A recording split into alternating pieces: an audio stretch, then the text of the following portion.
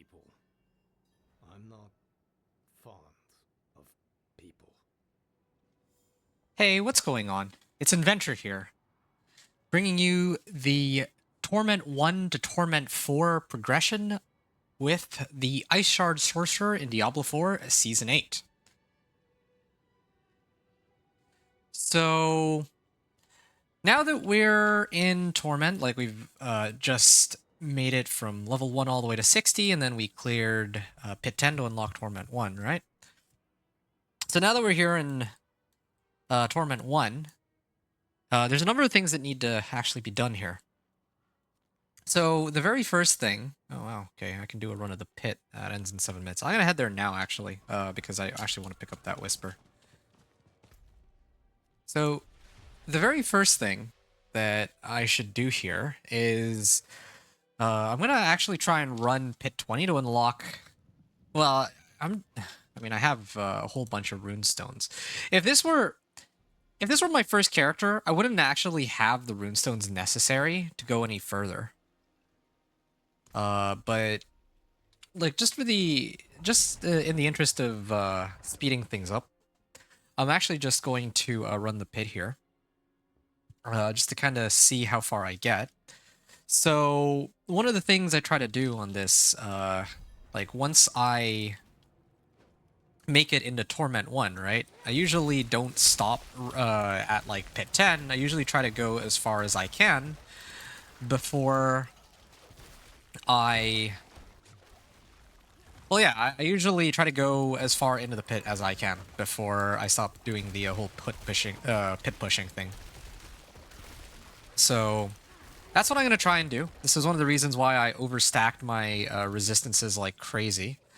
Because if I do clear pit 20, it unlocks pit 25, assuming that I clear it with like I think more than 5 minutes left on the clock. So I'm gonna try and clear pit 20 in a reasonable amount of time. I'm making some pretty good pace here. And then I'm gonna try to do pit 25 and see how well that goes. And then I might attempt pit 30, and depending on how well that goes, I may or may not stop there. So, I mean, assuming I can even clear pit 25. I'm gonna talk about this again a little later, but I wanted to kind of discuss what my plan for Torment is, because I actually do have a pretty, well, I want to say pretty well thought out plan. I don't know if it's a really well thought out plan, but it's a plan. So there's a number of things that need to be done, right? The number one priority is the boss powers. I need to get my boss power up. Oh, when I say that I want to see how far I can go in pit, what I mean is like with the same level of equipment as what I had when I reached level 60, or when I prepared for Torment 1 pit 10. Once I reach my limit, what I'm going to do after that is I'm going to switch over my boss powers. I need to go clear Beast in the Ice first, right? So that's first priority. So the first is to get the remaining boss powers that I need. In this case, it would be Beast in the Ice. I already have Beast in the Ice's skeet. I did grab it because I needed to farm it for Storm's Companion Pants. But just to simulate what it would have been like, I will go and do the boss fight using this character. Okay, so I'm going to start off. I'm going to go grab Beast in the Ice's Skeet. That's the one boss power that I still need. I already have all the other ones that I need. Probably what I'm going to do is I'm going to get rid of Outlaw Sharpshooter's Eye. I don't really think I keep my distance very well anyway. I will keep the crit strike chance power. I will keep Avarice's and all that good stuff. Actually, I will put on Avarice's, but that'll be a little later once I have better gear. Right now, though, the two powers I will keep are Crit Strike Chance and the damage to elements. So, yeah. Going back to explaining what I was doing. So boss powers come first. Once I fail pit, I'm gonna I'm gonna grab a Beast in the Ice's Skeet. I'm gonna try the pit again and see how well I do. And if it still doesn't go well, then I'm gonna start upgrading my boss power. And this way, I can actually see the progression of my character. I will put a lot of emphasis on the boss power. I didn't do that on the Companion Druid. for a few reasons. One being that I really wanted to see how much damage that the companion druid itself did without having to rely on the boss powers. Wow, 77k. There we are. Done. So, then I'll also be leveling my boss power too, right? Eliminator glyph. There we are. So that brings me up to pit 20, and I'm going to go right back to Karagar and do pit 25. You'll also notice that I am Paragon level 123 at this point. Yeah, I'm Paragon level 100, or, well, 122, right? So I actually have all these available Paragon points. I could totally dump all these points into my skills, or into my Paragon boards, and amp up my damage. I want to say like tenfold, or something like that, something crazy. But I'm saving that for after I get Beast in the Ice's Skeet and do all of the other adjustments required to get this... Well, that I would actually have access to if this were my first character, right? So, yeah.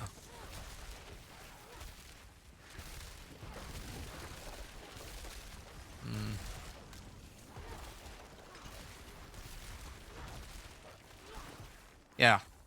So, basically in order, long story short, it's going to be Beast in the Ice, Beast in the Ice boss power first, then I guess I'll upgrade my equipment second. Then I'll put in my Paragon points third, and then I'll probably look for the uniques last. And only when I make it to Torment 3 will I start doing the Infernal Horde Compass. Actually, I already have an Infernal Horde Compass. I don't even remember, like, when did I get this? Oh, you know what? I think I might have gotten it when I did the Whisper earlier, or something.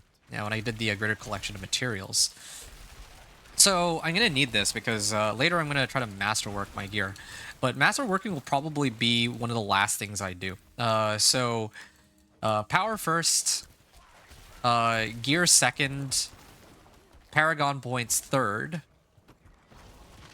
I might actually still have to run some incursions to get more Spectral Ash, so that's another thing I gotta look out for. That comes fourth. Oh, right, and there's one other thing I'm missing. I do need to get the uniques for this build, so that would be fifth. And then Masterworking sixth, and then Glyphs last. Well, I will be leveling Glyphs at the same time as I do these runs, though, because the thing about Glyphs, right? The thing about Glyphs is that I usually run the pit to actually gauge out how strong my build is anyway. So I'll probably be doing a fair bit of pit regardless. I mean, I wish that were not the case, or, well, actually, no. I mean, this works out in my favor, of course, so... because the pit is what I use to measure how strong my build is at any given time, right? And it so happens that as a byproduct of that, I level up my glyphs simultaneously. Like, while I'm doing the runs. And also, wow, my crit strike chance is crazy high. I gotta remember to use my familiar. Keep in mind that this is all just using, like, basic aspects. No uniques, no nothing. If I have... Like, Hail of Varglis is a brand new unique, so I don't know how well that's gonna actually work. Same thing with, like, my chest piece, right? I'm using this Adventurer's Tunic, but later I'm gonna be replacing that with... I'm gonna want to replace that with the, there's too many uniques in this game, man. Raiment of the Infinite, right? The unique chest armor that gives glass cannon. Yeah, I had to really sift through my memory for that one, like, because I play all the different classes, so no, I don't... It takes me a second to recall which build or which unique I'm referring to based on the build that I'm playing. Oh, wow, I hit for 555k. I think, you know what I think is going on? The reason why my boss power is doing so much damage, right? I'm still using my Avarice. Oh, what was... Okay, wow. That's cool. is... I'm just taking a look at this here. I think it's because these boss powers actually scale with Paragon level, and I already happen to be Paragon 122, so technically I should actually remove this boss power if I want to simulate, like... Oh, shoot. I'm actually also getting crit overpower too, which is kind of nuts. I don't know where these orange numbers are coming from. There we go, 70.8k. At least my Ice Shards are themselves doing a pretty decent bit of damage on their own.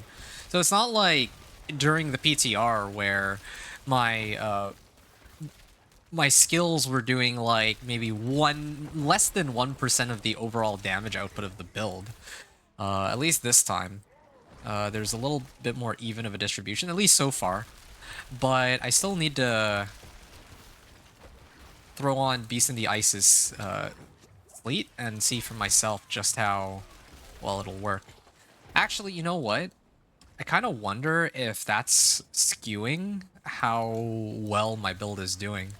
Because I'm Paragon 122, and I haven't actually put in any points into my Paragon board, aside from the initial 29 points that I get, right? But the problem is that even if I myself haven't... even if I haven't put in any points, my boss powers are still scaling. They're actually still scaling with my Paragon level. You see there that did... The explosive ore did like almost 1 million damage. So, yeah, definitely something going on there. There, done.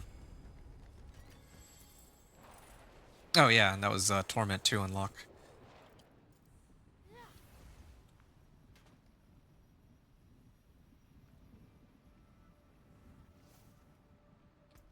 Alright. Wait, I did get control. Do I...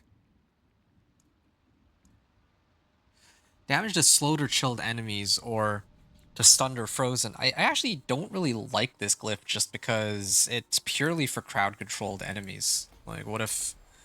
You know, what if it's a boss? That's like the main thing that I struggle with. So if it's not a boss, I don't think I care. Ooh, it's actually not bad. But maybe we can do better.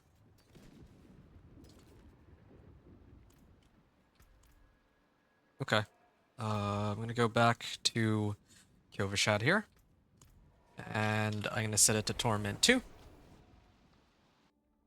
So already we've cleared out all the way to Torment 2 with not very much difficulty at all. Now, I'm very curious to see how well I'll do pushing Torment 3.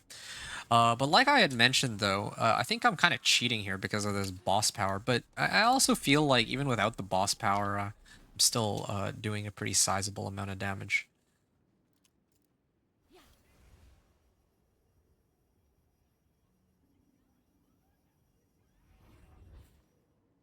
Yeah, I'm just trying to take a look at...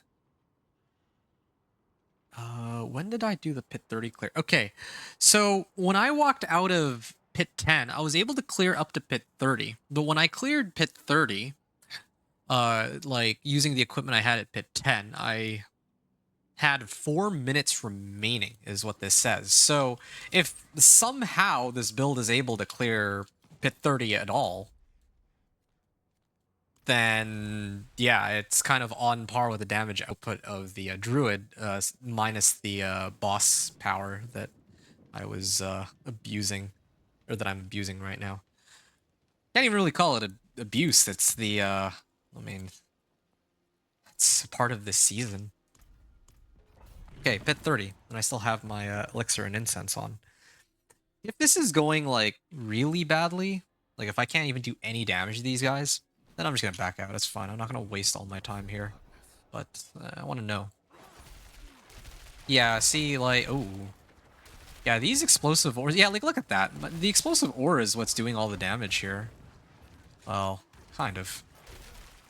Because right now, right? See how... Oh, you know what? The reason why they're not taking any damage is because of this guy. There. So if I put these up... Yeah, most of my damage is actually coming from the boss power. No wonder I'm having such an easy time here. That's actually pretty funny. I probably will be able to clear this just off the Avarice's explosive ore alone. That's pretty funny. Yeah, like it's because the boss powers are scaling with my with my Paragon level. So no matter what I do, I actually can't simulate. Maybe that's what was happening in the last, like in Pit 25 too. I'm gonna try something really quickly. I'm gonna take off this power and I'm gonna replace it with something a little bit more useless. And I'm gonna try to run it again and see if I have any worse luck than before. Also, I'm gonna... This is Torment 2, right? I'm gonna unsocket this. My armor stat is still pretty high.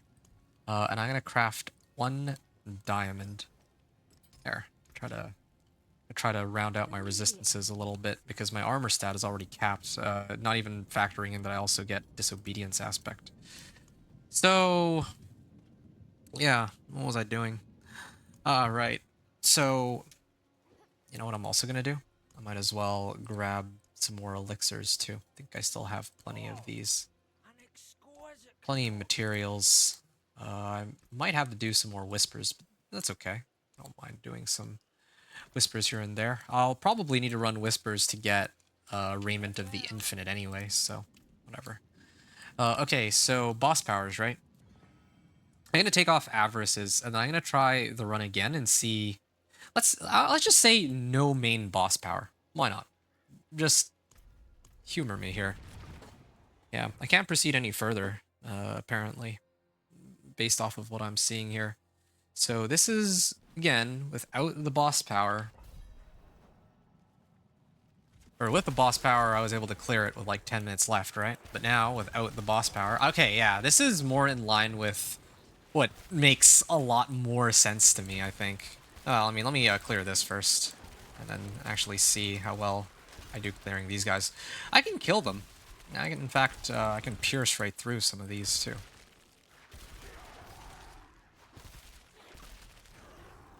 There we are. But there's definitely takes more time than when I had the boss power, that's for sure. Yeah, I am getting a lot of crit, which is good. That's another thing, too. When I was doing my run with the Companion Druid, I did not have access to 50% crit. I did not have access, or from the boss power, I mean. And I think there was also...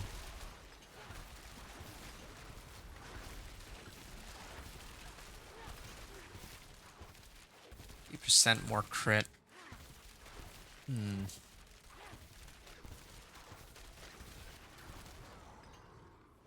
So I didn't have access to 50%. I did have like the summoning boss power. I had a lot of that. But also like my main power. I wasn't even really using anything that was worth noting for my main boss power, right? So there were some handicaps that my companion druid had for sure. But I was still able to clear Pit 50 with it. Or Pit 30 with it, using the same level of equipment as what I had when I made it in a Torment 1. Well, I can level Eliminator this way, I guess. And you can still see here, like, the amount of time that this run is taking is not... It's not like...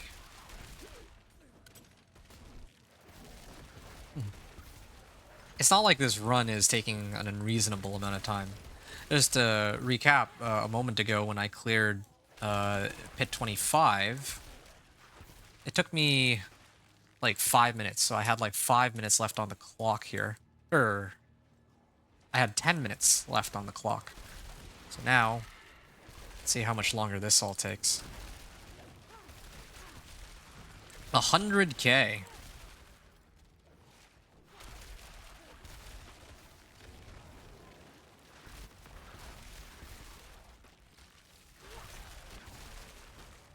$100k per shard is pretty sick. I can ramp this up even more soon. I just need to get up my Paragon boards again. Like, I'm Paragon, like, 123, so... that part should be pretty easy. But I just want to see how far I can get with... Well, I mean, it's kind of hard to tell how much damage just the boss power by itself is doing, because I'm not even, like...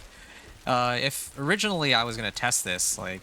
I didn't even know when I was using it before that the boss power itself scales with Paragon level until they mentioned it in the campfire chat. And then they said that it'll scale all the way up until Paragon 200, which, I mean, okay. But by the time I make it to Paragon 200, I think that's when I'll have all of my characters leveled. So, inadvertently, I think they've made it so that this run that I'm doing, or this season, I'm like trying to get each of my characters through the game, and I'm trying to test their limits. But the only way to realistically test the limits of each character without relying on the boss powers or pretending like it's their first rodeo in the season is by not using the boss powers, or at least the main boss power. The side boss powers are okay, I think, if they're not like ranked up like crazy, but yeah, that's another advantage I have here. Well, I have like way more free crit strike chance than I would have if I would have had if this were my main character. Also materials too, of course. I have pretty much unlimited gold and unlimited like materials. Like, yeah, I was splurging for fun, and I'm still walking out, like, I only burned 10 million. I have 90 more million left. And I haven't even started going through Torment with this guy either. And I don't even get me started on Veiled Crystals, Iron Chunks, and all those other sorts of materials. Okay, there's definitely some noticeable difference in how slowly the run is going.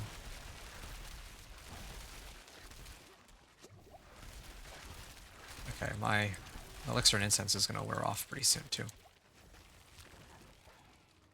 I'm glad that I don't have a... Well, how many runestones do I have? I still have 43 more. So, I mean, I have a finite amount, but I don't think I'll run out. Like, I like to do my limit testing a lot, and I don't want to have to keep farming runestones just for the sake of limit testing, right? Although, to be fair, I guess, during my so-called limit testing, I also do get to level my glyphs. So, that's another thing, too.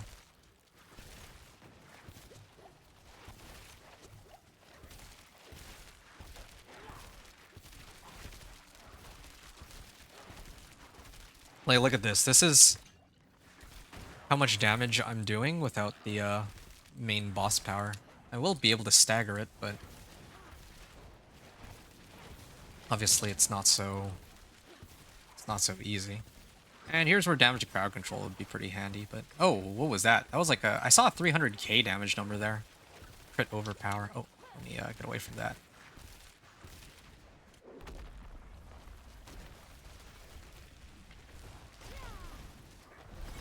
Okay, there we go. Hey, 2GA helm. I mean, I guess that's another thing to consider too, that sometimes my equipment is looking pretty good. Partly because I'm doing these runs. Okay, so I'm gonna write this down here. So at 2530,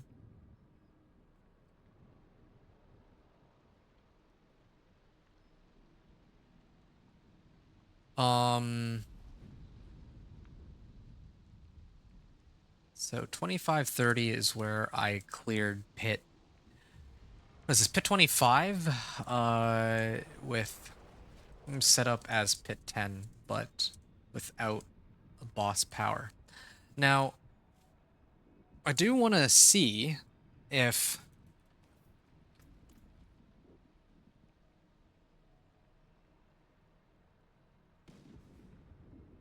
pit 25 clear, same set. Hold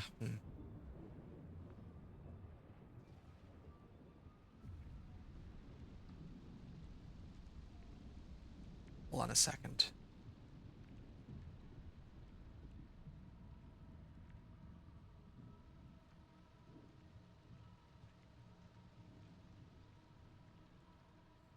So this was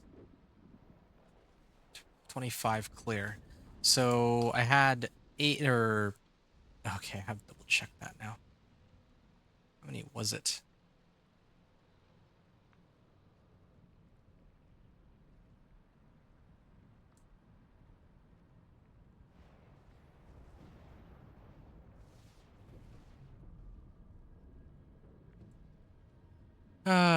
Let's say 845. So 845 remaining here.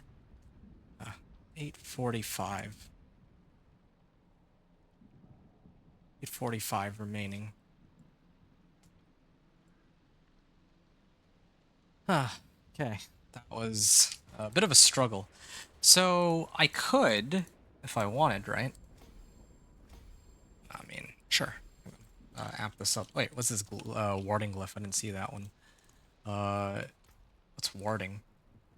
Reduce damage, less mana I have. That's okay. Whoa!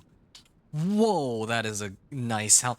The problem with getting these ancestral legendaries, though, is that eventually I'm gonna need to replace all of my all of my equipment anyway with uniques regardless. So, I mean, this is amazing. This is an amazing helmet, and I can't believe I got it while just randomly clearing Torment 2, right?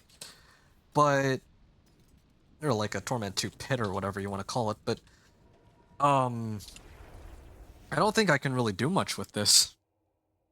Like, I can use it as a temp until I get Hail of Varglas. So, at least I have that going for me.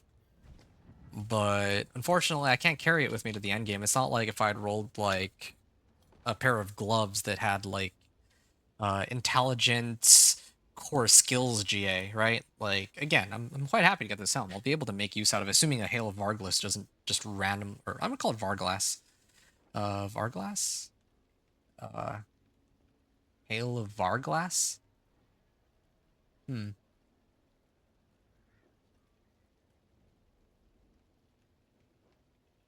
feel like Varglass sounds better, but anyway. I'm gonna run Pit 30 real quick just to see how long that takes. Like, my incense is gonna wear off, but I just want to know if I'm even able to scratch the monsters there.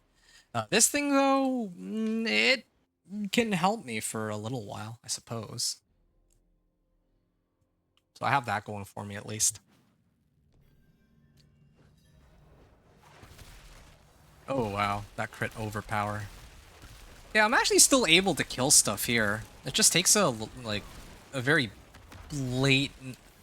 It's blatantly taking a lot more time than before. That's as easily as I can put it. So... Oh yeah, and there's a DR monster here too. Like, see how long it takes... Oh, okay. As long as the monsters don't get in the way, I can clear them.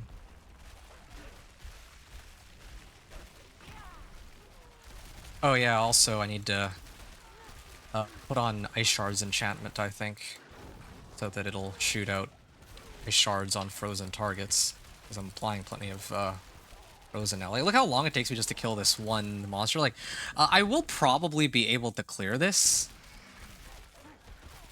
but it would take me... Ooh, wow, that was a lot of damage. But I just... Yeah, I can clear this. I actually can clear Pit 30 here. I think it's probably because of my boss powers. Yeah, I could have some fun and just try and clear it. And sometimes I'm actually getting orange numbers too. I don't know where those orange numbers are coming from, but either way, I definitely want to do something with those orange numbers a little later. I do need Banished Lord's Talisman for that though, so it's going to be one of the things I'm looking for. But I need boss mats. It's something I'm going to need to sort out in a little bit. Should I try to finish this run? I kind of want to try to finish this run. I'm already this far. I'm just worried that when I take on the boss, I'll struggle a lot, but... Yeah. Boss power. Or no main boss power, but I have all my other boss powers.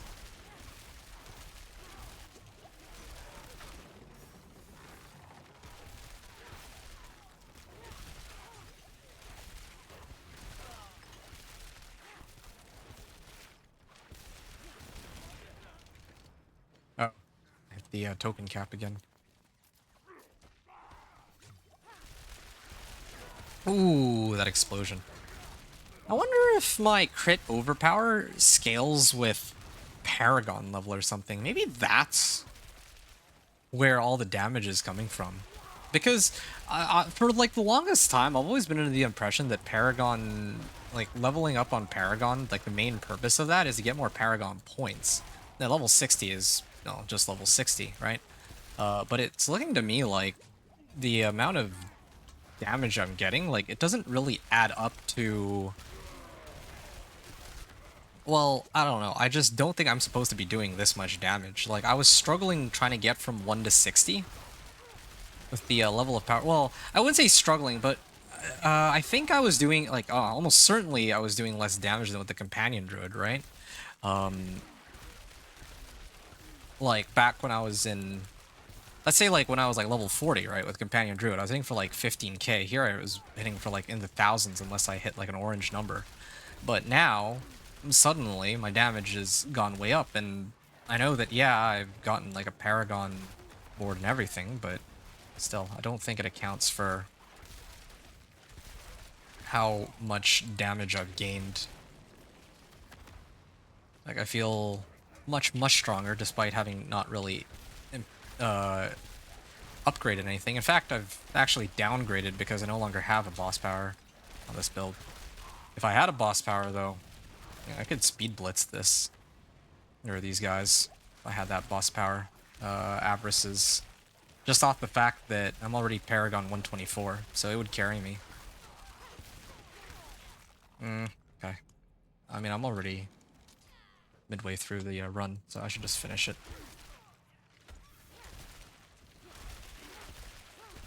I'll probably have like 3 minutes remaining, I would say. So usually when I'm doing these sorts of runs, I make it to about...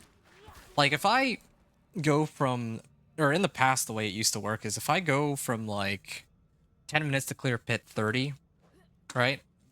Then usually it takes 5 more minutes on top of that, or 6 more minutes. 5 to 6 more minutes on top of what I've done before. So instead of clearing it at the 10-minute mark in pit 30, then if I did pit 35, it would probably... I'd probably clear it at like 4 minutes. Right? That's usually how it works. For me, at least. That's my general rule of thumb.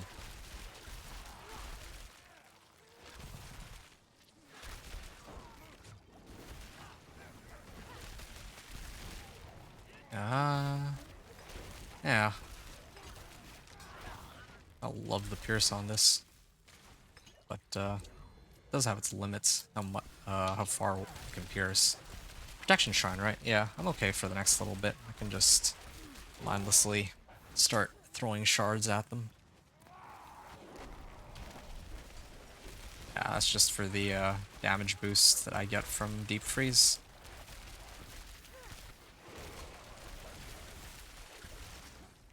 Alright. Maybe I should do the Frost Nova after all. Because the only reason I really have these wolves is so that I can keep them at a distance, right? But if I freeze them, I might be just better off. Yeah, I might actually just be better off freezing like packs of monsters with that rune, Thull rune. Gives me like mystical Frost Nova. And what, every 5 skills I cast, it'll Frost Nova everything?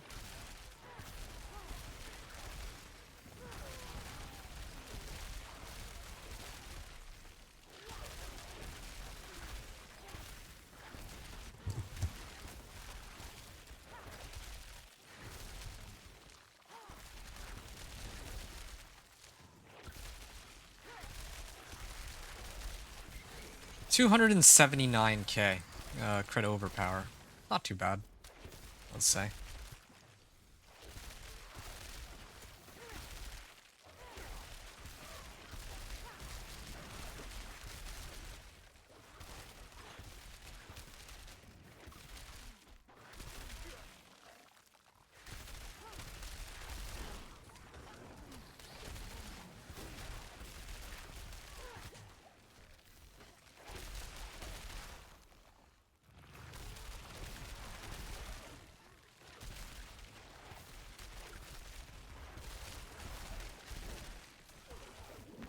I'm gonna deep freeze real quick.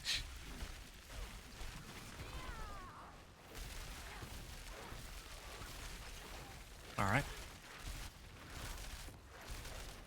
Yeah, plenty of room to, I guess, upgrade my Ice Shards Sorcerer here. And I can't wait to get Banished Lords. I think when I get Banished Lords, I'll be able to do everything more quickly. okay. Oh, ouch.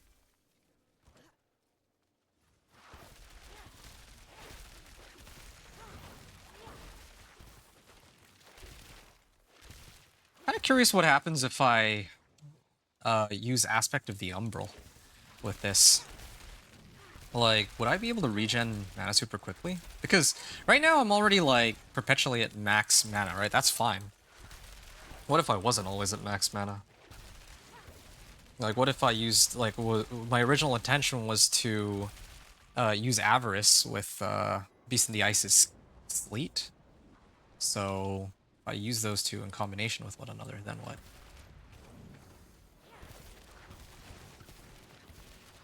Yeah, this might take a little bit.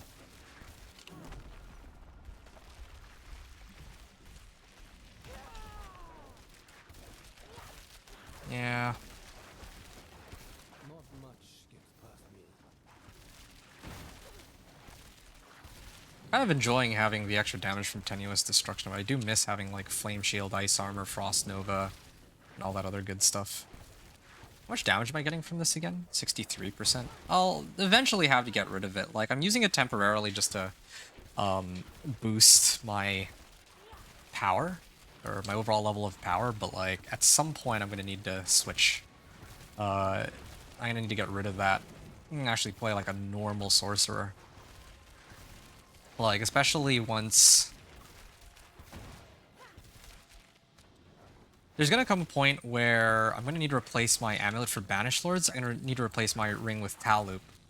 And then all that will be left for me to wear aspects on are going to be my gloves, which are almost certainly going to be Frozen Memories.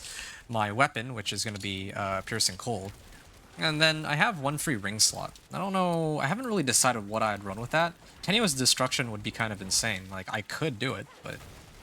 Oh, wow, that was a lot of damage there.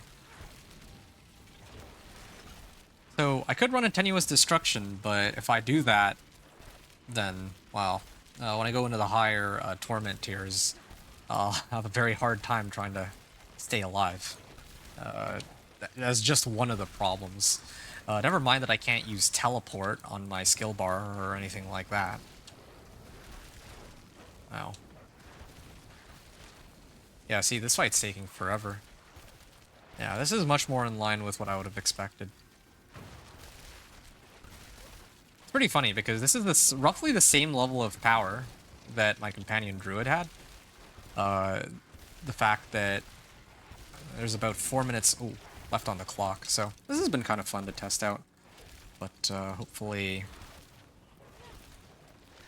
I can finish this.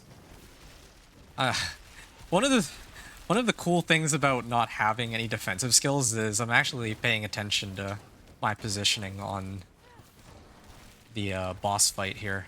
Like, I don't know if he's hit me, and if he's hit me, how many times he actually... Well, how many times he hit me. Whoa, no way! I thought I was actually gonna guess Mother's Embrace on this, but okay. Never mind then, I don't even need to run, well, I need to run Varshan still for Raiment, but at the very least, I got this out of the way right away. And it's a high roll, too. Rolled 22%. Gloves of the Illuminator, that I don't need. Don't need this, and this I'm gonna leave behind. So, hilariously enough, like, I'm just doing limit testing. That's all I'm trying to do, and... Seems that I've gotten some of the uniques that I've needed. In terms of the glyphs, you know what I'm going to do real quick? I want to take a look at which glyphs I need. And I didn't really pay attention to how long this run took. That's another thing too. So let's start off with the glyphs. So I need... Maybe... Yeah, probably... Almost certainly I'm going to need Destruction. Elementalist... Yes... Do I even... Yeah, I mean, I do Flame Shield and Teleport, or I'm supposed to, so probably I would run Elementalist. Flame Feeder I would not use. That makes 2 so far. Increase damage for 4 seconds after casting a defensive skill. Tactician Glyph. Yeah, I think I have used Tactician Glyph in the past. and then Unleash. I think those were the ones that I used. Whenever you chill or freeze an enemy, deal increased cold damage. But I don't know if chill applies to bosses, like if I stagger them and all that.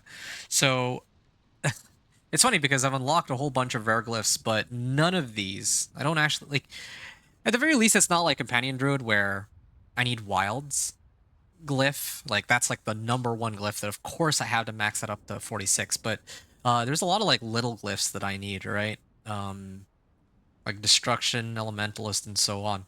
But since I haven't unlocked any of them, I can just level Eliminator for now. But later, I'm hoping to get them, because it'd be nice to actually have something to level up rather than just Eliminator over and over again. So, okay, that's the first thing I needed to deal with. The next thing I needed to deal with here is that...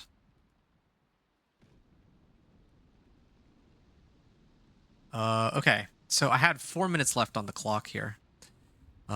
This was like 4 minutes left on the clock. Okay, so that's about roughly the limit of what my build can handle. Go by like 5 pit tiers at a time, just to make things easier for myself. Nice. Oh, that was fun. Okay, now it's time to actually start pumping up my boss powers and all that, and seeing what it's capable of. I have a whole bunch of... well, I actually don't even have that much Spectral Ash. I burned most of my Spectral Ash already. It might have been wiser to hold on to my Spectral Ash and then level up the Beast in the Ice's Skeet. Is it Skeet or Sleet? It's Sleet. I keep saying Skeet. Beast in the Ice's Sleet. But I really wanted to max this out. Well, I mean, I couldn't resist. I wanted to actually... 1%.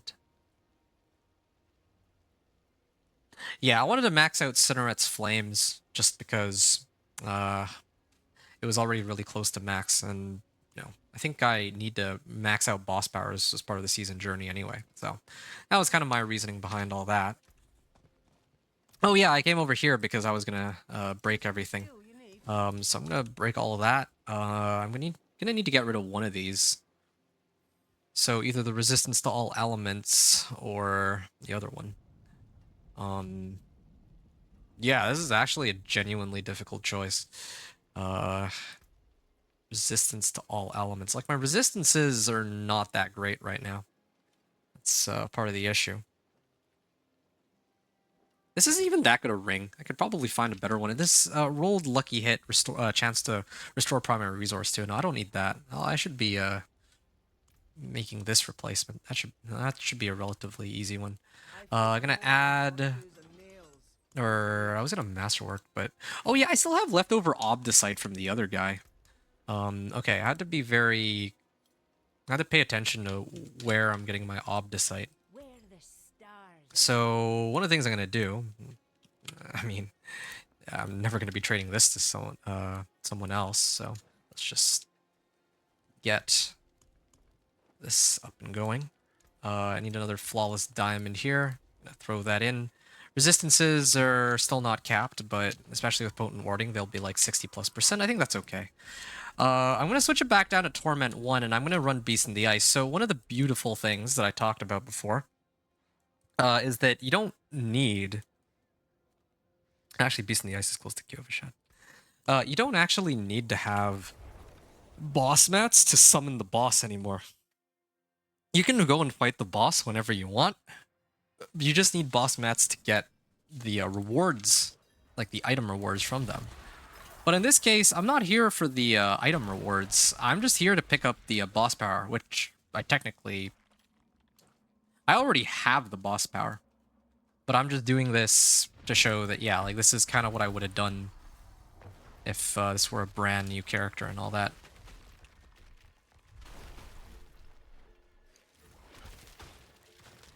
Wait, did he just freeze me?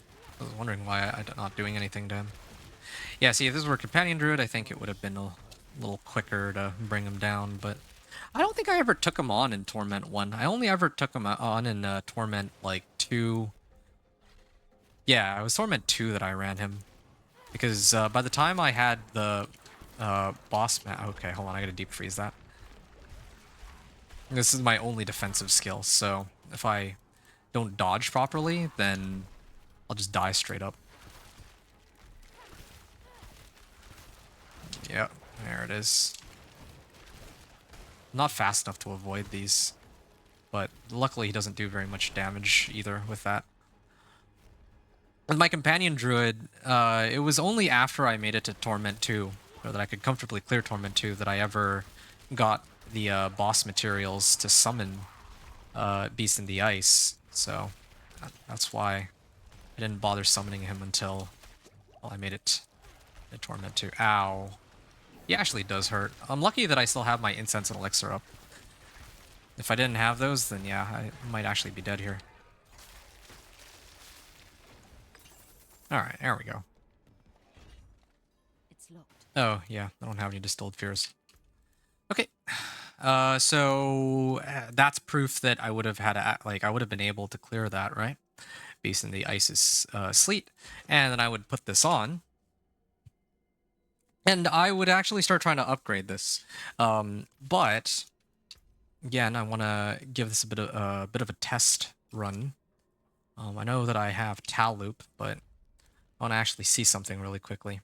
So earlier, when I ran Pit 25 with no boss power, I had 8 minutes 45 seconds remaining. Still have my Incense and Elixir, so I should take advantage of this while I still can. So I'm going to go back again, and I'm going to try to see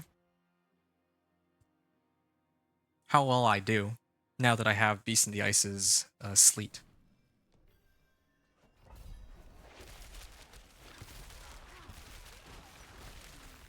Although truthfully, oh, there you go. There it is. That's the boss power.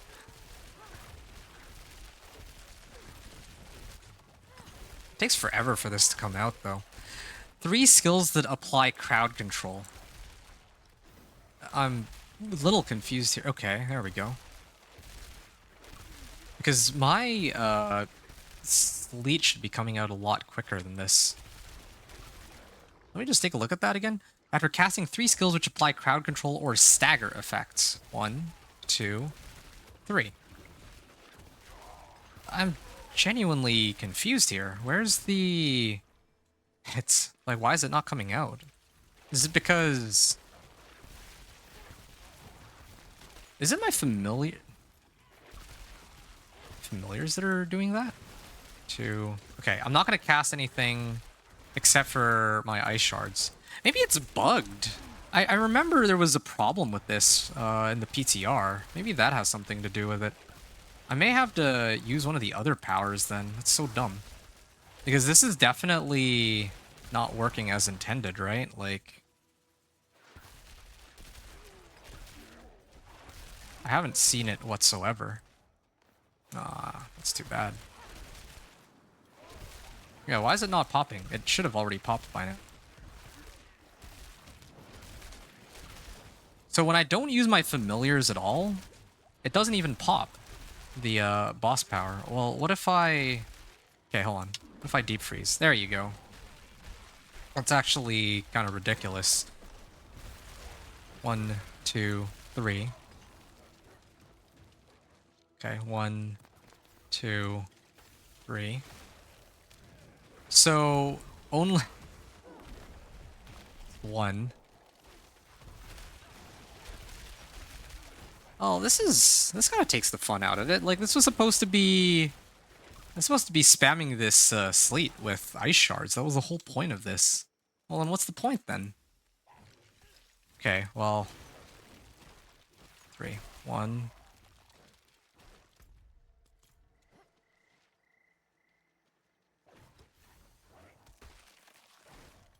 Okay. I also kind of wish it would show me exactly how many skills I'm at. 3 kills which apply crowd control or stagger effects. You know what? I think it's the familiars. The familiars are spamming the sleet here. Whenever I get these familiars out. Wow. Yeah, I think it's because this doesn't count as an actual crowd control skill. You know what? If I look at Blizzard real quick. Where's Blizzard? Uh, Here's Blizzard. Frost and Core.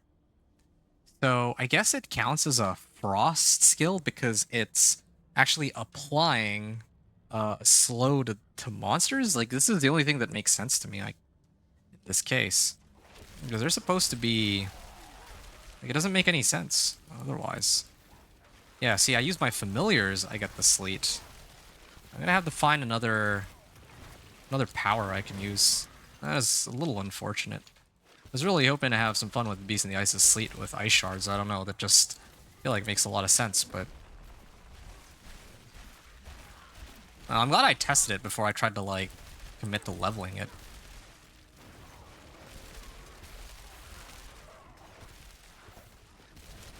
Well, in this case, I shouldn't expect that this run is going to be any better than the last one.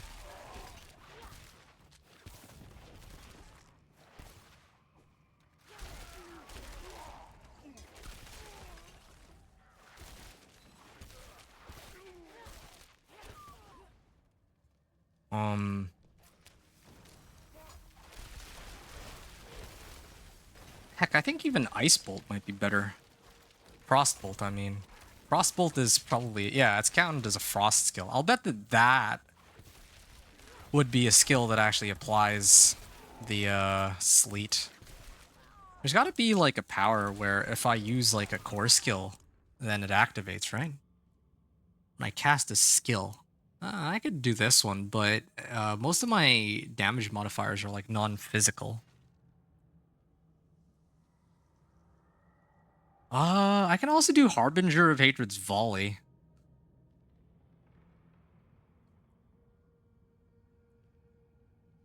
I could do Grigor's Lightning Square. Yeah, that sounds fun, actually. Damage an enemy, spawn a pool of blood. Well, I think there's a limit to how many of those I can spawn. At least that's what I tested in the PTR. Well, channeling a skill. I don't channel skills. Okay, so my two options are either I use Harbinger of Hatred's Volley or Grigor's Lightning Square. Now, I'll be honest. I'm actually more tempted to use this Volley. I think it does more damage, although I think they nerfed it as compared to the PTR. And this also applies Vulnerable, right? And I apply Vulnerable, and this will just help carry over the Vulnerable. But I think Grigor's Lightning Square, well, I haven't actually leveled it at all, so if I use it, it'd be like having a fresh start. At least for leveling a boss power. So I think I might just stick with that, right? Because the other one I'm already using on my companion druid, so it's already like rank 17, which is really strong. So I'm gonna switch over to Grigor's Lightning Square, I guess. At least I think I remember having some issue similar to this back the last time I used Beast in the Ice's Sleet. Or maybe it wasn't that I had the same issue, but I just realized that it's slow in comparison to any other power, really. Like trying to activate it. It does Grigor's Lightning Squares whenever I cast a core skill, right? So oh, there. I don't okay, it's fine.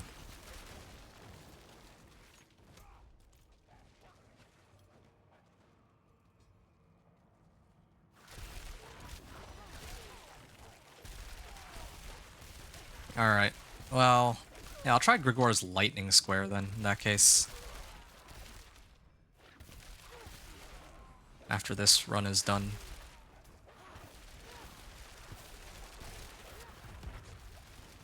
I do wish I had a glyph to level, though. It's not just, this one. Although, I guess this isn't the worst glyph to level. Because even though I don't get, like, extra crit strike damage or additive bonuses, I do get the legendary bonus here. Increases damage to elites. So, I mean, that'll be helpful. Oh. Oh yeah. I think I summoned the wrong familiars because I don't think these are supposed to apply any kind of crowd control effects. Yeah, see, like whenever I hit with the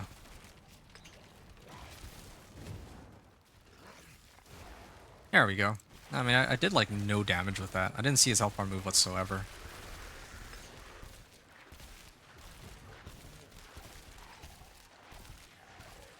Huh. Okay. I'm not even really counting. Like, it was 6.5 minutes, but I did take some time to actually go through my gear. Also, I accidentally did one of the objectives for the season. Or the, objectives. One of the whispers, like, it actually selected Pit for having a whisper on it. Okay, well, I'm leveling Eliminator. And I did get gloves. These ones have shadow resistance, which is kind of cool, but I would need to roll off Lucky Hit chance for something a bit more useful.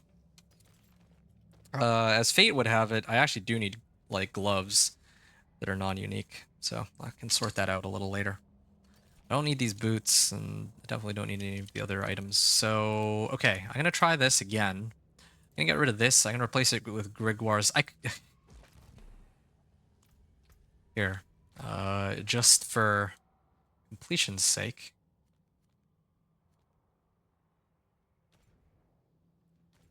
You know what? I'm gonna do this now rather than later.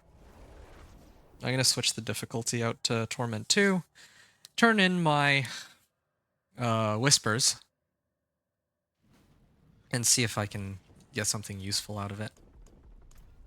I find that the higher up I go... Oh, wow. I find that the higher up I go on torments, when I do the turn-in, the better the rewards turn out to be. So, you just like to max out the torment tier. Like, even if I finish something on Torment 1, let's say, and I turn it on Torment 2, I think it's better. Greater collection of materials. I mean, usually I get some pretty good stuff out of this. Frost augments, sorcerer control, malignant hearts. Okay, I actually need malignant hearts. But I think I would have gotten malignant hearts either way. I think the main thing that I need is these recipes here and whatever materials I got. I'm just kind of curious if I got any. Oh, yeah, I got bundled herbs. That's like the #1 that I need. Probably some artificer's stones too. But anyway, I'm going to learn this, and I'm going to learn Sorcerer Control. But I did learn the Ice Shards recipe, so that's pretty big. Alright, so I finished that. Okay, I'm going to go and run some Grigwar here.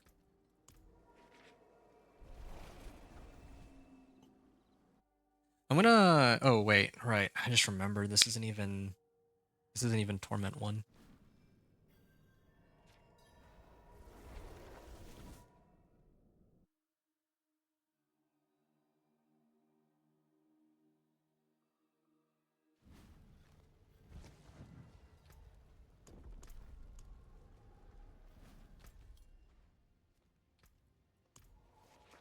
Okay, I'm gonna run Hall of the Penitent. I'm gonna go kill Grigwar just to show that I can do it.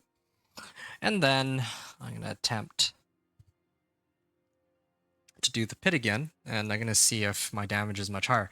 Now, the interesting thing when it comes to my damage, right? So far, most of my items have cold damage on it, but there's a number of uniques and like Paragon stuff that gives me non-physical damage. So if I look at like the Paragon board, right? This one is non-physical damage.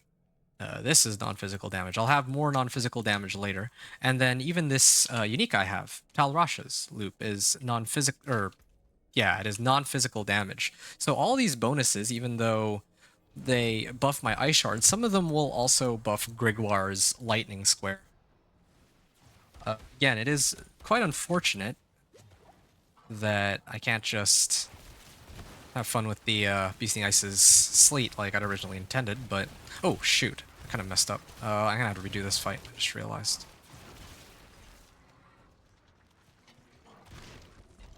Alright. It's locked. So how long is it going to be before the altar shows back up again, or do I need to run all the way back to the entrance?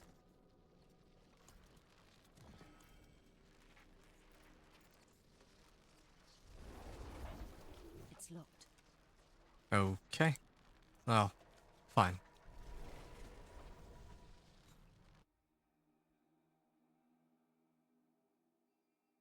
I don't even know how much of that was actually Grégoire as opposed to, or the lightning square as opposed to me. Reset dungeons. I don't know. If I were like super dedicated, what I could do is I just make a whole bunch of new accounts, go through like all the renowned stuff again, and then I just make like a new character on each of them. But that would be incredibly painful. And I'd have to do like literally 6 times the amount of work when it comes to going like Torment 1 to 4, because all the boss powers would be different, or all the seasonal stuff, right, is shared. So if I wanted to simulate if I want to simulate going from Torment 1 to 4 in a fresh character, then that's the most solid way to do it. But it also means that everything else I do, it's like doesn't carry over from account to account. Wow. He's hitting me for a good amount of damage. Okay, so the lightning square definitely does do a lot of damage, because when I had the lightning square before, like in the previous fight, he just melted immediately. So let's see what we can do here. Not much Ow. past me.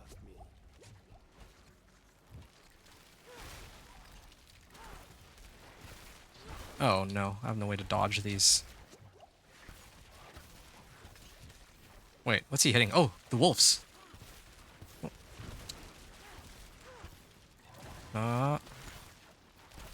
There. Oh, I almost didn't make it on that one, I'll admit. Okay, so again, if this were the start of a season, I have proven that I would have been able to do this. Where's Grégoire's lightning square? Okay, it's this one. So, Grégoire's lightning square. Now, like here it says that it hits for 21.3k, which is actually on par with my ice shards, except my ice shards are 16k per shard. At least that's what's written on the skill itself. So, I'm going to run pit 25 again, and this time I'm going to use the lightning square. Last time I was there, it was 8 minutes and 45 seconds remaining. So even just looking at the run that I just did, right? The run that I just did, I was able to like delete Grégoire when I had his boss power, but then when I came back and I took off the boss power, the fight was clearly more challenging. Oh, okay. Lightning's not going to do anything if he's got suppressor on him. Yeah, this is actually some pretty cool effects, I have to admit. Doesn't look quite like Grégoire's lightning in the arena. I like the red lightning effect, but I mean, it's definitely doing what I meant for it to.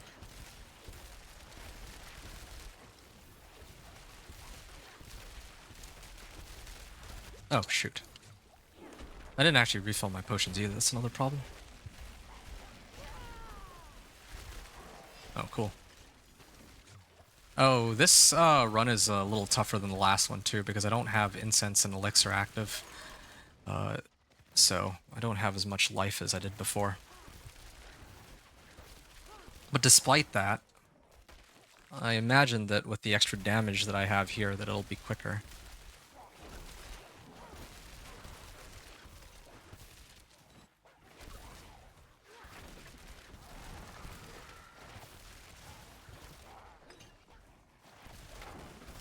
Oh, shoot.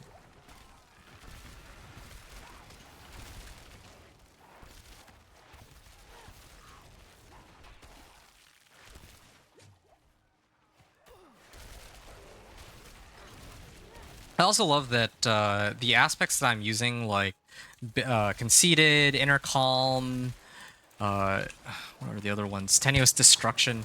These are all damage modifiers. like generic damage modifiers, so they'll work on everything. It's not just my skills or the damage on my skills that they increase. It's like all of my damage effects, including boss powers and the likes. Oh, yeah. Right now, at its current level of power, it looks to me like this boss power is matching the amount of damage that my ice shards are doing. So it's actually like doubling my damage, in a sense, like my DPS in a sense. But I'm gonna make some adjustments in a little bit. Particularly, I'm gonna replace my ring with like Tau Loop, and we'll see how high it goes.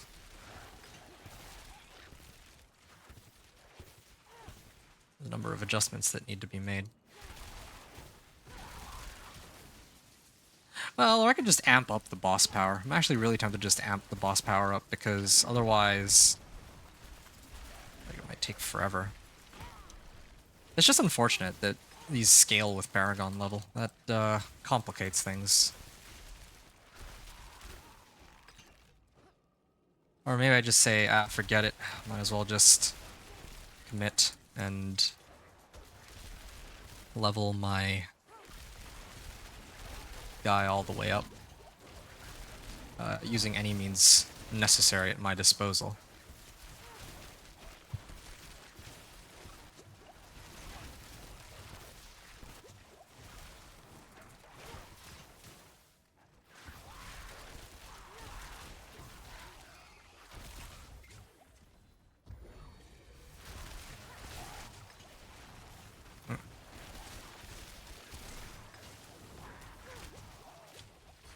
Oh, okay. Again, Blast Wave Shrine does also scale with level, right? There we go. Yeah, it scales with Paragon level, so that's why this is also doing so much, but sure, whatever, I can live with this for now.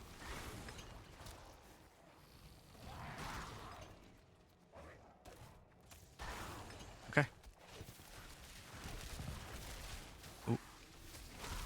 Oh, there's some DR monster here, I wonder.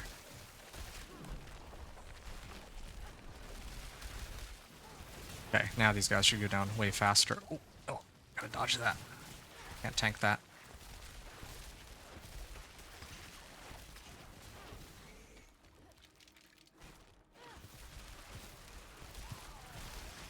Okay, so 10 minutes left on the clock now.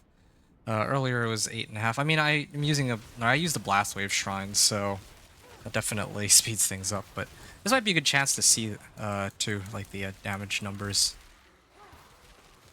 Send Ice Shards.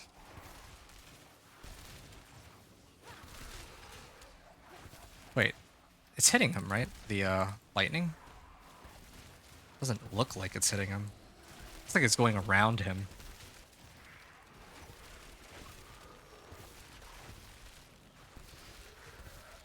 Wow, I think I hit a crit overpower. That was quite a bit of damage there.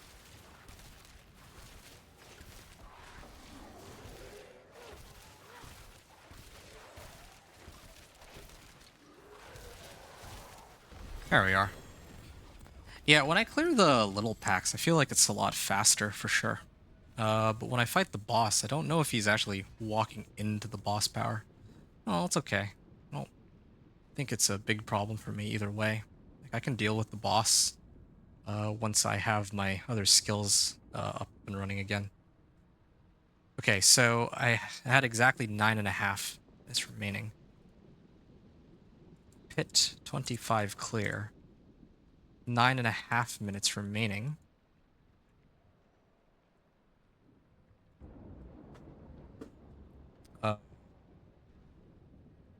As pit 10, but with this is Grigwar's lightning square. Okay, there we are. So now I can continue leveling up the one glyph that was actually kind of useful here, I guess. But the chance for success is going down slowly too. All right, Tau Loop then. Tau Loop it is. Let's stay only as long as we need to. Mm, or should I up this power? What happens if I up it? I have 270 Spectral Ash. You know what I could do? I should go to the Reputation board and try to open some of my rewards now. It's about time. I went through all this effort. I unlocked the thing. And now I should see the fruits of my labor. There should be masterworking materials, right? Or is that later on in the tree? And I know there's also lair boss ranks. Or is it shared? No, it's not shared. No, I'm actually at rank X here, or rank 10. So let me actually pick some of these up.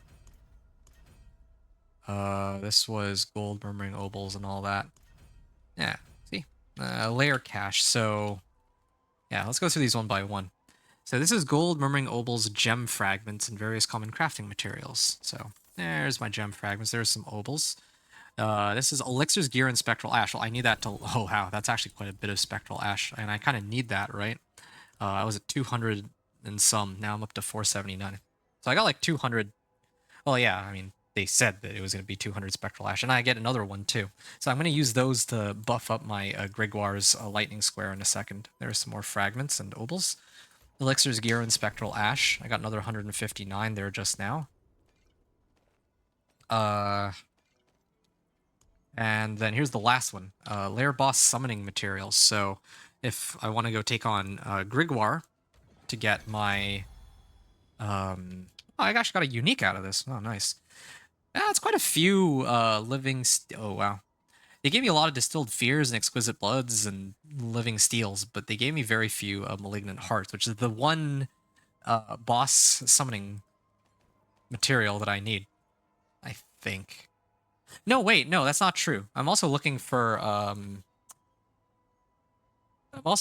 banished lords. So I guess I need that. But the reason I wanted to run Varshan specifically is because I need to get raiment. So that's kind of what I'm thinking, at least. There's a lot of work to be done. I don't think it'll be as bad as with the Companion Druid, because I've already at least leveled myself like crazy. So at least I have that going for me. But still. Penitent Greaves. It rolled pretty low on the unique, but... Oh, and then I have one more currency cache. And I got some obols out of it. The obols might be useful later, so I don't count that one out. Devouring Blaze. Devouring Blaze is... Oh no, that's Inner Flames. Shoot. If it were Devouring... if it were Inner Flames, then... Oh man. That would have been epic.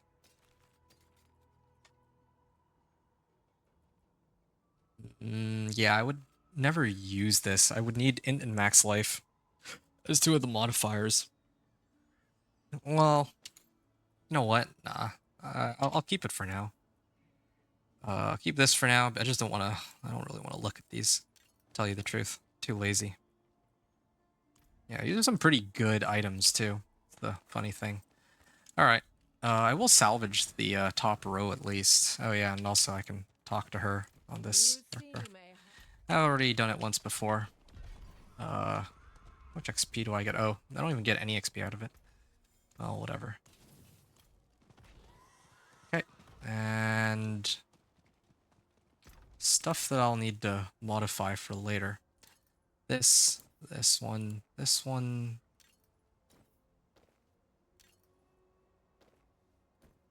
Okay, so these two I need to hold on to, so I don't forget about them. It's about time. I have all my boss powers. Oh yeah, right, Spectral Ash, that's what I was going to do. So I just finished doing a run. It took me 9.5 minutes. So now, if I up this, rank 11 now. So it went up from like 21k, I think, all the way up to 27k. I should have... Well, I can still take a look. Here. Let me see what it was at before and after.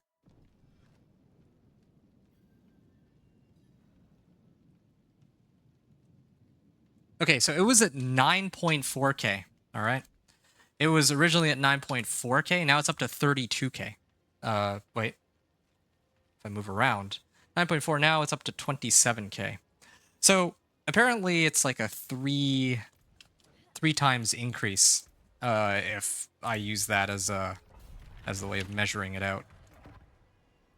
So now let's just go and see how much more damage we're going to be pumping out here. And I'm actually running low on Artificer's Stones. I'm going to need to run some Whispers or something later.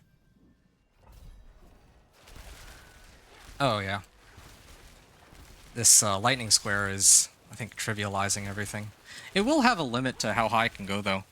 Once it reaches, like, rank 20, then, well... yeah, this thing will have its max damage output. Especially when I reach Paragon 200. I think those two things put together allow this power to carry. But, yeah, I remember in the PTR, like, it did look something similar to this. Where, yeah, with the boss power, things just become so much easier. But at the very least, like, I've pumped up this boss power by a lot. But it's not like in the PTR where my skill was completely useless in comparison. So, at the very least, there's that. Like, it doesn't feel as... the balance and... oh! Oops. Okay, well, I'm gonna... pretend that death didn't happen. Like when I chart down how much timer was left. I'll add like, let's say 35 seconds I think is okay. I don't even know how I died there, I'll tell you the truth. Like, they just like instantly killed me. Pretty low on my elixirs and incense too, like I had mentioned. Although I did open like a cache of materials. Maybe I have more mats now that I can use.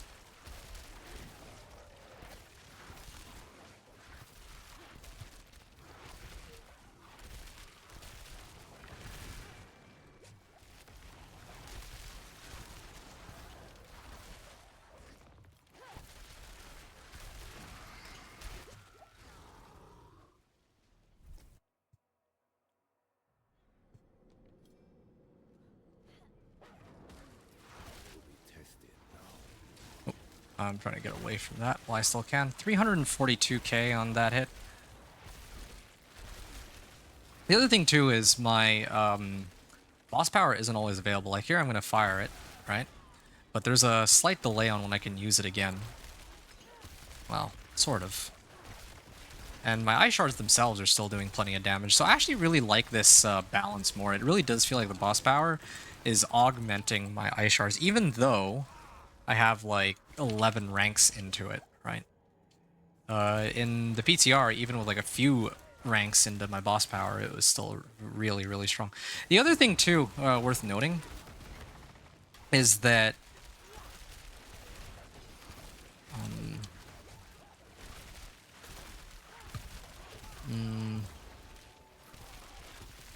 still haven't put on the this thing, Avarice's Explosive Ore. So I'm gonna throw that on pretty soon too, and see what my damage is like with that.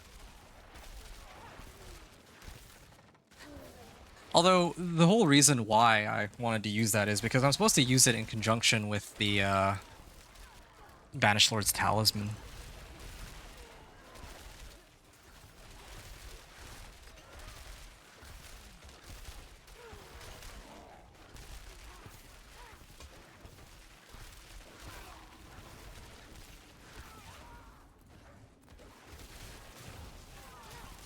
Oh, this is actually still taking a pretty substantial amount of time. Oh yeah, right, because I died once.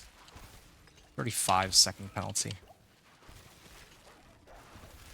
Well, 30 seconds for the death, and then 5 seconds to run back to where I originally was. So this is actually supposed to be closer to like 11 minutes left on the clock right now. Not bad.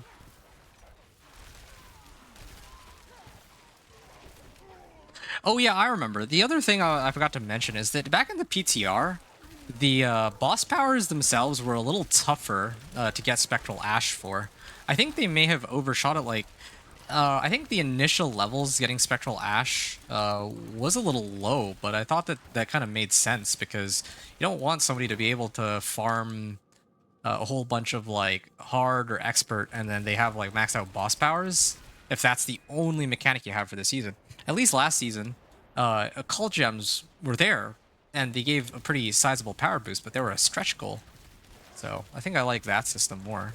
Here, even in the PTR, right? Like, reaching rank 11 was not trivial. Like, that took me a substantial amount of time, and I even was doing calculations to figure out how much Spectral Ash I'd be getting.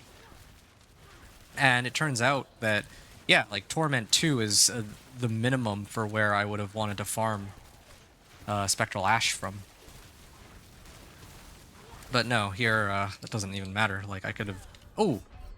Oh, that's pretty bad. Yeah, just the lack of survivability is a huge problem. And I don't have, like, Flame Shield or Ice Armor or anything that pumps up my barrier either. It's pretty stupid. Okay, so that was with 2 deaths. And let me try to make sure that I don't mess this up again.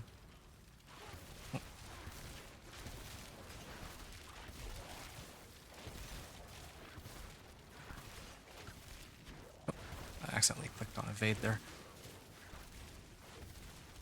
I could use Subo to tank, because he's... Oh. Yeah. Okay. There we go. Done. Okay, how much time was that? 7:22. So, I died to the boss. So 7:22 plus 15 plus 60. So I'd have about 8:37 left, and then another 35 seconds. I know this is cheating, but yeah, and I think it's roughly 9 minutes. At like 9:30. So this is with rank 11. This is so bizarre. This doesn't look right at all, but it seems that my clear here is roughly the same amount of time with the rank 11 boss power as without it, which makes no sense, but I would need to run this again to know for sure, but I don't know if I can.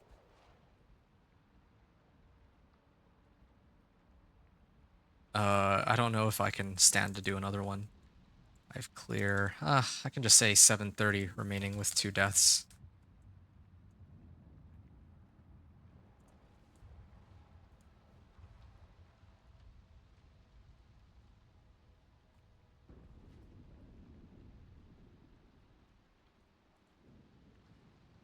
Okay, I can't keep doing this. All right, I just I want to actually start buffing up my powers, like actually, not just my boss power, but my overall level of power. Oh, I got Destruction Glyph, and I got Unique Pants. Ah, it's Ice Hard Bray. And this one's Fireball. It's too bad. One of these days it'll be plus the core skills or something.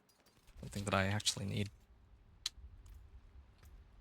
Okay, so I can start leveling Destruction Glyph if I want to. But, well, I probably should. Yeah, I'm gonna level this first. Because right now, if I try to level Eliminator, then the success chance is only 45%. I don't want to waste it.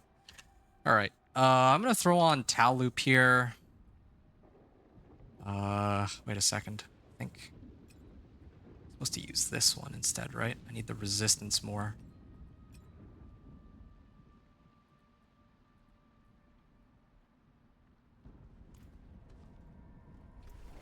Okay, I'm gonna upgrade stuff. Oh yeah, I didn't actually get anything that gave me masterworking materials, though. It's the one thing worth noting.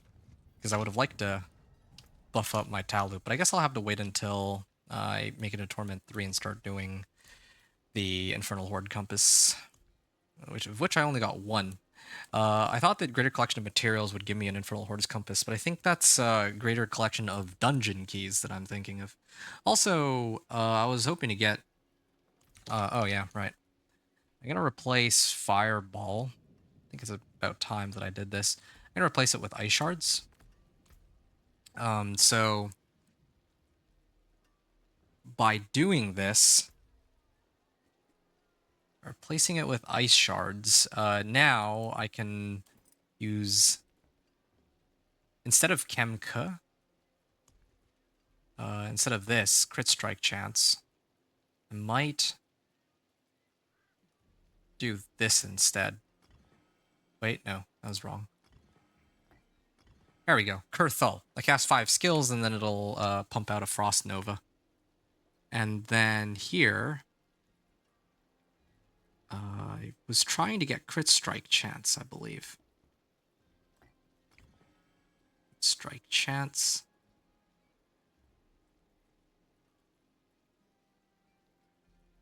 And I'll use drinking a healing potion, I guess, to get it, because I get injured pretty often, so I think that should be okay. Okay, so how about the rest of my gear? So I got my Tal Loop. That's one thing that I adjusted. I think I'm going to start trying to actually upgrade all my gear rather than doing it one by one, because otherwise it's going to take too long. So I'm going to start off with this. I'm going to temper... Frost of cooldown reduction. Flame shield duration. I'm going to do worldly endurance, same as before. Total armor, good. And then utility. I don't think I care, at least not at the moment. Okay, but what I do care about is I need to roll off the... Oh, this is the wrong one. I need to roll off the life per 5 in favor of getting, like, armor stat or something. Maximum resource. Oh, interesting. I might be able to make do with that, actually. I have plans for maximum resource. And speaking of plans for maximum resource, I may have to make some adjustments on my equipment soon. I'm kind of like testing everything incrementally. That's what's slowing me down the most, but probably I could have gone and started hunting for the gear that I need by now. So maybe like this. I don't really need Flame Shield right now. I'm not using it at all. I'm actually going to get 3 points into this. And the reason why is because I'm going to replace Outlaw Sharpshooter's Eye now with... Not that one. There we go. Avarice's Explosive Ore. So it's all my primary resource to increase its damage by 0.08% per resource point spent. So if I increase its damage by 0.08%. So if I spend like 100, I get, I guess, 8% more damage on my... 8% more damage on my main boss power. And even if I max it out, it's 0.2% per point. So that would be like 20% more damage on my main boss power. Wow, that sounds pretty pathetic on paper.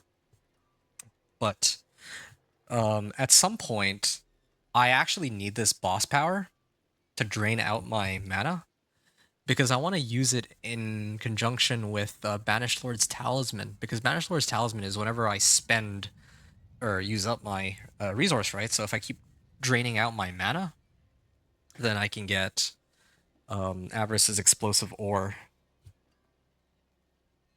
to buff up my Grigor's Lightning Square, and I can get Banished Lord's Talisman to boost my Ice Shards skill. So that's what I have in mind, at least, putting all this together. As for my helm, I'm going to put Disobedience aspect on it for now, but as I've mentioned before, it's not really my first pick as to what I would actually want to have on it. Add socket, and what was I using before? It was wait.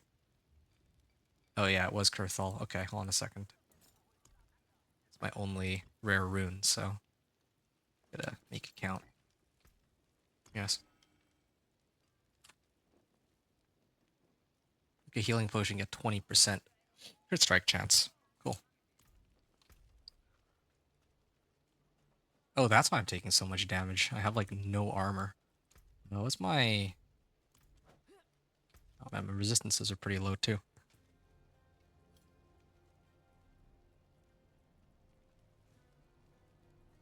Oh, my old helm used to give armor. I think that's the issue here. But I am getting some armor from Disobedience aspect, so Yeah, I'll see what we can do with that. Actually, what about my pants? Well, let me finish adjusting all my equipment. I had like a set of pants somewhere, didn't I? That one's resistance to all elements. Maybe this is the time that I should be using it.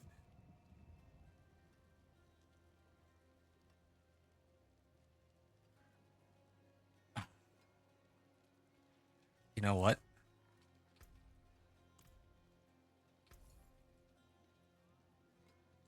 There's something else I'm gonna go do. I want to try to take on Beast in the Ice. Oh man, there's a lot of stuff I have to do. I have to go get the uniques that I need. I have to upgrade my gear. I have to pump up my Paragon and all that. All that good stuff. So...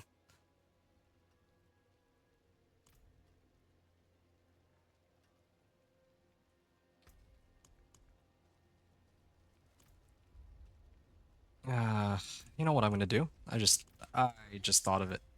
Why don't I cannot be. throw on an elixir of iron barbs just as a temp? Well, that doesn't really do me much good, but whatever. This will have to do for now. Okay, I'm gonna try this again real quick. So this is with Tal Loop as my... Well, yeah, this is now with Tal Loop on hand. And I also replaced my helm, so I made a few gear adjustments. And I also used that power that boosts up my... Oh, ow, that hurt. I'm using the Avarice's Explosive Ore to drain out my mana too. Never... Oh, yeah, it is... Is that Avarice? Like, there's a sound effect that keeps... Like, this rumbling sound effect. Why does it keep draining out my mana all the time? Oh no, it's Ice Shards that's doing that. Is it?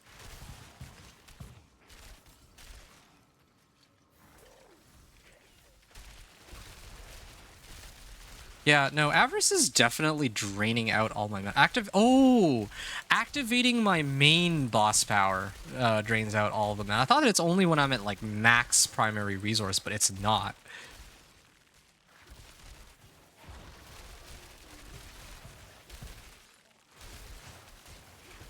Okay, interesting. Well, I'm always permanently at like 0 mana. I just need a way to like regenerate. That would be ideal. And sometimes I actually do have no... I actually can't get my mana back quickly enough. That's fine. It's like a slight delay, but... Well, it's a work in progress. There's also a rune, like a rare rune, that I could use to drain out my mana. But I suspected, I guess correctly, that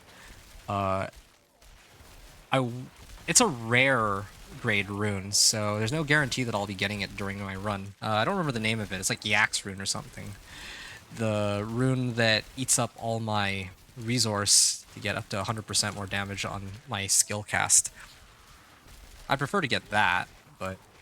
Well, actually, no, this is better because I can always drain out my mana like this. Now I just need to figure out a way to, like, get my mana to refund itself. Somehow. Somehow I need to be able to regenerate my mana, like, super fast. Oh, you know what? I know how to regenerate it. There's a rune, right? I can get primary resource. I might just use that. That could be good.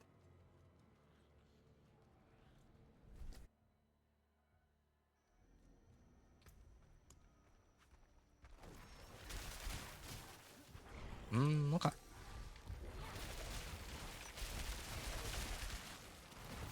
I don't really need Frost Nova anyway. Like, it's kind of helpful for proccing Ice Shards. Like, that's like the main reason why I'm using it, right? Like, look at this.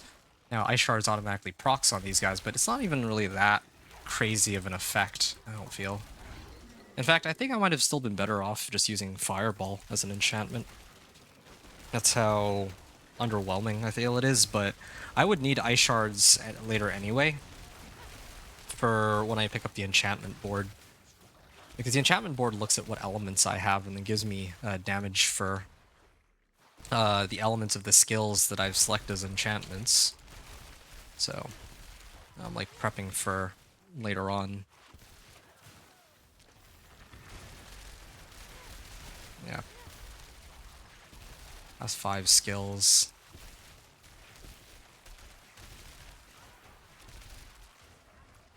Maybe I need Tybalt's.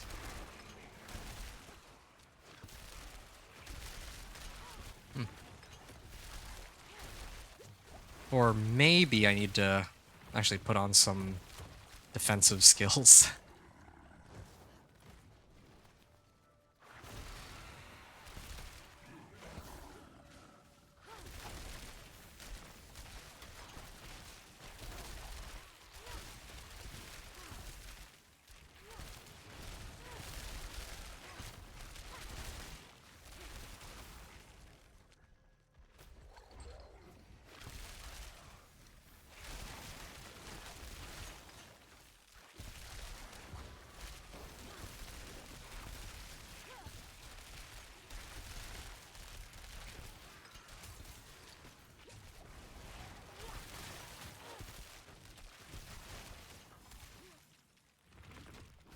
Okay. Oh,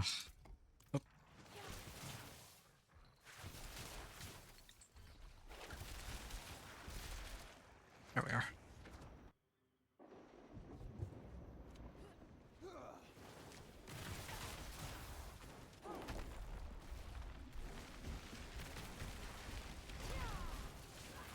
Oh, the other problem too I just realized is that I don't actually have a way to really activate Tau Loop. I think I need to get rid of Tenuous Destruction. Because the way Tau Loop works, right, is that it increases my damage stacking once per element. Like, as long as I actually get casts off with whatever element. But I only have one element on my bar. I can't even... Like, earlier I had, like, 2 stacks here. But that's because my familiar spawned as a fire type. But otherwise, yeah, like, now all 3 of my skills are cold skills, so I can't do anything. Oh, there you go. There's some crit overpower there. I feel like my boss power is pretty useless against the boss, ironically. Like, the lightning seems to hit everything except for the monster. No, it actually does hit the one in the middle.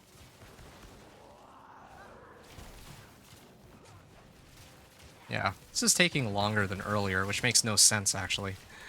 Earlier, my best run was 9:30, and in fact, my last run that I did was in a Pit 25 clear with 2 deaths. That's the only reason why the timer was lower than what I have now. Upgraded helm and sorry, helm to GA helm and ring to Tau loop. Hey, here's a ancestral GA chest armor. It would have been amazing if this had rolled. Well, I mean, there's nothing that it could have rolled because I'm going to be replacing this for raiment at some point. All right. I'm kind of done testing my boss power. I think it's about time that I actually get serious with my Paragon board. Should I do my Paragon board first, or should I do my uniques first? I'll do my Paragon board first. I'll just make it easier for myself, just to speed things up. Maybe I can even do 1 or 2 boards if I really care for that, but...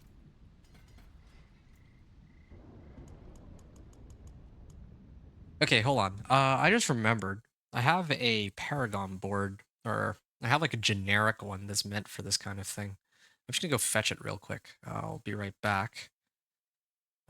Glad I threw this on the build planner. For myself, at least.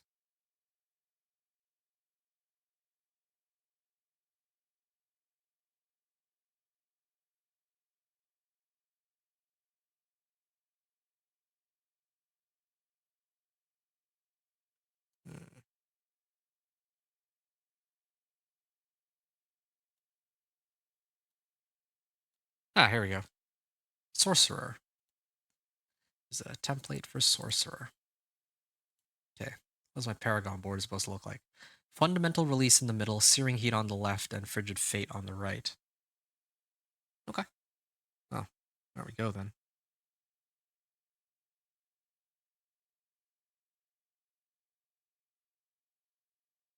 All right, all right. Yeah.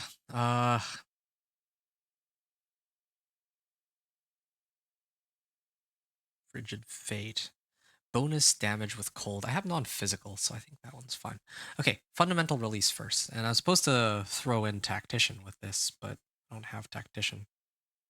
I may have to kind of... I may have to improvise a little bit with my boards here. So... Well, which one would give me the most, actually? Which board would give me the most damage, like, right this second? Okay, the Frigid Fate would give me the most damage. This also... Oh, wait. It's Enchantment Master. So Enchantment Master and Frigid Fate would give me the most. I'll start off with Frigid Fate. That should be the easiest to get sorted out. I have to respec all this later, but for now. Bonus damage to vulnerable enemies. I mean, I apply vulnerable like all the time anyway, so that should be okay. And then I can go get this glyph if I wanted. If I had another glyph to throw along with this, which I don't yet.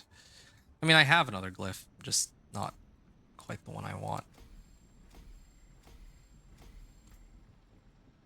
Alright. I could branch out into the next board if I wanted to. And this is where I would get probably the Enchantment Master.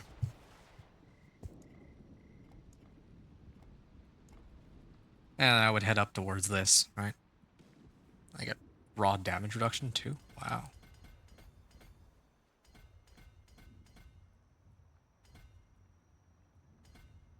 Okay. Yeah, it's like 60%. Wait. Each equipped enchantment grants 40% increased damage with their main element, and 20% increased damage for the second enchantment if it is the same element. Oh, I see.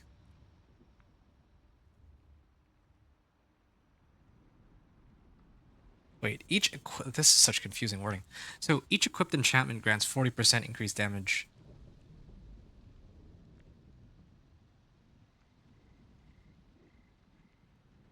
Okay, I guess what this means then is if I do like Ice Shards and Fireball, then I would get 40%, 40%. But since I have Frostbolt and Ice Shards, it's 40%, 20%, which is still 60%. But that's how it was in the PTR, but the wording was very different. I think they reworked it a little bit from what it was there. So they made it so that even if you have, let's say, one of these enchantments as Frostbolt, then it doesn't punish you as hard as like in the PTR where you would only get 30% for each, which I like the simplicity of that more, but I guess they're making it so that people have a bit more freedom to go like Telly speed farm sorcerer or something. So I think I'm done here. How many more Artificer's Stones do I have? I don't have an unlimited amount. There we are.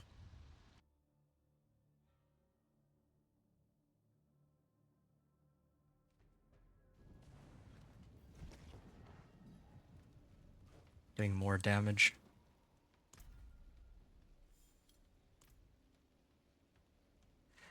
Uh, yeah, this is going to be the last one that I run, I think, of the pit.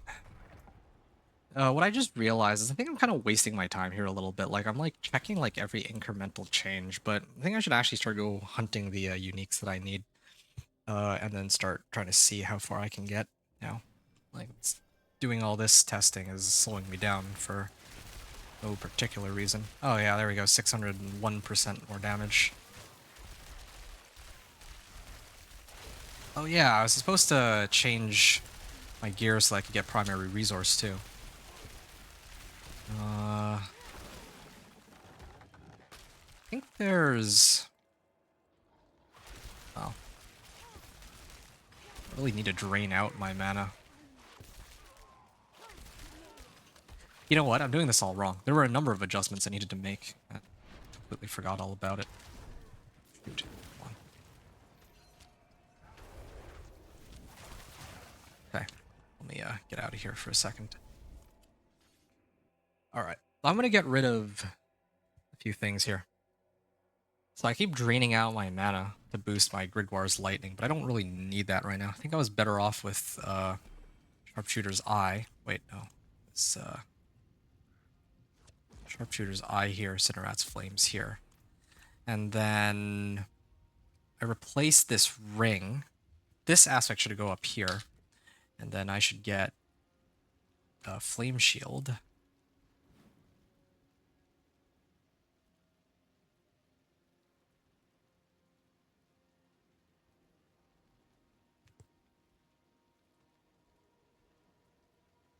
Where did my points go?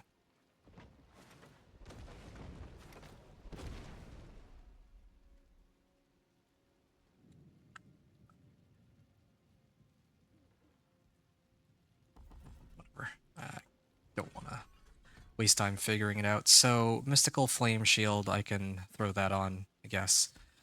So I have Flame Shield, I have Ice Armor, I have Frost Nova. I could keep Familiar if I want, or I can throw on Teleport. I can leave Teleport out. I think that's what I had done before, now that I think about it. I had 1 point Teleport, I already removed it. Okay, so this is my build right now, and then on my Amulet, I can put either Inner Calm or Conceited. Yeah. Get rid of Tenuous Destruction. Tenuous Destruction was giving me a lot of damage, right? But Tenuous... Put this on. How much damage am I losing? Okay, I'm going for from 36% to, or sorry, 63% multiplicative damage to 36%. But at least here I have now Ice Armor, Frost Nova, and apparently I didn't bother to put the Snow Veiled aspect.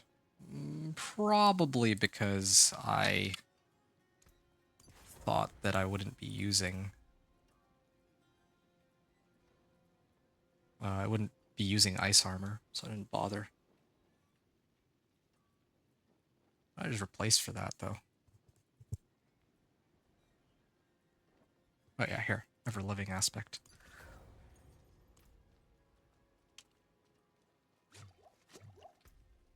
Alright. Okay, so now I can actually activate Tal Loop. That was the intention from the beginning.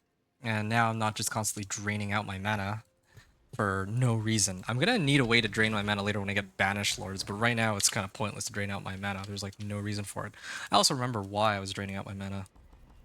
Or where my points went in the first place. I was actually upping my maximum resource, but I don't need that.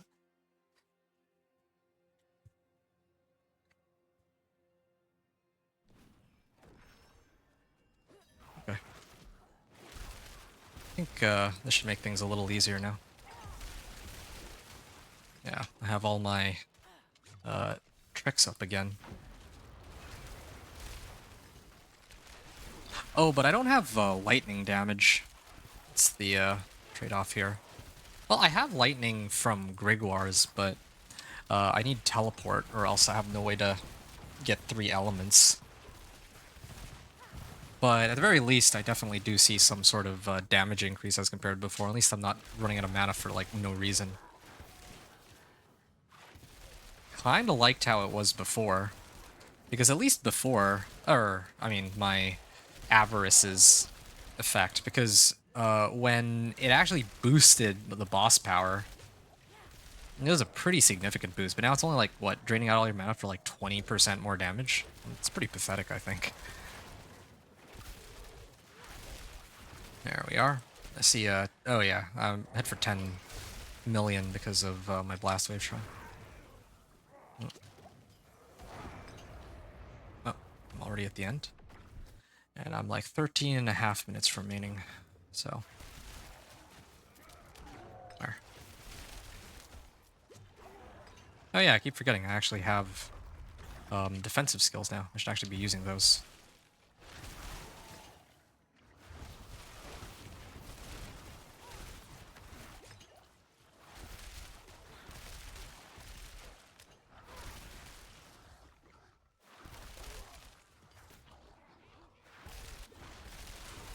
Lethal Shrine? Okay. Isn't there an aspect that increases the critical strike chance while I'm healthy or something? Or Elementalist aspect, yeah. Where the heck is Elementalist aspect? Isn't that supposed to be one of the aspects that I should have as a sorcerer? I could use that to pretty much guarantee that I have 100% crit strike chance and that I never have to look at it again. I want to have to use it as a crutch, but that might actually be better than having Inner Calm right now. Just so that I can max out my crit. Rather than having to rely on this rune. That requires, like, me to use Evade to trigger it for crit strike chance.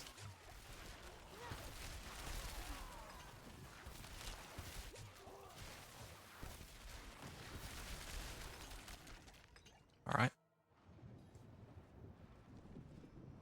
So...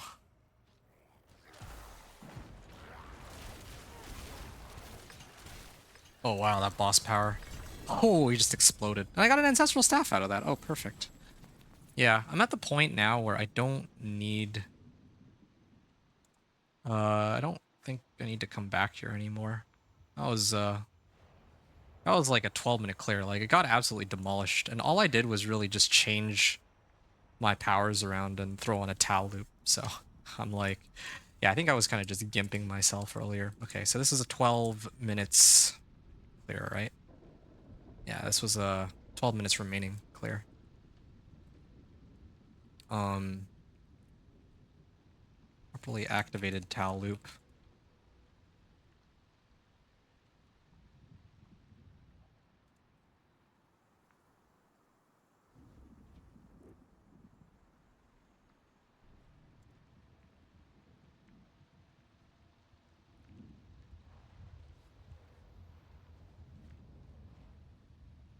Wait, what did I replace anyway? Seated. What did I have before? Was it Inner Calm? Because I sacrificed some, or one of my aspects. Just don't remember what I sacrificed. I still have Conceited, I still have Inner Calm. Tenuous Destruction. Oh yeah, right. I basically replaced Tal Loop for Tenuous Destruction. So, yeah, let's do it like that then. Tenuous aspect for Tal Loop. And properly activated Tal Loop.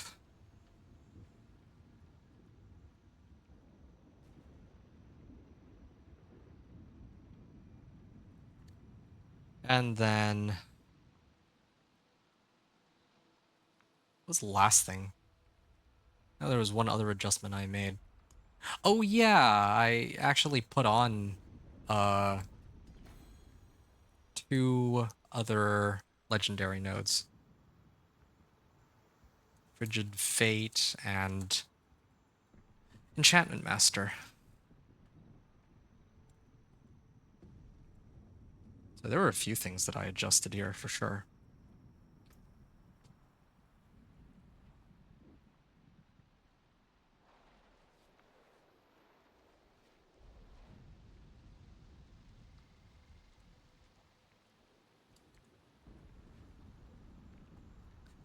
Okay. And I actually got Glyph, or Winter Glyph. Okay, that's good. I don't think I'm even going to have enough Paragon level to get all of my glyphs up and going, so I'll prioritize this one, I think. Because I'll be able to at least have 2 glyphs, I think, and I should use Destruction in this case. I'll just level those 2. Oh, what's this? Intelligence, damage, and vulnerable damage. Again, unfortunately, it's not GA roll on int, but I can live with that. Uh,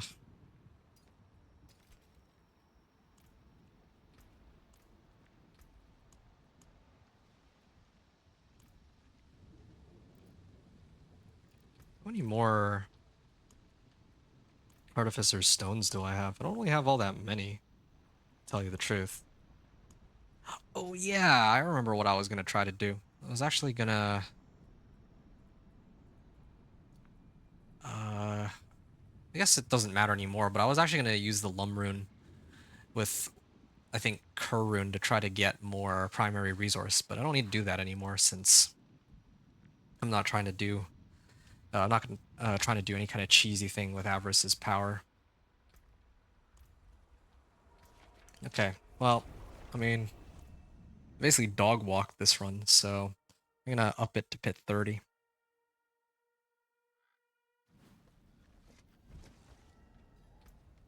I was with just 2 powers, or 2 legendary nodes. I'm gonna up it to... Yeah, I like to do this in ranks of 3, so I'll do this one next.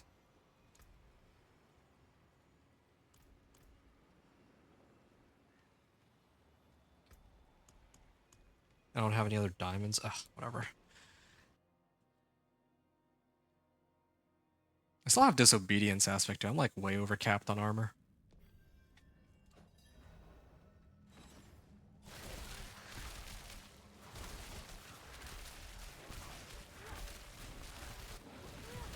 These guys are a little bit more difficult to deal with.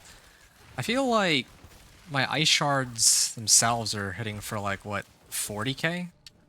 Yeah, 50k a pop, but my lightning actually hit for 100 and... Well, I'm hitting for like 100k on my... It's actually hard to see with all these damage numbers popping up, but I saw a 241k there. Like some of these 484k. So I think the 484k is from the lightning, is my guess. Oh yeah, right. Totally forgot. I still have defensive skills now. I gotta reacquaint my brain with all that. Oh, that's... Oh, ouch. Okay, that's awkward. That was a stupid death, but... I like trying to test more than anything else. Yeah, I think my lightning has a pretty large range in terms of damage, but I've seen a few like 800k and 300ks. So yeah, it might still be the case that pumping up boss powers are sort of the way to go while trying to get into Torment 4. I don't know what else to say.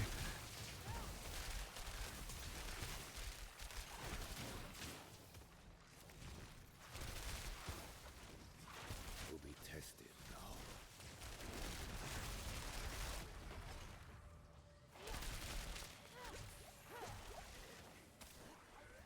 All right.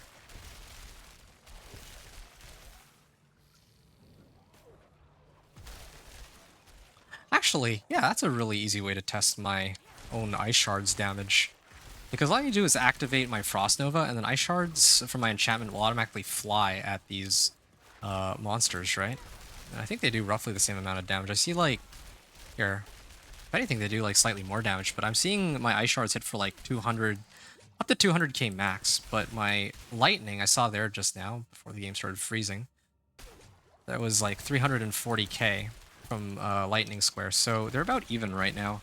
The damage from my lightning and the damage from my ice shards, or at least that's what it looks like, but I mean, that's sort of debatable.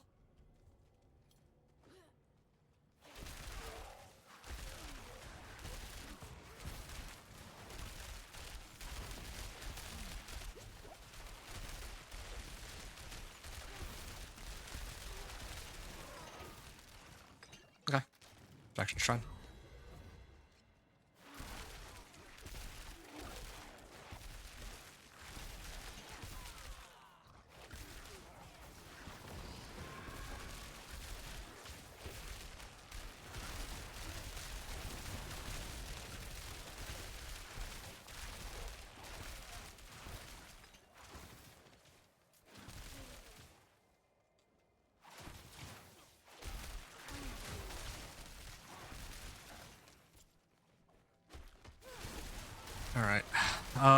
also see some orange numbers. That's one thing, one advantage that I have on my Ice Shards that I don't have on my Grigwars. I can actually overpower crit on my... I can hit like orange numbers on my Ice Shards. I just need a little bit more time to put the build together.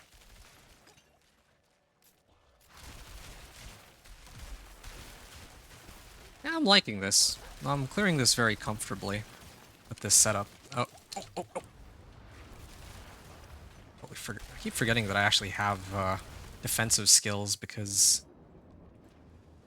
Well, yeah, I keep forgetting I have defensive skills. Honestly.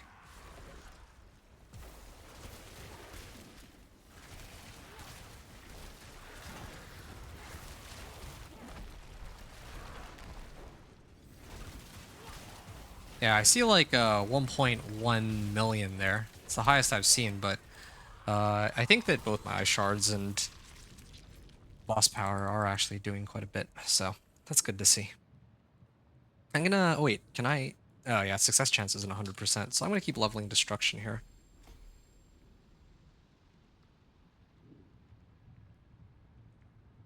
Hold on a second.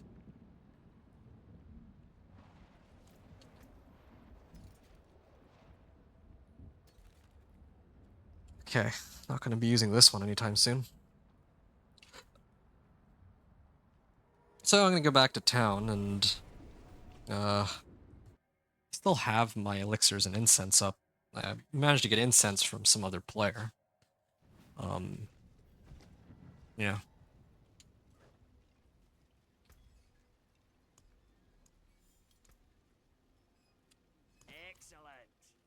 Intelligence, armor, resistances, and armor. Yeah, okay. I mean, that's like roughly the same roster I'd have for a gear, except I would be using max life from Redamine Buzz. Okay, let me get another diamond. There. Because I'm like pretty overcapped on armor right now. Okay. Gonna pump it up to pit 35. And I think that pit 35 is probably where I'll hit my limit. Or, like, I'm not going to want to go much farther than that. Okay, so that was a 10-minute clear. Pit 30 clear, 10 minutes remaining. Okay, and this is pit 35. Also, I just remembered, I've been trying to use familiars. But to tell you the truth, I don't think it's worth it for 10% more damage. I should actually go teleport and either damage reduction or some other node, I don't know. Yeah. The reason why I'm making that adjustment is because if I have teleport, then I actually have a way to get all 3 elements from my Tal loop. So that should help. Yeah, these guys still go down pretty fast. But the other problem is I can't keep up the bonus if I don't rotate my skills properly. Wait, look at this. This guy is taking forever to die.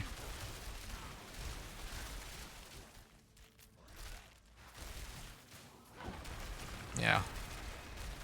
Ooh, 945k crit overpower. I don't think my Grigwar's Lightning Square can crit overpower, so if I see a 900k, then that's from Ice Shards. Or the orange numbers, that's from Ice Shards. So that's at least... Those are 2 ways to determine which... like, where the damage source is coming from. If I'm using Frost Nova and Ice Shards are firing out, then that is... Yeah, then that would be my Ice Shards. And also if I'm getting orange numbers, it's also Ice Shards. But otherwise, if it's big yellow numbers, then probably it's Grigwar's Lightning Square.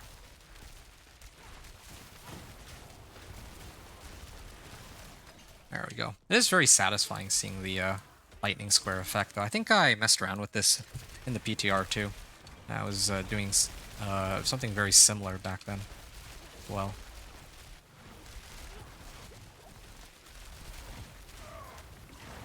Oh, okay, that's a lot of explosions. Let's get this. This will buy me a bit of time.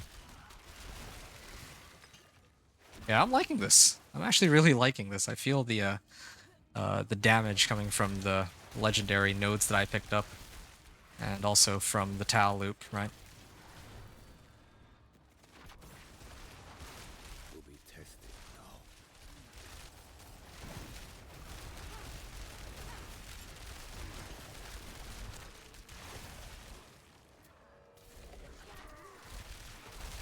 Yeah. I'm like teleporting randomly sometimes because I need to trigger the Tau loop effect. Otherwise I just start it over again.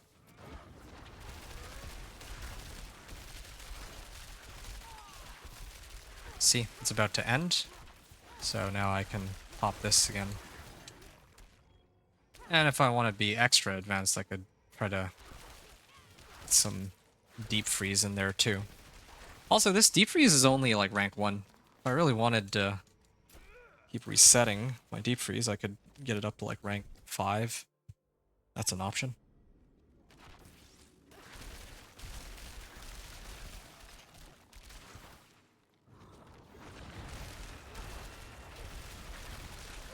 Yep.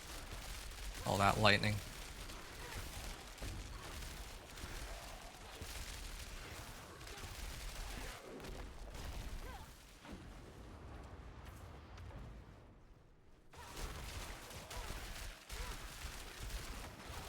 Oh, Blast Wave Shrine.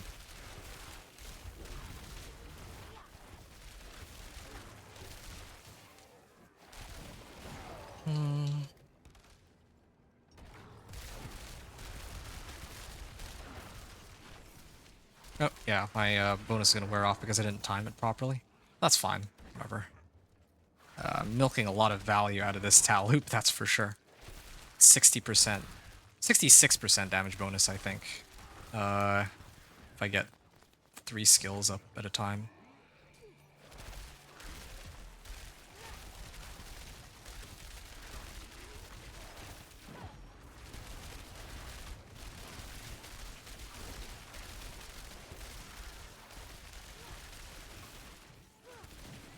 Oh, there we go. Slay the Guardian. Okay. Greetings. I'm impressed. I appreciate that. Farewell. Okay, I just want all my skills to be back off cooldown.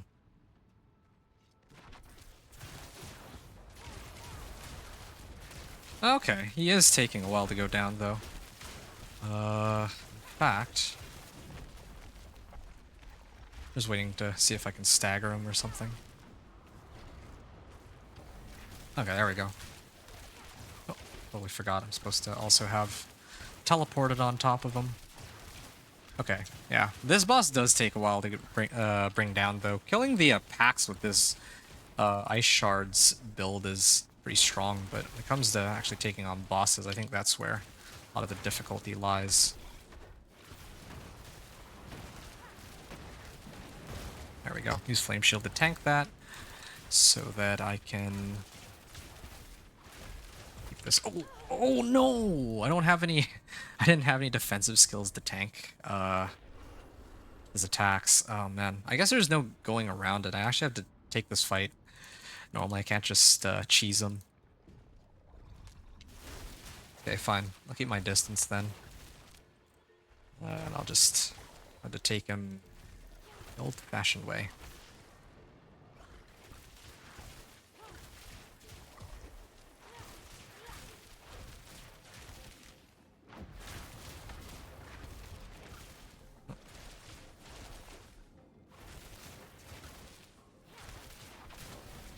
Oh, okay.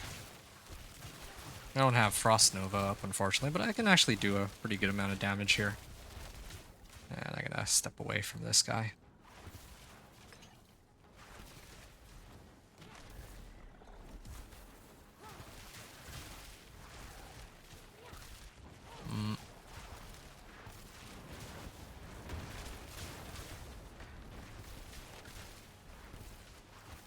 Alright.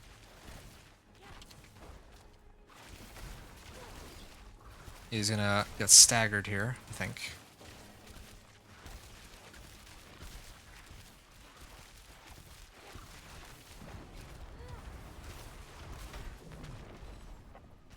just as the game started lagging like crazy too. Are you kidding me? I was actually spamming Flame Shield, but the lag prevented it from actually taking effect. I mean, I guess I can just finish the run, but like this should actually be done by now. That one should have been like a 7-minute clear then. The second death was so uncalled for.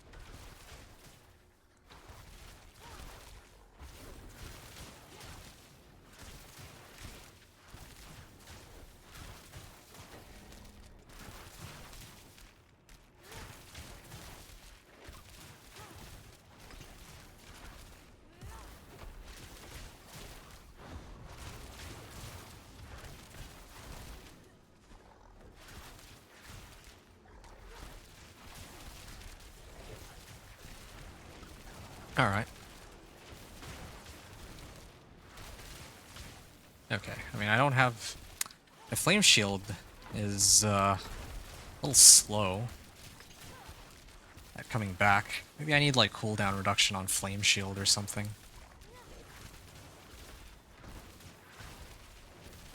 I'm spamming Ice Armor when I shouldn't be. I think Ice Armor should be my get out of jail free card here, and Flame Shield and Teleport to be used for triggering Tal Loop and all that. Actually, in fact, I should be opening up with Flame Shield. Ow.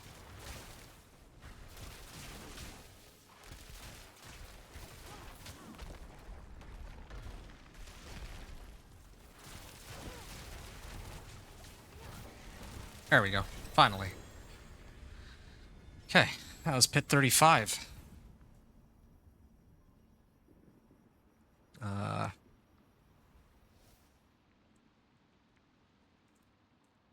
And I'm just gonna take a look at how much time I had left. That was with 2 deaths. That was a stupid second death, though. Like, this is one of the key reasons why I don't play hardcore. When stuff like that happens, I would be infuriated. Like, I actually would not want to play this game. 2 deaths.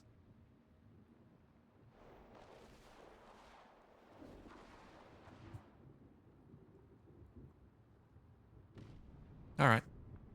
Well, without the 2 deaths, I think this would have been like a 7-minute clear, maybe? Something along those lines. So yeah. I mean, it's good to kind of see. Anyway. Should I dump more Paragon points, or should I try to go hunt the bosses for the equipment that I need? I think realistically, I would be hunting for the... I'd be hunting for the uniques that I need first. So I would be looking for Banished Lord's Talisman. Banished Lord's Talisman... Oh, and also Malignant Hearts. Okay, so let's start off with trying to get Banished Lord's Talisman. Now, I remember that I was getting Banished Lord's Talisman from Urivar. So I need to get Judicator's Masks. That would be ideal.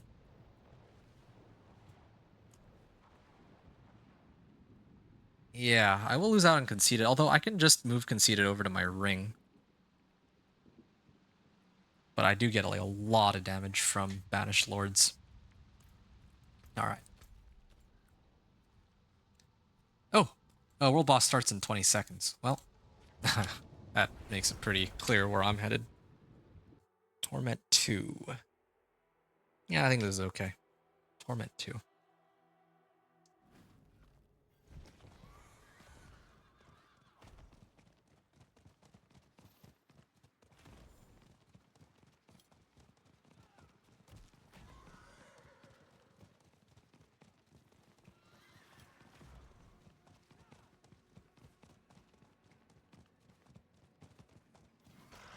Okay, I didn't miss out on it this time. That's good.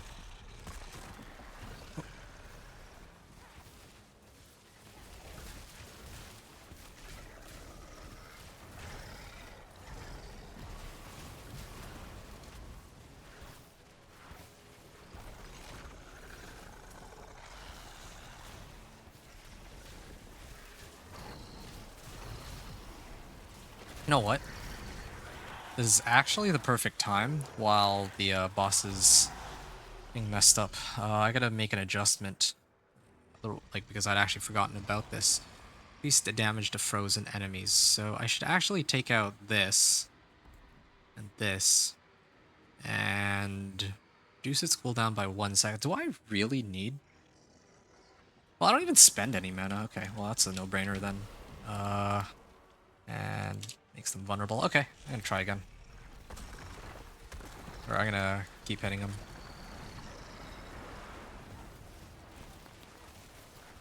I'll try to revive people. Oh, never mind. At least if I die here, there's no penalty. It's not like the pit. Honoring death. Death given life. No, I think it's kind of cool too. Maybe I should do Grigwar's Lightning Square with the execution effect. That would be a really good way to figure out and execute.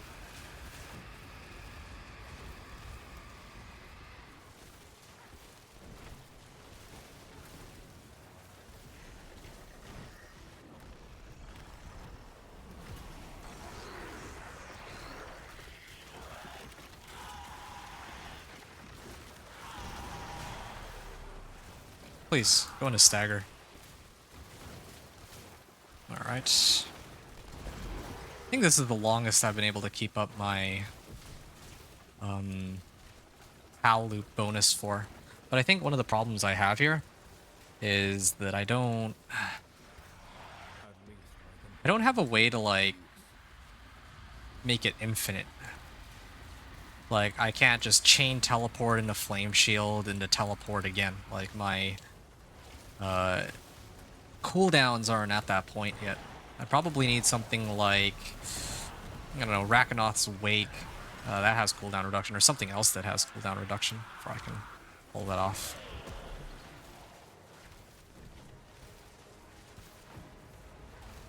This has cooldown reduction, doesn't it? It actually does.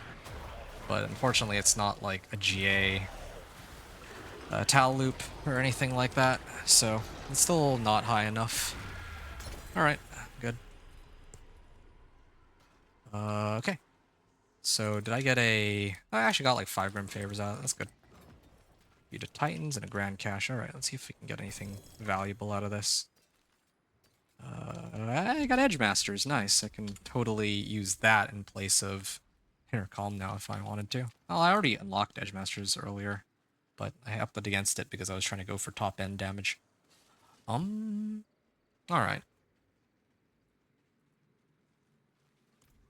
So that's that. This boss here. I didn't really need it, but whatever. Oh! Yule Rune. Cast a skill with a cooldown. This is my first legendary rune of this season. Cast a skill with a cooldown and gain crit strike chance. What other things do I have here? So I'm at 69.5% crit strike chance normally. But if I drink a healing potion, I can up it. But if I do this, cast a skill with a cooldown, and I gain 5% crit strike chance for 5 seconds.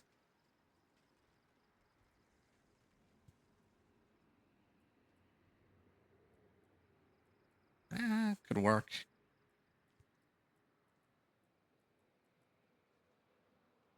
%5 for every skill with a cooldown that I cast.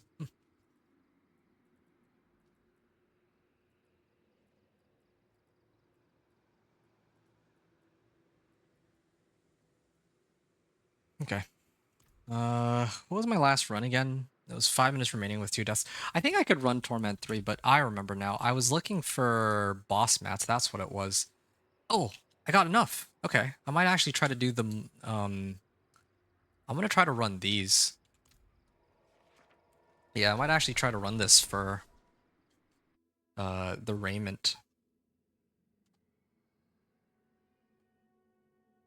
Because this is the order I would do it, I think. I wouldn't save all my boss mats for Torment 3, because usually getting uniques is like the quickest way. I mean, I wouldn't have this many Paragon points. I probably have more boss mats than I would Paragon points. So, That's kind of why I'm doing it in this order. Otherwise, if like, because I have all these Paragon points, right? Like, it's easy enough for me to just toss in a bunch of points, but I think at this point I'd realistically only have, yeah, probably around 50 Paragon points, maybe a little more even. I'm gonna temper, but I don't know what I want to temper. That's the issue. So I know for sure that I would want to do Frost Augments. That one's a must-have. Just don't know what I want my offensive temper to be. Ice Shards projectiles cast twice and has a max roll too. This is intelligence and vulnerable damage. No, more damage is great, but I do need life. Like, need to keep myself alive here. Let me just triple check that. Okay, vulnerable damage is the, like, not the GA roll. Okay, there we go. Max life. So this is what my setup is looking like right now. If I replace this, what's my Paragon board looking like? Okay, it's still like maxed out, so I don't need to worry about that. I think it's because I have Tal Loop with 70% non-physical damage, which counts as cold damage in this case. Yeah, I'm gonna throw on Frozen, no, Piercing Cold. That's the stuff. There we are. And then I gotta add another socket, and this might actually just be my end game weapon if I don't find anything better. So, yeah. Well done. Fashion this into something exquisite. Okay.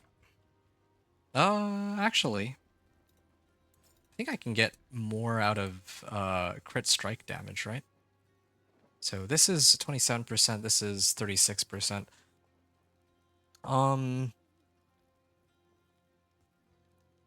Yeah, I'll just stick with vulnerable damage for now. I still don't have a consistent way to get 100% crit strike damage, so I'm not going to push my, or 100% crit strike chance, rather.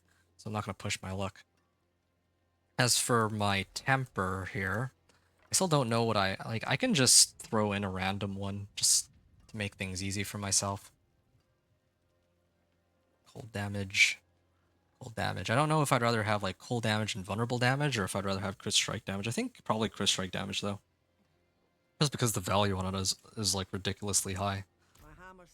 Compared to cold damage. What are some other options? Oh, you know what? Yeah, here. Increased direct damage up to 10% of your critical strike damage bonus. Okay, well that pretty much seals the deal. That's the one that I'd probably want anyway.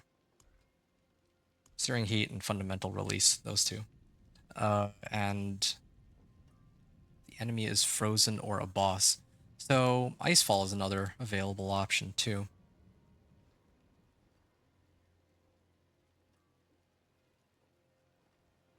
Each time you apply Vulnerable, Burning, or Critically Strike an enemy, well, that's pretty much always going to be 50% then, but because I hit them like with 5 crits, right? This one, so I have to choose 2 of 3, right? Because I already have 2 boards. I can go Fundamental Release, Searing Heat, and Icefall. Increased damage. Doubled and granted all skills. No, I don't care about the granted all skills part. It says Frost skills. I don't think that works with my... That doesn't really work with my Grigwars though, right? Because it's not actually a skill. So... You know what? This is the best option then, because this will also work with Grigwars. Yeah. I'll go and do that after. Alright. Yeah, just planning ahead of time here.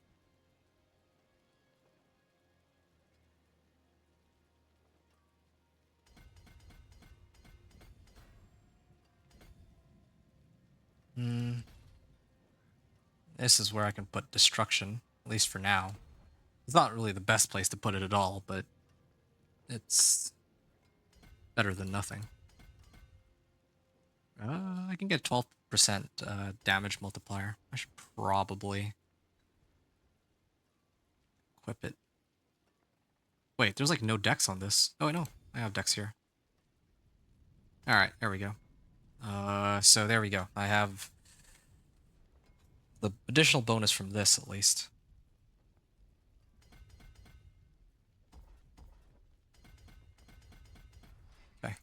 So then I can just put this on. I'm just doing this to make it easier for myself later to remember what I was doing. Ultimate skill damage is increased, so up to 50%. All right, so I don't need to worry. Like, it's basically just 50% damage across the board on whatever I hit something or hit a monster with. So I can go this way, and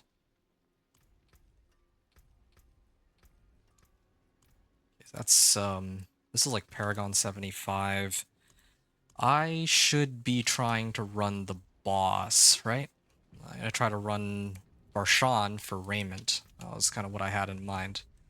There's no guarantee that I'll be able to pull it off, but I'll try. I'll see what I can do.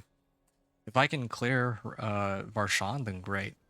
Now, the thing is, like, ideally I should wait until Torment 3, because then he has a higher chance of dropping items, and also playing with other people too would give me a higher chance to drop items, but I am desperate to get Raiment, because that's one of the easiest way, well, I don't call it easiest ways, but that's a way to boost my damage right out the gate, right?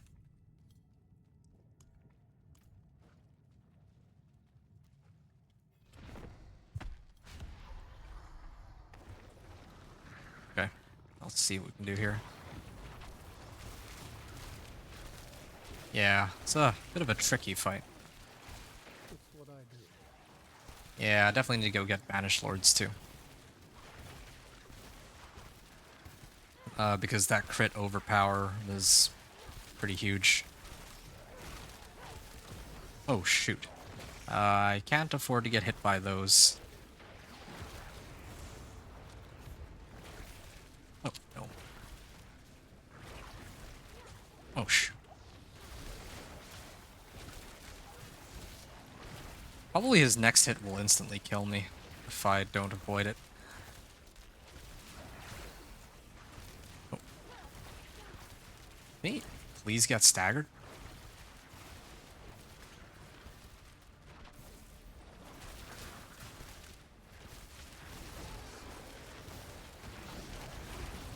Ow.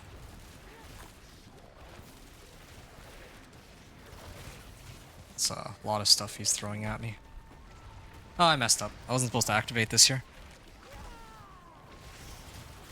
Okay, well there goes all my sources of vulnerability. One of the things about Sorcerer, like some people might... I mean, you can say what you want about Sorcerer's damage for a lot of builds that exist, but one of the things that Sorcerer has more of than any other character class is that they have multiple sources of invulnerability, so it really helps a lot with these sorts of fights, right? I just used it again there, that flame shield, to avoid getting hit by these. Nice. Yeah, it definitely feels like a little bit more of like a proper boss fight, at least right now, but that's probably because my guy's just not strong enough. Marshawn's Horde. Okay, I see an amulet, I see gloves, I see a ring, but I don't see a chest armor, so definitely not a raiment. Alright, what did I get?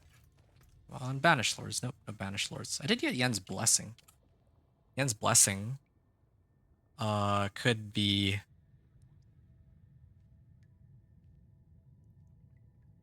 better than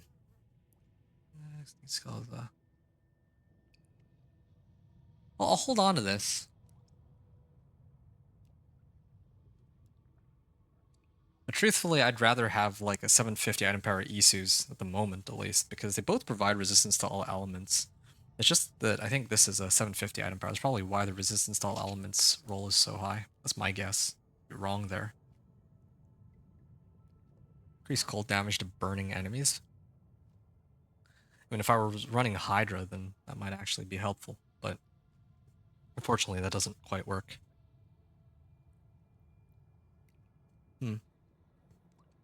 Alright. Well, I have about 2 minutes left on my elixirs, so I might as well make the most of it. I'm gonna run the remaining boss wards here that I have. I could do a Grigwar. I know I was already here earlier, but at least this time. It's on Torment 2, and I'll be able to actually open the cache. And then there's going to be the Urivar fight. I'm hoping that Urivar will drop BLT. That's what I'm gonna call Banished Lords from now on. I'm hoping that he drops BLT, but yeah, we'll see, because he dropped it before, like multiple times on my last character. I just, like, any BLT will do. It doesn't need to be ancestral. I know I have like a really good BLT too that I picked up on my druid. I'll switch over to that eventually. Oh wow, he's like so easy to kill compared to Varshan. Like he's like way squishier for some reason. Weird sort of balancing that they had done, I would say. Oh. Maybe it's like a glass cannon. Oh, yeah, he does do a lot of damage though. Shoot. I was trying to activate Deep Freeze, but that's on cooldown. Or maybe it's because he's so massive that he can get hit by multiple of the lightning squares. There we go. Yeah, that was actually pretty easy. That was like...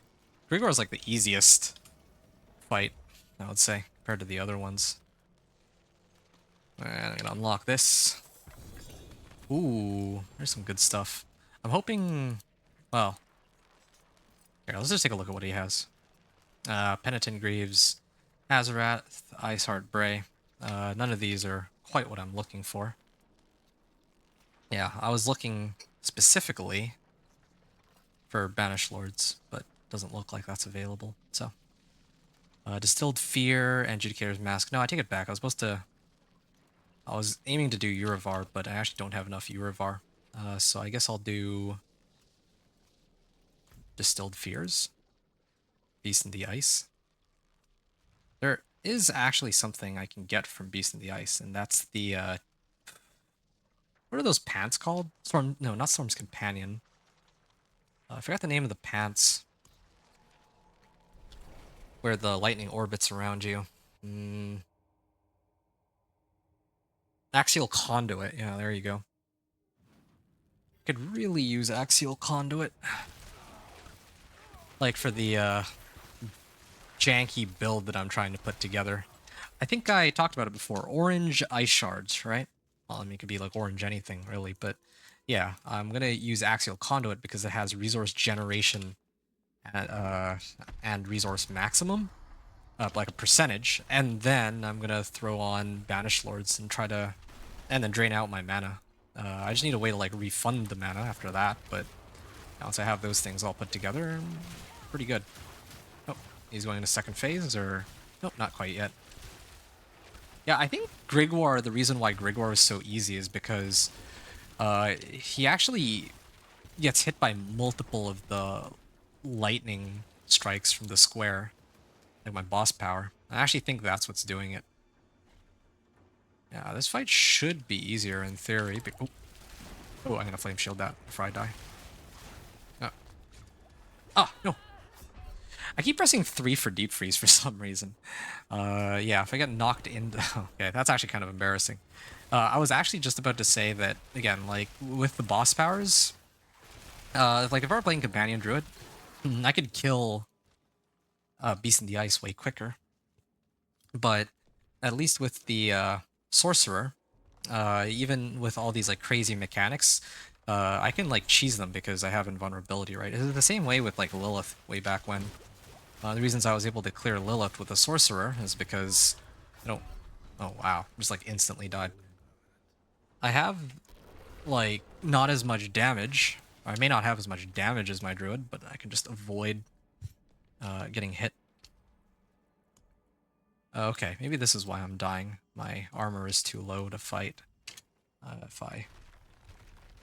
Wait, what's my resistances now? I think resistances are okay at least.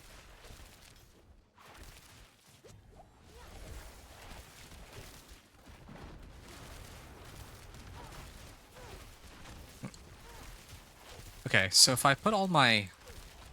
Ow, what? What is killing me? It's like instant. I have no... Okay, maybe it's my life? I don't know. I'm actually just like instantly dying. Like I walk in and just instantly die. It's not even like I'm dying to... Like the first time I died to his storm, like okay, that makes sense because like I can't dodge to save my life. But all these other little ice spikes that he's tossing out are doing a lot of damage too, it looks like. But I don't know why. I already have max cold resistance.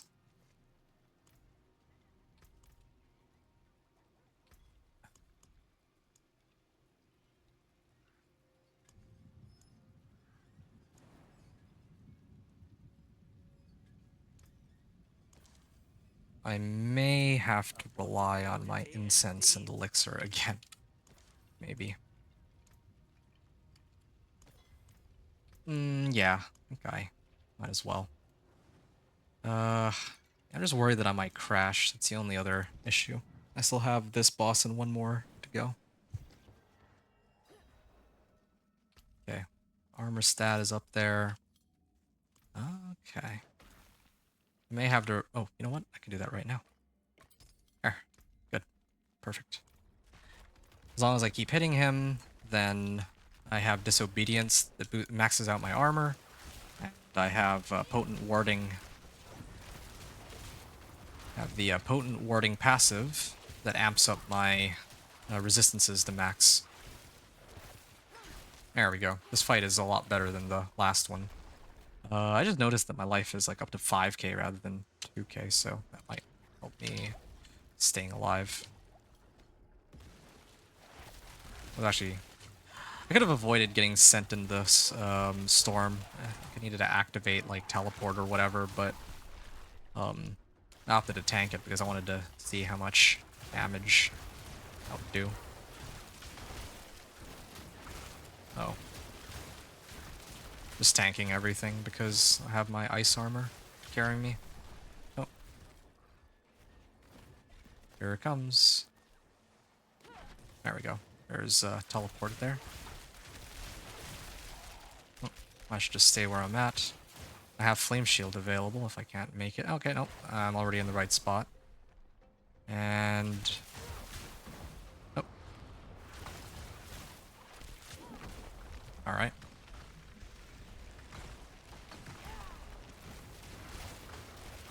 There we go. Dead.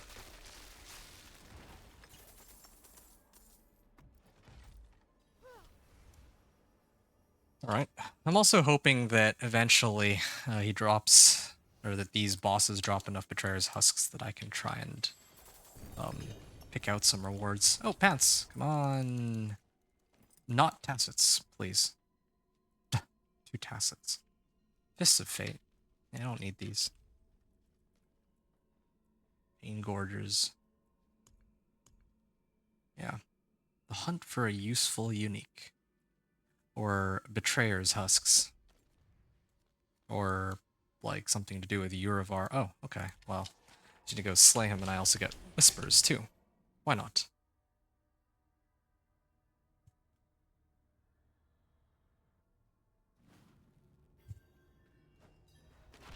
Oh, okay.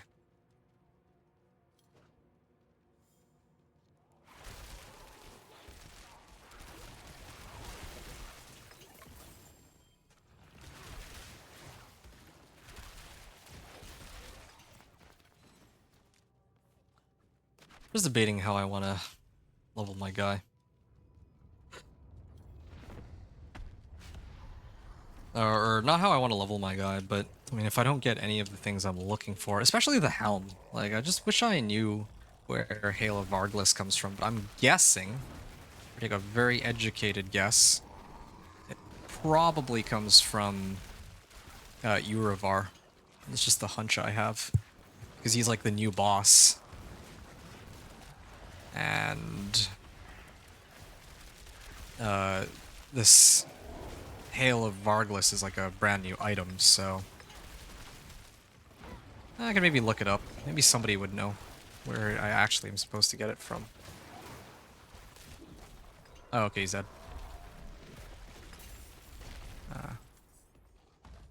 There we are. Nice little horde here. Ah, a whole bunch of stuff in a pincushion doll. All right, hey, what's this? I got raiment. Okay, this is like the last place I expected to find a raiment, but I mean, it sort of makes sense. I'm actually kind of liking this, the fact that I can run any boss, and there's a chance that they'll drop, like they're inclined to get items from their loot pool, but there's also a chance that they can drop something from the well, they have a chance to drop other uniques too now. Yeah, so like for my last guy, I could have gotten Storm's Companion from... Oh, basically, at least I have options. Because otherwise, I would have kept having to hunt for Malignant Hearts from Varshan, but luckily I managed to find Raiment here. I'm pretty sure, yeah, no, I know for sure that it's, like last season, the way to get Raiment was through running... Oh, let's go this way. Last season, I know that the way to get Raiment was by running Varshan over and over, but because they've limited the number, like, they've basically given me a reason to run other bosses, aside from just Varshan over and over. So that's actually kind of cool now that I'm actually playing it and thinking about it. Tal Loop again, but mine is better, so much better. Okun's Catalyst. Yeah, this one's a GA, but I don't care about that. I got my Raiment. That's what matters. Unfortunately, I lose out on a bit of armor by doing this, or making this exchange, but I can live with that. My pants... I'd like to switch it back to Snow Veiled. Yeah, I think I'm going to do that. I got a Stygian Stone. That's been a good haul. Let's go back to Karagar and let's try to adjust my gear accordingly now that I have Raiment. I still don't have Juggernaut's aspect. If I have Juggernaut's aspect, I think it would make things a lot simpler. Because I just slam it on my helm and call it a day. Yeah, but the other problem now is I have like one of every unique. I could always just sell all these uniques that I don't need or trade out the GAs to people, I guess. So that's one upside. In fact, I think I'm going to do that. Or not like trade out to people, but this thing right here. I'm going to swap boots so that I get a lot more resistance to all elements. Yeah, now I'm overcapped. And then that way I can go skull, skull. There we go. So I'm like pretty much max armor, max resistances. As long as I have an elixir and incense up, which is perfect. As for my Raiment, again, it's not GA Raiment, but it did roll +2 ranks to glass cannons, so I can't be too upset about it. Let's get 3 flawless topazes. Or, I guess I only really need 2. 2 flawless topazes and toss them in here. So, yeah. Kerthal. I feel like I already have like ridiculously high crit strike chance. I kind of wonder if I should bother with invoking Sorcerer's Mystical Frost Nova. If I should just replace it with crit strike chance instead. I still don't have Banished Lords, that's the other thing. Need to find a way to get Banished Lord's Talisman. So I have Raiment, need Banished Lords. Oh, you know what I can do? When I make it into Torment 3... When I make it a Torment 3, I could probably... Oh, I'm also maxed on these. When I get a Torment 3, I could try to gamble for helms, try to get Hail of Varglas. Because I think that... Is it 50? Or is it 25 for a helm? I know tunic and pants are 25, but what about helmet? Cap is 50. Okay, it's a little higher, but I don't know why. That has never made much sense to me. But sure. It is done. Helms, leg guards, and gauntlets. So... Helms are most important. Well, actually, I think I need gloves more. Because it's unlikely, like really unlikely that I get a unique helm, but I think I'm more likely to get like an ancestral set of gloves. And if I get like a good set of those, then maybe can make use of that. And a Moni rune. Hey, that's not bad. Crit strike chance, vulnerable damage, and lightning resistance. So I do have to trade out like core skills on it, but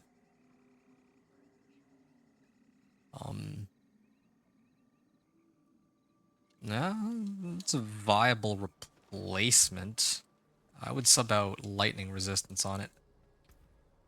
Here, let's see what I can get in exchange for lightning resistance. Intelligence, yeah. So intelligence and 12% crit strike chance. If I throw this on, do I want that? Oh, and there's like 3 chain lightning on these gloves. They'll do anything but give me +3 Ice Shards gloves, it seems. Yeah, definitely think that rolling for Ice Shards is the right call here. What's the skill with the cooldown? Are there any other effects I could really get behind? Well, maybe restoring resource, actually. Yeah, maybe restoring a resource. Or maybe getting like Tibalts or something could be helpful too. So I got a few options there. Alright. How long into the run am I? 3 hours? Alright. Well, I got a ways to go. Also, these pants didn't roll total armor as its third stat. It's dodge chance. So that's a dead stat that I can replace.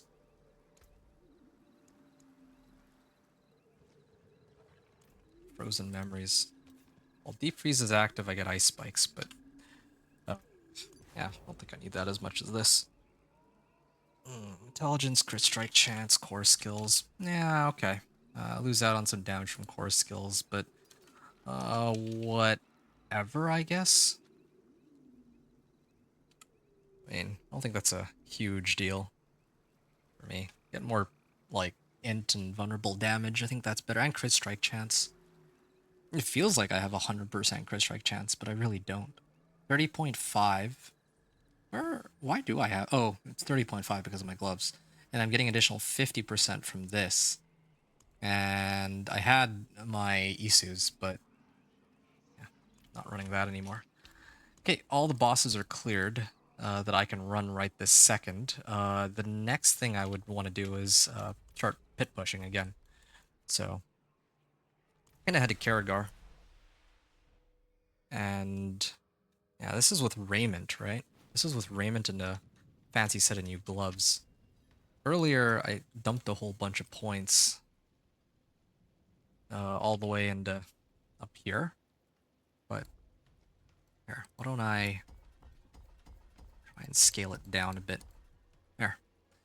So this is, if I'm minus 20, not, let's say minus 30. This is like Paragon 60. I could chuck a few other points. Kind of stretching myself thin, but yeah, if I got rid of these points, I guess, like I could get rid of a few additive damage modifiers, I suppose, if I really wanted to fit it under like Paragon 50, but I don't think I care enough for that. I'm gonna try Pit 35 again. I'm running with Raiment this time, so +2 ranks of Glass Cannon. This amulet could be vastly improved. I actually have a better amulet, to think of it, but I'll deal with that later. So I replaced Yen's, or my boots for Yen's. I replaced this for my old gloves for these ones, and then I replaced my chest armor for Raiment, and I also got a new glyph, so a few adjustments were made. Know that I have your back. Sure you do. 80% crit strike chance. Yeah, it really does feel like 100, but apparently it's only 80%.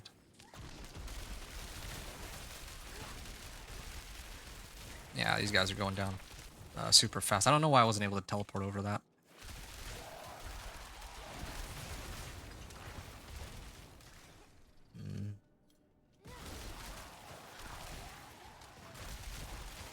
I need Aspect of Mind's Awakening. That's another thing that I'm missing. If I have Aspect of Mind's Awakening, then I can pretty much always keep my barrier up, like, permanently.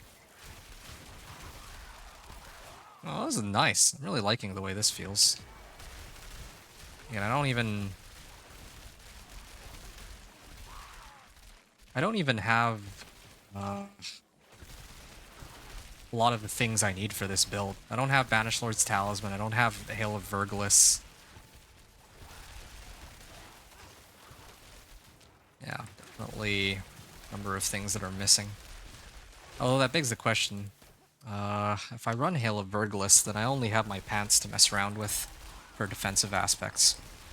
So, how's that gonna work? Might need to actually get armor on my amulet or something.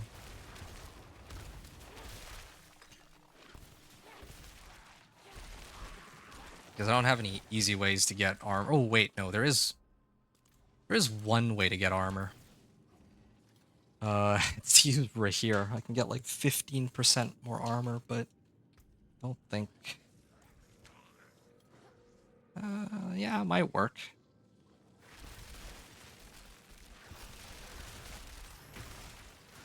Because my amulet, my helm, my chest armor, and my pants, I'm expecting all of those to be uniques, not legendaries. So I have no way to get an armor stat, like none at all. Except for gems. That's it. Gems in my jewelry. Not gems and my jewelry, gems in my jewelry. It's like the only way. Actually, I'm kind of curious about this right now. Yeah, this is the damage from Ice Shards alone, so definitely making these adjustments is helping me immensely. Oh, you know what I just realized? I'm still missing Elementalist aspect. That's like one of the aspects I haven't seen yet. And I don't even need it in this season because I already have that boss power giving me 50% more crit. If I didn't have that aspect, then probably my ring... Well, it wouldn't even make sense for me to run it because I'm intending to drain out all my resource anyway. And Elementalist only works if I have more than 50% maximum resource. Normally it's like a free 40% crit strike chance because I'm usually like max resource anyway on a lot of my builds, but not this time.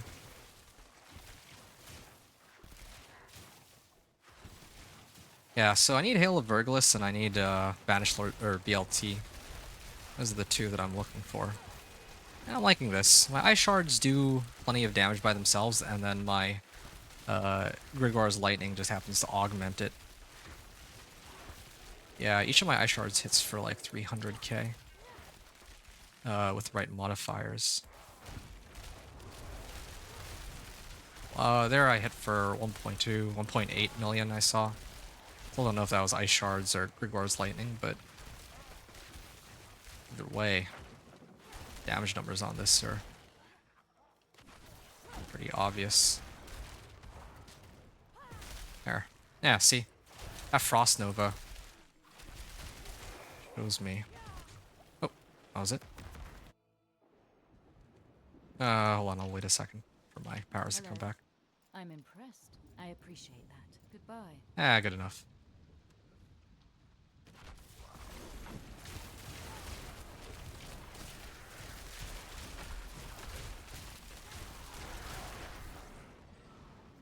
Oh, oh.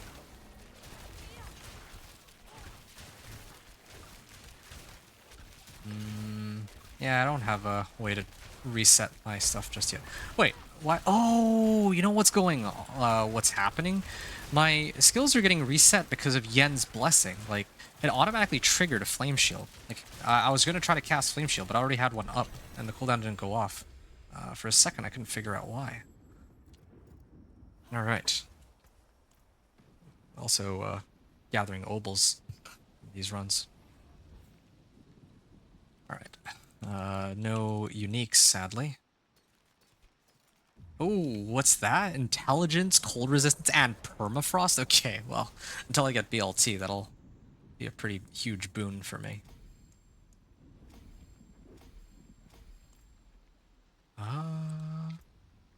Yeah.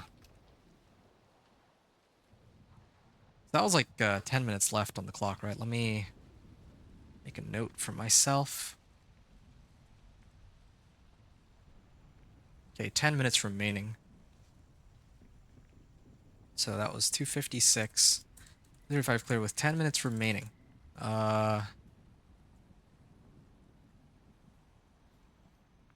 gloves. Or, wait, what did I change? Raiment. My gloves to GA CSC gloves. Isu's to Yen's. And I think also an ancestral weapon, right? I don't know when I got the ancestral weapon. I'll just say I got it here. And I think I got one glyph. Destruction glyph, right? Here. So there's like 4 adjustments that were made. Yeah. I also just realized I have been getting Spectral Ash. I could keep buffing Grigwar's Square right now if I really wanted to. But I don't just yet.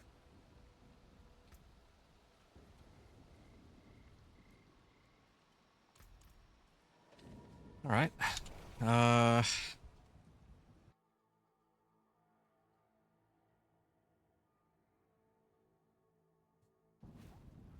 People. I'm not fond of people. I think that's a reference to snakes on a plane. But anyway, like what Subo says there. Permafrost. Ah, yeah, okay. I'm gonna do something with this amulet. It's hard to find plus ranks to a passive that's relevant, let alone plus 2 ranks. Int max life. I already have int on this. I could... I don't want to really lose out on crit strike chance, but... Here. I'll try a few more rolls. 2 more? Total armor. I don't quite need that just yet, but I'll do max life. Okay, so I lose out on a bit of crit strike chance here, I guess. That's 50%. It's okay. I mean, I can live with that, and I still have a way to amp up my crit strike chance too. I also like that I have Mystical Frost Nova popping because that works with my Ice Shards, actually. I didn't think about that before, but it works in my favor in this case. Okay, I'm gonna actually salvage this. Oh, I need to actually get the right rolls too. I just realized this needs to be... I can live with resource generation. Doesn't need to be resource cost reduction. Like, my Ice Shards are like 10 mana cost. Definitely needs to be offensive. Only question is... Yeah, I mean... I'll just do crit strike damage. Can't go wrong with that. Vulnerable damage, sure.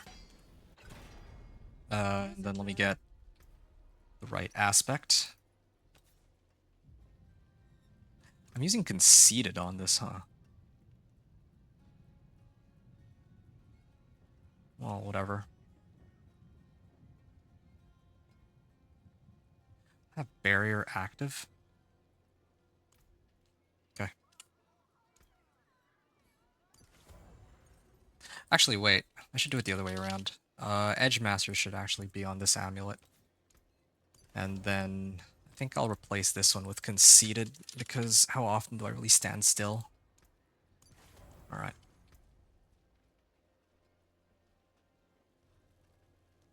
I'm gonna get another skull out here. Well done, stars guide you. There we are. Salvage everything, and I'm gonna go for another run. I'm gonna start pushing for Pit 40. Oh, Pit 40 is Torment 3. Can I take on Torment 3? I think I should be able to, right? So I'm actually gonna add that in real quick. So this is with +2 permafrost, yeah, +2 permafrost amulet.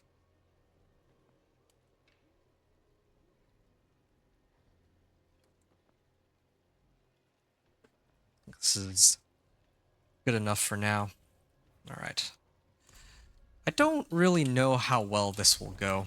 because my resistances are a little overcapped. But, well, I think it should be okay, because I have potent warding, so that should keep my resistances high, and my total armor with disobedience should also be pretty high. I'm gonna check that real quick in a second. Oh, Frost Nova bugged out. Didn't actually show me how many there were, or it didn't show the monsters that were frozen. Okay, so my armor goes up to like 1200, that's great, and my resistances are still max as long as I keep casting skills. So that works out for me. This guy is taking a while to die. I wonder if it's because he's got the frozen modifier. The only thing that makes sense to me, at least. He even got like some overpowers and it's just not enough to kill him. I think I'll be able to clear this as long as I don't do any kinds of egregious errors here on the run.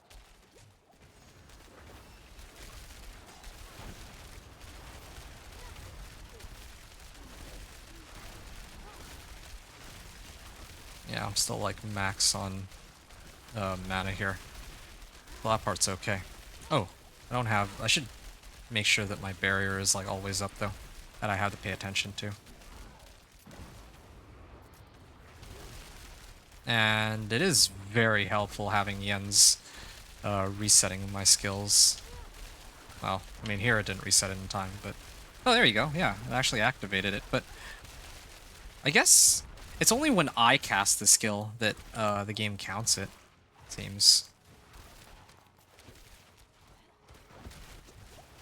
Yeah, because it triggered Yen's, or Yen's triggered my Flame Shield, but it didn't do anything for my Tal loop.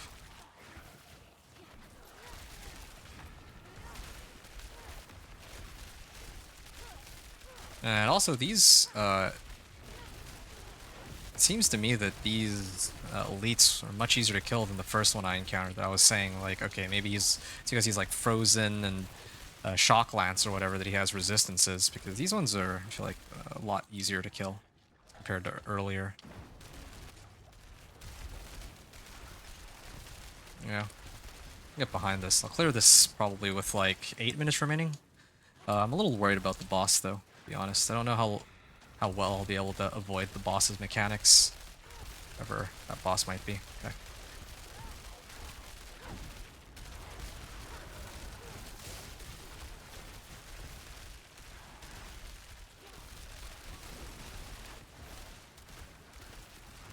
Vampiric, what's he healing off of? I'm invulnerable.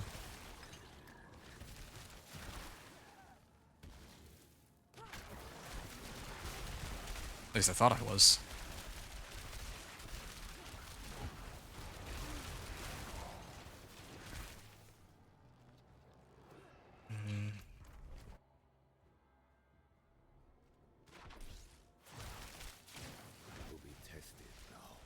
Alright. Thought I had my flame shield up, but it looks like I don't.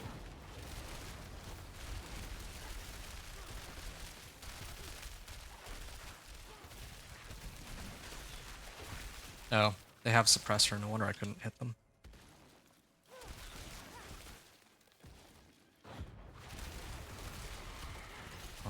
Something's really bizarre here. Why are my skills coming off cooldown so quickly? Am I just timing it perfectly or something? Yeah, they're getting reset. It's currently on cooldown. No, something's resetting my cooldowns, but I don't know what it is. What did I switch? Genuinely confused. Something is actively resetting cooldowns. Is it my... there is a passive node that I have that might be doing it, but I thought that I didn't invest into it unless... I'm tripping here. Oh, I did. Oh, okay. Yeah, I actually have been dumping points into elemental attunement. You know what? It's Raiment. Raiment gave me elemental attunement, and that's what's been resetting my flame shield and my teleport. So that's why I always have them up now as compared to before the Raiment. Wow, okay. Well, that's kind of incredible, actually. Okay, so now I can always just keep Tau Loop up with this combination, it seems.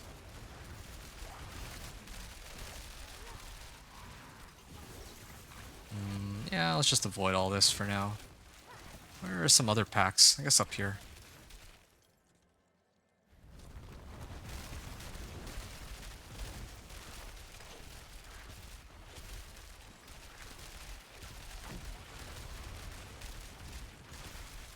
Oh, there we are.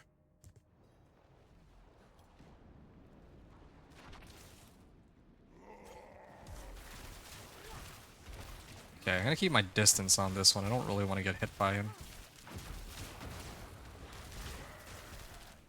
Well, he will eventually get staggered. There he is.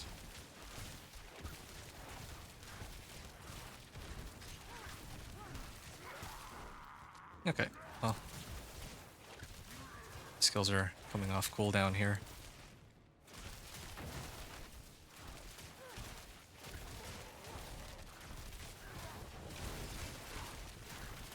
Okay, I should probably activate this before he kills me. Yeah, it's like I said, I don't think that I'm gonna die to the regular monsters. It's the boss that'll be a problem. Right, I've said it.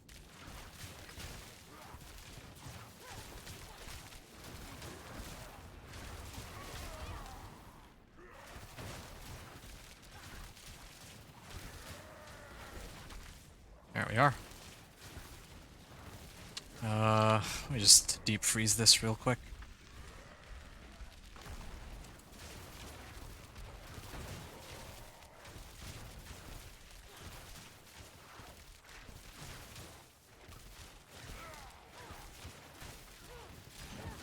There.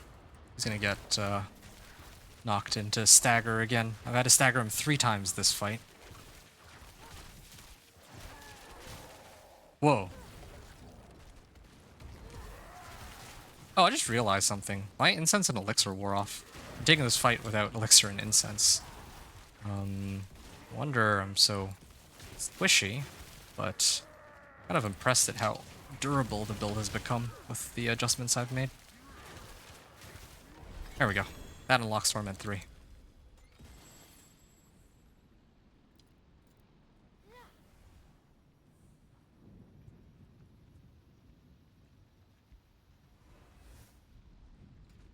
Alright. So that brings us up to... I guess I can level up Destruction Glyph. That seems like highest priority now.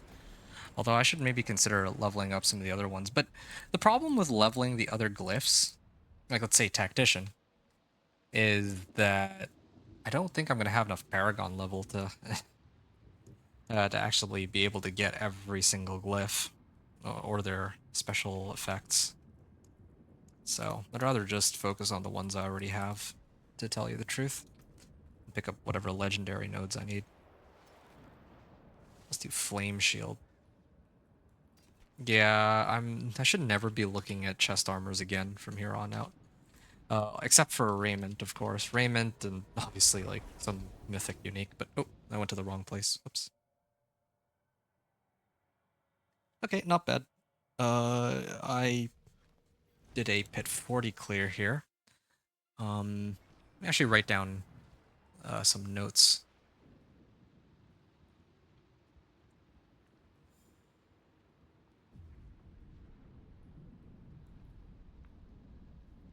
Pit 10, pit 25, pit 40. Okay, so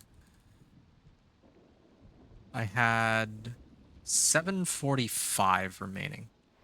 So 308, let's just say. Pit 40 clear, 745 remaining. And I used the above. Or, like, the stuff from the pit 35 run to unlock Torment 3. Wow, it's amazing. It's funny because that also means that I must have just run out of time on my incense elixir, because I know that I only had 7 minutes remaining. And this run took about 7 minutes, so. And it just wore off, like, midway through the boss fight. Okay. There you go. So that is a Torment 2 clear. That was faster than with my companion druid, but of course keep in mind that I have access to a lot of things that my companion druid didn't, like materials and paragon levels. So out we go in Torment 3. We'll continue in just a second after I grab some water.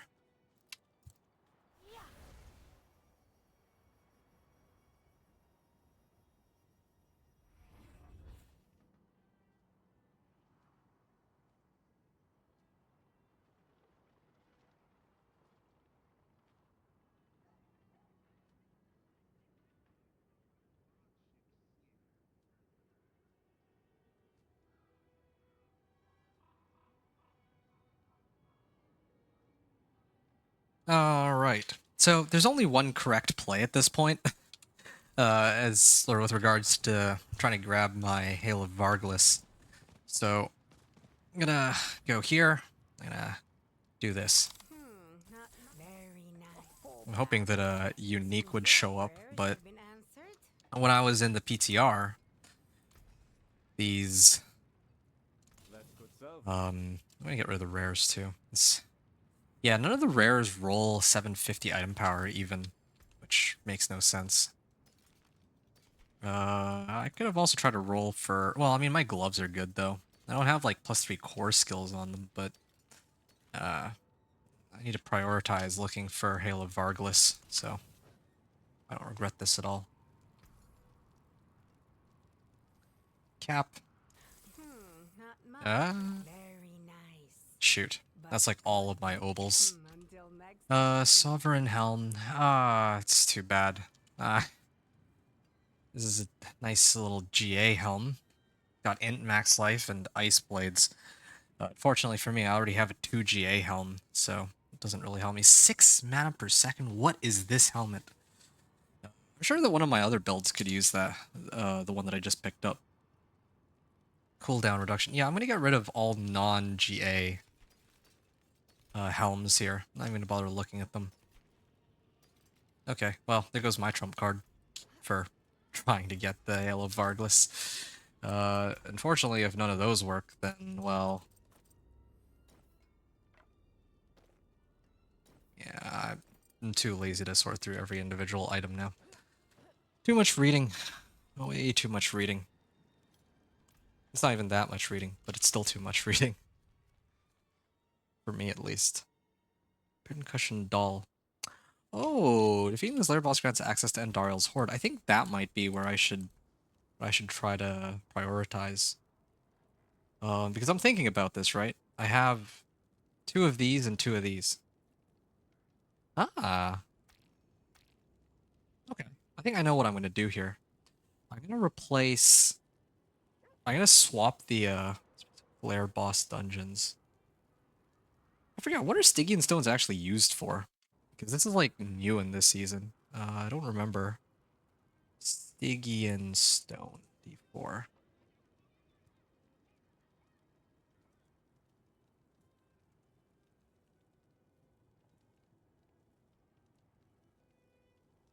To convert into greater lair boss keys.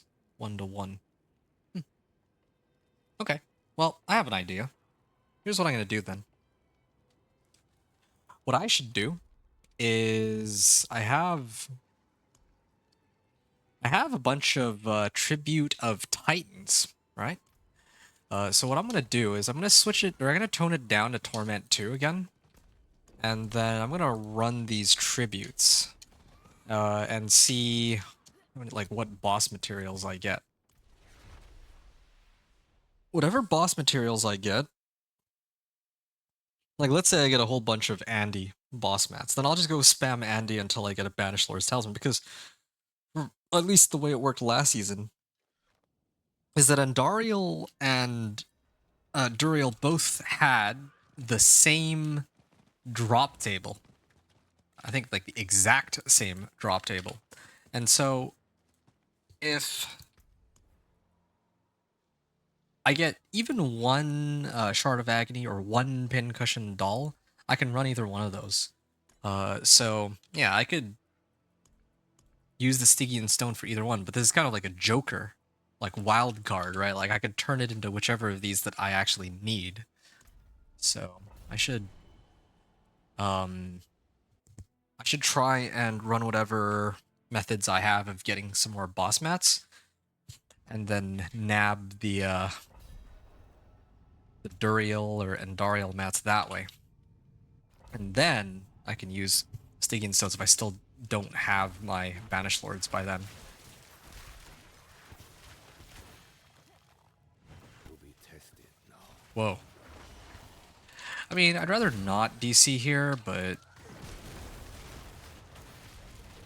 if I DC here, then at least I haven't used up elixirs or incense, so that's like one upside.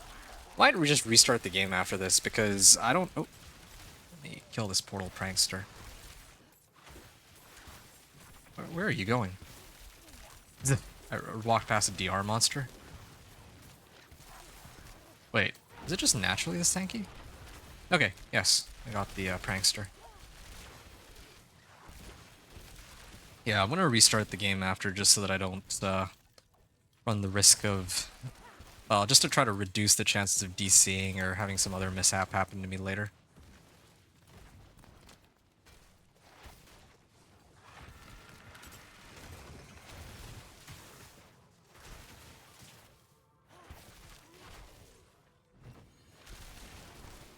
Yeah, I think I'm actually pretty close. There's just a few more things that I need. BLT. Oh yeah, Hail of Varglas. I still need Hail of Varglas. I don't know where I'm supposed to get that. You know what? I haven't found it from any of the other bosses, and I think I've done pretty much all of them, except for... I haven't done Urivar. I haven't done Urivar, and I haven't done Harbinger. It might be one of those that drop it. If it's not one of those that drop it, then, well, maybe it is gonna be dropped by Duriel or Andariel. So those are the options, I think. But I think that the way they've done it, because they don't want people to be gate-kept on having to get the expansion. Like, they definitely want people, or they definitely want to encourage people to get the expansion for, like, Vessel of Hatred, right? But I don't know if they would make it, they would lock Hail of Varglas behind, like, Harbinger specifically, or Urivar specifically, because then, like, I think a lot of people would have pretty much no way to get it. So, not entirely sure. Like, they could do that. Maybe they did do that. Right, you could make that argument about, like, runes. Like, they added runes into the game, and only if you have Vessel of Hatred can you actually use those. Or Nahantu region. But in my case, I just don't think they would do that. They wouldn't lock, like, a unique behind only one boss that you can't access in the base game. Because then what's the point of adding that item in the first place? Well, I guess that... Well, anyway. I don't think they would. I don't think they would. But maybe they would. Either way, even if I don't get Hail of Varglas, I can at least get Banished Lord's Talisman, and I can kind of play around with my stuff to put that orange Ice Shards together. I would ideally like the whole shotgun setup going with Hail of Varglas, but even with Banished Lord's Talisman alone, I could probably go up another 5 pit tiers. I mean, the one that I just cleared, I had like 8 minutes remaining. So if I were to run pit 45, I bet I could run it with... I could probably run it with 1 minute remaining or something. But yeah, that's not worth it. I'm gonna wait until I power up enough that I can run pit 40 with 10 minutes remaining. And then I'll go from there. Oh yeah, I also still need to masterwork my equipment. That's another problem too, of course. Yeah. There's still multiple ways I can up my character. I'm hoping it doesn't take as long as with the companion druid though. It's the other thing. Like, this build, at least on paper, should be weaker, but again, like I mentioned, the problem is I'm starting at a higher Paragon than my companion druid, like a much higher Paragon. This is like, well, like Paragon like 130 already, right? And the boss powers actually do scale off my Paragon levels, so... Well, that simplifies things a lot for me. Because I'm actually doing double the damage that I would be without it. I think. It feels like about double the damage with the lightning. Oh, I'm already maxed here. Oh. Oh yeah, when I use teleport, my raiment pulls monsters together. I'd forgotten all about that, but whatever. Okay. Yeah, I can't speed clear these like some of the other sorcerer builds, but whatever. I'll take some time to get going. You have strength. I wonder, are your fangs as sharp as mine? Let's find out. Yeah. Oh, lightning coming down is like hitting for 1600. And does this give a lot of XP? Not a ton. Alright. Let's see what I got. Tribute to Titans. Ran a tribute to get another tribute. Oh wait, no, that's from the, that was for the Pranksters pile. Shard of Agony, Distilled Fear, Malignant Hearts and Exquisite Blood, and Judicator's Mask. Oh, this actually is giving me a good chunk of boss mats. Now I can run Urivar if I want to, or I could run Duriel. I still have other tributes. In fact, I gained tributes from running this. Like this is like a net positive, but I think what I'm gonna do is I'd like to get, like, the sooner I can get my Banished Lord or BLT, the better. And I remember that I ran Urivar and he dropped me Banished Lord's Talisman, the companion druid. So it stands to reason, like multiple copies, I think. So I think it stands to reason that if I run Duriel or Urivar specifically, that he might have a chance for me to get it from here too. I also just yank the Banished Lord's Talisman in my stash, but you know what fun would that be? I'm trying to test stuff out here.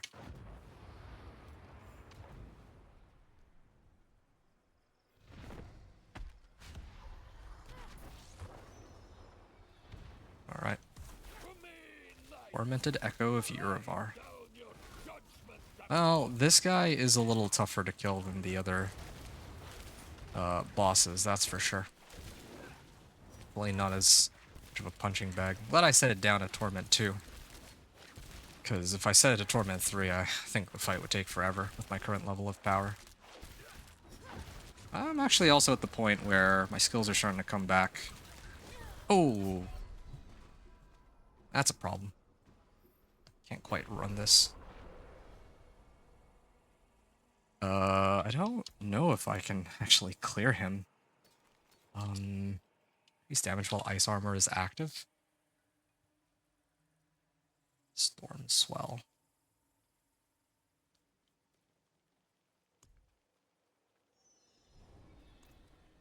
What if I... Yeah, what if I actually used... Well, actually, I'm already capped on... I'm actually capped on my resistances. What's killing me? He's managing to instantly kill me, but I don't know with what. Maybe it has to do with the fact that I have, like, no life. I have, like, 3,000 life, which is pretty much nothing. That could have something to do with why I'm struggling so much. And I don't really have many sources of DR either, just to make matters even worse.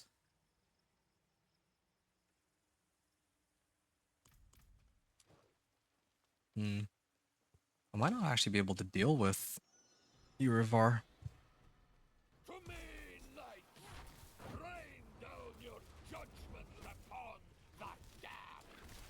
Okay, I gotta look for these, like, little light beams. They're coming down from the sky. Ow. If I get hit by any of his attacks, it's so painful.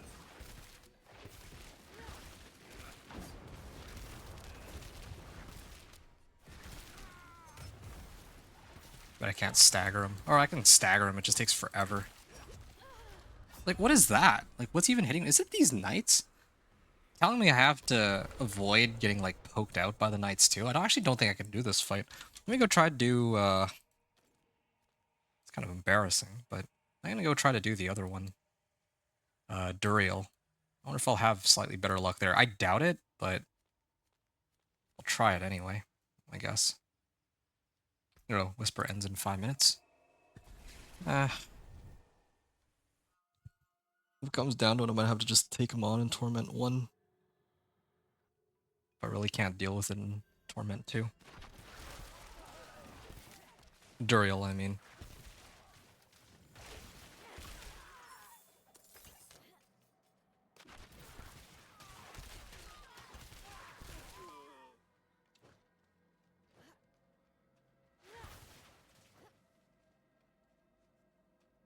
Okay. Pestilent Altar.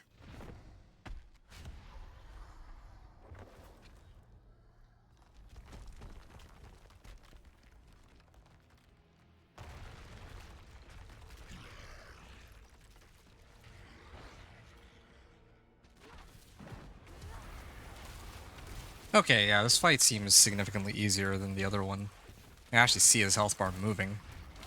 I just have to be careful for... Oh yeah, I remember he has like an instant death attack. So, I keep my distance on this. Oh yeah, it's when he burrows and then he emerges from the ground. If I stand where he does when he comes out, then I die. Also, he has another one where he pulls... if I'm like too close, then he'll just grab me and instantly kill me. I think, funny enough, in the beta, the really old D4 beta, or trailer, I think they showed something like that. But, never actually added into the final release. At least not as far as I know.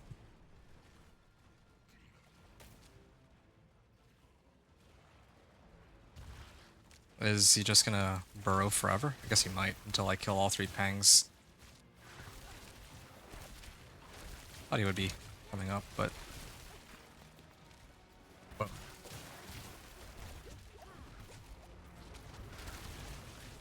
Ah! Okay. I'm not used to these new attack patterns that Duriel has, which is annoying. I don't think I'm going to be able to finish this fight in the next 4 minutes. You know what I'm going to do? I'm going to go back. I'm going to set the difficulty to Torment 1. I'm going to insta-clear Duriel just so I can get the Whisper. And then... I'll try it again after that on Torment 2. Oh. Finishes in 2 minutes. No, I can... I mean, I want to say I can clear this one, but... there's... I don't know how quickly I can get through all the phases. That's the concern I have here.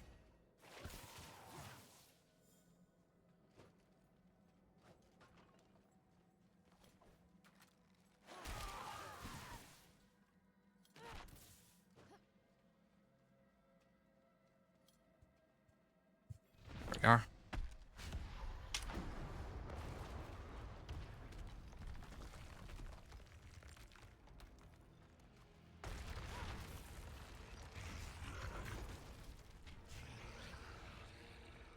Please. Okay, yeah, I'm forced into second phase here. But this time I know that he releases 3 pangs.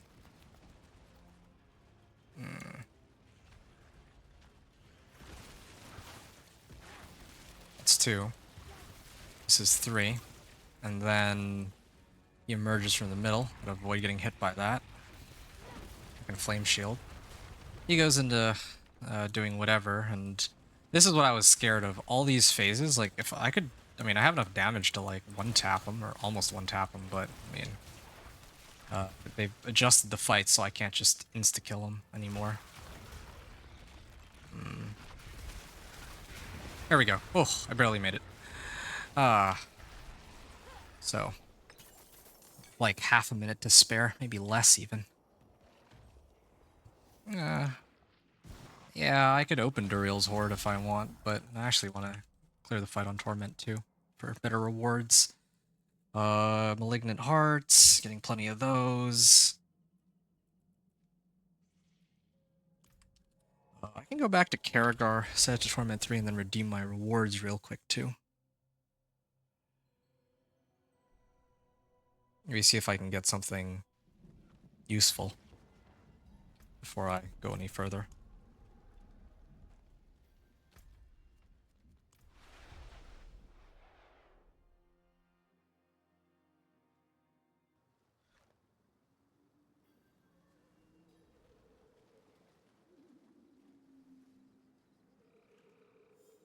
it is done. Greater collection of chaos. Yes, most definitely. It's a greater collection. So surely it's got to have something of value, right? Well, give me a lot of stuff, but I don't know how many of these are actually useful. I did get some Malignant Hearts, at least. But I already have Talloop and Raiment, so I don't know if I really need Malignant Hearts. Incinerate, Firewall. Ooh, this I think is a higher roll than what I have right now.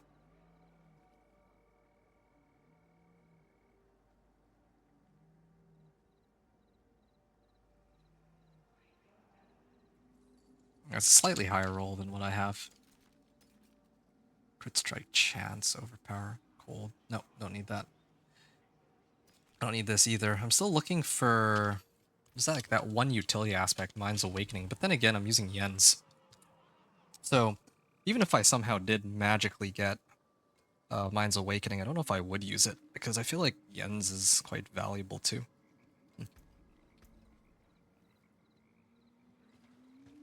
Well, whatever.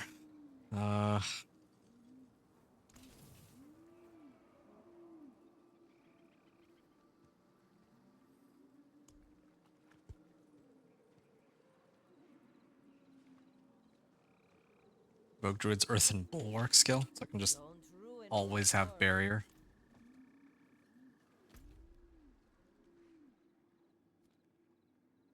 Slay Beasts in the Ice. Okay, how many materials did I get from doing that?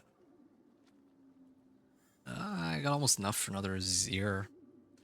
But I'm gonna go back and try to do Duriel again. Not on Torment 2, of course, but on Torment... Or not on Torment 3, but on Torment 2. Just want to get the rewards here on the highest possible Fine. Torment that I can manage. Far as towns go.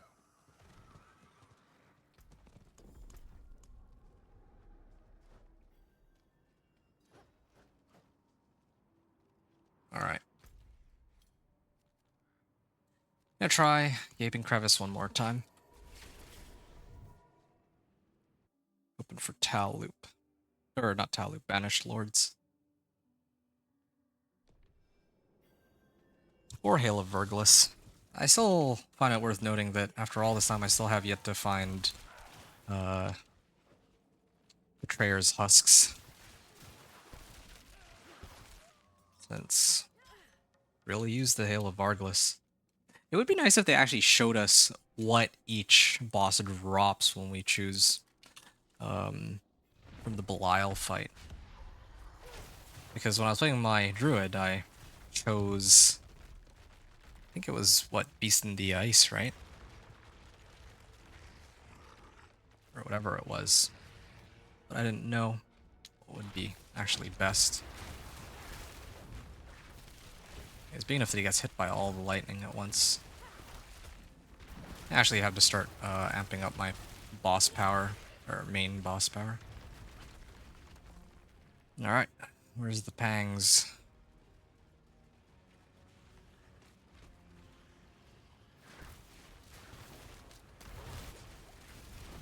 What? Oh, do I have to avoid getting hit by this too? It's so stupid, where is it even going? So, okay. I think I'm starting to see here what the pattern is. So he goes into the first phase ends. He goes into he digs underground. If I get hit while he's burrowing around, then I take a ton of damage, and then I can't stand in the middle once I kill all 3 pangs.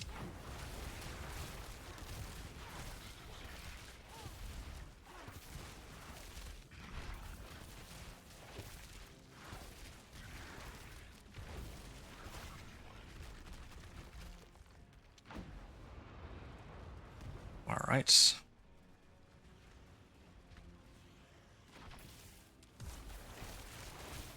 Ow.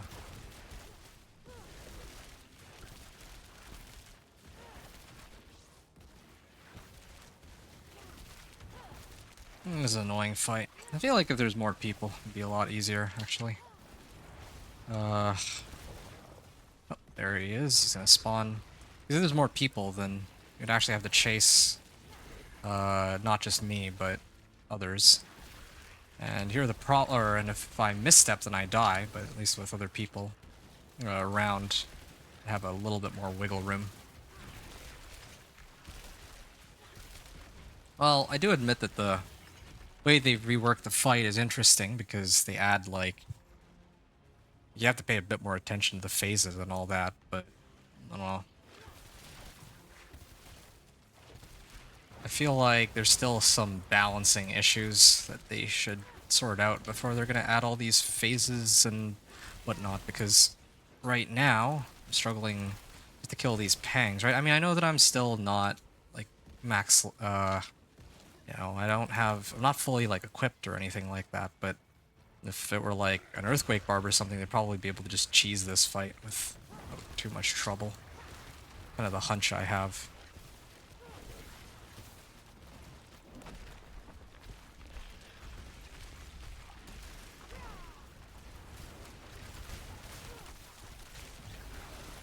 There we go. Done. I was trying to get the hang of it. It's nice to actually figure out how to bring this guy down.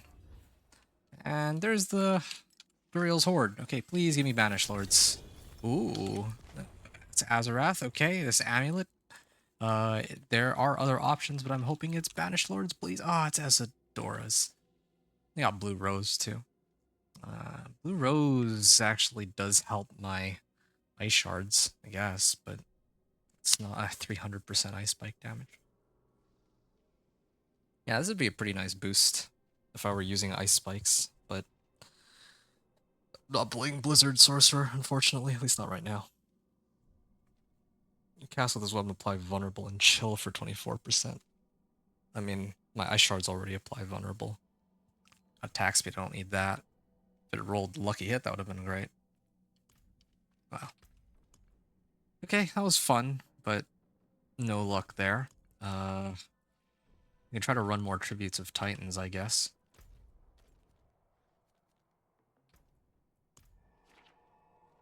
Yeah.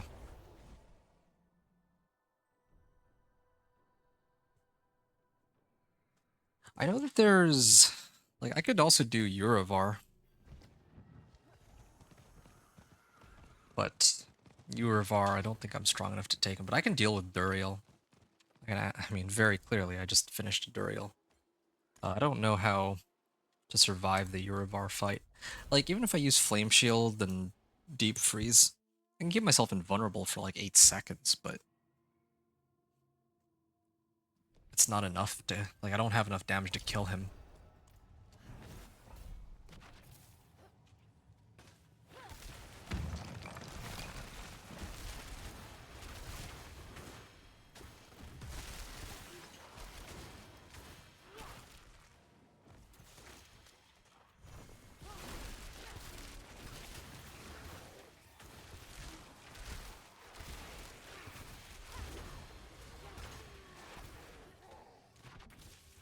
Hmm.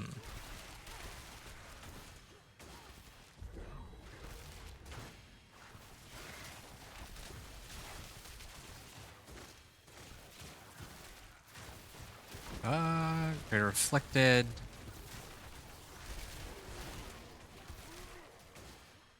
And I can go this way.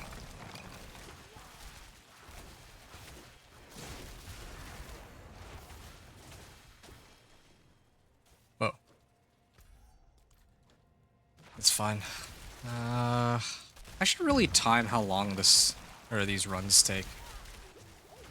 It's something I gotta sort out too.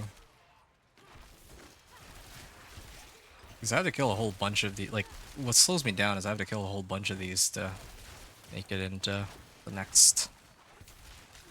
Into, like, level 3, right? There's 3 levels, and then the boss fight, my understanding. I cleared everything over there. Alright. Undercity Portal.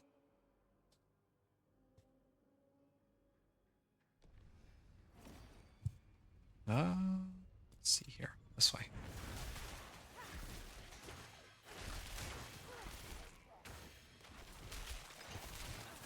Okay.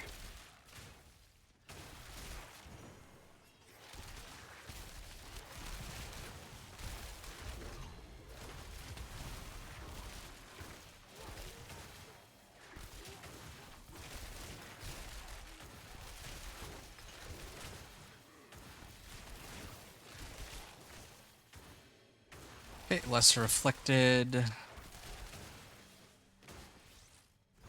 I'm actually closing in here. Oh yeah, they're counting the floors wrong. So earlier I was on floor 1. I went into this portal. I'm still on... It says I'm still on floor 1, but I'm clearly on the 2nd floor. And the next one will be the 3rd floor, not the 2nd floor. So they're miscounting that. I was wondering about that, because I never really paid attention to it when I was playing the Companion Druid. I just ran it.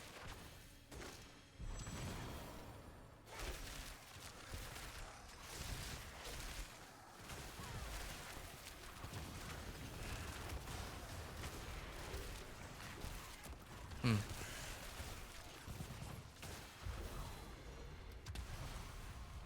Okay.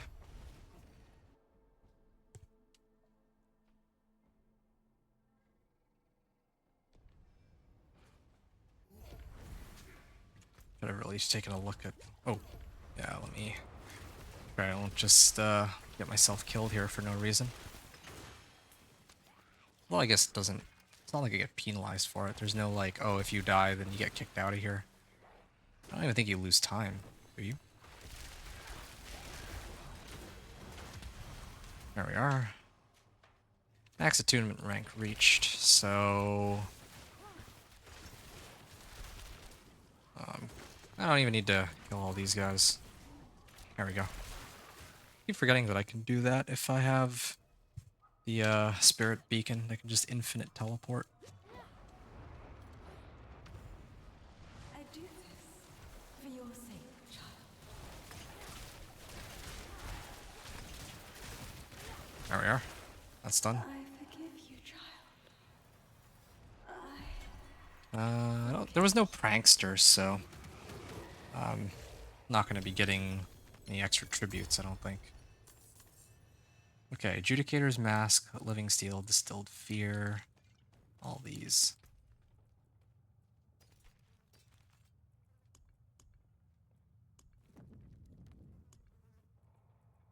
Malignant Hearts. Yeah, I'm gonna drain through all of these, I think. I'm just trying to think about, like, should I run the other bosses too? Or, like, because I have one run for each of these bosses that I can do, but I kind of want to just save up my mats until I have a bunch, and then I'll just run them all back to back. In the meantime, I'll do tributes, right?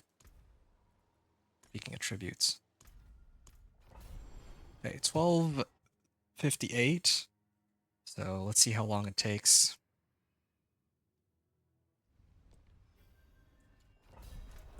This way. I don't think I'm using these beacons the right way. So here's a spirit beacon. Okay, so now I have infinite teleport, right? No, I don't? Okay. Oh, I'm misunderstanding how this all works then. Oh, there we go. Maybe it's when I kill a monster that I get the unlimited teleport or something. There, spirits empower me. So now I can just do this.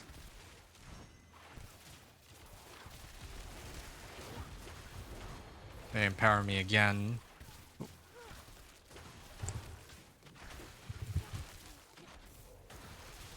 Oh, I see. It seems to reset... Oh, where'd this guy come from?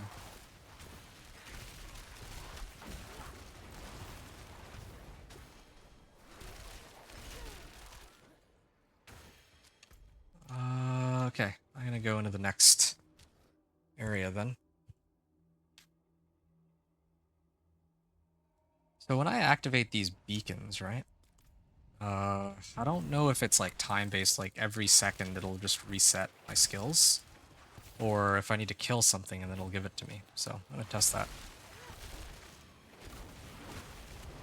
Okay. I think spirits should empower me here.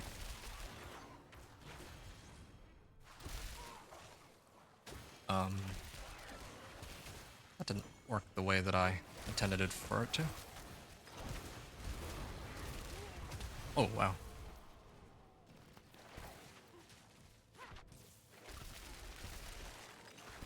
Yeah, see, I'm empowered, but... I mean, at least it gives me, like, a ton of cooldown reduction. Yeah. It does give me a lot of cooldown reduction, but oh wow, go down to like 5-second flame shield. It's like max. Like, I know the channeling shrine gives like a certain percentage cooldown reduction, but this just straight up sets it to the minimum possible value for whatever skill you're trying to use.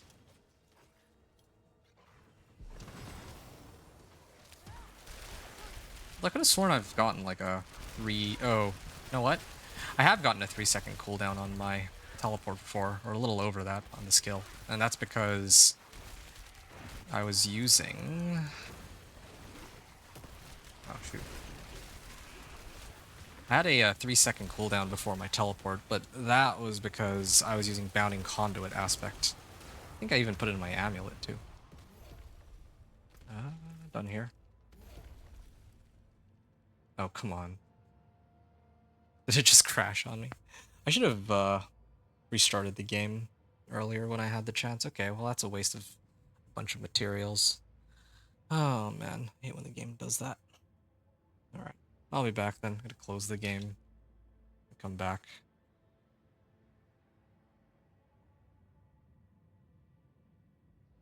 I do think there's a memory leak issue going on because it's like lagging the rest of my PC too. Like this is very unusual compared to how it usually operates. Okay, gonna give it like a minute or two, and then I'll start it up again after.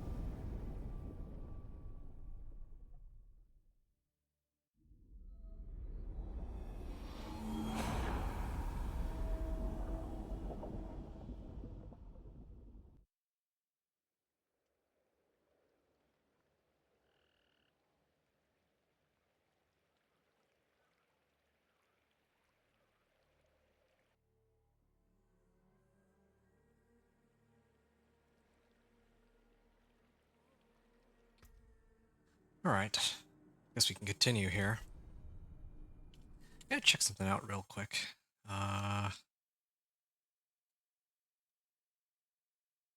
So right now,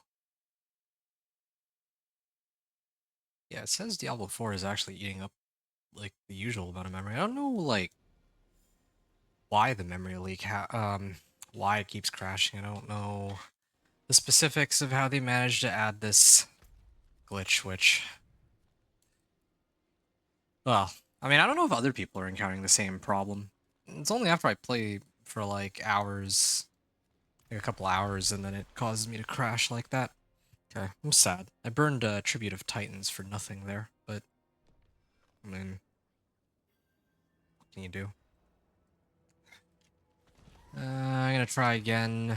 I don't think I'll crash this time. Just a hunch, but if I crash again, I'm gonna maybe call it for the night, but it's so choppy. And I only had 2 left. Or now I only have 2 left. Well, I guess I can always get more tributes by running, like, whispers and all that.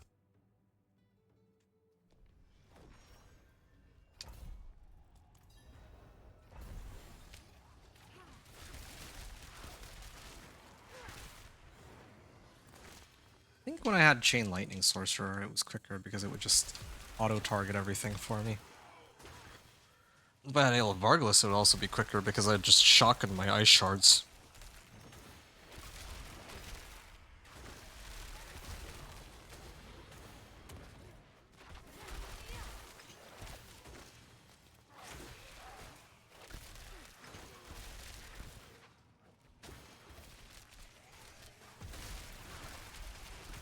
Alright.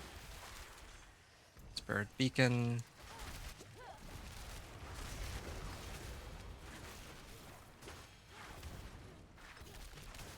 Yeah, I think if I kill like a set number of monsters in the area, I think that's when it will reset my teleport automatically. I think that's what's happening. There we are.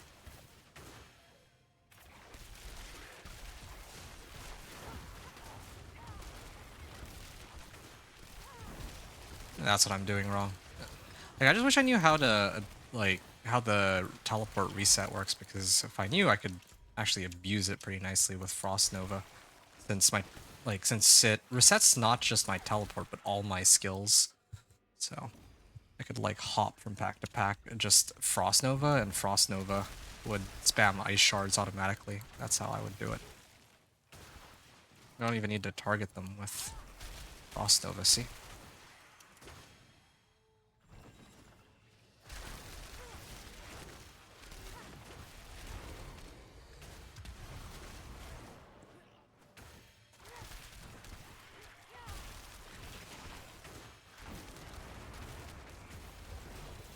Alright.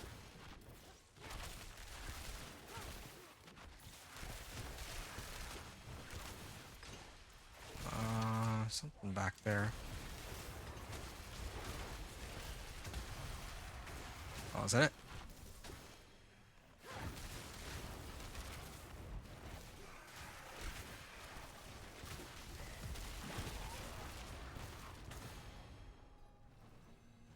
There we go. Made use of those braziers for infinite teleport. Let's just avoid getting hit by that with Flame Shield.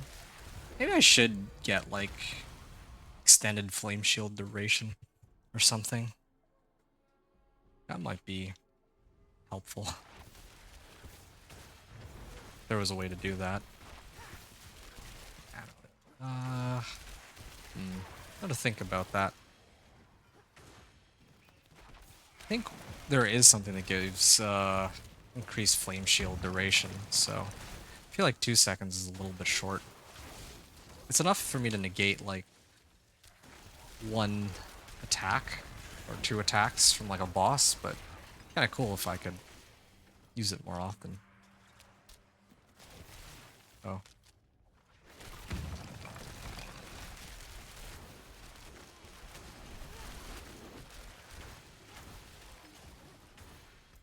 Oh, okay. I just gotta...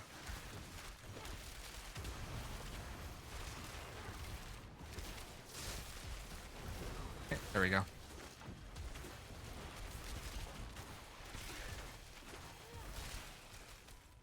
Alright, there we go.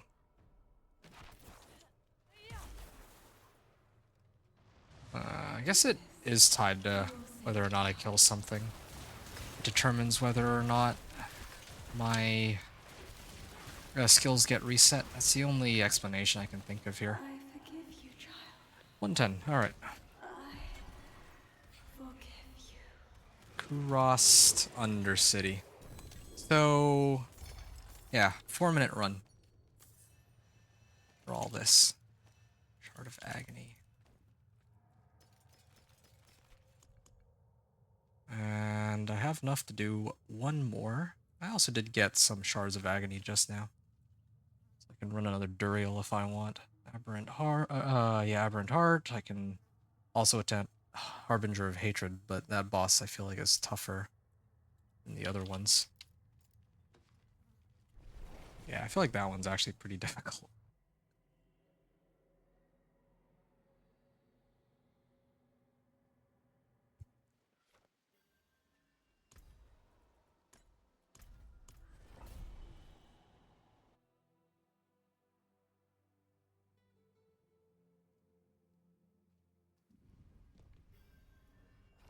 How much Spectral Ash do I have now? I've been slowly gaining Spectral Ash.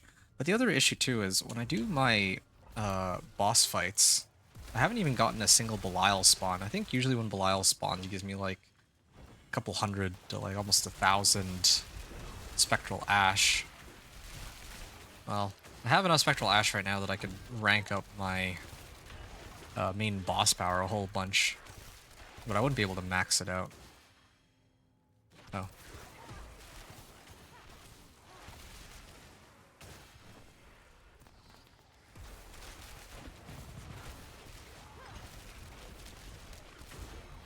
Alright.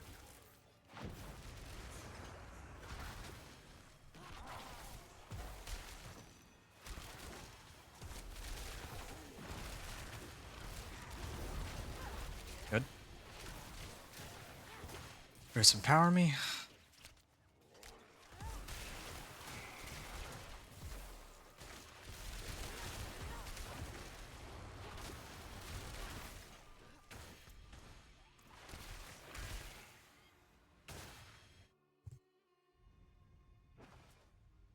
Okay, hold on a second. Alright, I'm gonna continue here. Where can I go? Over here? Alright.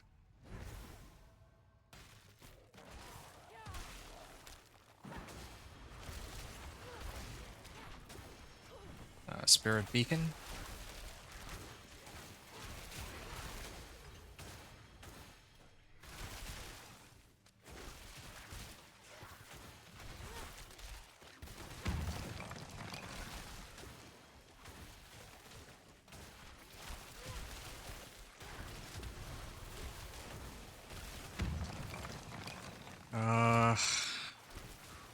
Attunement rank number 1. Okay, I just gotta do the beacon now. Oh, that light though. Here's empower me. Gotta hit another one of these. Empower me again. Goes to the empowerment. There.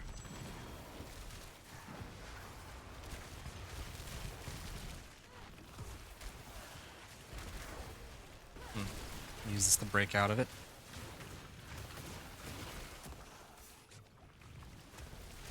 Flame shield. Let's grab all this. And Undercity portal. Nice. Okay. Let me go this way.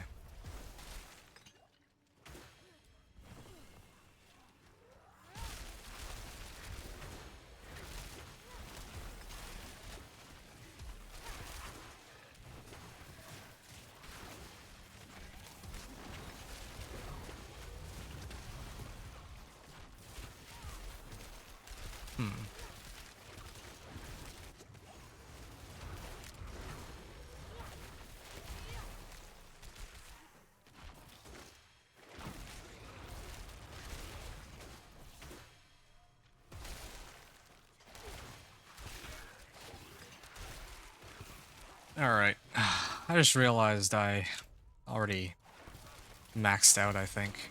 Or I think I got max attunement already. Just to be on the safe side, I'll kill these packs on the way in, but I think... Oh, it says reward upgrades 4 out of 4. Okay, yeah, I should be paying more attention to that.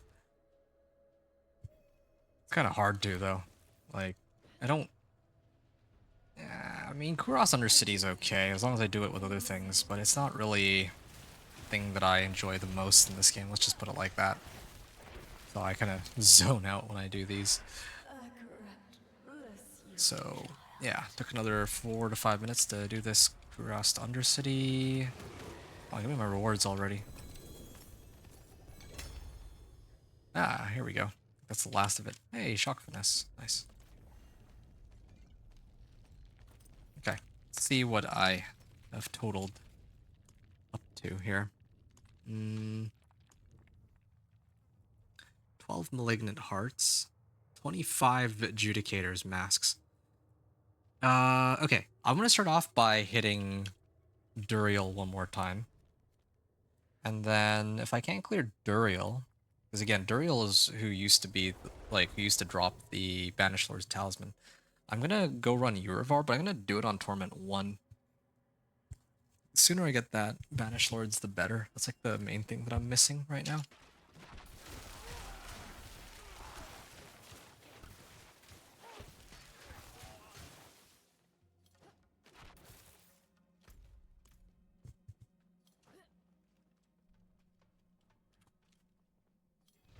Alright, here we go.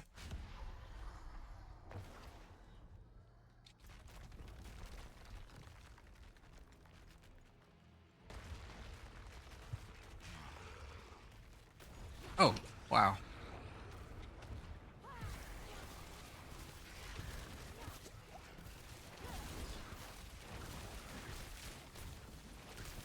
Ow.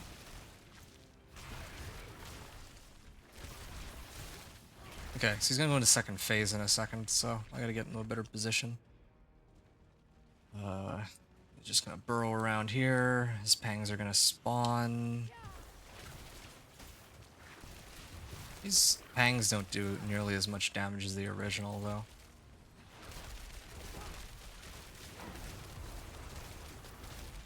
Okay, that takes care of one of them. Avoid this one. Yeah, at least it doesn't go super fast. It's another upside. Oh. Yeah. When he burrows, it's not like he can move very quickly.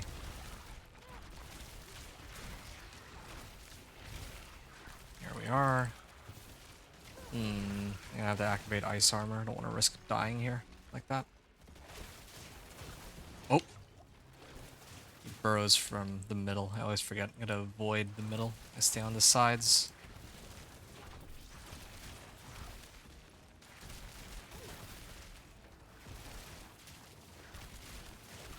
I'm gonna Flame Shield this one, I think.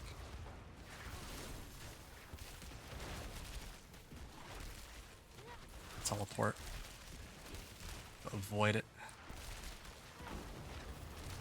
And I'm just gonna let him spawn back in the middle. And see if I can kill him here. Keep my distance. Oh, what? I didn't even see that circle. At least I didn't die to it immediately. Oh.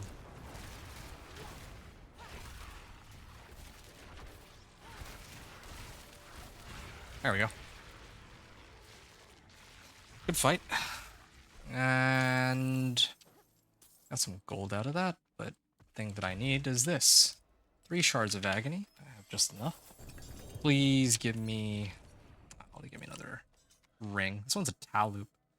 This is actually a higher roll than the one that I currently have. Warding. Yeah, because the one that I currently have has a slightly higher cooldown reduction, but the damage roll is a little lower. The trade-off. Yax rune, is that... No, wait. Which one's Yax? Oh, here it is. Drink a healing potion. Yeah, I don't know. Like, I feel like they shuffled the uniques around because it's much more difficult to get my Banished Lords now. At least from this guy. I'll do 2 goes of Urivar in a second. I'll do it on Torment 1. Like, I just want to get this over with. And if it means a lower chance, slightly lower chance, then I'm willing to kind of gamble it here. Because I have no idea how they shuffled the drops around. I can also do Beast in the Ice real quick. Since it's also tied to a Whisper of some sort. So, 2 birds with 1 stone. Quite literally here. It's not really a bird, but yeah, I can get the rewards from Beast in the Ice. I can also get the Grim Favors. It's like 6 Grim or 5 Grim Favors, right? I'm at 1 right now, so that helps. I just gotta make sure I don't embarrass myself on this. Let's fight here.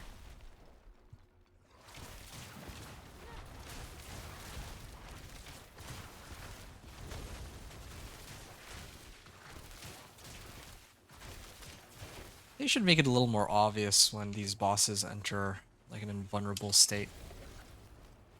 Oh. My End's Blessing popped Flame Shield.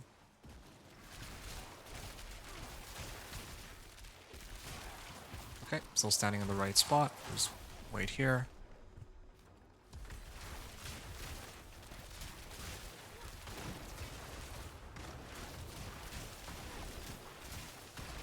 Ow. Didn't expect that to do so much damage. Tanked it because I thought it'd be fine, but that was more troublesome than I meant for it to be.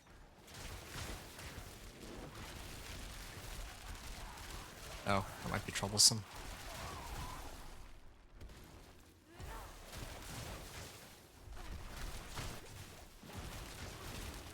Okay, I think this is close to the end of the fight.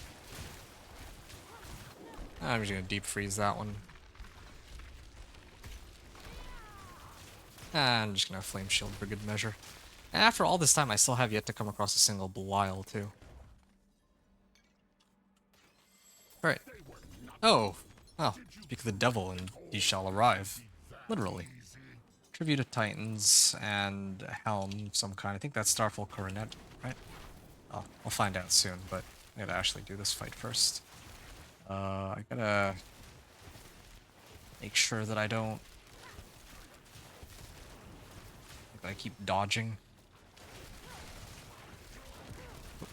There is no escape.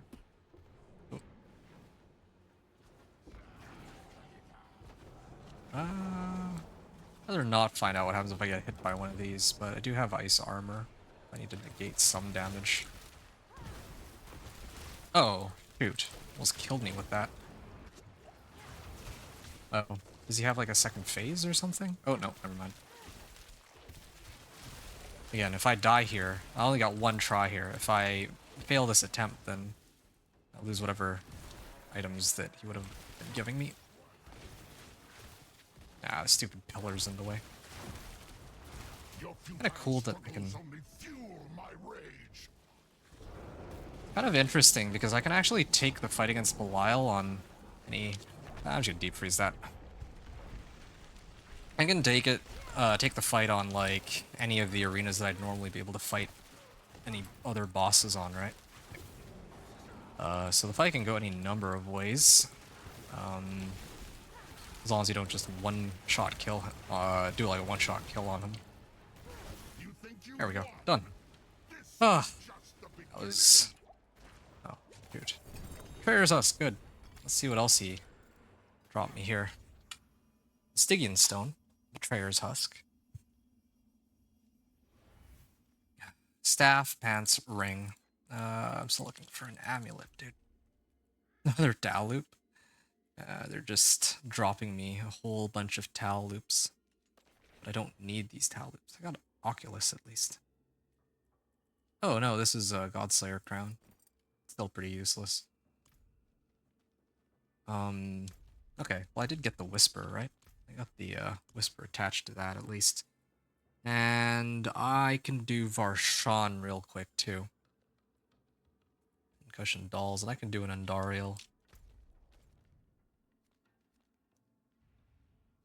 They really should separate Malignant Burrow from Tree of Whispers, so don't accidentally click on Tree of Whispers rather than the Burrow.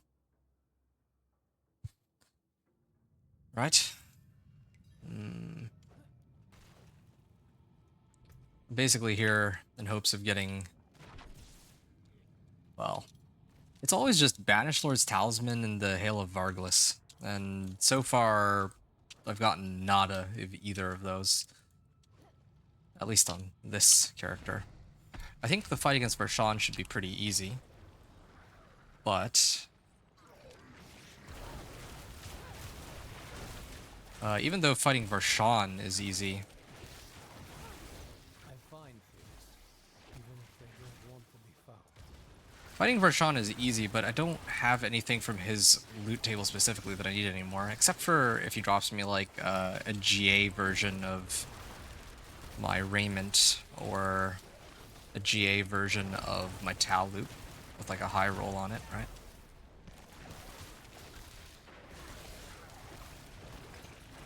Yeah. Well, just talking about his loot table specifically. He might drop me some other pretty useful stuff. Not entirely sure.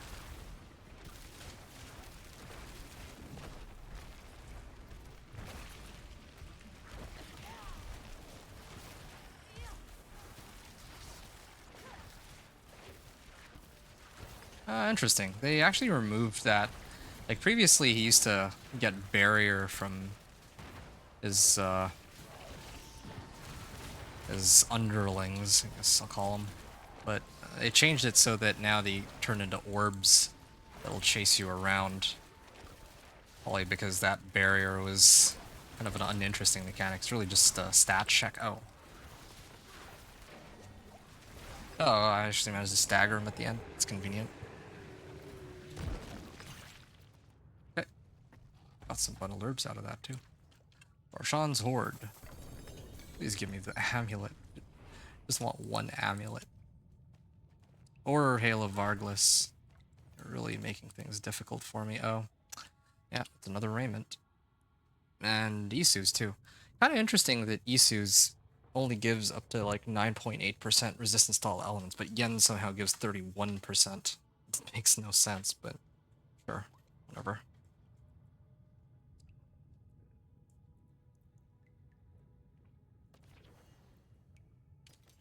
These are pretty good.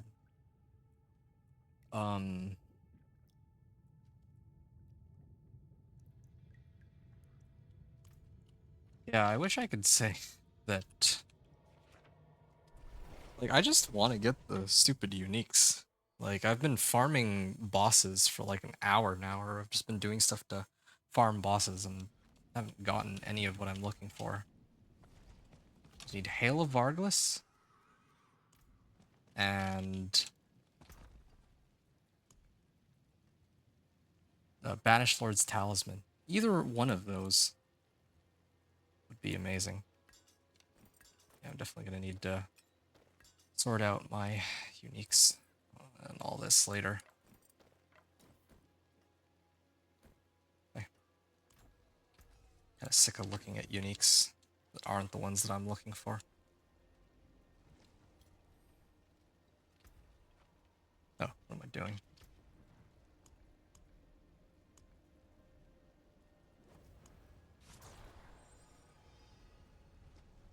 Okay, Lord Zir.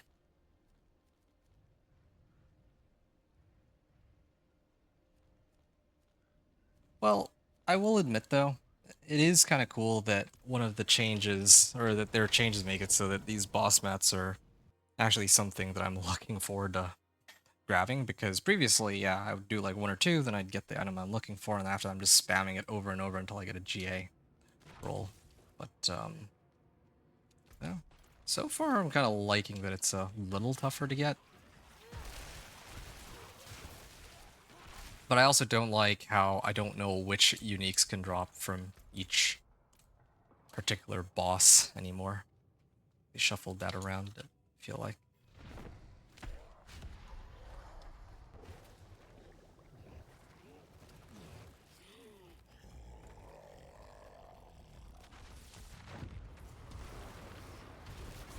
Ooh! Didn't expect them to one-shot me there, I'll admit. Okay.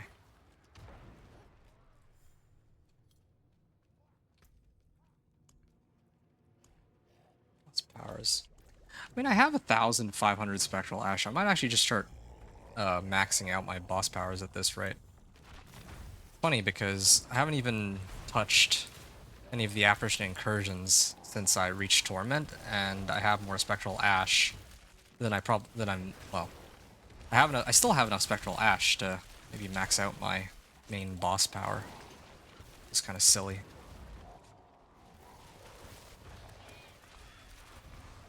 I think I'm just a little worried that... Oh, shoot. Had to activate Flame Shield there. Ah, I'm too lazy to try to dodge this.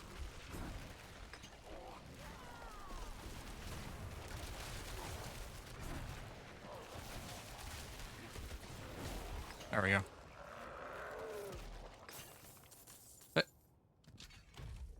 And give me your loot. Ah, come on, unique amulet. Oh, a Zanrun. I think I actually need that one. Okay, hold on. Let's start off. First things first. I'm gonna guess Esidora's, but... Oh, Fractured Winter Glass. Well, that's also useless for me. This is like my third Akuns. And this is my first legendary rune. Either way, next attack will cause your hits to be a guaranteed critical strike and overpower for 0.35 seconds.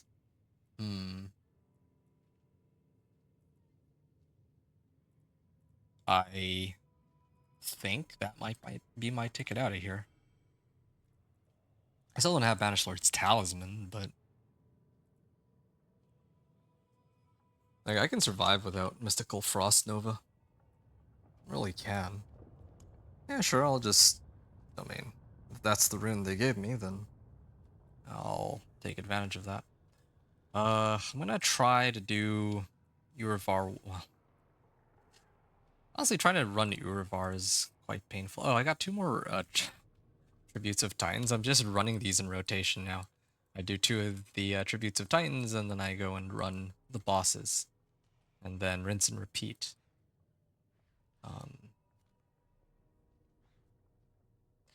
What I'm going to do, though, just to switch things up a little bit, I think I'm just going to max out this boss power, or try to. Yeah. I cannot afford that. Okay, I went from 133k to 275k. And it's like rank 18 now. Yeah. Let me try cheesing Urivar with this boss power on Torment 2. That might help. I mean, it's fair game for me to be using this boss power.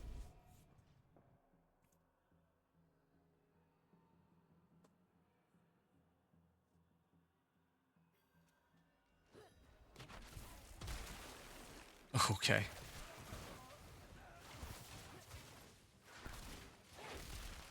Yeah, even my regular Ice Shards don't have to kill these. It's really just the lightning, for which I'm curious as to how much damage it's going to be doing now. And who knows, maybe I can amp up my boss powers, the Avarice one soon, too. Alright. I cast 5 skills, and then I get exhausted for like 5 seconds, right? Yeah, I'm definitely seeing the crit overpower, but it's not like as crazy as it would be if I oh. Definitely have more damage than before. I just need to find a way to like dodge his attacks. I'm gonna try one more time, Torment 2, but otherwise I'm gonna go back to running the I kinda wanna try to run this on Torment 1, actually. I think that if I do 2 of these Urivar, I might get what I'm looking for. Like, I could also just run Tribute of Titans and... Like, last time I got, like, a bunch of Banished Lords, like, back-to-back from Urivar. That's why I'm so keen on, like, running Urivar. Because if I got it last time, then I should be able to get it again this time. That's my, logic here. At least. And now I actually have enough damage because my lightning's hitting for 2.2 million. 3 million. Okay. I didn't even know he could do that. Yeah, no, I've had enough. I'm gonna cry uncle. Gonna repair my gear and set it to Torment 1. And just run Urivar twice. Once or twice. However many times. Oh, hold on. This is finishing in 17 minutes, so I have a bit of time. Torment 1. I forge more than horseshoes and nails. Prepare. And I'm gonna try... Oh. Oh. Still not it. Uravar.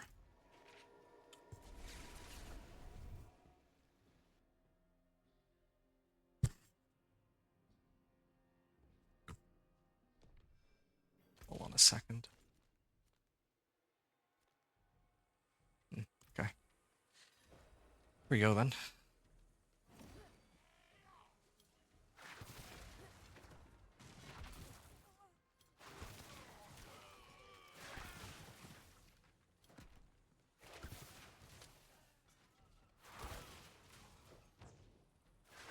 Okay, I guess I'll go up this way.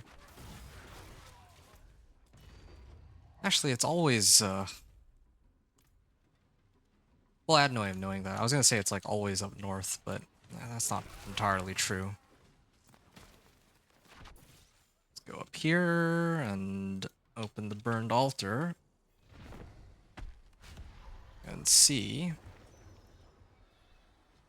how much easier this is on Torment 1. Oh yeah, that's a lot better. Can I tank all of his stuff? Well, I'll never know. So if I do enough damage, I can actually bypass all of his phases. And let's get our reward. Come on, give me my amulet, please. Okay, an amulet, there's some hope. Here it is.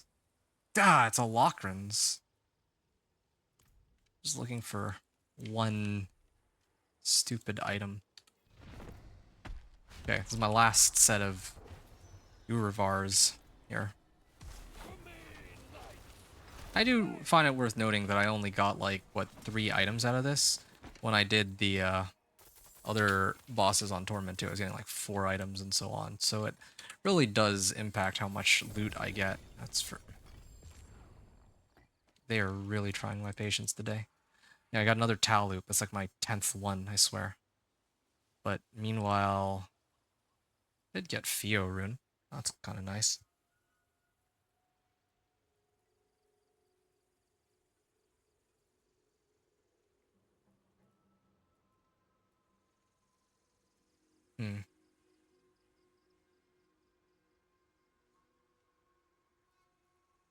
Hold on. Let me check something real quick. What do you Theo rune? It says increase duration, but it doesn't say by how much. I would assume that it would be like... Because I overflow by like 3 times, it's like crit overpower for like 1 second. That's what it sounds like, but I could be wrong.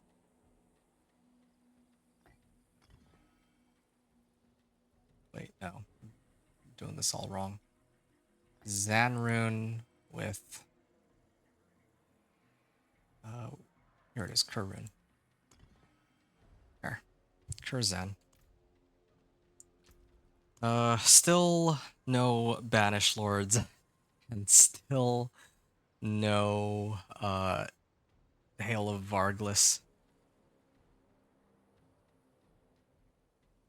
I'm gonna run Andes at this, like, I don't want to do the Andes fight, or the Andariel fight on Torment 2.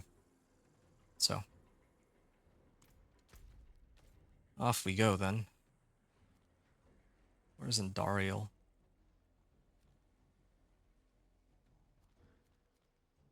Yeah, here we go. Man's Hall.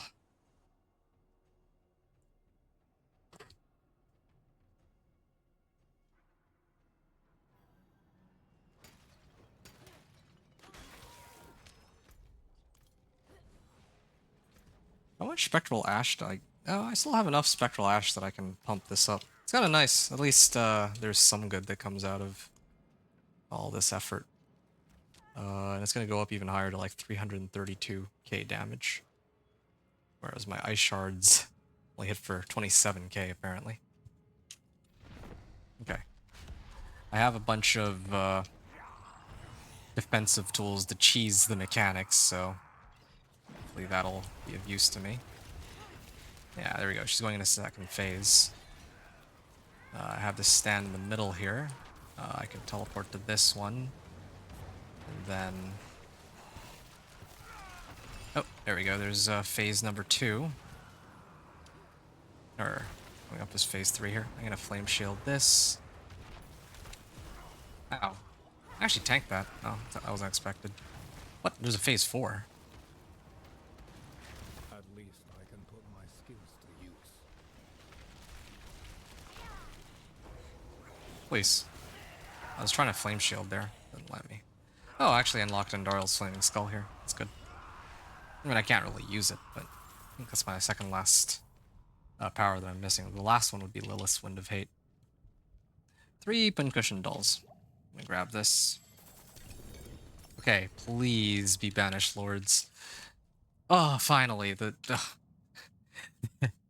first banished lords they give me.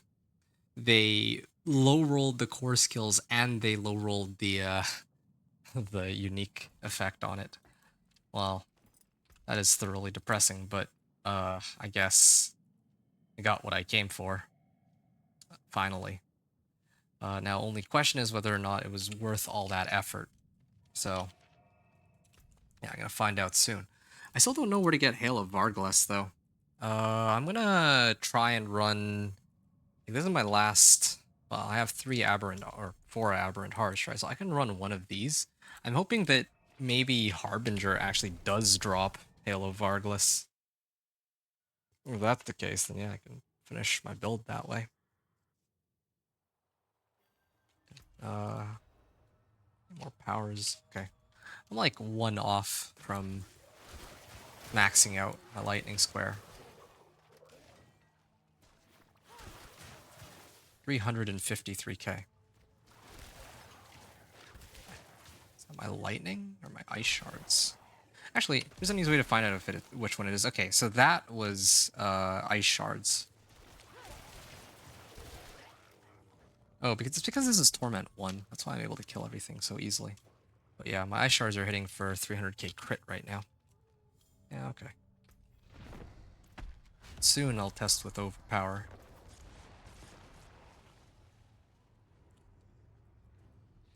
Start draining out my mana and all that.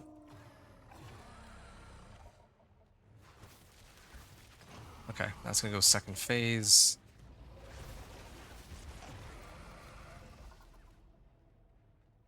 Okay. Oh, I triggered that too soon. I was supposed to use Flame Shield in case he tries to jump at me. Because I'll feel better for all the times I died with my companion druid trying to clear this fight just to get his power.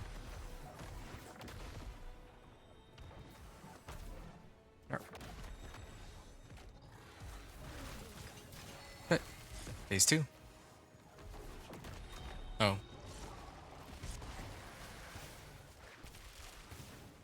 I can actually just kill these with my normal ice shards. Oh, that's interesting. Yeah, see, I just tanked it with Flame Shield.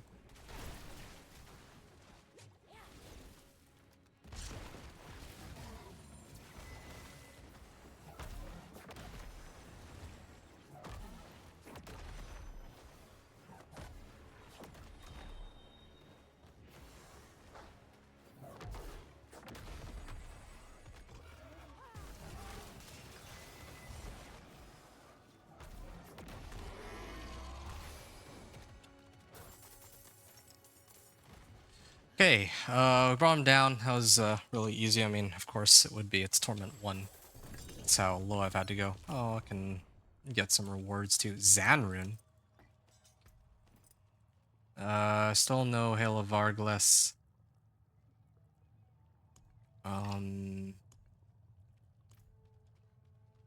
Yeah, I may have to go back just to grab some rewards. And then I'm just a little short from being able to max out this power, it seems. I just need to do 1 incursion, or maybe I can get some Spectral Ash from the rewards and then I can just max out my power like that. That's probably what's going to happen. Oh, Masterworking Equipment, good. I'm like 1 short from this one. 25,000? Okay, well, good luck with that. Tempering Manuals. Oh, Frost Augment's frozen. And I'm also getting... Let's Still double damage. I'm also getting herbs. I have a lot of herbs now. Obdicite. Got 461 Obdicite out of that. So I started about 200. So I think that it would be reasonable for me to start. I don't want to amp this one up.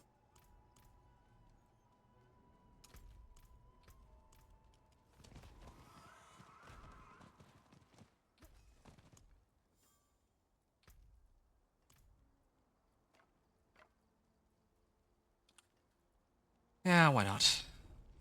Vulnerable damage, good enough for me. So in that case, I can try to masterwork this real quick. I'll always get more later, but I'll just do this now for each of my uniques. Well, I actually have 4 uniques, technically speaking. So well, yeah, I have to upgrade like 4 different uniques. So might be getting ahead of myself a little bit, but I'm just gonna leave it. I don't need to upgrade anything. Like just my weapon. I had to upgrade my weapon, of course, because this is probably what I'm gonna stick with anyway. But who knows if I find like GA for the rest of my gear, especially my amulet. I might try to find, or I might end up finding something much better than that. Okay. Ash Lords. Okay, it's about time that I want to like max out this power and then give it another spin. So I'm actually gonna run an Apparition Incursion. I haven't been to one of these in some time, so actually gonna do Pit. Maybe I should finish the Pit and get credited.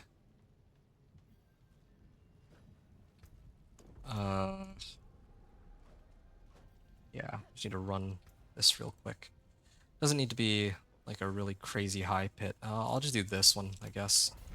How much? Oh, wow. I have more Artificer stones than I had when I last checked. Probably from all the whispers. Yeah, so don't need to worry about running out.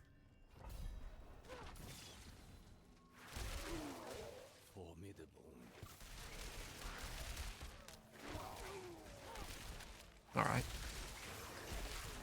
Yeah, I would, like, I know that there's an Apparition Incursion, but I'd rather get the Whispers. Like, the more chances I have to get better gear, the better. And, I mean, boss mats too, but... I mean, at this point I have Banished Lord's Talisman. It's just Hail of Varglas that I need, but I've attempted every boss and I haven't found it. And I haven't even found many Belial fights either. Like, in the PTR, he was showing up, like, super often. But here, it's... definitely... They definitely made it a little bit rarer, or a lot rarer, I would say. What else can I run out of this loot?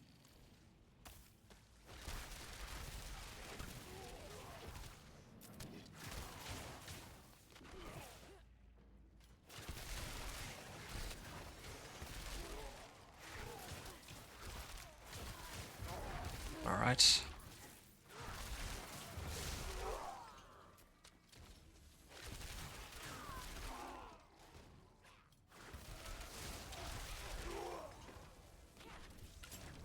Charon's Demise. Didn't I just get like a pretty good rune too? Theo rune. No, maybe not. It was Yak's rune that I got, but I guess it's like a magic rune I already own. Let's drink a healing potion. I keep thinking that maybe I'll get that rune that, well, there's a few runes I need. I need the, like, Nagy rune for my druid. I need I need the core skills one. Or whenever I cast a core skill, I get 25 offering. That would be really helpful. And there's like a number of other options, really.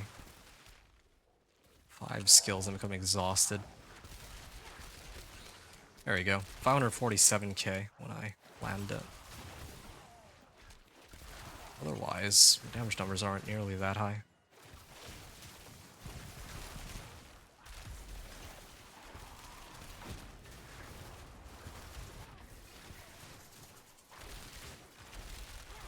Yeah, started this run about 3 minutes ago. I'm counting because, again, like I only have 5 minutes to do this.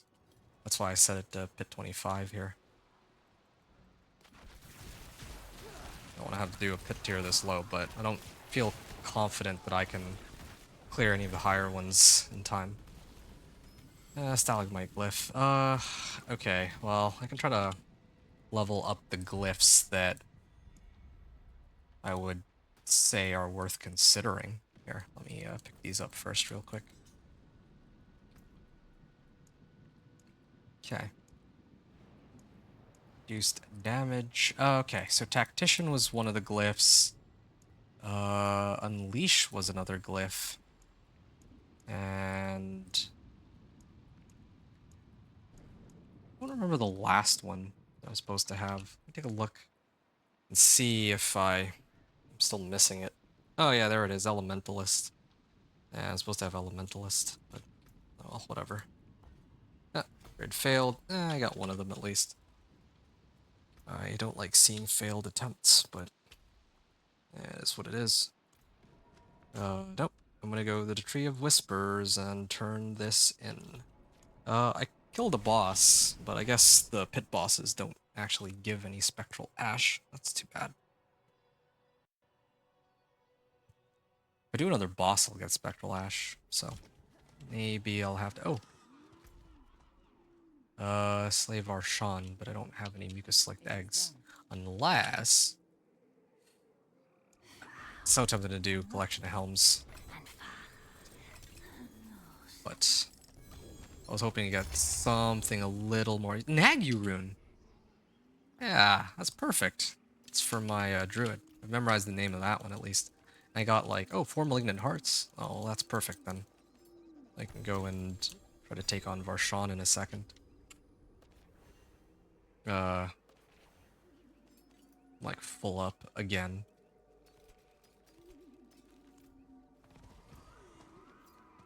Okay. They really need to do a sell all or stash all option. This I need to hold on to. These go bye-bye. Kind of tempted to start selling everything for gold at this rate too. Hydro, why not? Maybe I might use that later. CSC lucky hit chance, crit strike. Yeah, maybe. This one is worse than my existing one. And all these are pretty useless, I would say. Salvage them all. And then I think one of the upsides to that greater collection is that I did get 4, I think it was, Malignant Hearts. 5 Malignant Hearts, actually. So that allows me to run Varshan here a second. And I'm gonna need to transfer over that Nagu rune. I don't need the Nagu rune on this guy, so conveniently I can just give it to my druid and not have to worry at all.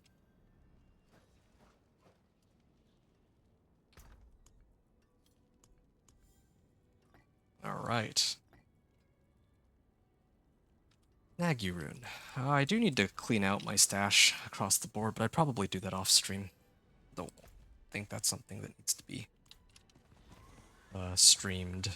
It's kind of a waste of time. Torment 2. And then I run Varshan here, right?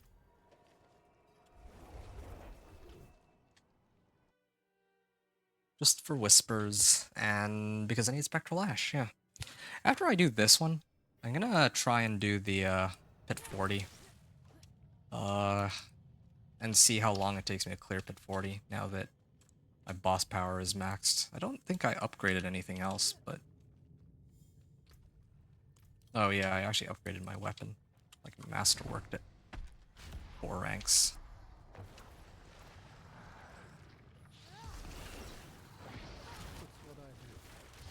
I'm still impressed that they give me a minimum roll on that Banished Lords. Like, I was looking for it for, like, the last, what, I want to say, like, hour and a half.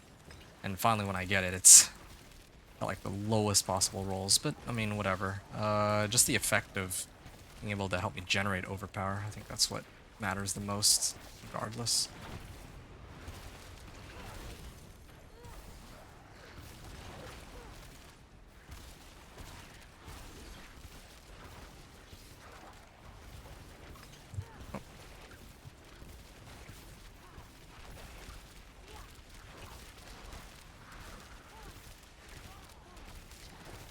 Okay, done. And I can open the chest here. Oh, looks for fortitude. I actually need that one. Come on, Belial. Stygian stone and spectral ash. Well, I actually don't have some of these. Maybe I need to do infernal hordes to get them. That would be kind of a crazy plot twist. Well, either way. What's this? Ancestral legendaries? I don't need ancestral legendaries though. I need a bunch of uniques.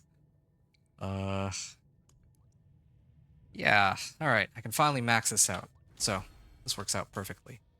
Maxed out Grigwar's Lightning Square. And yeah, it's about time that I do or revisit the pit again. So the two adjustments that I made.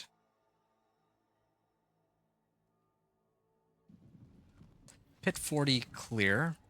And I don't know how much will be remaining.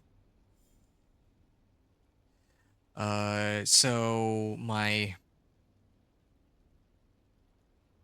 Grigwar's Lightning Square, rank 20 Lightning Square, that's what I'll write in. Plus, oh, and rank 4 Masterworking on weapon.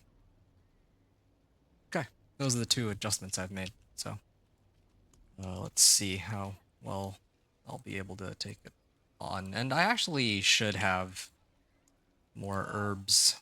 Not as much as last season, of course, but nothing's going to top last season in terms of how much of everything that you would have, but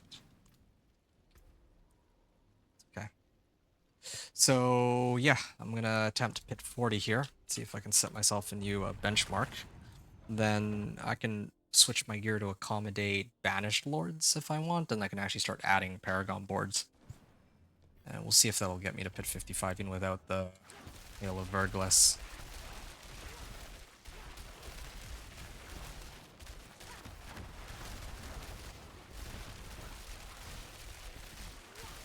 Wait, is that 10.3 million? I think I just saw 10.3 million in there. No doubt from the Lightning Square.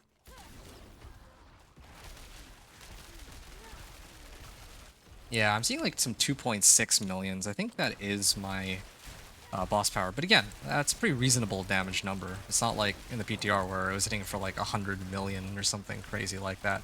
Even at like rank 11 or rank 16 or whatever. I don't remember the exact numbers, but all I knew was like it was too strong. See, it's only like 4.8 million. Not even the same level of power as any of the skills I was using with the companion druid.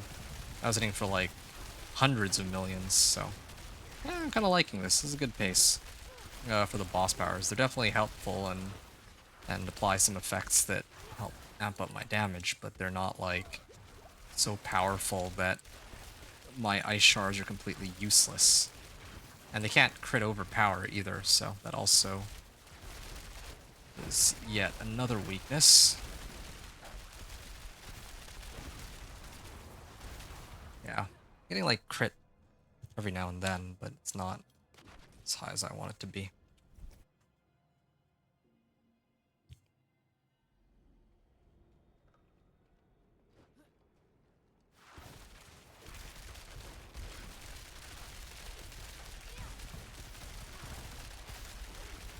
Alright.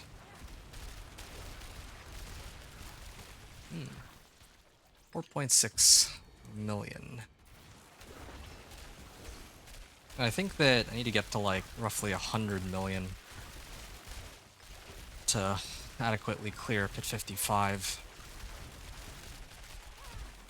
I mean, I'm missing a lot of Paragon boards and glyphs, so I have a lot of hopes that I can make there.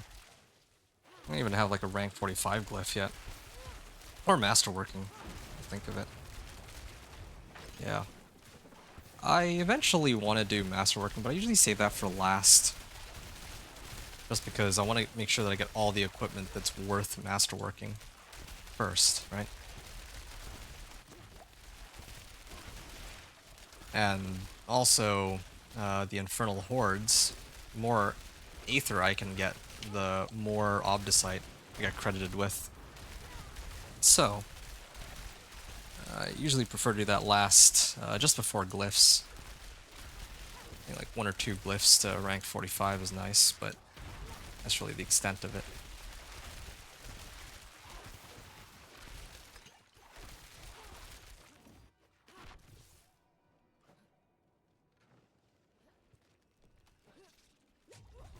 Oh, it almost killed me with that. Still missing Mind's Awakening. The spamming barrier. I don't know if Mind's Awakening would ever really help me there. Lightning, Enchanted, and Frozen sort of monsters cause me some problems. I think they're innately tanky to my damage. I do think that's a thing. Where, depending on my type of damage, they're like resistant to it.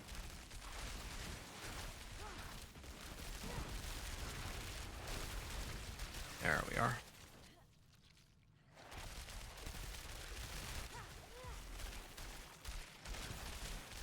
Please.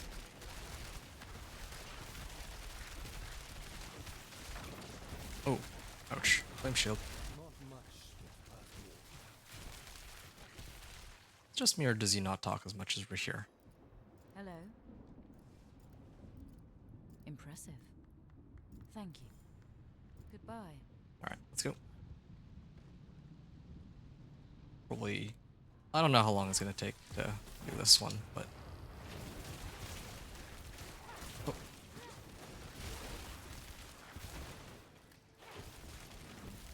Okay.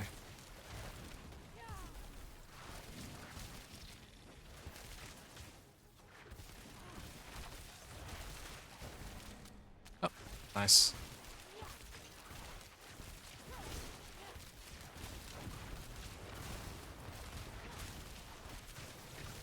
I see the orange damage numbers coming up, like 1.8 million. I mean, it's not amazing right now, but that's promising. I don't even have like a good Banished Lords yet.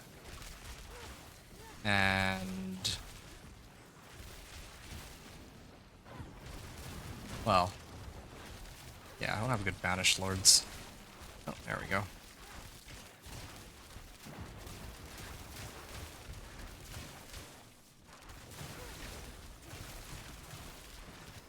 There we go.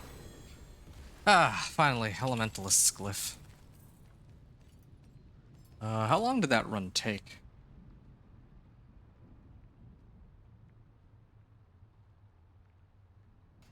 Okay, so 9:30. I had 9:30 remaining. I think I cleared it at 4:50.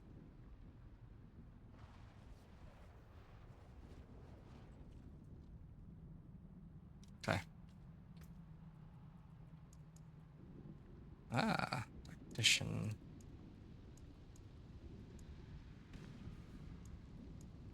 I think it's Destruction specifically that I wanted to max out first. Okay, I'm gonna run this again.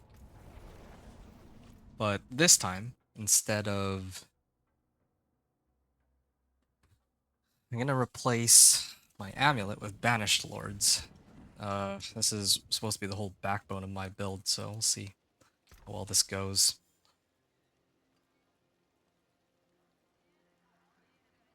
Best skill with cooldown. If I had the one for core skill, that would be a little easier for me, but oh well.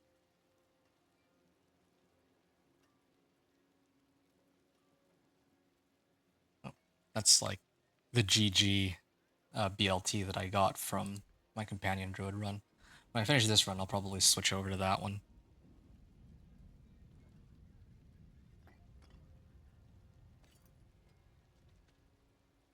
Alright. I'm gonna swap these two. I lose permafrost, I lose int, lose a bit of max life. I think I gain like percentage life though. Let's see if yeah, it's like roughly the same life-wise. But not as much int and core skills. Yeah, it's like 100 int. My ice shards are doing 9250 or 9260 here. And with my banished lords, it does slightly less, so I think that's okay. It's really just the permafrost that I'm missing out on. Yeah. But yeah, attack speed from this, so that's good. Resource generation, and of course, Edge Masters in place of, or this in place of Edge Masters. For my ring, use damage while I have barrier active. Well, I mean, that's totally fine because I'm never gonna have max resource with the adjustment I'm about to make. I'm gonna have to salvage this.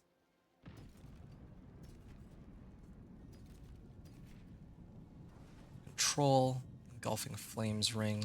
Yeah, I can hold on to this. Greetings. How shall I guide my hammer? I can also get a better Tal loop if I wanted to, but I'll do that later. So I have this. Oh, you know what I'm missing?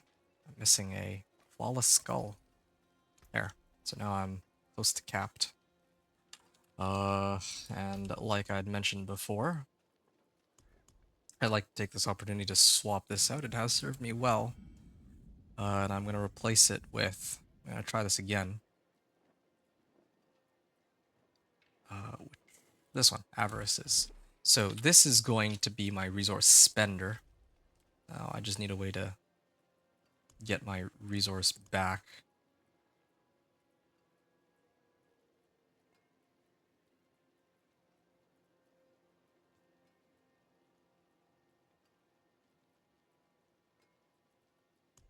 So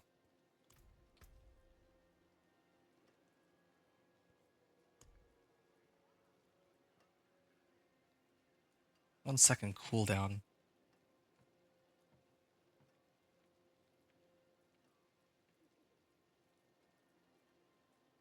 Oh, I have a pretty ridiculous idea. If I use evade, maybe? I'm gonna get rid of crit strike chance here. It's a skill with a cooldown.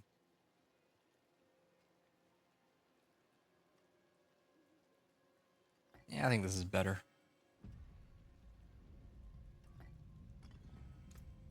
I don't know what I'm gonna do about my crit strike chance though. It'll go down to about 74%. Oh, you know what? Actually, I have an idea. Maybe I do have something I can temper after all. Or masterwork, I mean. Oh, I didn't, that's funny. I didn't actually bother to imprint anything onto this. Let's throw in Worldly Finesse for now. Overpowered damage, how convenient.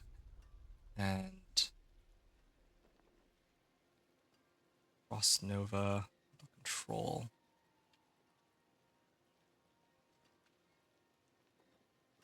Impairment reduction. Oh yeah, that was another issue too. I don't actually have a way to get Fortify on this build. That's the other problem here. At least last season there was a way to cap out on Fortify, but here I can't. Unless I use like specific aspects. But unfortunately, I need... Like, I have Hail of Arglis, I have Raiment. I guess technically speaking, I could just ditch Raiment and use like a standard legendary, but you lose out on a lot of damage that way. This build is all about uniques.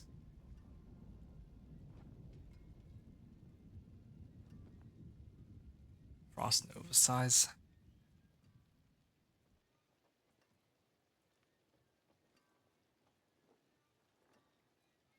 Yeah, none of these are particularly useful to me. Best I can do, I guess, would be barrier generation. But actually this one, any of the three could be useful. Okay, crowd control duration, why not? So now I can try to roll for a slightly higher crit strike chance on this. Oh, wow. Alright, I got lucky. So I'm not going to be able to max out my crit, but at least I got a slightly higher crit strike chance. And I can also replace this ring for crit strike chance too, but I'll deal with that one a little later. Yeah, we'll deal with it later. I might have to up this for more resistance stall elements to compensate for getting rid of this ring.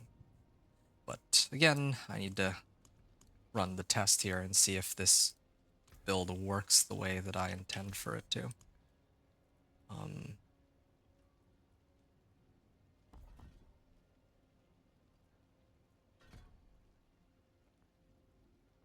Is there anything I can get rid of points from? I don't really think there's any easy contenders. Well, maybe this one. Yeah, let's do it like this then. I'm going to rely on my 75% crit strike chance to get the job done. Store 35 primary resource if I cast a skill with a cooldown. It's kind of like having, I think it's Prodigy's aspect. When I cast a skill with a cooldown, I get mana back. Oh, all good. Let's try it.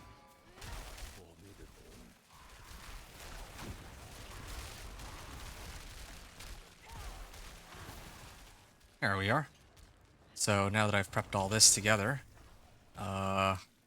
firing my Ice Shards. Ooh, that's looking pretty good. I'm liking it.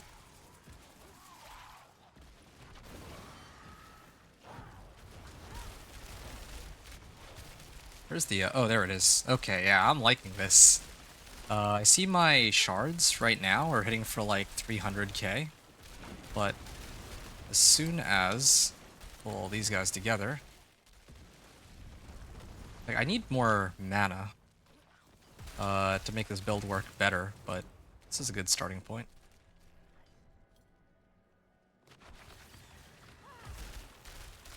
And I just need to fire. Oh, stupid DR monster messed up my rotation. Otherwise, it'd all already be dead. Not bad. Actually liking this.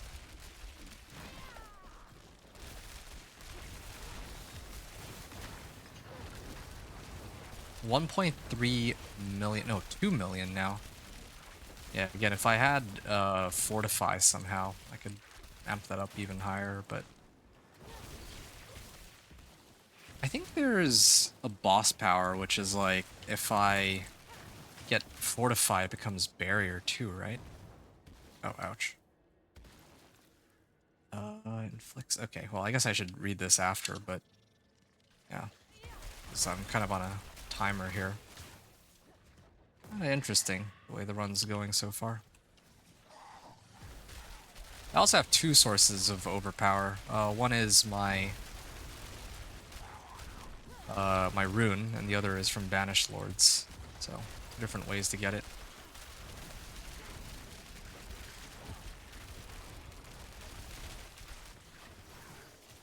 Alright. Not bad. I just don't have a way to consistently proc it, but in the future, I would like to be able to.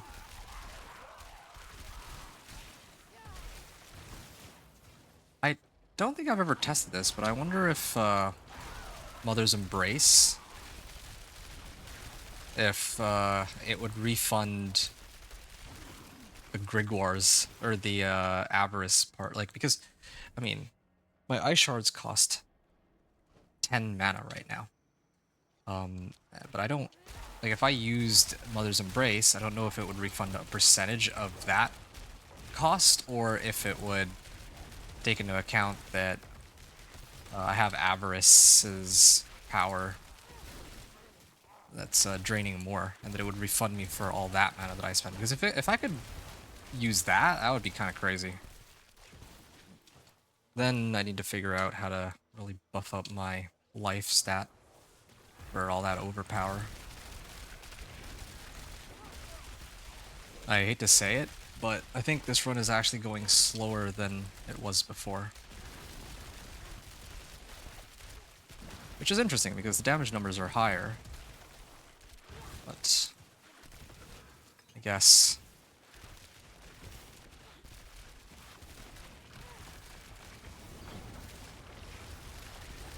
There we go.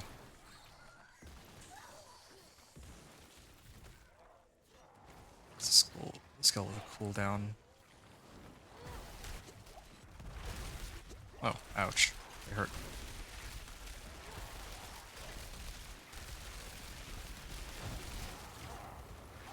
I don't think so. I don't think it's gonna work.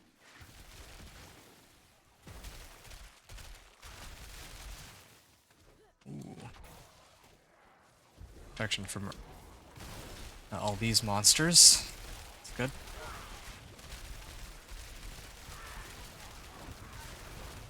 Alright. Ooh, okay. That's a little scary. No Hail of Varglas really bothers me. Like, I don't know why I can't find one. Also just realized another thing. This is tier 40 pit, right? And my armor is still... Yeah, my stats are still maxed out. Like, my resistances are capped. That was one thing I was a little worried about, but yeah, it seems that's not a problem. Kind of weird how this works. So Ice Shards isn't the thing that's draining out all my mana. It's my Grigwar's power. I'm just using... I have it kind of backwards. Like, I'm using the my boss powers as the resource spender so that I can trigger Banish Lords from my Ice Shards. It's not like I'm using Ice Shards to generate resource for this. Yeah, the build's starting to... Or I'm getting there, but I think that there's still some things to sort out here. Would really like that rune that if I cast a core skill, then it gives me like, I think a 25 offering. I would use that with this Lum rune. Which might be 5. Yeah, I think that would get me like... I'd actually be able to refill... Like, I'd basically gain mana for using Ice Shards rather than losing mana. There's no cooldown to it either, I think. Yeah. I just can't proc Overpower often enough. If I could, then... Yeah, as we can see, like, if something gets hit by it, dead. Yeah, see? There. So my next core skill is guaranteed to overpower, so... Greetings. I'm impressed. I appreciate that. Goodbye. Okay, let's see how this goes. Spawn in.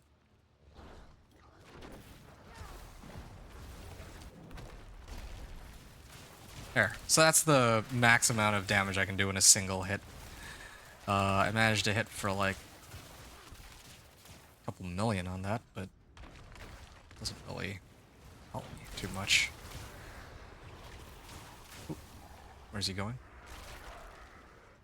Well, I guess it's a she. It's a dead mother. Oh, there we go.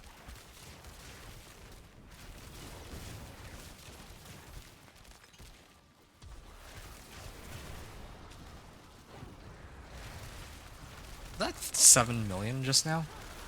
That could overpower? Not hard to see some of these numbers, but damage numbers are definitely a lot higher. I just need a way to like constantly trigger them.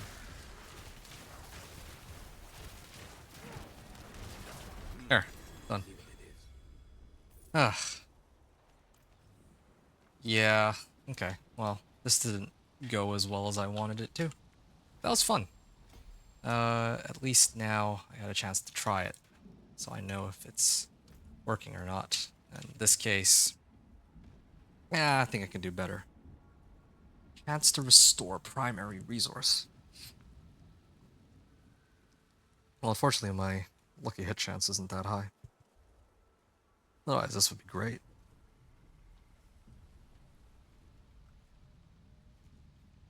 Alright.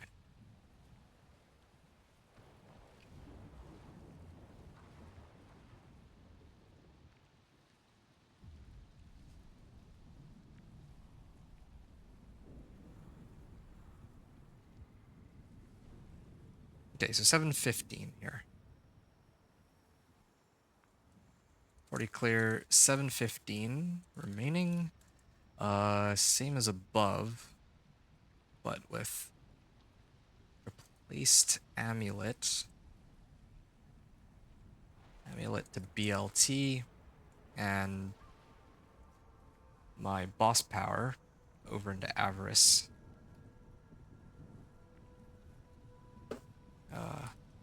It's sharpshooter, right?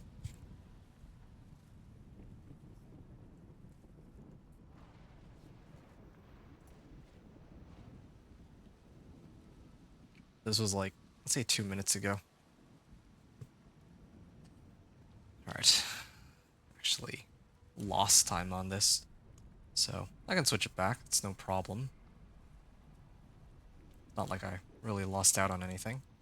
But now all this means is that... Wait, what? How did I... Oh yeah, I'm getting a lot of armor from Disobedience, that's why. My armor's the way it is.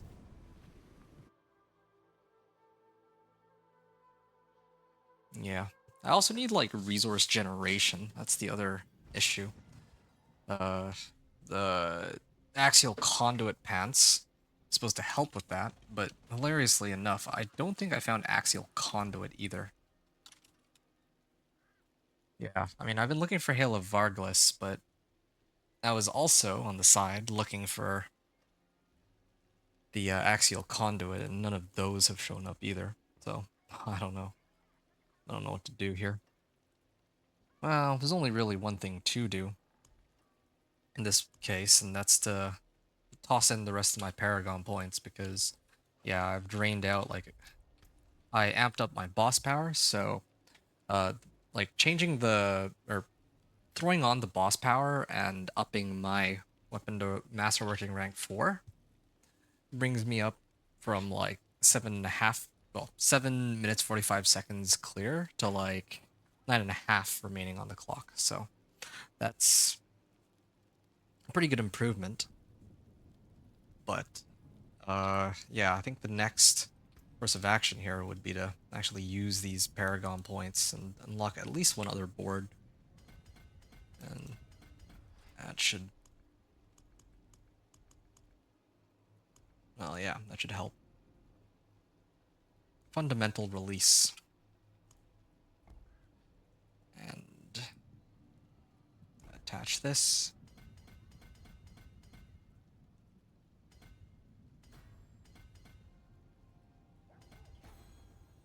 Alright. I'm now at... This is like Paragon 75. Yeah, this is like Paragon 75. Okay. I'm gonna try it again. Oh, wait, no. I don't want to try it again. I want to switch back to the setup that was better. Yeah, there we are. So, no draining resource, just pure Edge Masters. Okay. I'm also leveling my glyphs while I do this, so I guess it works out. Yeah, I'm gonna eventually run out of Artificer's Stones, but whatever.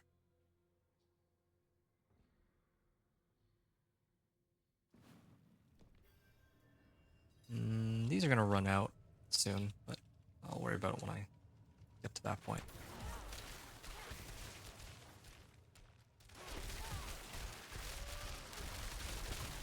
Yeah, there we are.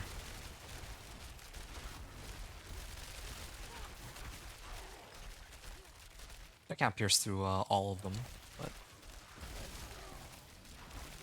it's okay. If I have Hail of Varglass, maybe I could. Yeah, I think that would be the game changer here. But again, I'm missing that somehow. After all this time. I do have some obols, so try to gamble for it some more. In a little bit. But I'm gonna try to max out my Paragon stuff first, and then maybe do some Infernal Hordes. How many keys do I have? I have 1. I mean, it's enough to masterwork everything rank 4 at least, so I have that going for me. I may have to complete this run tomorrow. I think it is getting pretty late, unfortunately. And I still need to figure out what I'm going to do about that Hail of Varglass.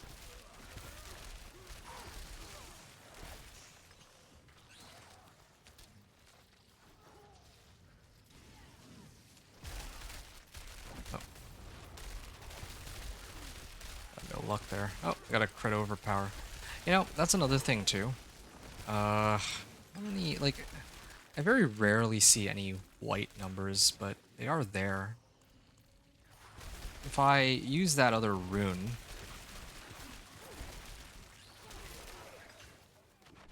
the one that gives me crit strike chance, or maybe even the one that gives Frost Nova, one of those two. I think I could get a lot of value out of those.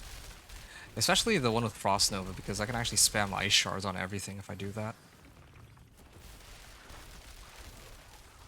But that's for me to think about.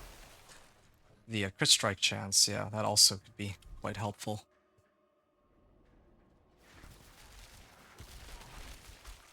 Wouldn't help my damage numbers, like top end, but would allow me to make sure that I'm always critting. Well, honestly though, I should be getting crit strike chance on my ring and or my amulet at that point.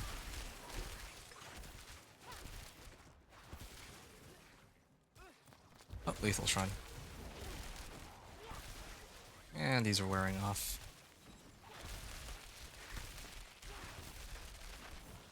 I think I could do this run even without my... even without elixirs and incense. Should still be okay, I think.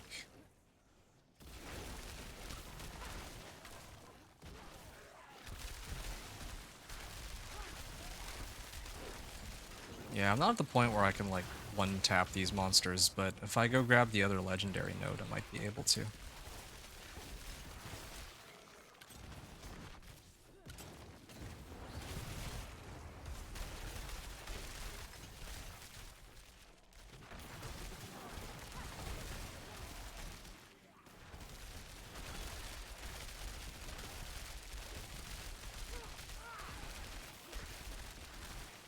Oh, there it is. Yeah, just this one glyph alone. It was like a 50% increase in damage across the board, but for me, made a world of difference.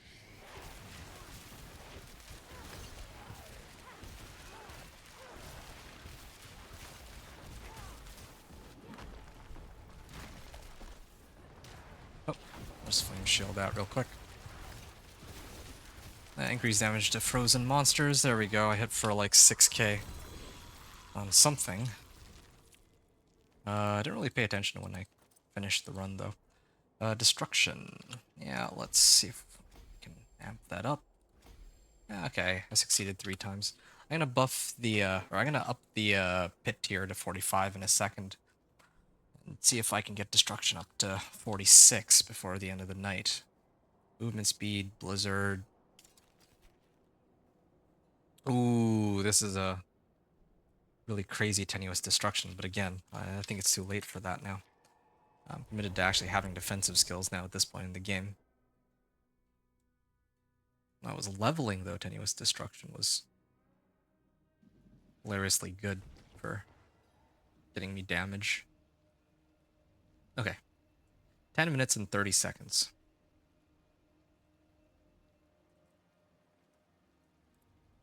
10 minutes and 30 seconds remaining. And what did I change? Oh yeah.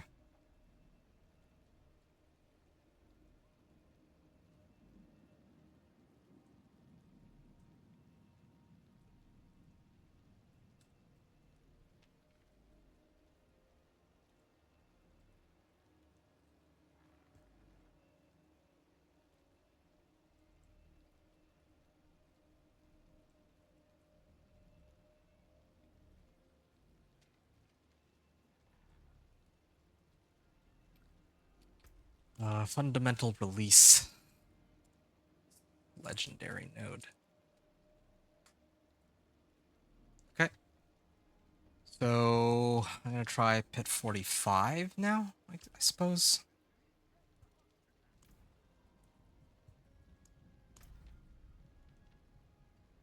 Well, I guess I would need to use these potions and elixirs anyway.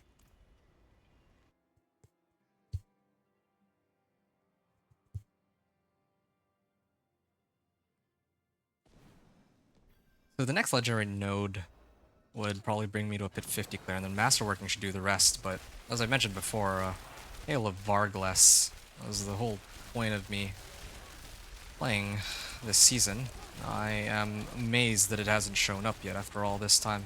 I have no idea how to get it, and I have no idea how the build would perform with it on. And kill these monsters. It just takes a bit of time. Also, I should get that lift that applies, or that rune that applies Frost Nova on everything. That might help.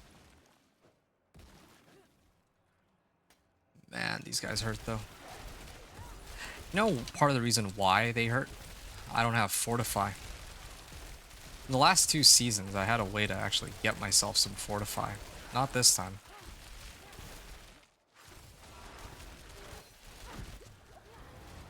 I wonder if there's a... I don't think there's a rune that gives Fortify, is there? Maybe...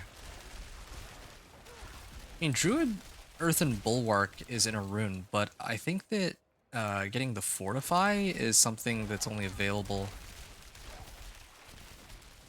on one of like the last parts of Earthen Bulwark. It's not included in the rune.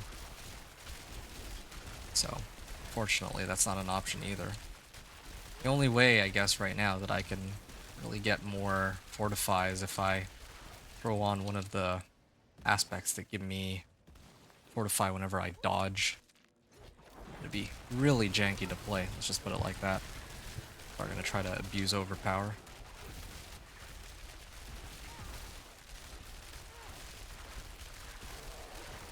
Okay. I don't know why the first pack was like so tanky and then all the other ones are much easier to deal with now.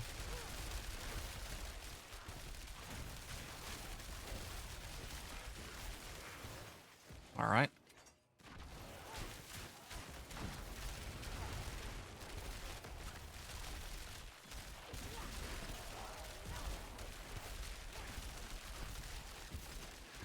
I think I will commit to finishing this run by tonight. I mean, it's going to be very late when I finish, but I think I can manage it.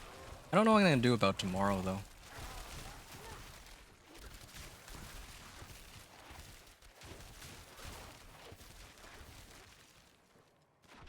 Because I don't think I'm going to get Hail of Verglas. I don't have any more boss materials to spend for it. I could go get more, but being honest, I'm pretty tired on running these when I know that I can probably make it into Torment 4 soon. I just need to get my last legendary node, and then masterwork. I think I might be ready for Torment 4 after that.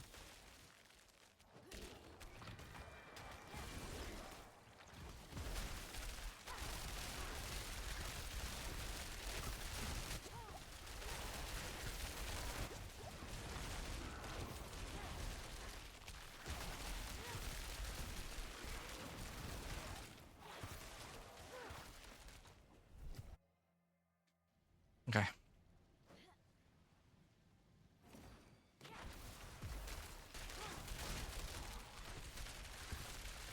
Here we are.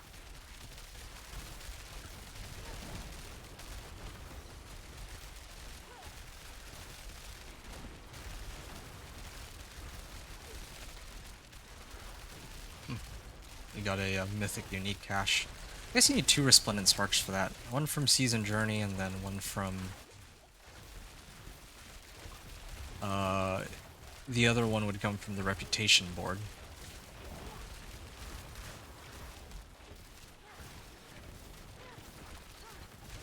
80 million. I don't even know which one Pockering is.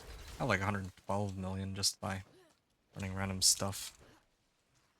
I don't even think 80 million's all that much. Like, if you find like a couple goblins, then I'll get 80 million just off of that alone. Action Shrine. Sure. Lightning Square. Yeah, it's good to see that a rank 20 Lightning Square isn't so strong that it carries me through everything. Even if it means I do have to put in a little more effort into all of this. But this is how the progression of the game should be, I think, compared to how it was in the PTR, where you up your powers, you're good. Yeah. It's interesting that they... Well, I guess some people would say this to be expected, that they nerfed the powers, but like looking at the patch notes, it definitely didn't look like the powers were nerfed hard enough. But I don't know what's up with the math, but like now it looks like, yeah, it looks like they actually did tone it down by quite a bit. Yeah, I see 1.3 million on the crit overpower, but just can't get that to consistently proc right now. I think it might be for the better that I don't go for overpower. I think overpower might work if I actually have a proper endgame setup with all the Paragon points and all that, but going through the game, I don't... Like, if I try to set up overpower without the necessary, like, items, like, I don't have Axial Conduit, I don't have certain other items. I'm not going to go over the full list, but it would take me like a while.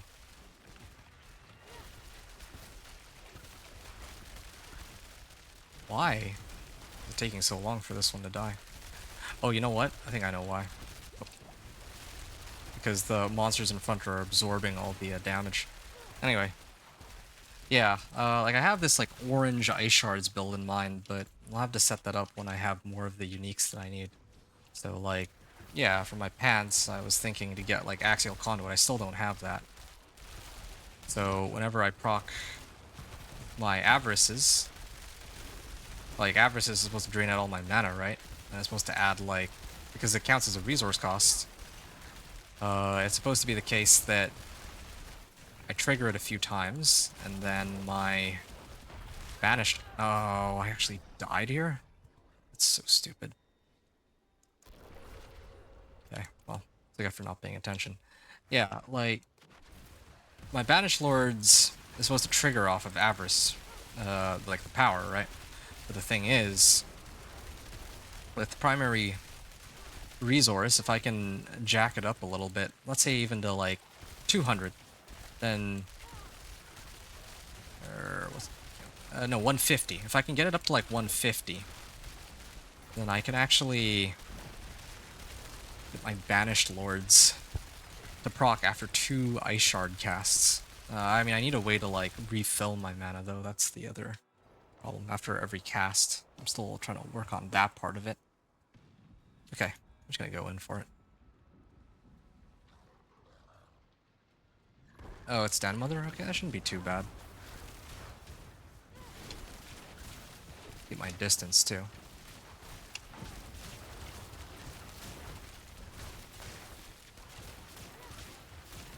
I also have barrier, so that also helps. Where is she? Oh, there we are. There we go. I do notice that my Grigwar's my Grigwar's Lightning is hitting, but I think that some of the bosses, because they're larger than others, they get hit by multiple of those lightnings rather than just 1 or 2. Gotta be careful here. I don't have my flame shield. I thought I did. Okay. I managed to clear it just now with 1 death. So...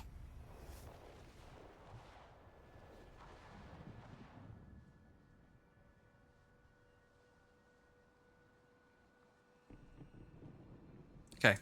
530 with 1 death. Or 530 remaining with 1 death here. So 526, pit 45 clear, 530 remaining. With 2 deaths.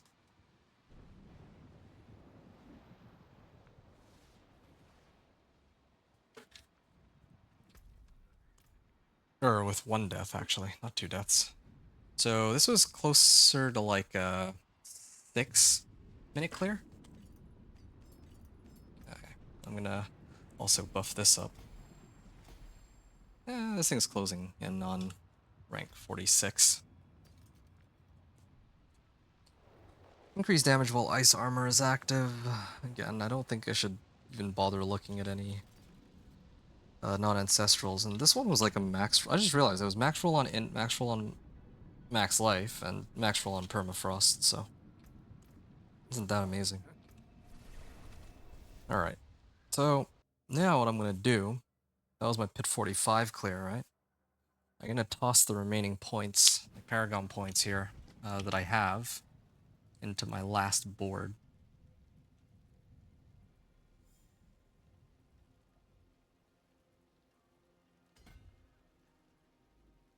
Vulnerable damage.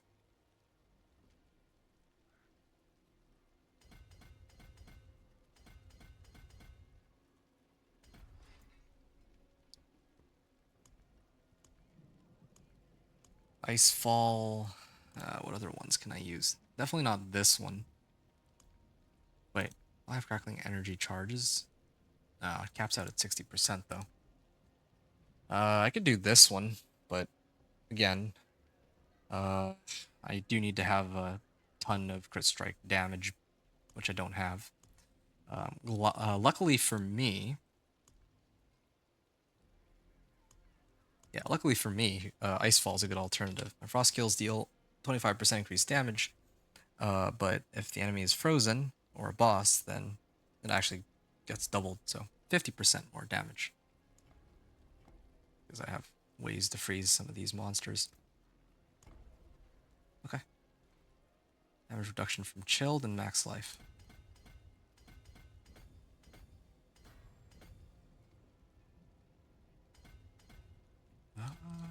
Alright, there we are. Now I have all of the Paragon nodes. I'm at about roughly Paragon 100 with this setup. Again, I could remove a few points and reach exactly Paragon 100, but it's supposed to be a rough estimate. Greetings. So, Better than starting from now that I've gotten all that at my disposal, I can tempt pit 45 again. But instead of Kurzan, I think I'm gonna do skills. Yeah, I don't think it's worth it to just get 1 overpower. My overpower isn't it's not enough that it's like worthwhile in my opinion. So yeah, let's keep doing freeze and vulnerable. How many more of these do I have? Okay, I still have quite a few. Okay. Let's start it up then.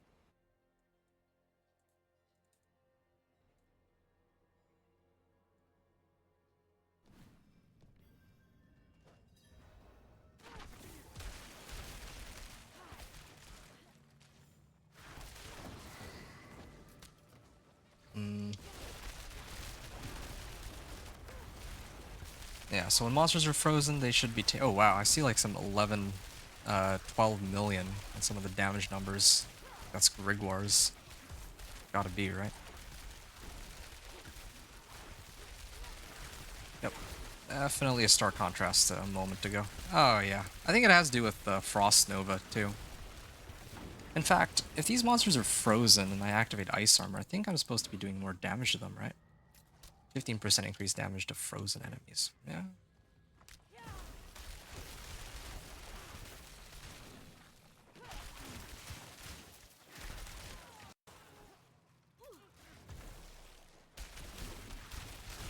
Alright, that lag is starting to show up again. I noticed that, like, there's like a long stretch of time where it doesn't lag, and then it starts to lag progressively more and more, and then it crashes. That's why I think it's like some memory leak issue.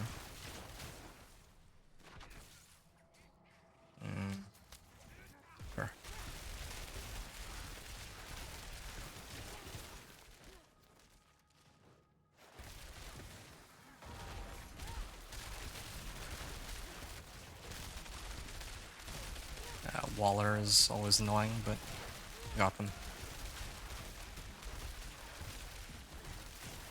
I can also run the Wandering Death's like execute bonus too, instead of what I have here. That's another option if I wanted to really cheese through a lot of these monsters with the boss powers. But whatever, damage is just fine as it is. Oh, Blast Wave Shrine? Sure, why not?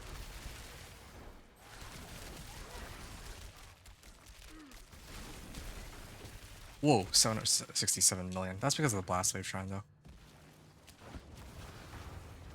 What? Where? Like, how is this guy still alive? There, finally.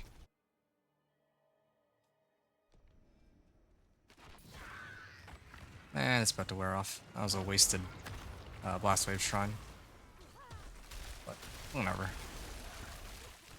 While these guys are frozen, might as well be hitting them with stuff. Oh, can't teleport over that?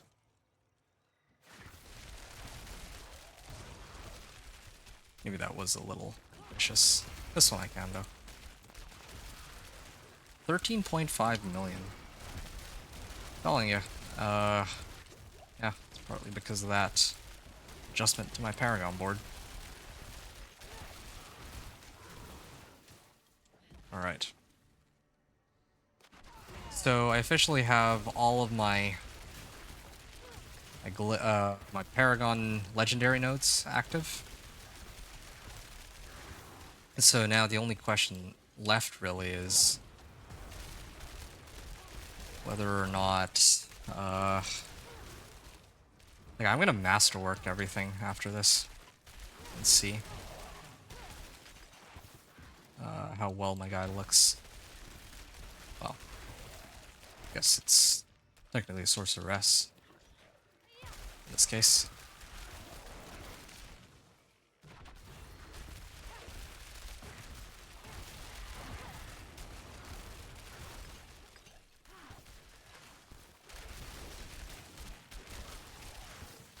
Whoa.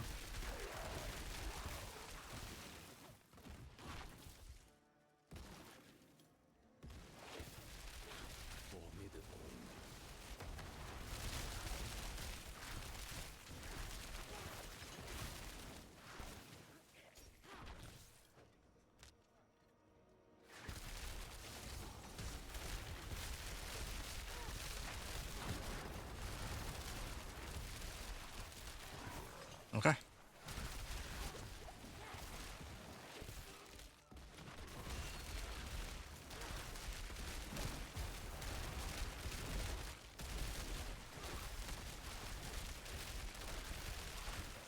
There we are. And Hello. I apparently still have 10 minutes left on the clock. Thank you. It won't let me say Farewell. bye. Come on. You do my thing. Oh, there we go. I should have saved ice armor for this part.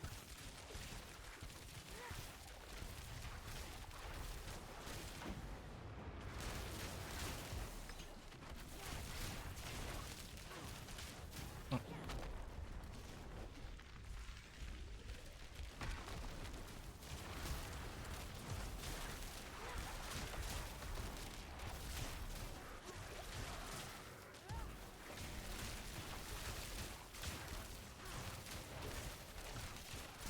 Wow, it feels like... doesn't really feel like I'm doing as much damage to him as I should, but... oh, whatever. Ah, didn't use the right skill there. It's supposed to be Flame Shield.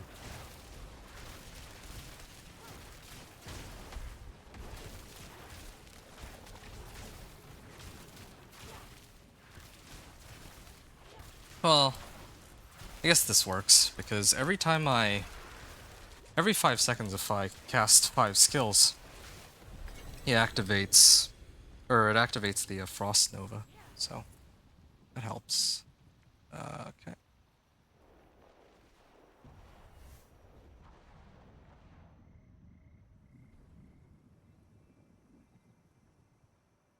So 8.5 minutes remaining. Yeah. And all I did was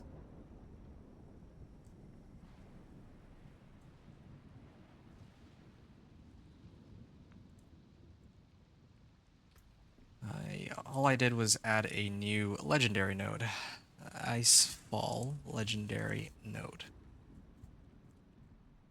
And I think this was at like 5 minutes and 37 seconds, around there. Okay, so now I could do pit 50. I could probably clear pit 50, but then it'd still take me some time to I might be able to clear it with like 1 minute remaining or something. So let's not do that. 2. Okay. On my next run, I'll be able to max out this destruction glyph, so that's looking pretty good at least. If I really need, I can toss in more Paragon points, but so far I'm liking this. This is like about 100 points, so anyone who's making like a first-time character can access all legendary nodes just like this, and it's totally okay. I have intelligence, cold res. Oh yeah, this is my first ancestral legendary ring, I guess. I could replace cold resistance for either life or all elements. This can't keep both in this case. But I don't even really need resource cost reduction. That's the other problem. Ah, there we go. CSC. Int max life in CSC, but I'm not gonna use this. I kind of value getting the 15% crit strike chance on my GA gloves too much. Ooh, now this is a much better one. I might actually use this in place of my existing ring. And yeah, I'm gonna leave it be for now. I go back to town.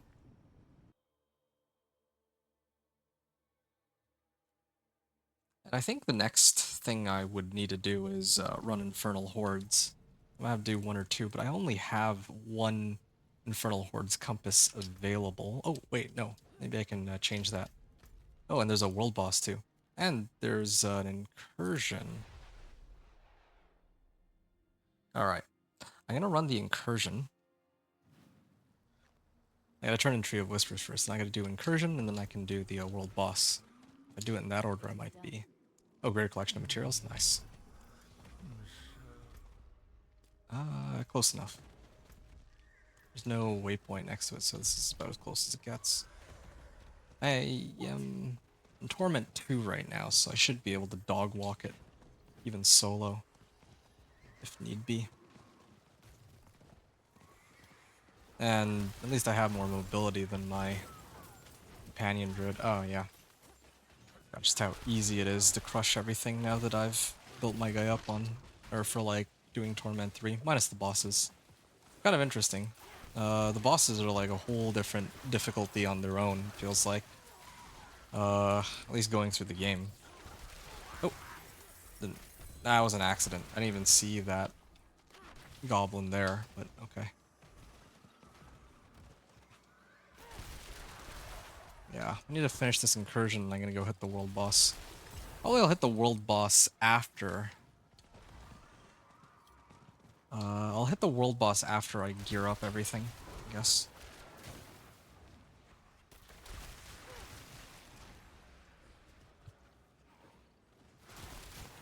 Alright, Greater Apparition will emerge soon.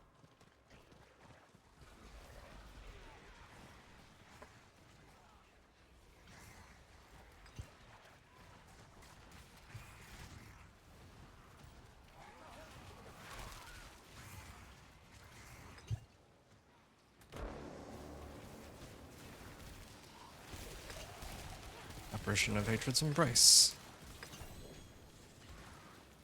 And we slay the Greater Apparition, or... Oh, final showdown with Belial. Okay. That was perfect then. And let's avoid getting hit by those explosions. Now let me see how much damage I can do to Belial. Although these guys might kill it quicker than I will. This guy is like Paragon 103, so he has roughly my level of power. Actually, they all do.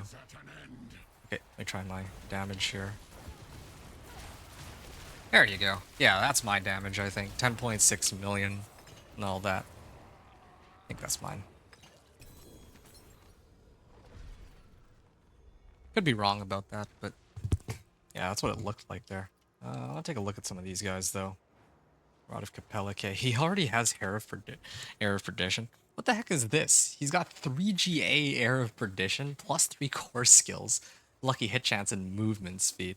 Now, crit strike chance might have been better, I don't know, but this season there's that power that gives 50% crit strike chance just by itself, so I don't even know if you would need that at all. Well, whatever.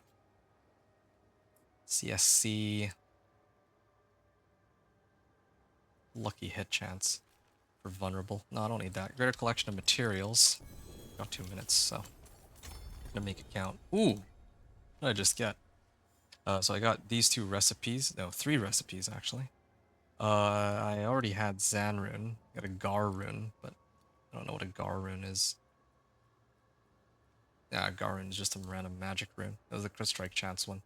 And here it is. Tribute of Ascendance. I might actually run this on Torment 2 or something. In hopes of getting the Varglis thing. There we go. Murmuring Obols. That basically capped out, barely. Okay. And I'm gonna do the world boss. Oh, Apparition Incursion. Oh, these reset every day. Oh, interesting.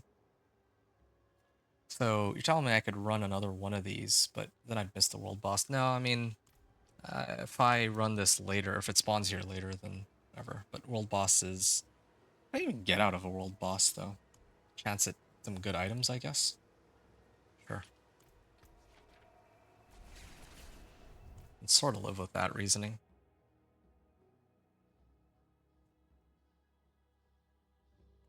Infernal Horde's Compass would be next. I gotta do all that masterworking.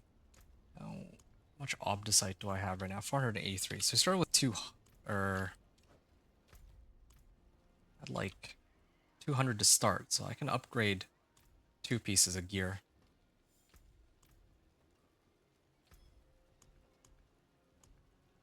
Love well. Yeah, you know what? You know what? Let's do the world boss first. I'm just gonna focus on the world boss one thing at a time. Yeah. Like, I wanted to, like, upgrade all my equipment and do all that before I go take on the world boss, but I should actually grab the rewards from the world boss before anything else.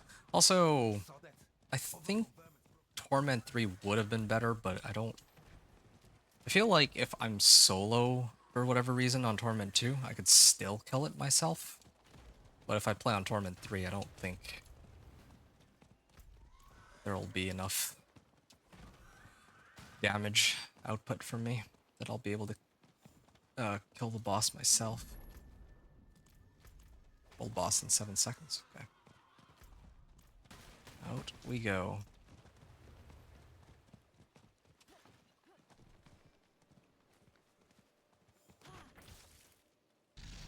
There we are. Yeah, see? Oh no, I'm not solo on it.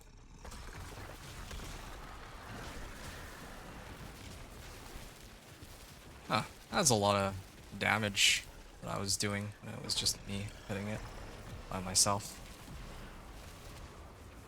I have 1 minute before my elixirs and incense wear off. Alright, I'm just gonna stand here and start shooting ice shards at it. Seems to me that, well, these guys are getting up a little closer, so I don't need to...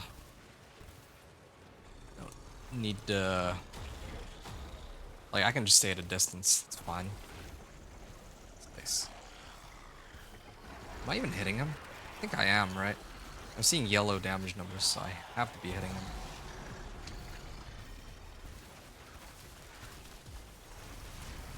Oh, okay.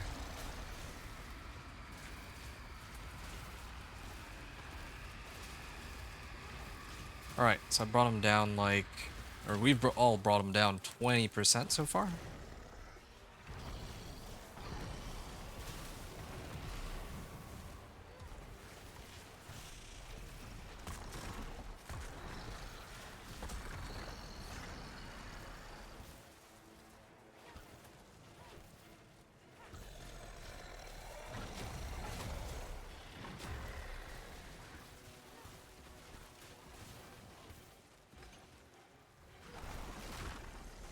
All right.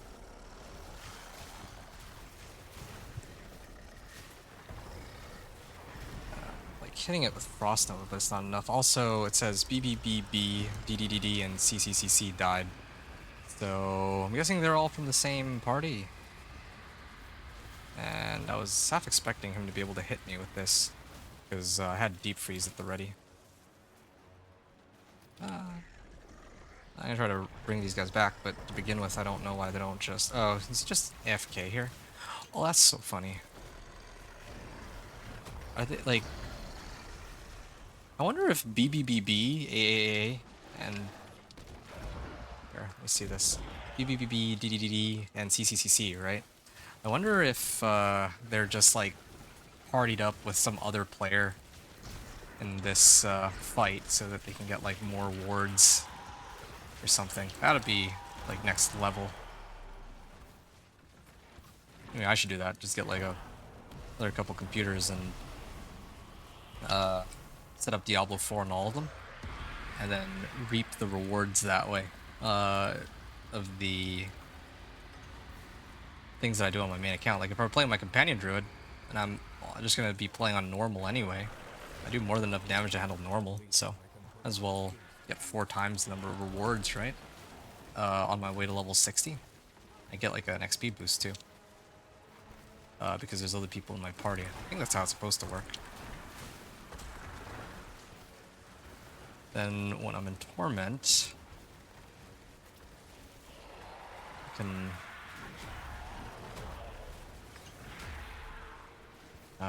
use those characters for whatever I feel like. Yeah, I think it's a pretty good idea. I mean, like, why else would there be this random guy, BBBB AFKing, along with DDD, CCCC, and, well, the statics guy, I don't know about this one, but... I don't know. I'm Yeah, impressed. this one's a real player. I don't know about the other guys that are just sitting there, though.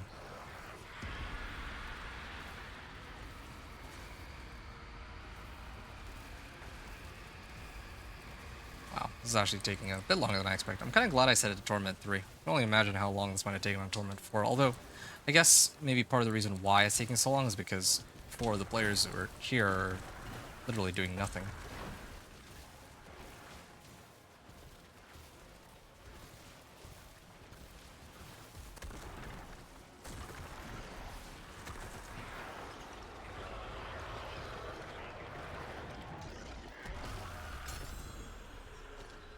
There you go. Kurun, Garun, and Zekrun. And I also got 5 from favors out of that. 17 exquisite bloods. Good. 2 malignant hearts. Again, things that I don't really think I need, but whatever. Oh, glass cannon. Nah, I'm not using that though.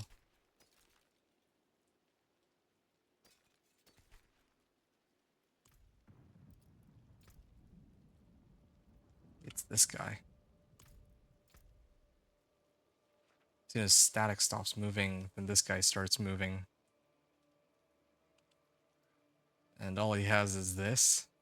Okay, now DDDD's turn. This is actually pretty amusing to watch. Wow. It's a pretty crazy setup for chain lightning, though. Although I guess my level of equipment would look something similar to this on my companion druid, if I played that much on it. Okay, now let me guess. CCCC does all of its stuff, and then goes to town, and then statics will also disappear, right?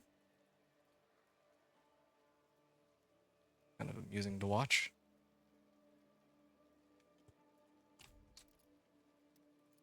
Well done.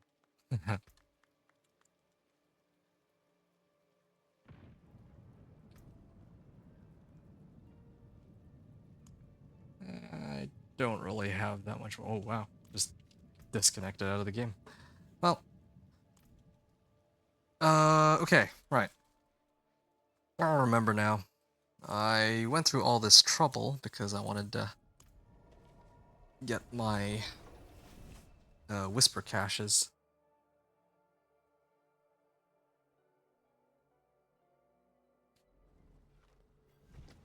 And I have like a whole bunch of obols too, so if I still can't get it out of this, I'm gonna start gambling. Collection of two-handed weapons? No, I need a collection of chaos. I'm actually okay with my two-hander right now. Like, it's alright. I'd rather have had int, but I need that Ale of Varglas. Tribute of Ascendance Resolute. Okay, I might have to run those to get uniques too. That's the other option. I'm gonna have to do it on Torment 2 though. Wait, did I didn't open it on Torment 3. Well, I'm at least going to make sure that I don't make that mistake here. How can I help? I'm gonna set it to Torment 3 right now. And then start gambling.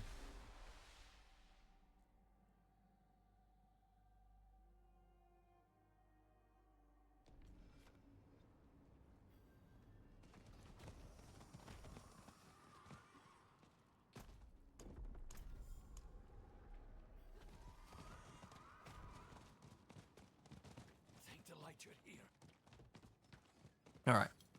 Obols it is. Okay. Let's try for this. Helm, right? Cap. It seems your father's next. I can get uniques out of it. I just got Starfall Coronet, but that's not quite the one that I'm looking for. Until next time. Alright.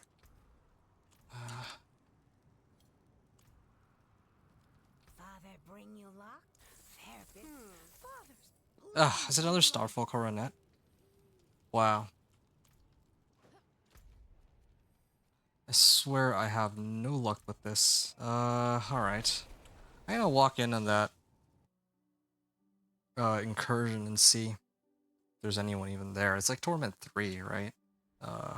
I think I could actually clear Torment 3 at this point. Like, I was running like Pit 45, which is tougher than Torment 3, I think, right? Yeah. So this won't be a cakewalk, but I should still be able to handle it.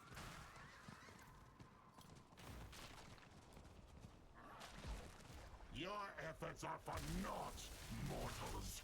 This realm is mine. Oh, Varglas. Take it as I wish. Oh, wow.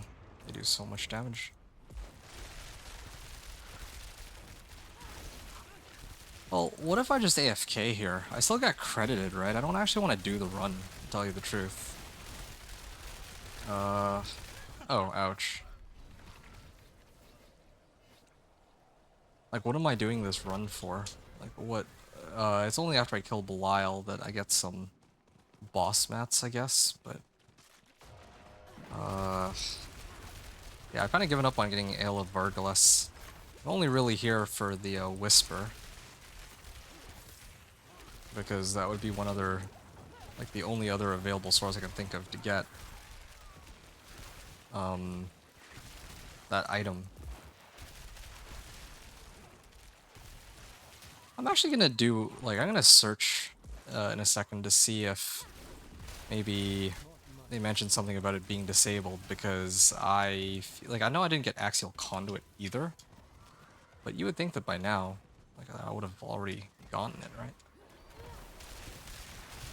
Pretty crazy that I'm grinding out and I still haven't found it yet after all this time.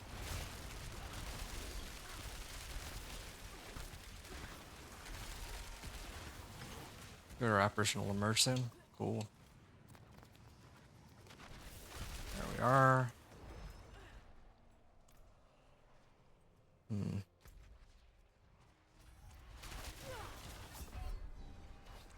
I was looking to see if, maybe if I just stayed dead. Like, after I kill this Greater Apparition. Where's the Greater Apparition? Oh, what? Nah, I'm too tired for this. Not just tired, but I don't really.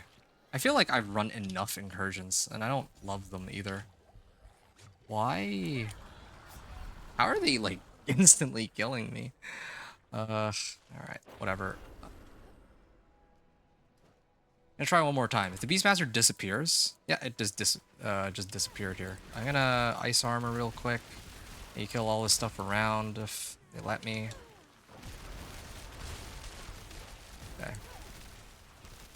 I do damage. No, that's my damage.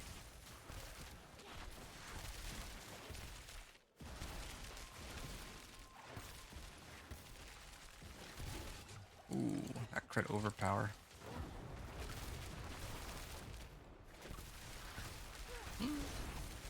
Good amount of damage there.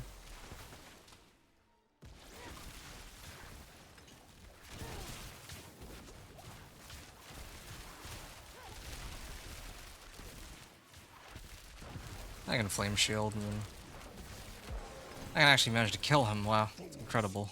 This stops nothing. You solve. I'm really curious about how badly the Belial fight will go, though. I will admit that much. I still got some Spectral Ash left in me.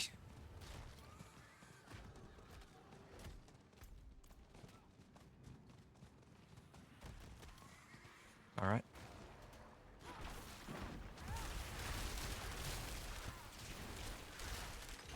Yeah.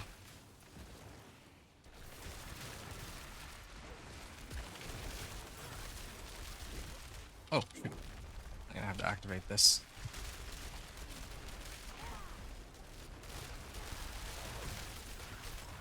Whoa. Am I dead? Nope. Still barely alive. 4 minutes left on the clock, but I don't know if anything will be spawning.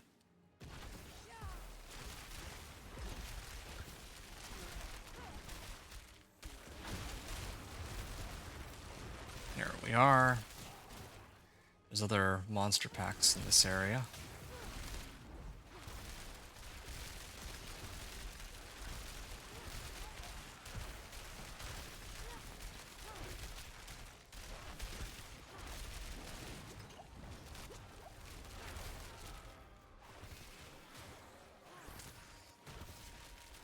Whoa. He just like evaporated when I hit a crit overpower. It's just too bad I can't get that consistently. It's like the only thing I'm really missing here on it.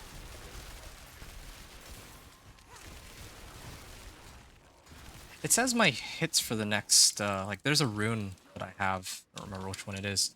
The one, I think it's Zan rune, the one where I get like crit overpower for like 0.35 seconds. I wonder if that works with Grigwar's Square, right?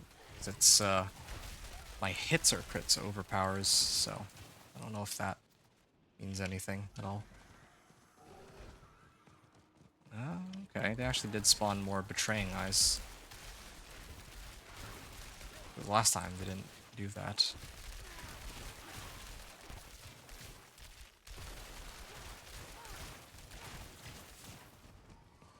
And then this one.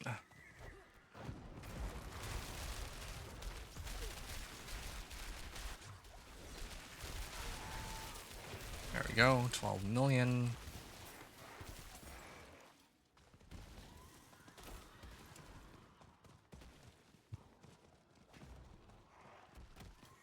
All right.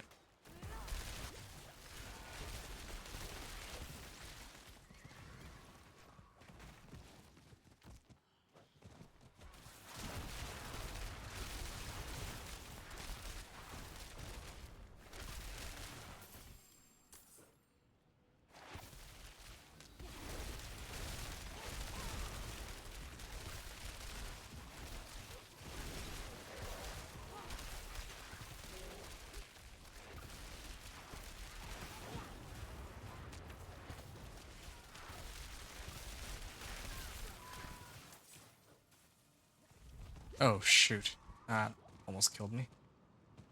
Well, at least my, well, I didn't get, like my horse didn't get scared off of that. I think I can still fight the bosses here. I was gonna just AFK until the event is over so I can collect my Whisper, but Doesn't look like that'll be necessary. Yeah. Unless the boss fight turns out to be super difficult or something.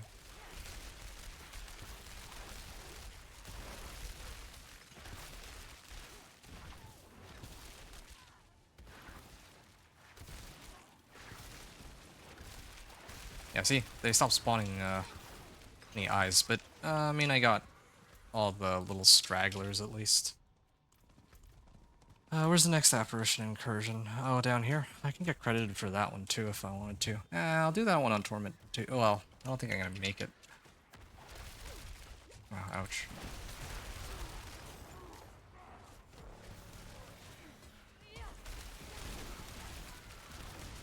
Okay.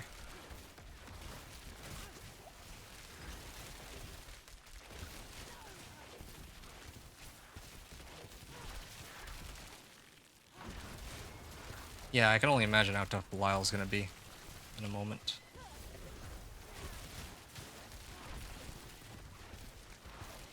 Oh shoot. Want someone or something found, you find me.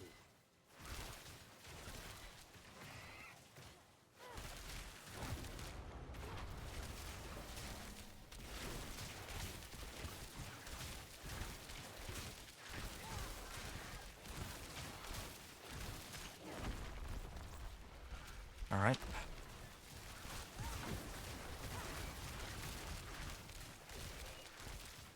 Yeah, fighting stupid apparition takes forever.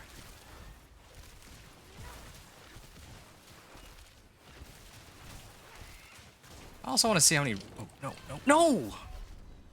Alright, no. I'm gonna AFK for like 3 minutes. I think I still get credited for the Whisper. If I don't, then. Well, that's 10 minutes of my life I won't get back. Yeah, I'll be right back. I'm just gonna wait 2.5 minutes for this thing to end. I just don't have enough bandwidth for this.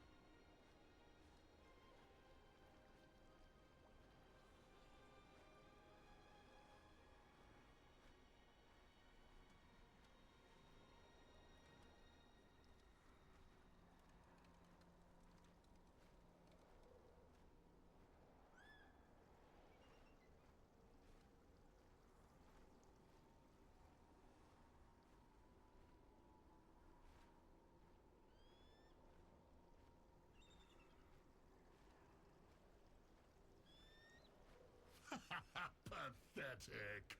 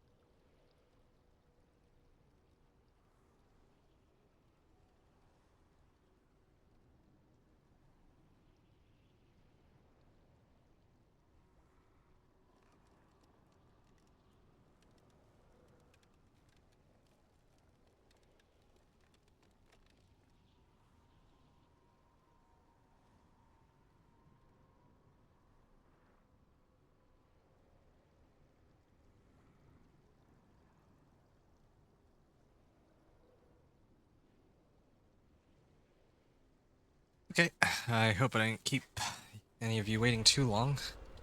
Apparition Incursion, and it ended, but I didn't get credited for the Whisper. So, well, that answers my question. So now I know for the future that I can't... Well, I have to actually succeed, I guess, in order to get credited, or something along those lines. I could do more of these, but you know what? I want to take a break away from running these incursions, and I wanted to focus on something else. So hold on. Let me salvage all these first. Okay, you know what? They're not ancestrals, so I should just salvage them. This one's got Hydra, but I think I have a better one in my stash. So,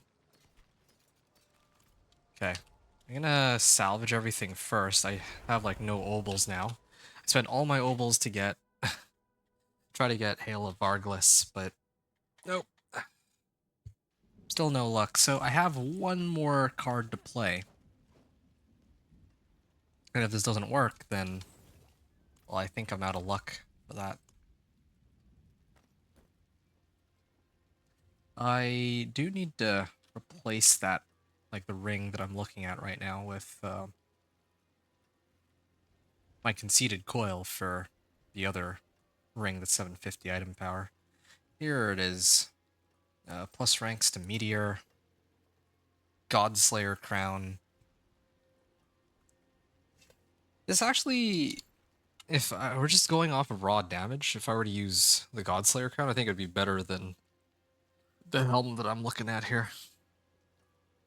But I also feel like I lose out on a lot of stats that, so it's not really worth it, right? Like, my current helm has int, max life, it has disobedience and total armor. That's gonna be tough to beat. And this one, same situation, tough to beat. This one, though, I think I have a winner. Do Worldly Finesse. Critical strike damage, good. And resource cost reduction. Use it well. The wonders of Sanctuary at your fingertips. How may I help you? I can either get int or CSC. I mean, if I lose on a little bit of int, the damage goes down by like a little bit. Maybe not a noticeable amount. This one wasn't even a 750 item power to begin with, so lose like maybe 70 int here.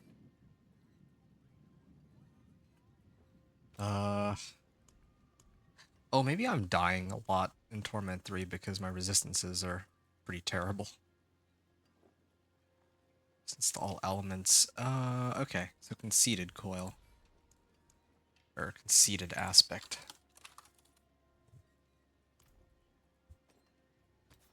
You can always replace this for something else if need be. Sublime. For now, well, that's what we've got. I think it's time that I salvage this. I'm never coming back to this again, so let's just make things easier for myself, shall we? Okay, CSC, max life, resistance to all elements. So when it comes to resistance to all elements, yeah, I'm up to 56% now, and then with potent warding, that brings me up very close to the cap. Never mind that I don't have Rahir yet, either. Or Juggernaut aspect.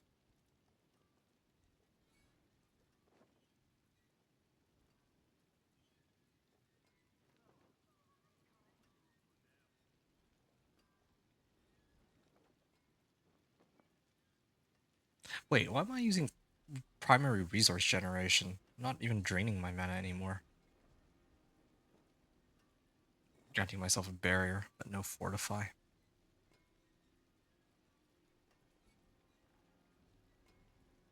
Zekrun. Reduce your active ultimate cooldown by 1 second. Yeah, I don't need that either.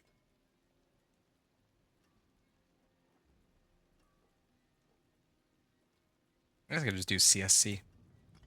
Alright. Yeah, fine. CSC it is. Any other runes that I can use to trigger it? Become injured.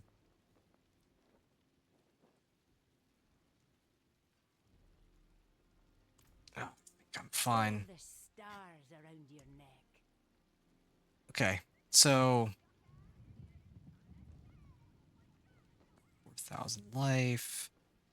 Okay. There's a few things that can happen here. I want to run this, but I'm gonna do it on Torment too. And I'm actually genuinely worried the game will crash on me if I try to run that right now. So I'm actually gonna restart my game. That's what I'll do. Oh, also, yeah, I'm missing armor from this. Do I have any better pants? Surely I have, like, a better set of pants, right?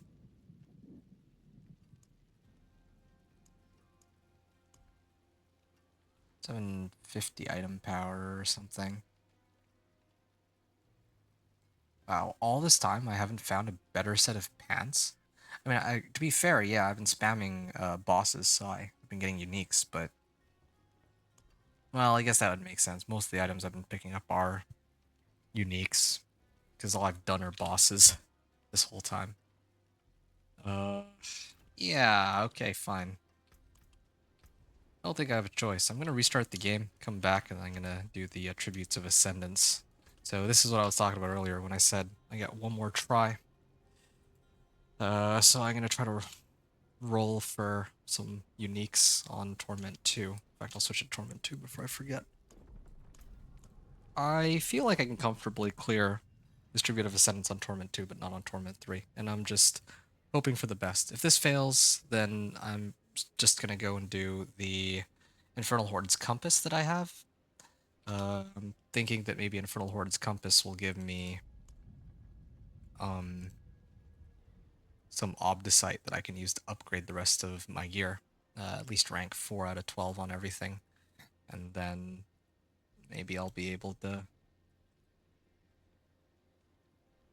push Torment 4 after that. So, okay, I think I'm done for now. So I'll be back in a moment.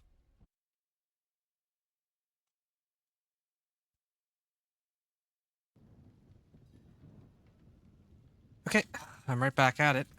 So, like I said, I'm gonna go over to Kuros Bazaar so that I can... I mean, there's also a whisper attached to it, how convenient.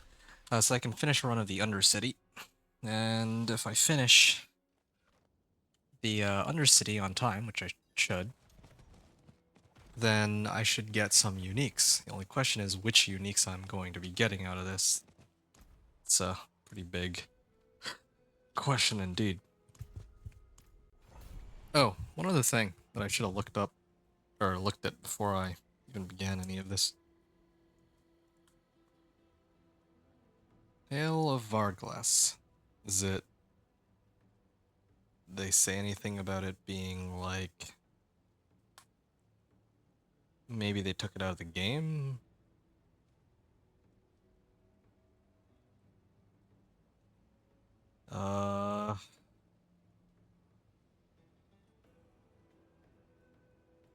Yeah, so apparently... I could get it from Hell Tides.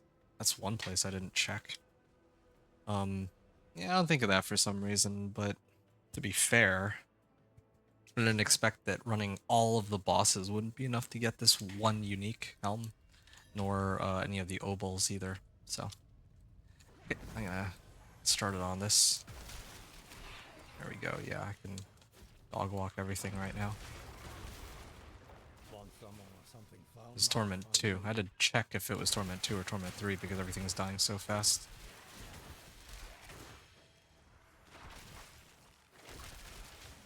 Oh, went the wrong way already.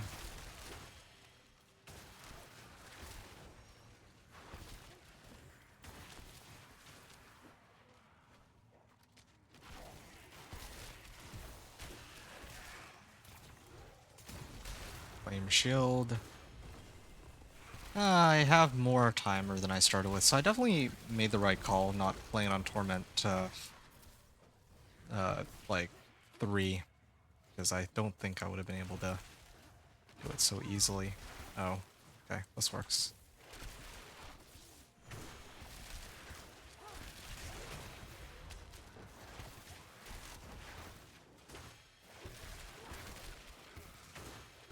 Alright.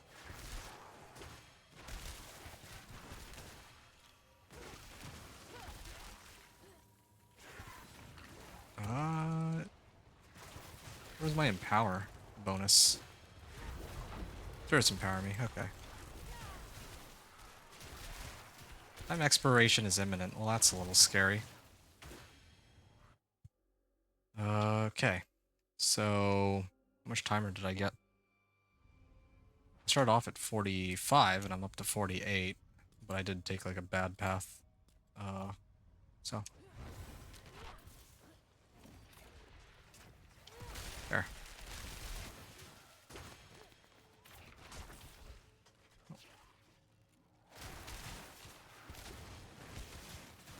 I got some timer out of all this.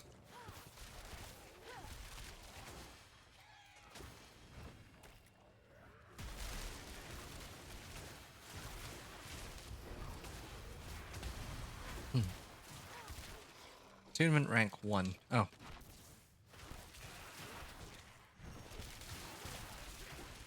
Didn't realize that was all it took.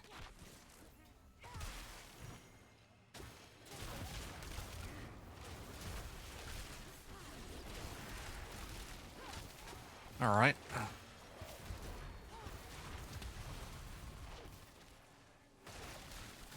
It's reflected.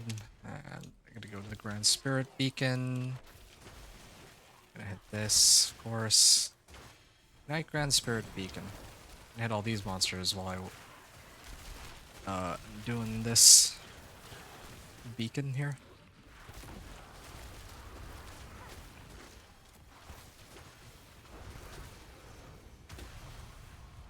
Okay. That's the end of that event, and this is 3rd floor. So I'm gonna go to the left right away. I did gain a bit of timer, so this is just the right difficulty, it seems. For me, at least.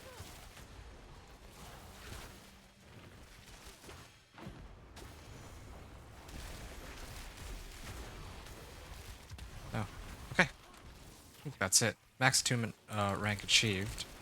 I'm gonna hit this just to reset my attunement. Or, not reset my attunement, but keep resetting my cooldowns here. There we go. See? Nice and easy. Such a pity. What's a pity? Correct. Bless you, child.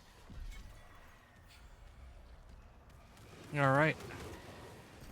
Again, this is me really trying to hope for the best here, but that is a lot of uniques. Okay, fingers crossed. Okay, yeah, unique Mother's Embrace rather than the Tau loops.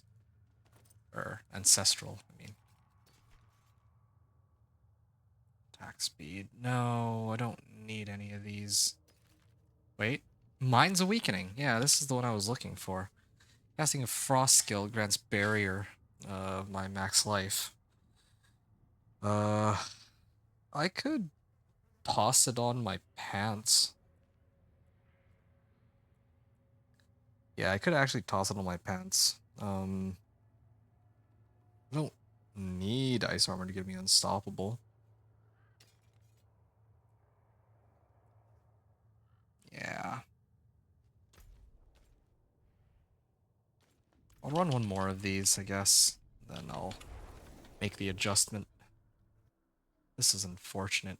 Very, very unfortunate. Still no Ale of Varglass. And bonus penalty. Torment 2. So after this is going to be masterworking, and then I'll see if I can hit pit 50. Well, I should be able to hit pit 50. It's pit 55 that I don't know how I'm going to handle. Yeah, I really don't know how I would handle pit 55, truth be told. Unless I got, like, lucky with some of the shrines or something, but even then. The Companion Druid, it was nice and easy after I have my stuff set up. But here I don't even have my Hail of Barglass. That's supposed to be...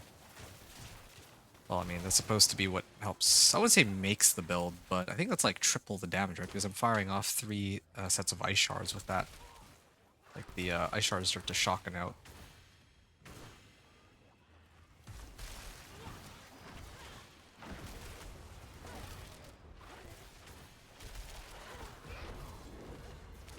Okay.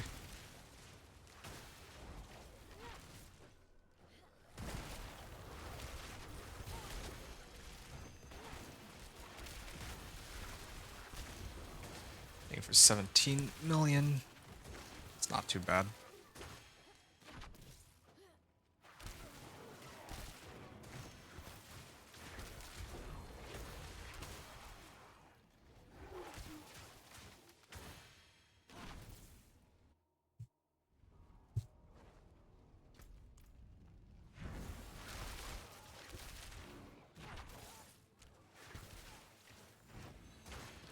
Alright.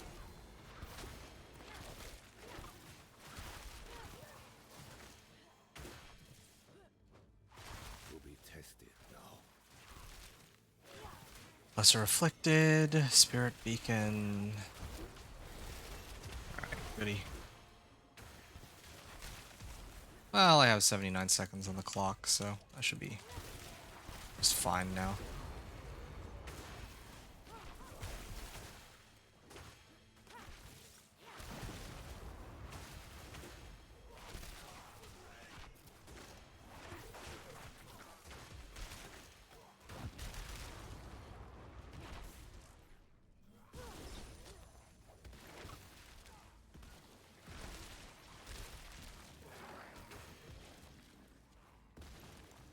Trans-Spirit Beacon.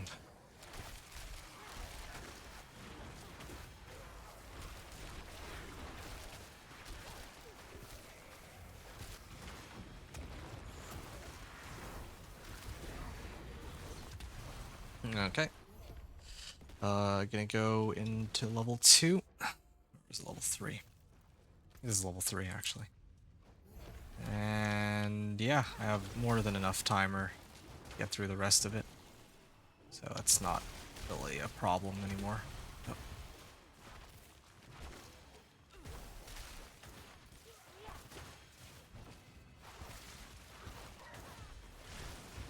Okay, spirits empower me.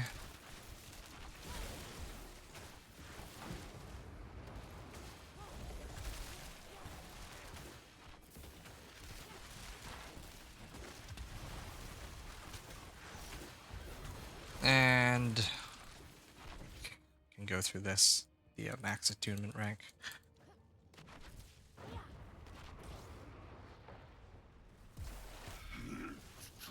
There, done. I think that's my first time fighting a Longtooth. I don't even know that one. Okay, please give me Unique Helm. It's the only one I care about. Varglass, right? 2 GA. There's a couple of interesting drops here. So, Boots Ancestral. It is Isu's. But unfortunately the roll was low. The resistance to all elements still isn't nearly as good as my Yen's, nor the movement speed. This has movement speed for 7 seconds after killing an elite, but I don't think that's worth it. Even the unique roll on it was pretty bad. Then I guess Fists of Fate. No, Gloves of the Illuminator. That's also not very helpful here. 2 GA Pants. I could use this, actually. Well, can I, though? If this had, like, int and max life on it, I could roll off the 3rd stat and replace it with armor, and then I'd have a keeper, but I can't even say that here, in this case. Gloves of the Illuminator, Tacits, and then all the rest of these are useless. I don't need any You don't need any of these. I will also need to sort out my equipment later. Or my uniques, I mean. Because I don't need like 7 copies of Mother's Embrace and, 4 copies of Starfall Coronet, for example. But that'll be for me to figure out. Okay, still haven't gotten the one helm. Helltide would be the last place that I can check, but I don't really relish having to check every individual chest to see or every, like, defensive chest to see which one is Tortured Gift of Helms. Yeah. Might opt to sell these later. Alright. So, yes, I think that the plan was to run an Infernal Horde's Compass. This is Torment 2. No, I gotta set it to Torment 3. Not only would I set it to Torment 3, but I'm actually supposed to put Mind's Awakening on my pants. So, I got the barrier every time I cast a Frost skill. That's perfect. Yeah, Apparition Incursion. I could have run that, but no, there's a couple Apparition Incursions. But you know what? That's okay. Where's the... Wait, did I not activate it? Oh, no. I didn't activate it yet. I could do the Apparition Incursion first real quick. Might as well. It should take me like 2, maybe 3 minutes. My current level of power on Torment 2.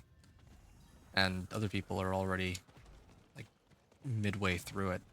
So I hit this, finish it up, and then that'll open up the some room for me to run Infernal Hordes.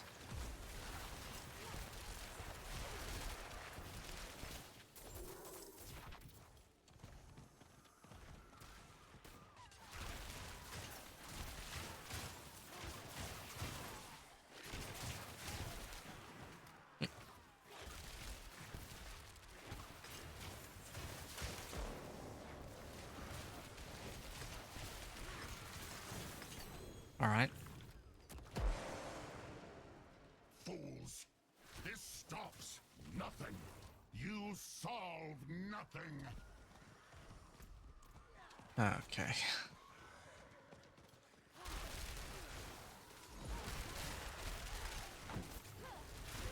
These guys actually are pretty tanky, though. Or, not tanky, but they do a fair bit of damage. Even though I have, like, almost max barrier, I'm still getting hit for quite a bit. And this is with my armor stat and all my resistances maxed out on Torment 2.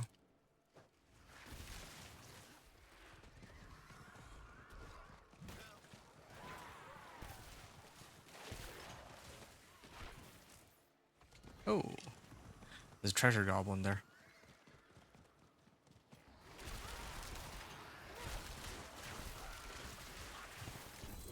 Oops. Is that a Gilded Baron? I think it might have been.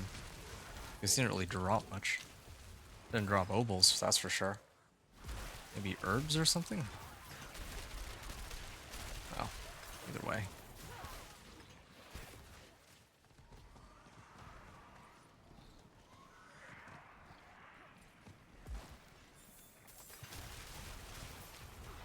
Okay.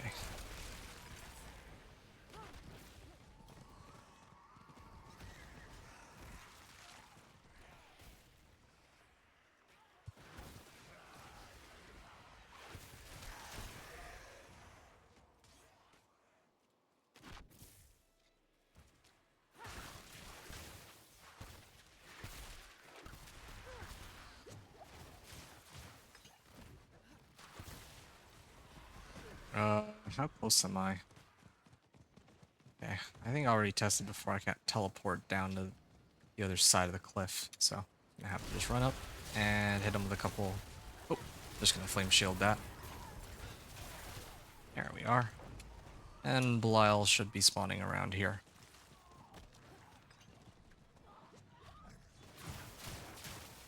He's got Lilith's power. He has Spin to Win, Dust Devils. I don't know. Oh yeah, and Earthquakes. Yeah, Whirlwind, Dust Devil, Earthquake build. That's I think what most people are running this season, as far as I can tell. I should have checked to see if I did that or he did that. Well, that's okay. The next one I'll let him. Or I'll try to see how much damage this setup is doing. Might be able to just one-shot it. Oh, can't view a private profile. Your insolence is at an end. Not bad. Yeah, okay. My damage is pretty good right now, actually. Ah, there you go. A bunch of Spectral Ash. I could use the Spectral Ash to max out my Outlaw Sharpshooters, I guess. Because I don't know if I will be doing the whole, like, draining out my mana for Overpower at this point.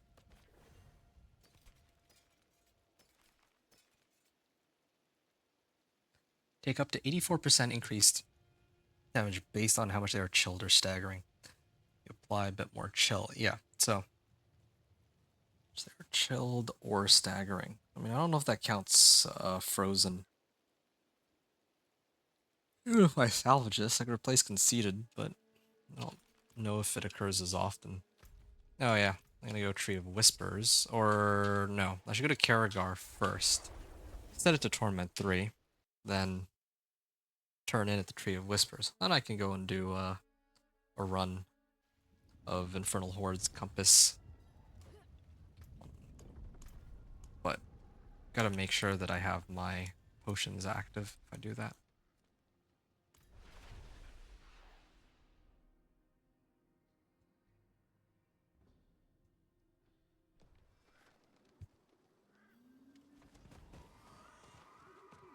Hyena. It is done. Yep, nope, these are all useless.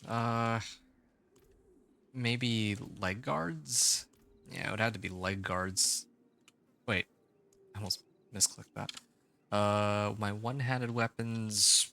I don't think there's any one-handed weapon aspects, except for Piercing Cold, I guess, would have been good, but I think if I can get like an Ancestral, that would be more valuable for me right now. Okay.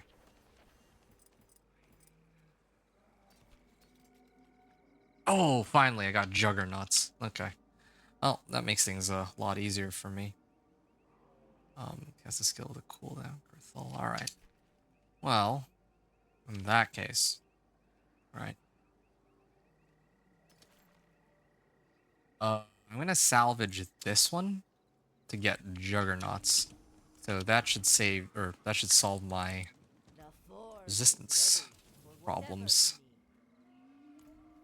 Or my armor problems, like right out the gate.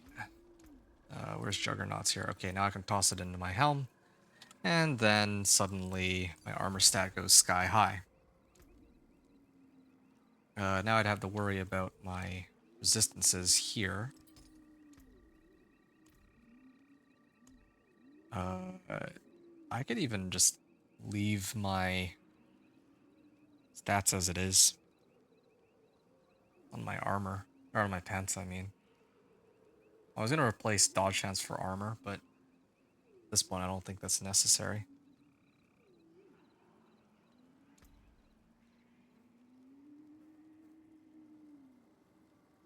I mean, if I'm going to push Pit, I think I should just be on the safe side. Sure, I'm going to do it. Whatever. Dodge chance. Okay. Let's replace that. Resistance to all elements. Okay, well, this also works. Because I can slap that on and then I can get the skull back in my amulet. Yulgar.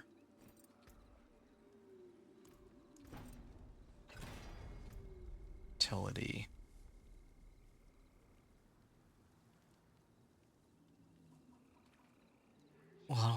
know if it even matters.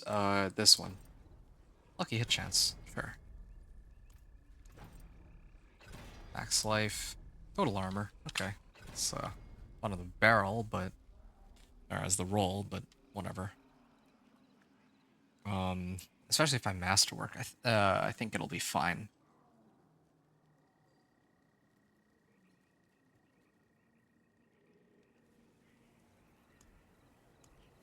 Mind's Awakening, and I need to get Ylgar out of this.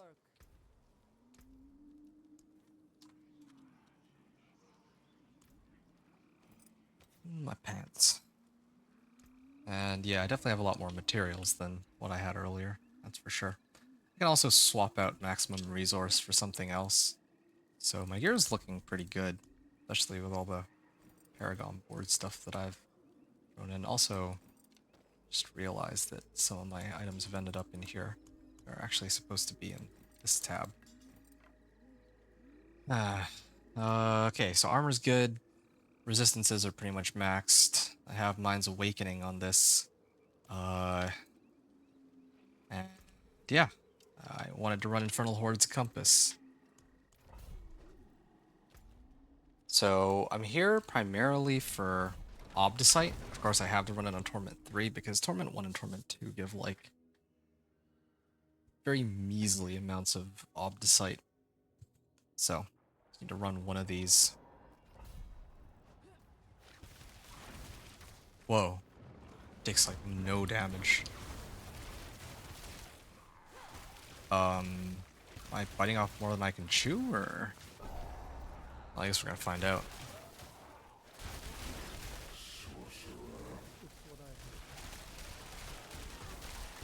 I think I'm okay.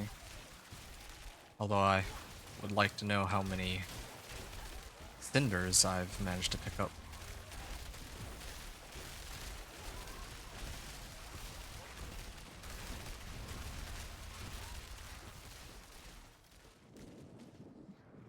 Alright. Uh-oh, that's not good. Whenever there's DR monster, my Ice Shards can only pierce through 5 monsters, so... Yeah, that kind of caused me some problems. A flame shield.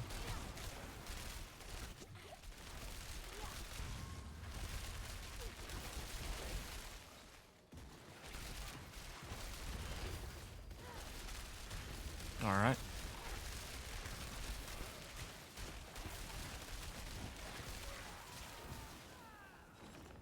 Okay. And next up then. Ooh. Rolling Will spawns Aether events 50% faster. Well, definitely gonna be needing that. You fight till impact.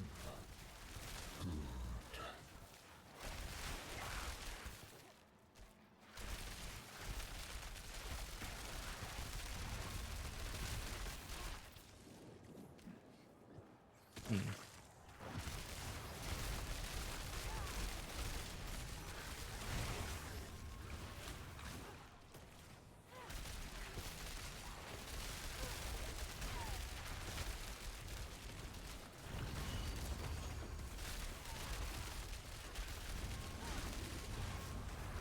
Oh, ouch.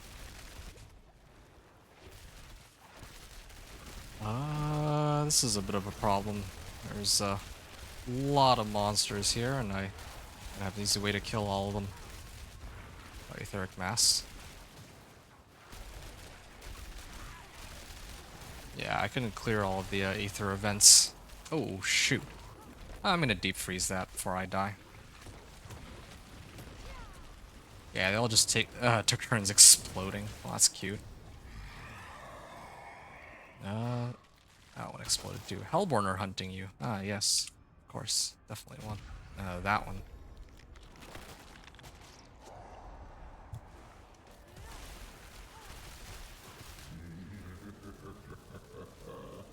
Alright.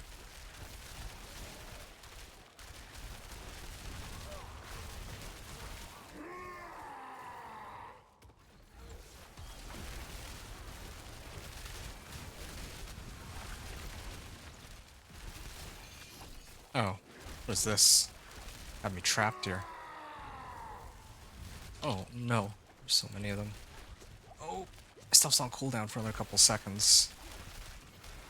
I'm gonna flame shield first. Ouch.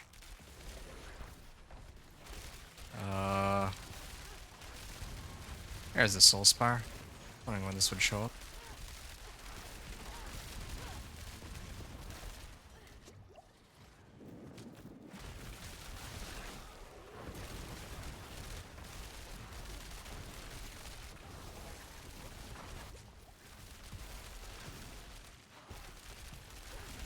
I'm gonna deep freeze it real quick.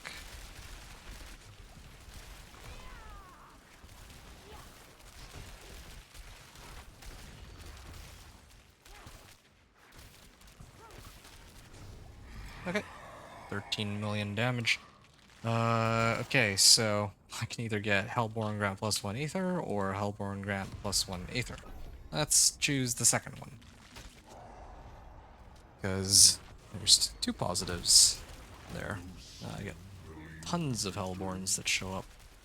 So slaying monsters to draw out Aether is quicker, and I get like more Hellborn. Those two together is a amazing combination. I kind of wish I could see how much burning Aether I have, but with this setup, I should be able to do quite a bit here. Only problem is that I do have a lot of CC. Oh, I might have to deep freeze this.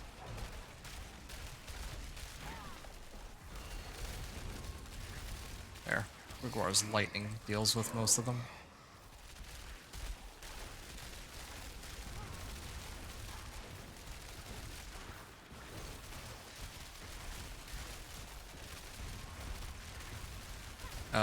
Okay. Flame shield it up to get out of there. And... oh, no! Too many explosions, I can't tank all of them. Yeah, I have like my barrier almost completely maxed out from my Mind's Awakening aspect. As you can see, it works sort of like Fortify, except I can't really boost overpowered damage with it. All these are useless to me.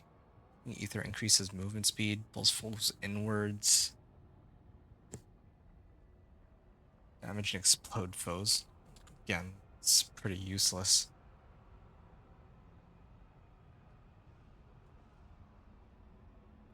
Sure, I'll do this one, I guess. It's a useless wave, but... oh, whatever. Can't all be good. I can think of a number of boons that would have been more useful. Just put it like that.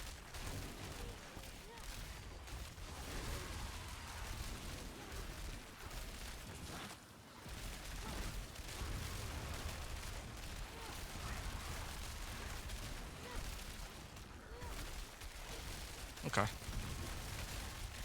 I still wish I knew how much Aether I actually had, but I guess it doesn't, at the end of the day, it doesn't really matter how much Aether I have. It just matters how much Obdicite I gain. That's all there is to it.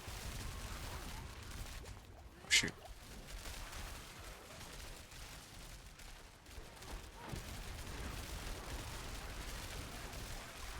Yeah, this is the right difficulty. I've geared up my Sorcerer in such a way that he can handle everything, but it still takes some time. This is true. Good. Better not be another useless set of modifiers. Nope, nope, this one's good. I feel like I should do this one, because I'm close to the end, I believe. I wish I could see which wave number I'm on. Wave 6, okay, good to know.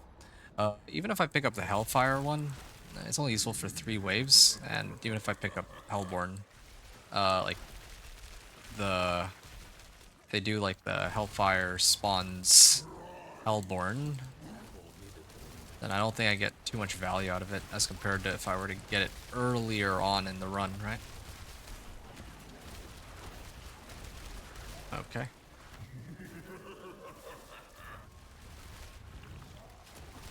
Shoot.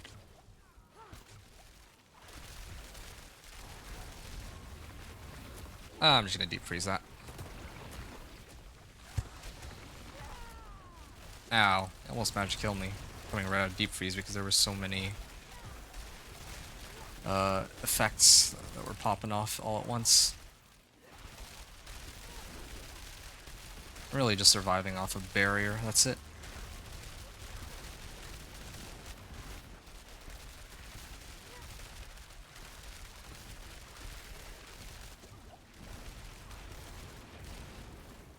Oh.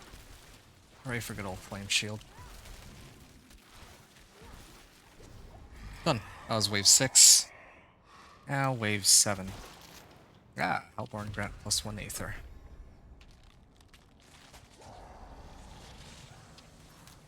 Oh.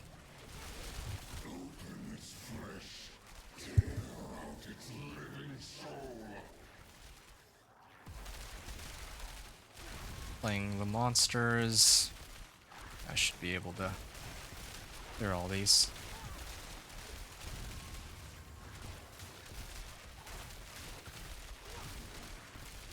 There, boom. More of these Hellborns. Trying to prioritize them first, of course. Yeah. It's always nice at the end of the Infernal Hordes to see exactly how much Obdicite that you farmed, right? How much you earned. It's like part of the fun of running these. So, I'm actually genuinely curious to know how much I managed to get playing this slightly jankier setup than what I would usually have. Like, I'd be happy if I saw like that I farmed 600 Obdicite or something, but I guess we'll never know. Oh, ouch. Please.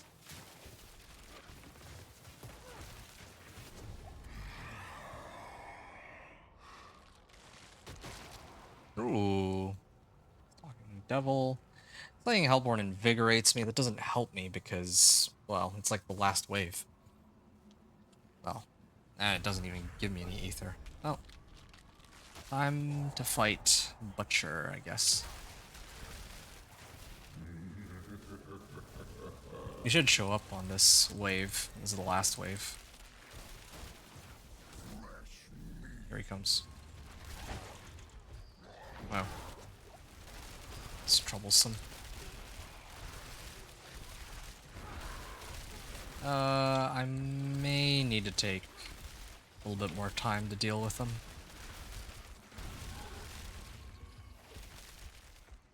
Why? It's so difficult, though.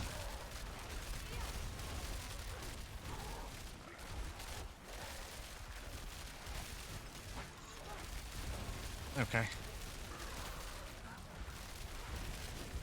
Oh, shoot! Ugh.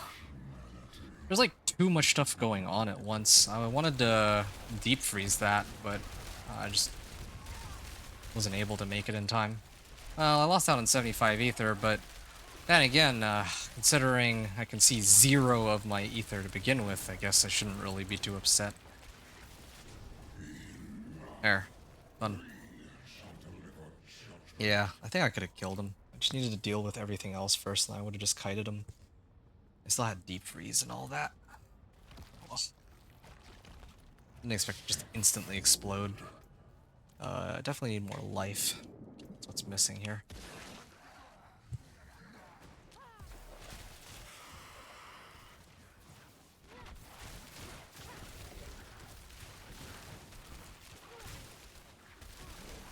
Well, at least I can see the number of revives I have left still.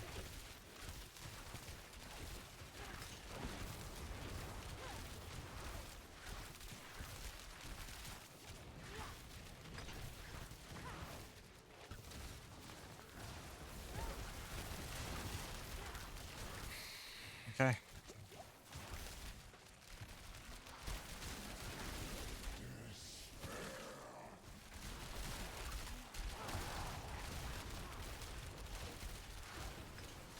Okay, so that's one down.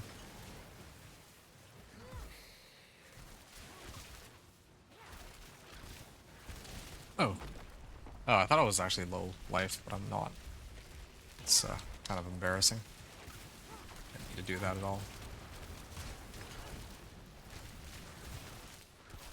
Why are these guys taking forever to go down, though? Yeah, actually, Butcher was tougher than these guys. It's pretty hilarious. From the barrier, let's go. Are they healing or something? Like, why is this fight still going?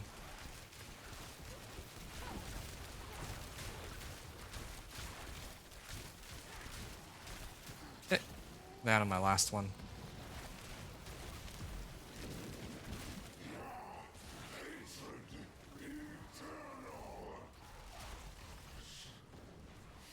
Where is he leaping to? Okay. Activating all this. Yeah, lightning's doing a pretty big chunk of the damage, but Ice Shards is contributing too. Really, with Hail of Verglass, I do wonder if it'd be doing more. Alright. Fine. Didn't expect to be able to do this in one try, but here we are, I guess.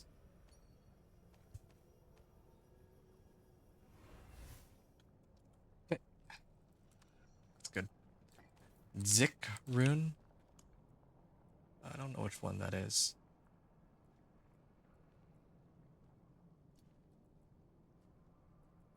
One rune. Oh, here it is. Zik rune. Greater equipment. Cash.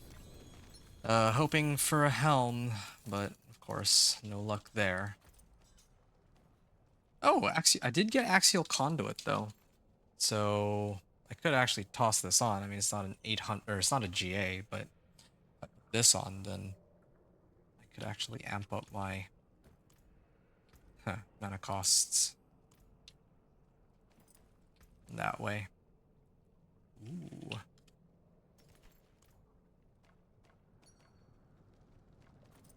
And then before the game crashes me out, I'm gonna grab some Obdicite here. Okay, I have no idea how much Obdicite I just picked up. Should have looked at it before I opened it, but okay, cool, 1,000 Obdicite, sure. I mean, I think I had like 400 before, so I think I got like 800 out of this run. Something along those lines. Rakanoth's Wake. Now, would I prefer Rakanoth's Wake or Yen's? That's what I'm kind of trying to figure out. I get like more damage. I get cooldown reduction. But the resource generation... Well, the resource generation would be better if I was trying to do the whole... If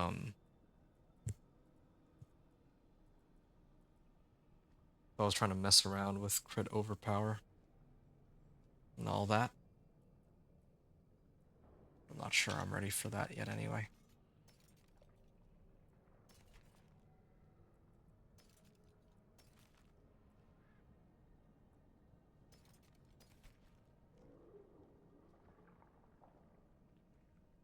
This isn't max life and armor, just what I would have wanted in the first place.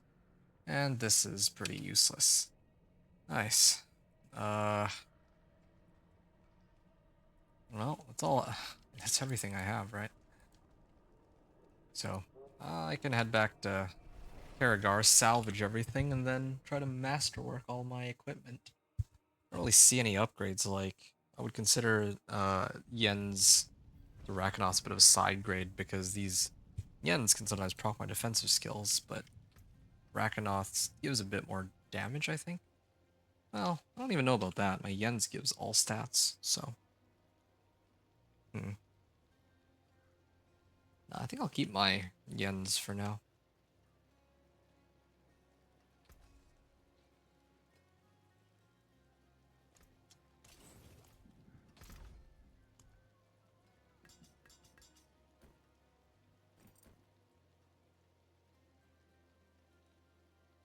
I'd straight up only be using this for resource generation maximum. Damage reduction too, I guess. Yeah, the last place I would have needed to check was Hell Tides, but whatever. Let's see what we can do here. So, masterworking. So the last time I did Pit 45, I had 8.5 minutes left on the clock.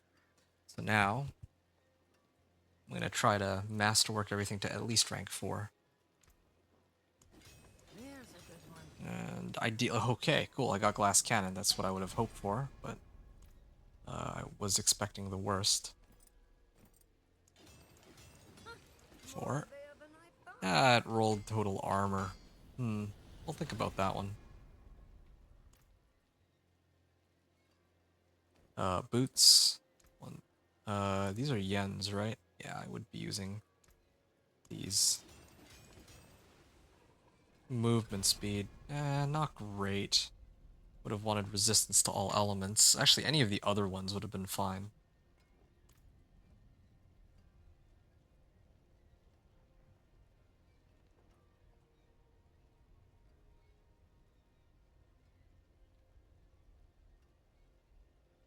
Alright, this is already masterworked up. So this would be next. 3 to permafrost. I was not expecting that one. This one, getting all the good rolls. Really, I am. Max life? Yeah, okay. Can't complain about that one. I don't know. Cooldown reduction be ideal? Lucky hit chance. Okay. No big deal. So everything is now... Oh, except for my helm.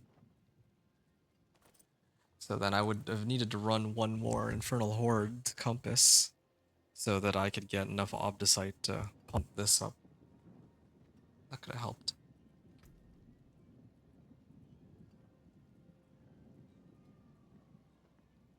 Well, whatever. Any one of these would be useful, right? Okay, so now I can masterwork it. Int, max life, and maximum resource. And I rolled on int, so that's pretty incredible. I am missing... Just realized that I'm missing some runes here. Earlier I had a set of pants. Did I salvage those pants? No, here it is. Yulgar. Where is it? Finest jewels in Sanctuary. Socket. And what's my CSC at? So plus 50 brings us up to 83%. Yulgar.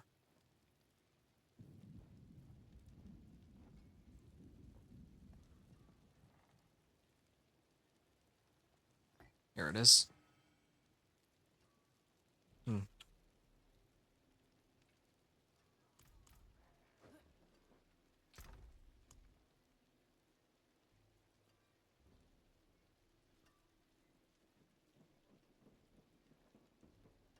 Yeah, I don't think I'll be able to get the overpower part of the build up and going, but I can kind of see how it's gonna work. I need that rune that gives me like offering when I use a core skill, and then I would combo that with Lum rune here, which gives primary resource. So then every time I ice shards, I would get mana. Then I think I would use a resource generation, right? Like I have resource generation on Yens. So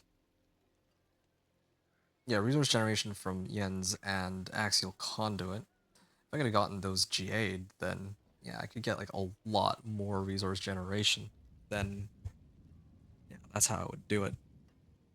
So then every time I cast Ice Shards, it would spend all of my mana. I'd maybe have like 175, let's say, and then I'd gain it all back. I'd drain it out again, and then throw another Ice Shards, and that would be well,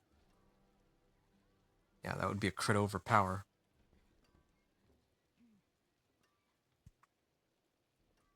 Yeah. Well, whatever. I think it's time for me to attempt this one last time. I think this might be my last run of the day, though. I don't know if I'm going to do anything else after this. I might call it for now and then continue tomorrow or something. Oh, shoot. I actually already masterworked this. I was actually supposed to masterwork the other Tal loop that actually had a better roll. None of my Tal loops rolled. None of my Tal loops were GAs, sadly. All the GAs were the Mother's Embraces. Well, I guess I only got one of them, but still. 24.3. Yeah, none of them were better than 24.3%. Alright. I forge more than horseshoes and nails. What do you need? Here we go. Cooldown reduction. I'll keep my forge hot. Return soon. The stars made man. If I cannot be in the wilderness, this Alright. Cooldown reduction and all that. Beware the envious, my friend. Cooldown reduction. What is that? Reduce. I guess it reduces Deep Freeze, Frost Nova, Ice Armor, Flame Shield. It's decent. Okay. So I'm just gonna put in a note for myself here. So pit 45 clear with however much remaining.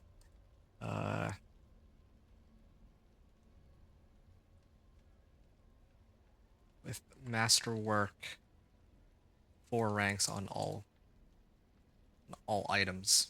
Okay. Rank 4.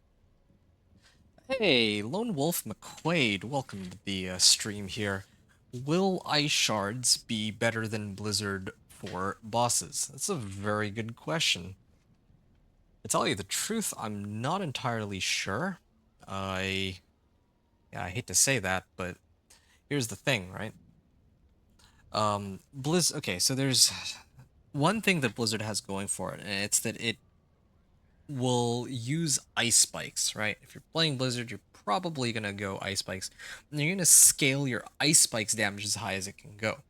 I've never gotten around to trying out the ice spikes Blizzard builds, so I don't actually know how strong it is in comparison to Ice Shards. And now when we talk about Ice Shards, the thing about Ice Shards is most people build it like with just pure crit strike damage, right? But I am trying to do like a crit overpower Ice Shards build. And there's also a unique that I'm missing called, I think it's called like Hail of Verglas or something, where it makes my Ice Shards kind of shotgun outward, right? So I think if I hit a monster that's like point blank to me, it will actually get hit by 3 Ice Shards, so that should be triple the damage. But for some reason, like I've gotten all of the other uniques that I needed, but I just can't for the life of me get Helm of Verglas. So I think that with Helm of Verglas, Ice Shards would be better than Blizzard for bosses, especially because, like I just mentioned, you can actually crit and overpower with Ice Shards. You can't. I don't think you can overpower with Ice Spikes and or Blizzard, right? So, yeah, and then also being able to shotgun your Ice Shards is super helpful, or is supposed to be. So, yeah, that's kind of my thoughts on it. All right, I'm gonna take a look here real quick. Oh, I'm actually sitting on a lot of materials now. An exquisite concoction. Gotten quite a few from all the things that I've turned in. Oh, wait a second. There is one other thing I just remembered that I'm missing. I need to turn in my rewards here. You heard me though, right? Lone Wolf. Just in case you missed it though.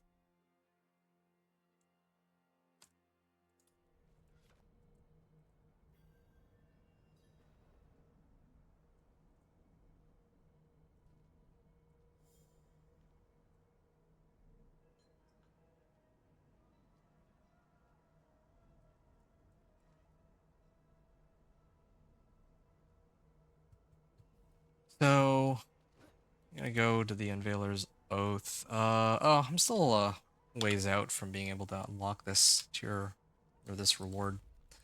Well, all good then. I could run an Apparition Incursion here, but I think I'm done with those for the night. Maybe tomorrow I can run Helltides or something. So 1, 2, 3, 4. Open this up, and I'm going into Pit 45.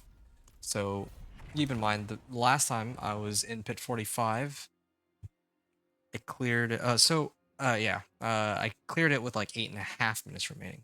So I'm guessing that I will be able to clear this with like 9.5 to 10 minutes remaining. That's my prediction. So we'll see what happens. To answer your to give like a little so I'm currently doing a Blizzard build with a Shava, and it seems at least decent, at least for leveling. Oh, that's awesome. Yeah, I was gonna ask you about that. I was gonna ask like which build you're playing this season, because I was sort of curious, right? There's a number of people who come in here, but I think you're the first person that I've seen that's playing Sorcerer as well. And sorry if the responses are a bit delayed. It's like YouTube tends to be on like a bit of a delay in comparison to like Twitch. So if you want like a more real-time response, you don't want to wait like a minute or however long it is to hear me reply, then you can go on Twitch instead. Can't stand waiting like a little bit. But yeah, so you said for leveling. When you say leveling, you're talking about like going 1 to 60? I feel like 1 to 60 is like pretty trivial for most builds, but maybe you're talking about like Torment or something. I'm not entirely sure. Because when I hear leveling, I always think 1 to 60, right? But sometimes people mean like going Torment 1 to 4 and like Paragon and all that. To tell you the truth, Lone Wolf, I mean, I did a Blizzard build during the PTR, right? I don't know if you saw that video at all, but I did, during the PTR, make a Blizzard Sorcerer, and the like, I was just abusing the boss power to do, like, over 99.99% of the damage, so I actually have no idea just how strong Blizzard actually is in the live season now. I'm sure one of the other streamers does, but unfortunately I just don't have that context right now. Really, wow. What's this? More crit strike chance. Okay. I can definitely feel the run is smoother, and I'm sitting at 6,000 life now, as compared to before, where I only had, like, I think it was like 3,000 life? Or 4,000 life? Maybe, like, 4,700, I think, last run. Using a Shava until I get the Blue Rose. Ice Spikes, I think, scales with Blizzard ranks. Oh, does it? Oh, shoot, that's actually kind of insane. Hey, you said you're looking for Blue Rose. Would you like to take my Blue Rose? I know it's not an ancestral, but I do have a Blue Rose, and to be honest, I don't expect to be using it for this run.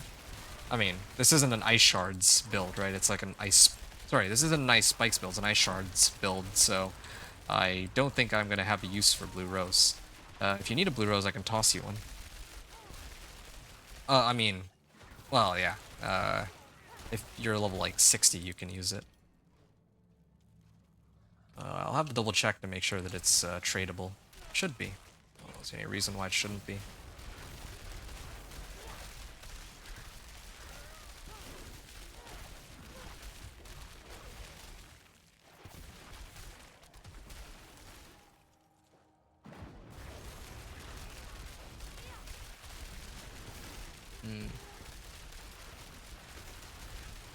You're at work currently and can't log in until later?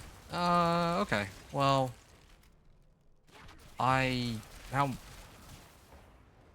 did you just start work, or are you gonna be finishing work soon? Well, I guess you said you just started work, so it'll be some time. Yeah, because I was gonna say, I'll be on, like, probably 8 hours from now, even, too, if you want to pick it up around then.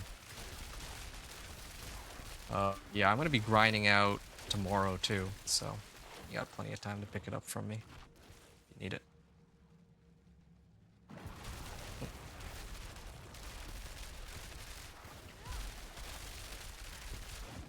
Oh.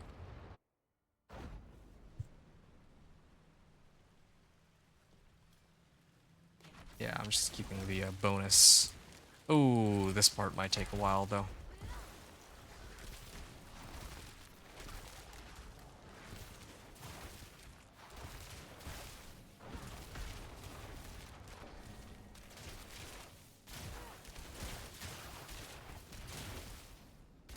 Oh, the lag, man. Okay, let me go on deep freeze first. Start off with that. Okay, let's avoid getting hit by that one for now.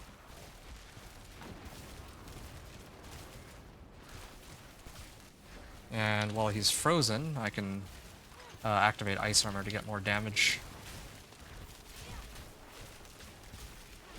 And there he goes. 9.5 minutes.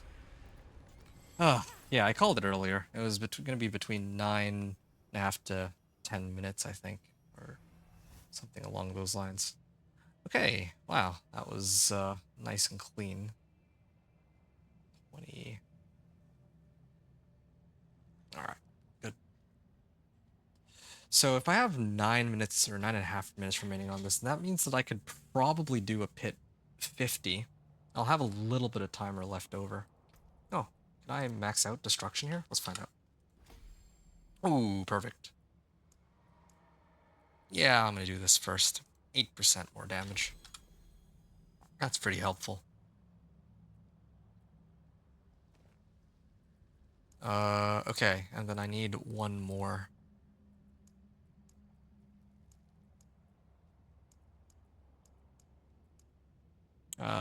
Here it is, Elementalist. Yeah, maybe I need to like start picking up all my glyphs. That would boost my damage a little bit more, too.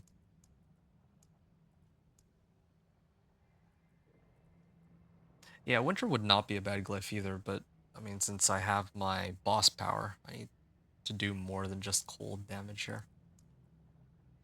Soldier chilled.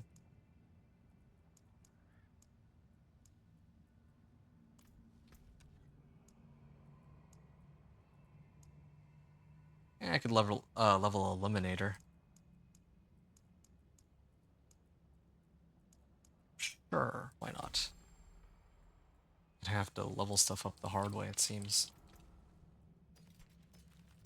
But yeah, what level is your character, Lone Wolf?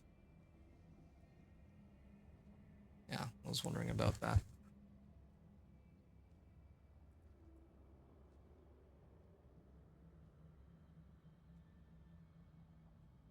Intelligence, max life, and armor. Okay. So, I mean, I could do more Infernal Hordes to try to get like more masterworking and all that, but I don't really see a point. There's got to be more stuff that I can do here. It really does just boil down to getting that Hail of Verglass. So I think the next order of business for me would be to spam Helltide. Yeah, something along those lines. Or maybe it's time to gear up my my banished lords again. You're only 13 right now. Ah, wow. And you actually got a Shava poison breath already. That's kind of nuts. Yeah. I think that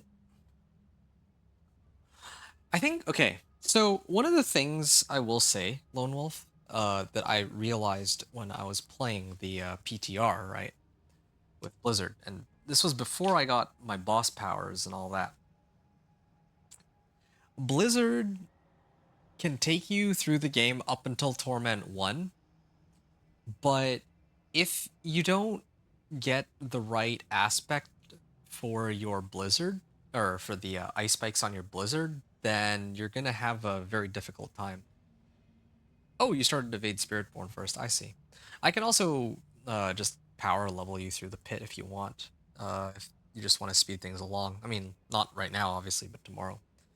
Um, but yeah, like when I was trying to do my like solo leveling with Blizzard Sorcerer on PTR, going through the game, I was like playing it on like normal, and I was crushing everything. I mean, normal's pretty easy for just about any build.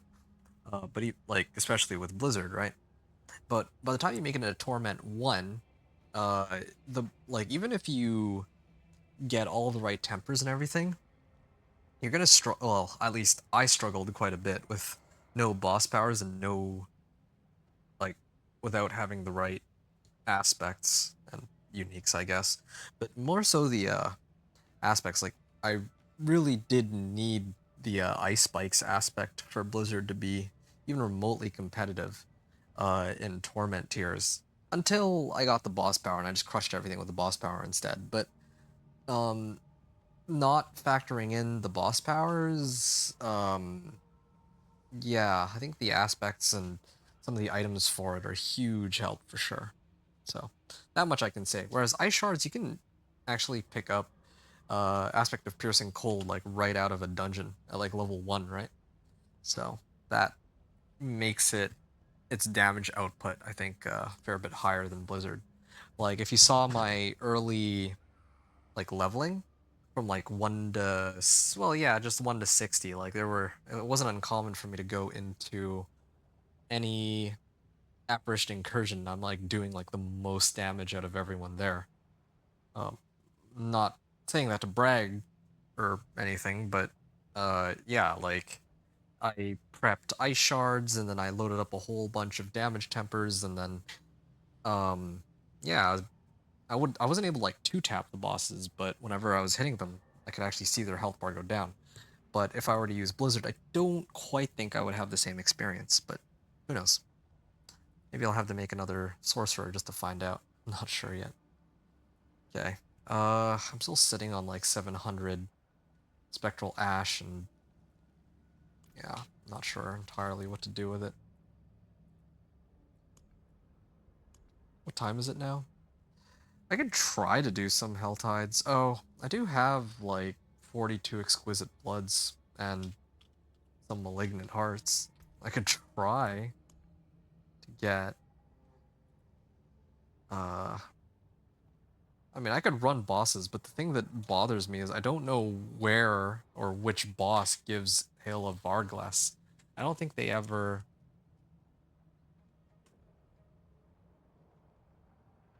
I don't think they ever talked about which boss drops it.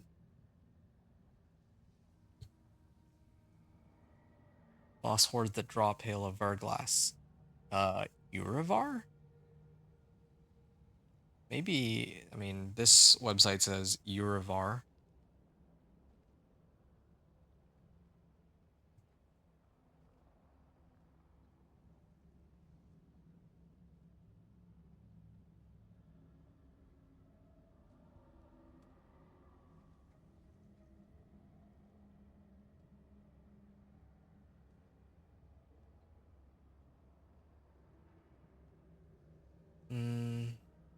Shards. Yeah, I really need this Hail of Varglass. I really don't know how to get it. That's like the one thing. Like, this build is progressing through the game just fine as it is right now. It's just like Hail of Varglass would probably boost my damage to the point where I could get directly into Torment 4 from here. That's why I'm so desperate to get it.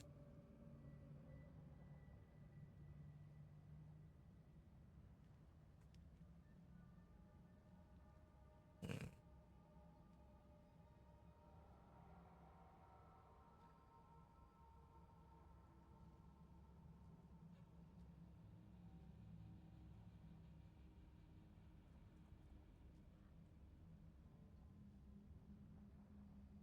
If I cannot be in the wilderness, Uh, will do.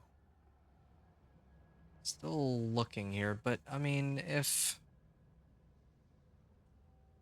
searching Google, I could just do Helltides, I guess. No, I'll try to run some Helltides here. right now. Maybe, yeah, maybe I can try and farm Hell Tides for it. There's only one Hell Tide available, but yeah, I'll give it a go. I haven't touched Hell Tides all season, so, or with this character, so maybe I'll grab something, who knows.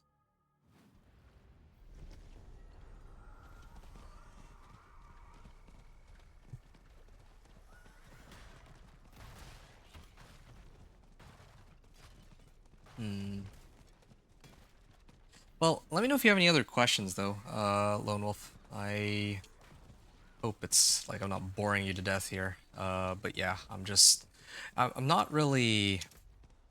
I'm pretty close to wrapping up for the day, to tell you the truth. I have more to talk about tomorrow, because I have to figure out, like... I can't find Hail of Verglass. That's all I've been doing the last 4 hours, trying to find this one stupid item. I've run bosses, I've run stuff that would give me mats to summon the bosses, and everything, but I just cannot find it. And like the one thing that I need to turn my ice shards into like a shotgun sort of setup, right? So a little frustrated about that, to tell you the truth. Pretty exhausted too. It's like almost 5 a.m. now, and I've just been grinding all day. Didn't expect that it would struggle so much. Thought I would actually be done by now, to be honest. I know that the my Ice Shards build is weaker than the Companion Druid, but I have more Paragon. May have to just load up on my glyphs here. Yeah.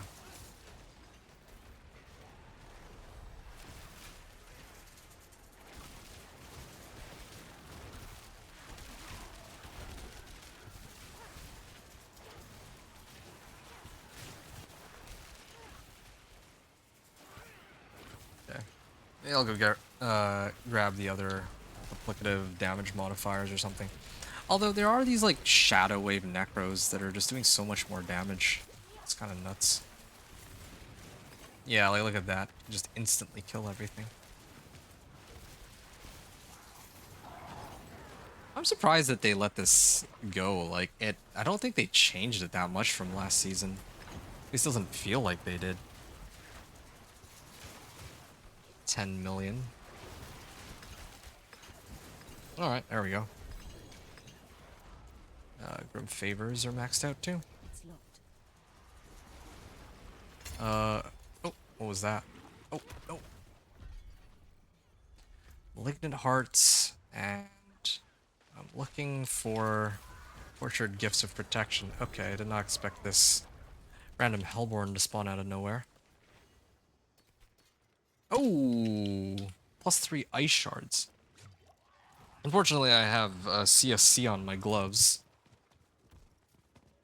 It shows Grigor can drop it. Can you show me where you got that? That would be kind of nuts if that's the case. Oh, this is for boots. Okay, so... I'm gonna head down here. Yeah, because I actually did run a whole bunch of Grigor. Yeah, I did actually run a substantial amount of Grigor, and I didn't get one single drop of that unique item, Hail of Varglass. Like guards. Yeah, because this thing is supposed to like triple my damage, I think. Something crazy like that. I think that would be enough to get me up into Torment 4, but... Wait, was that... Oh, man. I just checked all of the chests in the Helltide, and none of them have... Or none of them are Tortured Gift of Helms.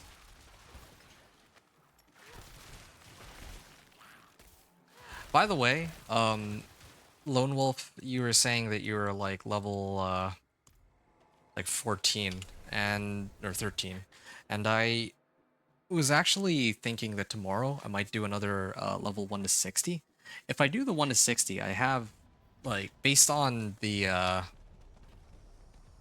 I guess, experimenting that I've been doing with this character and my companion druid. My companion druid was my previous character, like the first 1 to 60 I did this season. I realized that I think the fastest way to level solo is by spamming Hell Tides on normal, just so that you can farm cinders, right? But you don't turn in the cinders until you're at like the end of the hour on the Helltide. So let's say a new Helltide starts, right? Start of the hour, let's say 5 a.m. Then I would spend about 40 to 45 minutes farming Helltides, grabbing cinders on normal, and then last like, well, actually, that might not be enough time. Sorry. Like, I would farm... Oh, Torch Gift to Helms. Nice. Okay, hold on a second. I'm gonna try this. Come on, give me my unique helm. Shoot. Well, alright, let me try again. So, let's say 5 a.m. rolls around. You spend 45 minutes just farming as many cinders as you can on normal. Then, once it reaches, like, when you have, like, 10 minutes left on the Helltide, you would set the difficulty over to Penitent, and then you would try to open the chests on Penitent difficulty. Oh, there's another chest one. Yeah, I think that's the fastest way to go from, like, 1 to 25. Then I would start running the Apparition Incursions after that. Because Apparition Incursions also come with, like, Whispers, right? So then that way, you don't just burn the Whispers when you're doing the 1 to 25 journey, which can easily be done by, well, running Helltide chests. And then you go from 25 to 50 on the Incursions and the Whispers, and maybe like the first seasonal quest so you can open your reputation board. Then you would do Strongholds 50 to 60, and then turn in your Renown rewards at level 59. So, yeah. I'm sharing that because, you know, you're free to level however you want, but, like, I've done nothing but play my this character from level 1 all the way to level 60, and then from Torment 1 to Torment 4. And I wanted to be able to share that information with you, because there's going to be other people who have other ideas on how to level, and I'm going to test this leveling method for my next character, but I'm going to give it to you ahead of time in case that helps at all for any character you need to make. Unless you just want me to just power level you. I could do that too, to save you a couple hours worth of time, if you would prefer that. Tortured Gift of Helms. I got a baneful heart, but I didn't get any unique helms. This is exactly what I was worried about. I figured that this might be the case, that I would be opening these tortured gifts of helms, and they would just give me like random legendary items instead of what I'm actually looking for. So refresh me real quick. You said earlier that Grigwar can drop it. Where did you hear this from? Like, I would just like a source, because I have been like trying to Google and search websites for where I can get a Hail of Varglass, and I didn't hear anything in the campfire chat. Like, they just didn't say anything about where I can actually pull it. And they've made some adjustments to the lair bosses this season, and I'm getting items that I'm not supposed to from certain bosses. And I mean, that's part of their changes, but like, I don't know what else they changed, right? More Tortured Gift of Helms. Alright, fine. I'll try my best here to farm it. You've never thought about doing that? You just open them on normal? Oh, yeah, no, same here. To tell you the truth, same here, because Whispers, in the... Well, until you make it a Torment, but from normal to Penitent now, Whispers, it doesn't matter what difficulty you open them in, you're gonna get the same amount of XP anyway, at least by my understanding, unless they change that. But I didn't know this, but I assumed that Helltides, or the Helltide Tortured Gifts work the same way. But there was another streamer, I don't know if you ever heard of him, a guy named Rax, Rax Antarax. So he was trying to level 1 to 60 with a Dance of Knives rogue, and when he was doing his leveling, he would grind out, like, let's say 1,000 cinders, and at the end of the hour, he would switch the difficulty to penitent, and then he would start opening the chests. And I was like wondering, like, why was that? And then I went and tried it for myself, and I realized that, oh, actually, the rewards that you get out of those tortured gifts is actually dependent on which difficulty you've set it to. It's kind of crazy. I had no idea. So, yeah, I'm sharing that information because right now I think everyone's just going to spam Apparition Incursions. That's what I did with this character. But after further playtesting with this character, my previous one, I can tell you right now that the seasonal quest line is not worth it for XP. It, like, takes too long, in my opinion, to, like, listen to all the dialogue. You can't even skip a lot of the dialogue either. So that slows you down by a lot. The incursions themselves are good once you make it to, like, level 25 onward, right? Especially if you can gear yourself up in such a way that you can kind of kill monsters yourself without relying on others. Also, I find that hard mode tends to have the most number of people. Oh, shoot. I wasn't paying attention. I can actually open this last chest. Almost ran out of time. So, you get my point here. These are all the things I dug up in the last... Well, I want to say in the last 48 hours since the season started. So, yeah. Again, I'm just giving you those deets. The first site that popped up for me was Game 8, but I'm sure it could be wrong. Game 8. You know, it's funny that you say Game 8 because Game 8 is telling me that I can get it out of Helltide chests, so... Genuinely confused. Oh, wait, no. It says Helltide chests in Urivar. That's what Game 8 says for me. But I spammed a whole bunch of Urivar and I still don't have what I'm looking for. So, that's why I'm pretty desperate. Spawning on ice bike increases their damage. See, here's another aspect too. You know what? I'll actually hold on to this. I'll toss this over your way as well. If we play tomorrow. I mean, no pressure. If you don't want to come back or something, or if you want to grind stuff out yourself, then, you know, you're free to do that. But I'm holding on to this because if you're going to be making an Ice Spikes Sorcerer, then you're going to need this in Blue Rose. So I happen to have those two items, so I'd like to pawn it over your way, because I'm certainly not going to be using them. Judicator's Mask, I don't know when I found this. So, like, here, take a look at this Blue Rose that I found. Okay, maybe the unique roll wasn't that good, but the Ice Spike's chance to explode twice is like mid-roll. The Ice Spike damage is max roll, and then the Crit Strike chance is, it's okay. So, yeah. These two, I'm going to put them here so that I don't accidentally salvage them or sell them or something. There you go. Lone Wolf McQuaid. These are yours if you want them tomorrow. Because, like, I'd even give them to you now, but you said you can't really play right now, so... I'm gonna salvage all these. Okay. Now,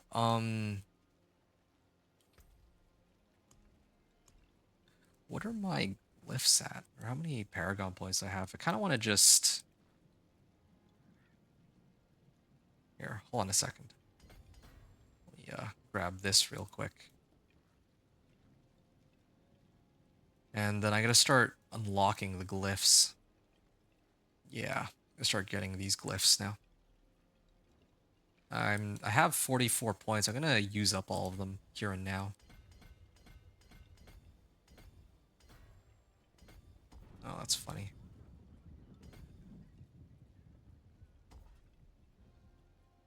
Yeah, sure.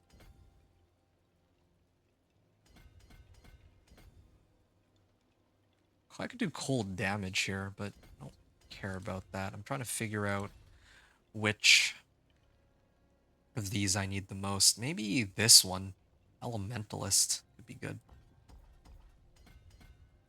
Actually, that means that I should probably just unlock this then. I would need to... Oh, okay, I can actually hit it from here. Yeah, 10 int. There you go. So that brings me up to 31 intelligence, and then maybe... maybe these two. There we go. So I've unlocked the additional bonus. This thing's also to amp up the damage on these two. So that's one of my glyphs ready. And then maybe... I mean, normally I run Tactician, but I have all my defensive skills, so I think I would use Unleash instead.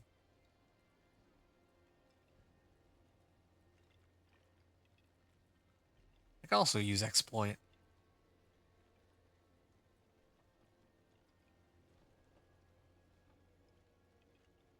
Increase cold damage.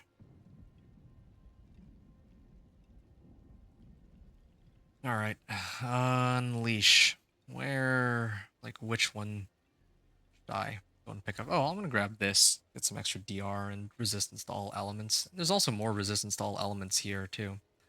I might as well grab these on the way in to the next glyph. Well, maybe I'll save that for last. Because trying to reach this one is closer.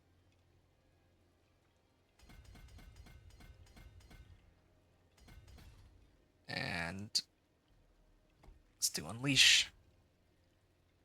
And to access the modifier, I probably need to rank it up so that I can get intelligence on it. Yeah, so.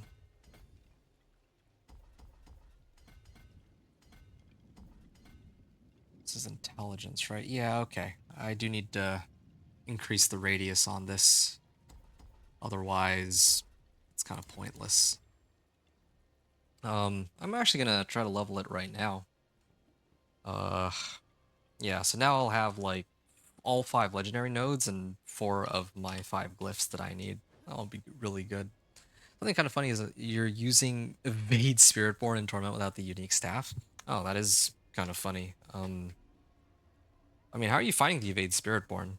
I see people using it. It does look like a lot of fun. People just, like, running around and they're just spewing out little lightning bolts everywhere while they're dashing around. Oh, something kind of cool. Okay, I'm gonna run a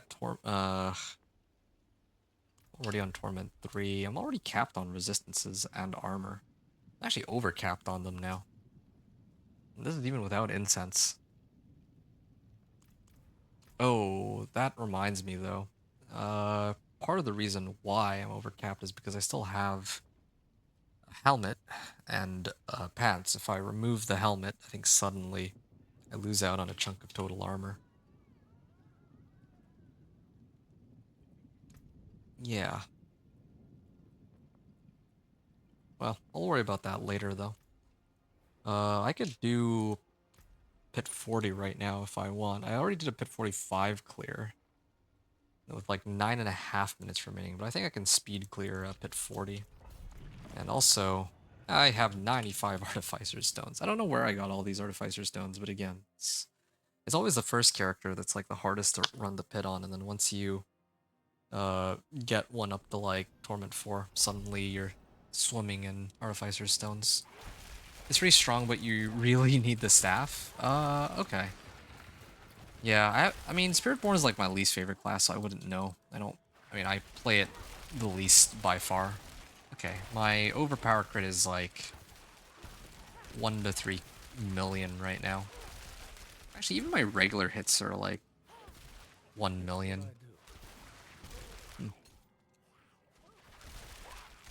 Why are these guys still alive?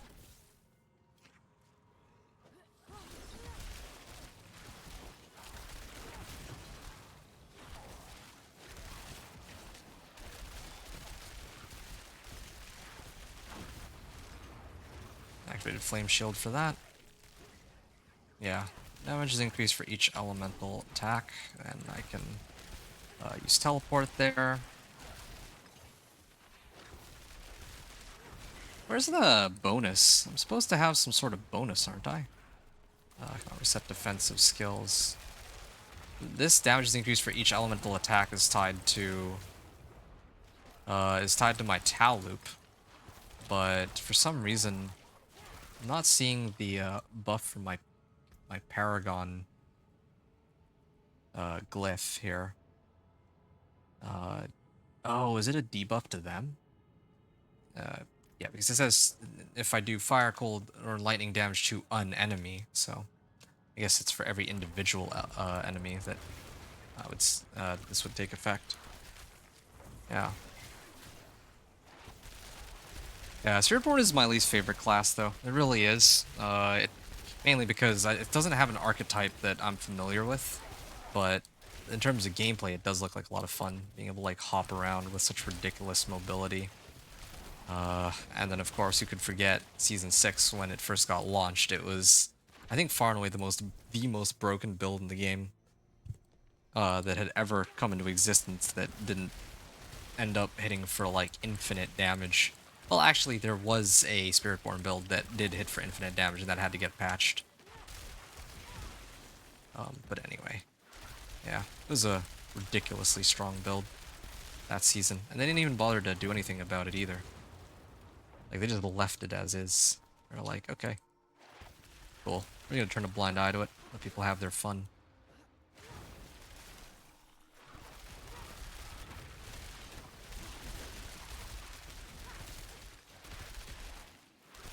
Alright.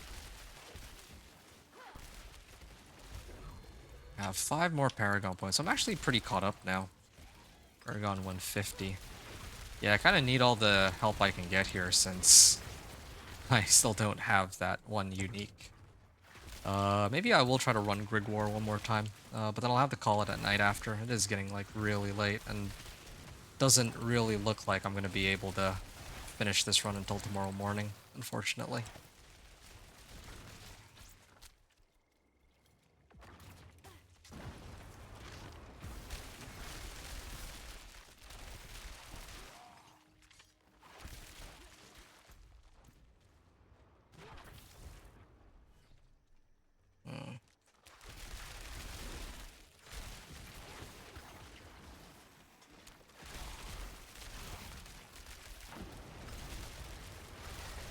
Okay, for some reason this is like pit 40, but I still, okay. I have, well, I mean, this is still faster than the last time I was here. The last time I was here, well, actually I should wait until I finish off Chief Marauder and then I can talk about it. The last time I was here, I was able to clear the boss. Oh, hold on a second. There we are. 32 million, wow. So the last time I was here, I cleared the boss with like 10.5 minutes remaining. So, I think I did it roughly the same amount of time, maybe give or take. Even though I did buff up my damage by quite a bit.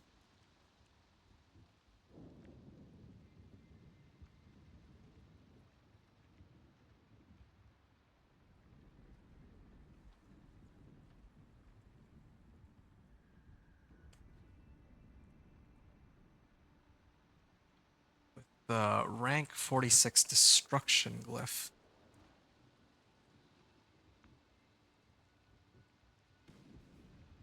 Plus, and 4 Paragon glyphs.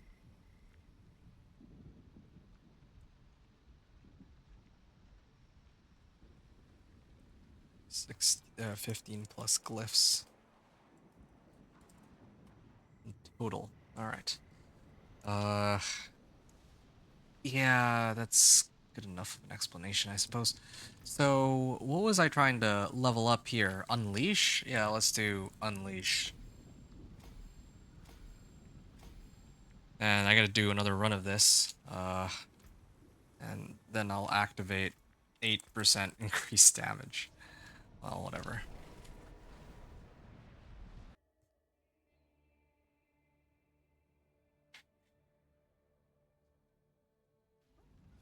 Okay. So I'm gonna do this one more time. Just to level it all the way up. Then I think I have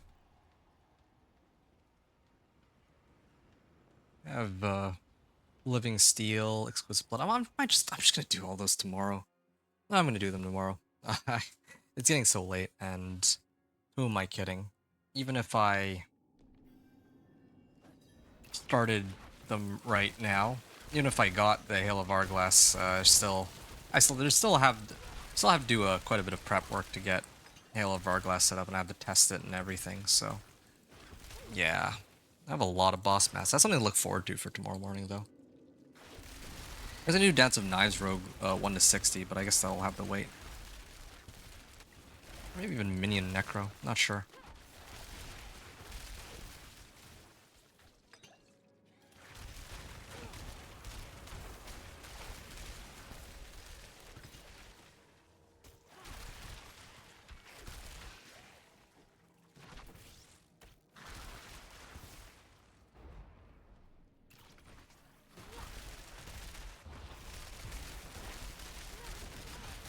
Alright.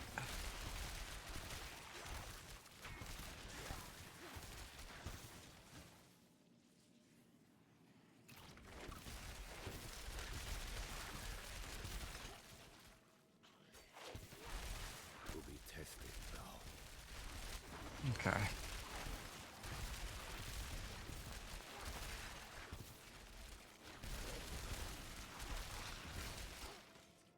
Move along this way. And what else we got?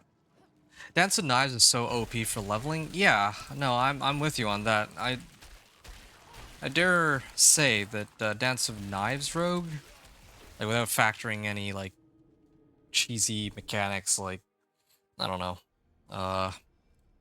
there's like some weird stuff that people can pull off, but generally speaking, I think Dance of Knives Rogue, at least right now, is the fastest and strongest build for leveling in the game. I don't think it's like overpowered at all in the end game by any means.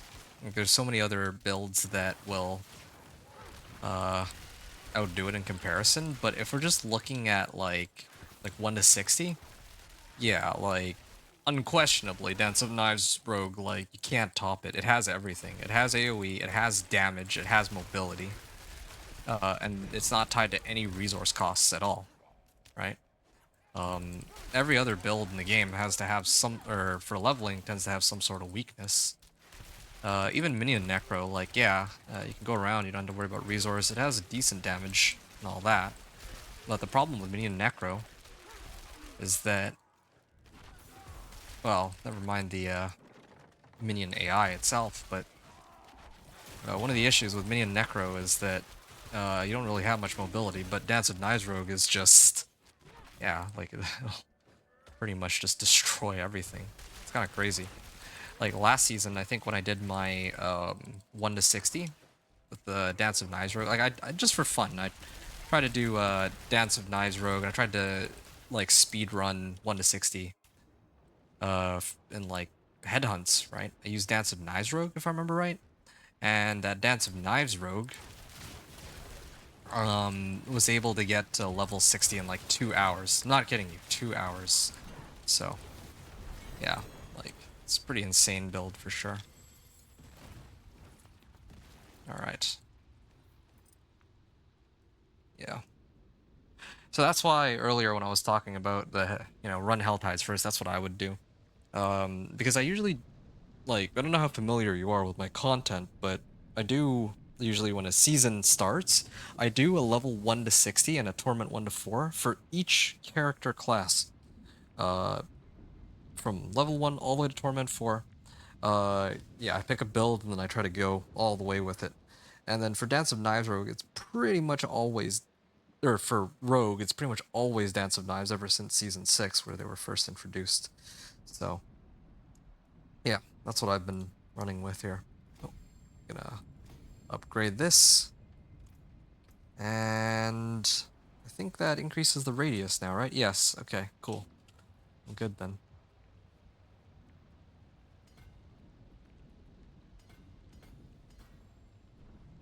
And then I just need maybe 2 more points. Do like here and here. There we go. 8% increased damage. And maybe I can level this glyph too, but I don't really need to level it like I still have the bonus unlocked regardless. Alright. Have I tried Shadow Step Rogue? No, I haven't. Before they, like, introduced Dance of Knives, I was trying to make, like, a Flurry Rogue, but to tell you the truth, there was not a single rogue build that I liked, like, I genuinely enjoyed playing until they announced Dance of Knives. Then I started to have a lot more fun with that, but yeah, before that I was a slug, that's for sure. So no, I haven't tried Shadow Step Rogue. I could level this up to 15, but yeah. Alright, my last clear on Pit 45 was 9.5 minutes remaining, but I think if I were to try it again, like, here's the thing, right? If I were to run it right now,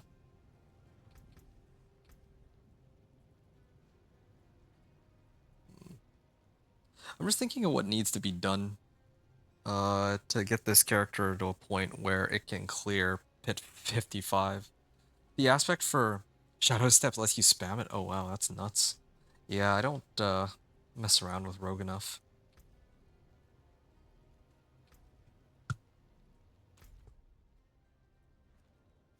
Haven't done any of the incursions yet, or the whispers, ever since they reset. Alright, sorry to cut it short, but is there any final things you want to say, Lone Wolf? Otherwise, I'll have to catch you tomorrow. I'm dead exhausted. It's like 5 a.m. I've been gaming for almost 20 hours, I think, today. The stream says that it's only been up for 8 hours, but that's because I was taking like a short break in between to like get my stuff going. Or get my uploads going, I mean. Contains greater layer boss summoning materials as well as unique items as if you had defeated one. Right. Don't quite have that going for me yet. There's a Legion event. There's an incursion. I'm too tired. I can't keep going here. I have a whole bunch of exquisite bloods, and I have tributes of titans, so I could get more lair boss horde keys. But I have my doubts that I'll be able to find the Hail of Varglass. I'm gonna try one more time to roll. You're gonna be here tomorrow for sure? Okay, well that, honestly, that gives me something to be excited for tomorrow. Not just, you know, like, I'm gonna be running Torment 3 to Torment 4, that's exciting, and I'm gonna do a 1 to 60 as well, that's also exciting, but I'm glad to hear that I can actually pass you over the aspects that you need, so I'm pretty excited for that too, to see how your Ice Spikes build performs, because then we can kind of compare notes and see how well how well Ice Spikes does compared to Ice Shards. Like, I'm genuinely curious about that too. So this is the last thing I'm going to do this evening. I'm going to try to roll for Hail of Hourglass, and yeah, the game shafts me once again, it looks like. Yeah, it's too bad. I don't know what to do. I could do more. Oh, yeah. Tomorrow I'm gonna run the bosses. That's what it's gonna boil down to.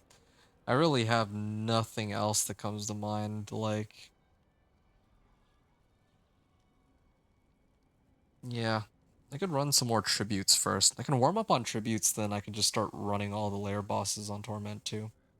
I might be able to take Urivar at this point, so... Yeah. That's for tomorrow. Strike chance. I think if there's anything else I can manage before I go. I'm also not high enough Paragon level to even unlock my last glyph, which is kind of embarrassing. Not even embarrassing, but, well, it's a little troublesome for me.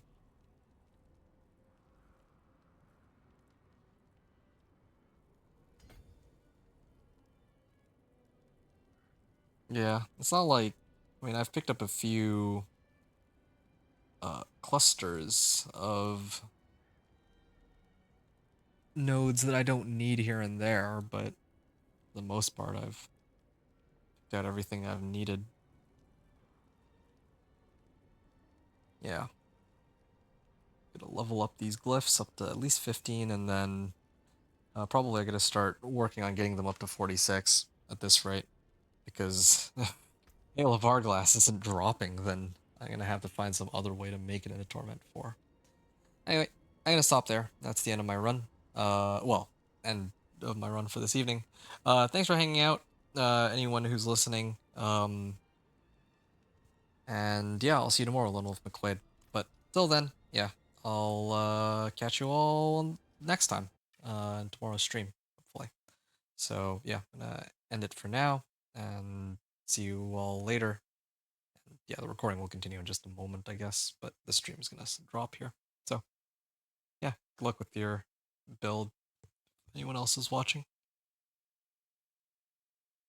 Fine, as far as towns go.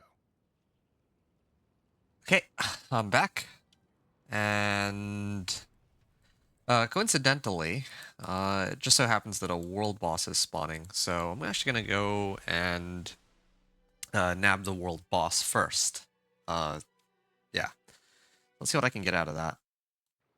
After I finish the world boss, I'm gonna try and do some farming of...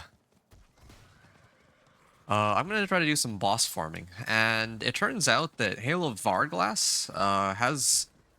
One of the highest chances for Hail of Hourglass to drop is actually from Grigwar, apparently. Grigwar in Urivar is what some websites have written down. And I know that that was mentioned when I last played, but I guess like I did like a whole bunch of Grigwar and Urivar and it still didn't drop, so I guess I've just been pretty unlucky with that. Or, well, it's either that or the website's lying. So I'm gonna do the Urivar and yeah, I'm gonna do Urivar and Grigwar first. Second. Ow.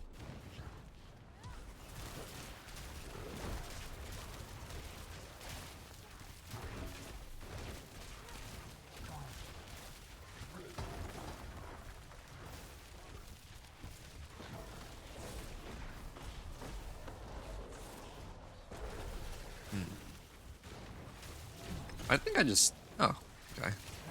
Yeah, boss power seems to be hitting for like 10 mil right now, even on the world boss, which is kind of nice.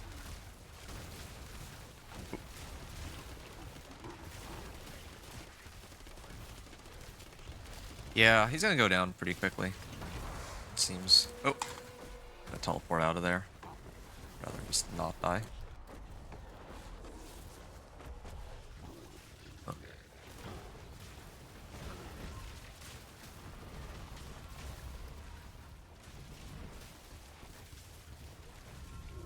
Okay.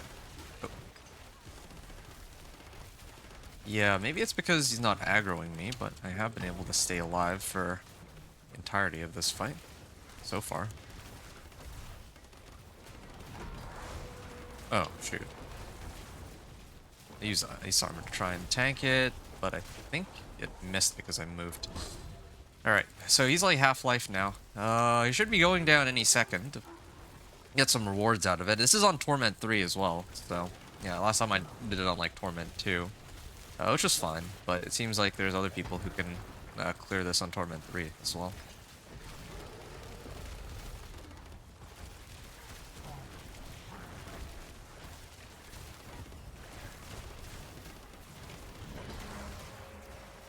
Yeah, let me get out of the way here.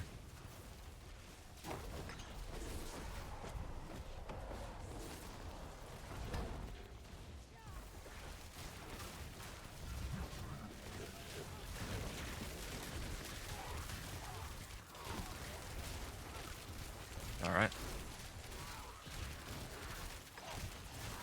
Ice Armor gives damage to Frozen, so I think that when he's staggered, it should give me more damage.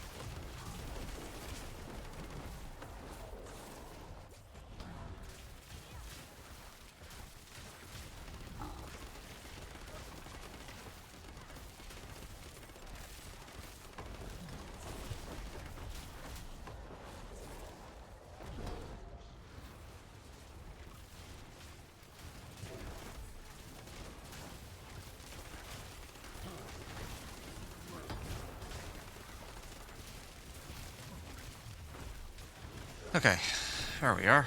That went, I guess just fine. I got Infernal Horde's Compass out of that. Okay, that's perfect then. Alright. That's nice and dandy. Thanks. I'm impressed. Thank you. Okay, so I got unique pants and... No, it's tacits, of course.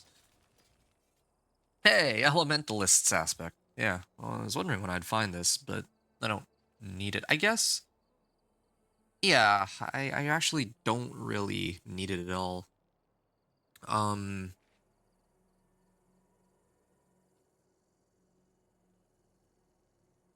Yeah, I think I'm okay. For the time being, at least. I have another Thal rune now.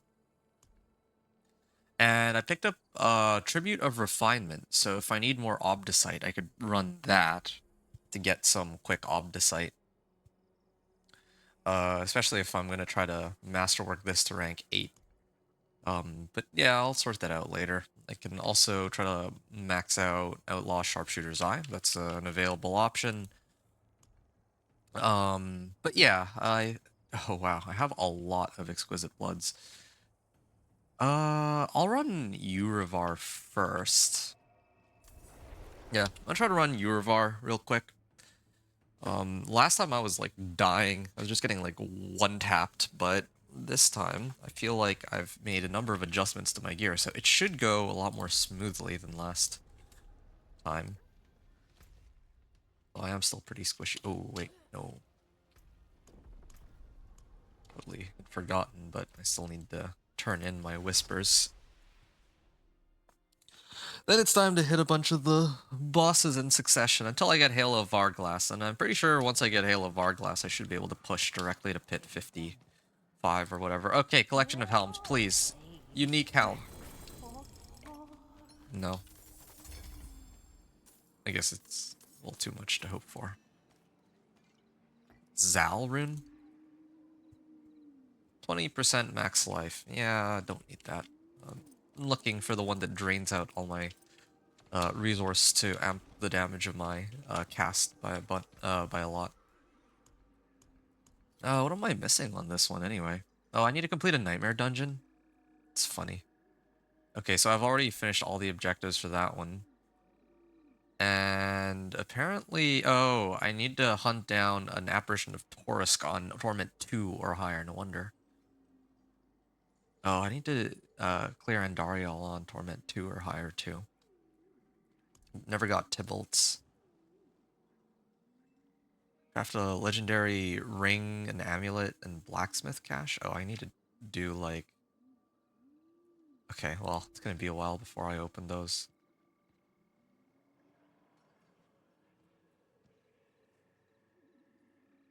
Alright.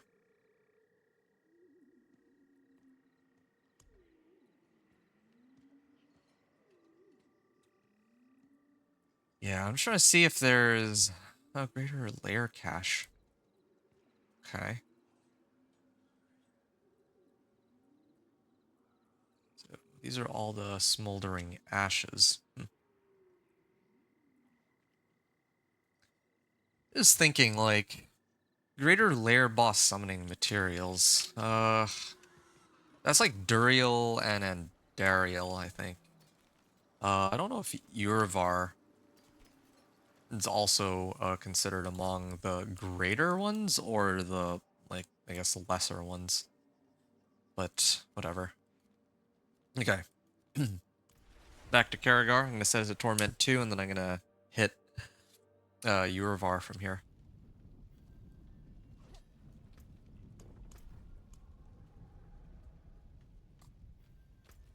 So, yeah, where's Urivar?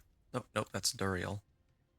Harbinger of Hatred. I can consider running that one, but I don't have any hearts on hand right now, but I can get some hearts by converting my Stygian stones. And then again, I think that might be a bit of a waste. I think it's okay, actually. Because those Stygian stones can only be used for Andariel or the Harbinger or Duriel. Actually, that means that this is probably like one of the lesser lair bosses, because if there's Harbinger, Duriel, and Dariel as the greater ones, and then Belial's Exalted, then yeah, I guess greater lair bosses would be one of the ones that I just mentioned. Yeah. So like I had mentioned before. Oh, they're actually starting to actually do damage now. Good. From the fires of hell to the glory of the heavens. Okay. Just sending your knights to die. Yeah, I was talking about like the Stygian stones. Like, I want to get those Stygian stones up. I want to get them converted into Harbinger of Hatred stuff, because I realized that I can only use them. I can only use them to spawn one of the big bosses anyway, or the greater bosses. I can't use it for this. There we go. Helm, please be Hail of Arglist. Oh, yes, it's here! I found it, finally. I finally found Hail of Varglass. Alright, yeah, okay. Alright, I don't want to waste the Whisper on the Harbinger, but I think I'm just gonna leave it. Okay.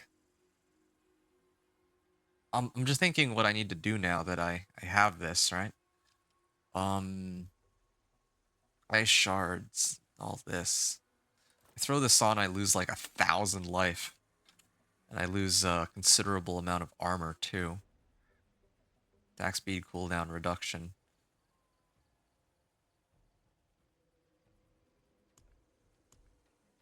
Ah, so it can drop from Urivar.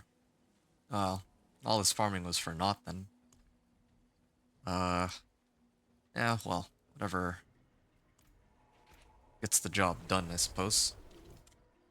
So, I have, like, no armor. I think that the only way I can fix this is, like, I have pants here, and I think I need to put Juggernaut's aspect on it. That's, like, the only way that I can fix my armor problem. Bright aura. Brighter soul. Yeah, I think this is fine. I lose out on Mind's Awakening, unfortunately, but this is, well, I mean, this is like a mandatory part of my build, right? So there's no way around it, really. Curthal. Into something exquisite. Yes, it's fine. Okay. Yeah, I did lose out on like a large chunk of life, though. I have no way to really compensate for that. But yeah, so here's the build, finally. First try today. I just needed a new day, I guess. And here we are. So, oh, and you know what else? I need to, masterwork this. I don't even care about, like, the rolls on this. Like, it would have been nice to get a better Hail of Varglass, but, More there than I thought. I mean, as long as I have the effect, I guess it's alright. So I'm just looking at this. 13.5k. My old one was 11.7, so this is now 13.5. And I'm gonna go and which pit tier did I do last? The last pit clear that I did was, oh, you know what I just realized? I'm on Torment 2. So if I set it down to Torment 3. Yeah, there we go. Ooh.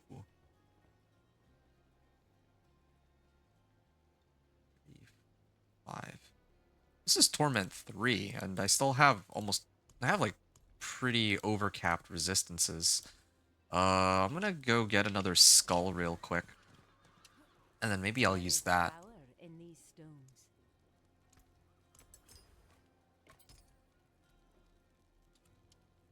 953 armor. Okay. Yeah, this is reasonable, I think. So, at 45 clear. Yeah, I guess I can attempt to clear pit 45.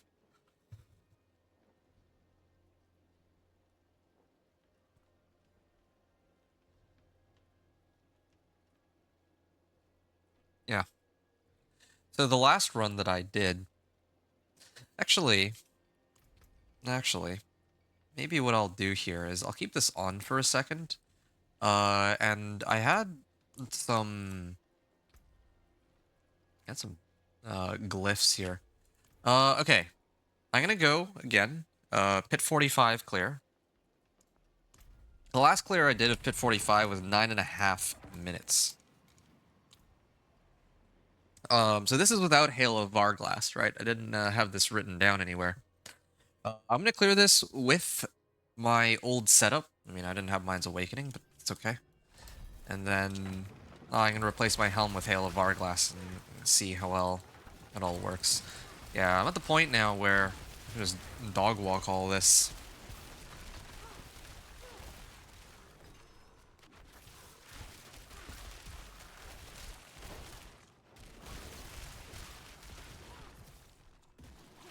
Alright.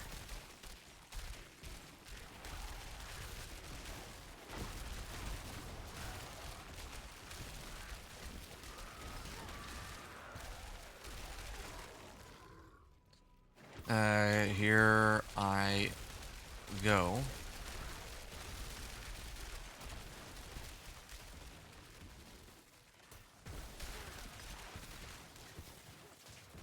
Ah, I might be done quicker than I thought. I'll probably switch over directly to the Dance of Knives rogue. Like, I will need to clip stuff and then upload my gameplay accordingly, but yeah, well, this is great. Just wish I could have gotten Hail of Varglass sooner. It would have saved me some time, I think, but it's not I mean, better late than never. I'm like 8 hours into my run now. Yeah. I'm actually excited for my next character, because my next character, I think I'm going to do Minion Necro. For the Minion Necro, I'm going to try to use that updated leveling method that I was talking about. Which is going to be like... Oh, there we go. Totally Shrine. Yeah, so with a Necro, I'm going to try to run like Hell Tides first and all that before I go into any of the seasonal content. Yeah, I think I'm gonna go right into Helltide for my Necro. I'm not gonna bother with any of the... even the reputation board stuff. I think I can get by without it, because how much reputation will I really be getting from running like the first 25 levels of Helltide, right?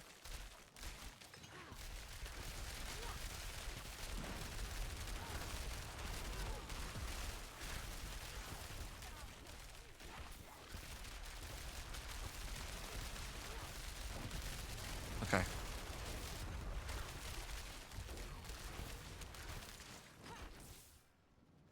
And it'll be convenient because whatever incursions I do, the Whispers, I can redeem those between like level 25 to 40, and that'll allow me to save a lot of time.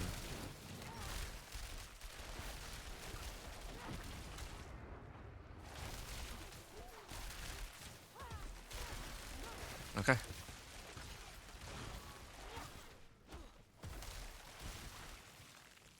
Yeah, I'm actually dog walking this now. I have to see how long it takes me to clear up at 50 after this.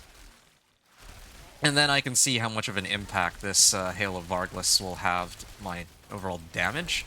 But I do worry about my survivability. I don't know where all this damage is coming from. The last time I tried to run this, I was at like... it was not this easy. Hello. Well done. I appreciate that. Farewell. Okay.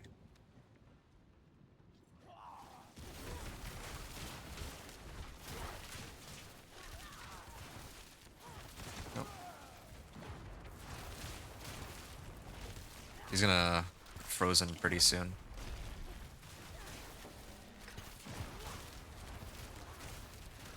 There we are. I should actually have activated this a while ago. To boost up my damage while he's staggered. Ouch. Well, at least he can't instantly kill me just yet. Oh, that can instantly kill me though, I think.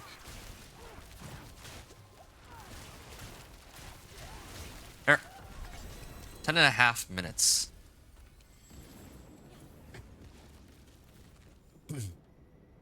10.5 minutes, and what did I even change here? I have rank 16 destruction glyph. Where is it? Here, I can just go here and yeah, I have rank 16 destruction glyph, and like a couple of other. Oh, you know what? I think I triggered the 8% extra damage on this. I think that's the difference. And I also grabbed elemental since the last time I was here. Yeah, so this is how long of the run am I at now? 818. So this is with 3 remaining destruction glyph. Four. I'm just gonna say 4 rank 15 glyphs active. So finally I have 2 glyphs that are rank 16. Yeah, for completion's sake here. And I don't know if I'll need to level this all the way up at all, but it's there if I need it. So in terms of materials, I have bundled herbs up the wazoo. I have 116 artificer's stones. So I can run as many of these as I want. And then even when I make whatever my next character will be, which I am expecting will be either Minion Necro or Dance of Knives Rogue. I'm thinking Minion Necro first just because I'm kind of tempted to save Dance of Knives Rogue for last just because of the I feel like they'll be quickest for the 1 to 60 part, and I want to experiment with like a winning strategy before I do the Dance of Knives Rogue. Which is kind of interesting. Minion Necro was going to be 4th, but I think I changed my mind on this one. All right. So that was Pit 45. Now the next one that I'm going to do is Pit 50. So I'm gonna do Pit 50, but for Pit 50, wait, hold on. Oh, I'm supposed to be going this way towards this glyph. I'm gonna take a moment to reattach Mind's Awakening. Oh, the reason I'm also so tanky, I just realized, is because I never took off Hail of Varglass. Yeah, I still have Hail of Varglass active. I still have my old helm, so no wonder I'm still so tanky. Oh, but you know what is missing here? I'm actually supposed to have Kurthul in my helmet. There we are. 523 Forgotten Souls. Nice. So I can freeze everything now. This should... Well, my last run was like 10.5 minutes remaining, so I kind of wonder if I had these, if it would have sped up the run any. Oh yeah, this is definitely a little tougher than the last run, I can tell. It'd be nice to have a way to like pull all these guys together, make things easier for myself.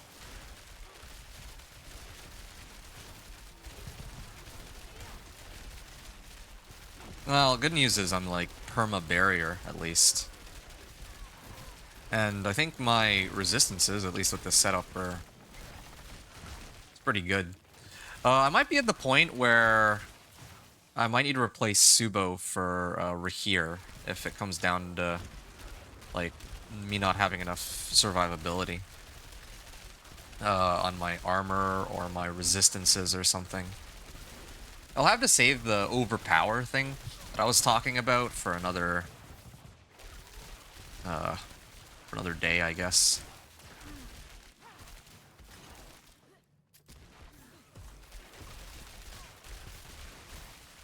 All right.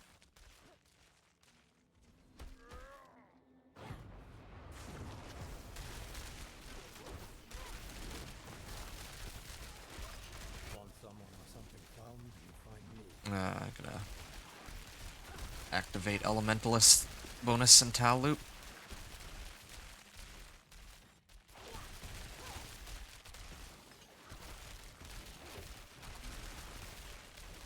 There's a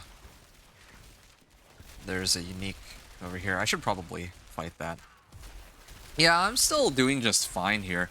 I actually do kind of wonder if I was already at the level of power required to take on Pit 55 at this rate. Yeah. Wasn't expecting this. Grigor's Lightning Square is also carrying pretty hard.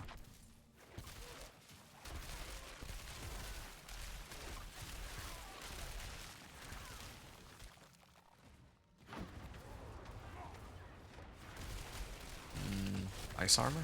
Sure.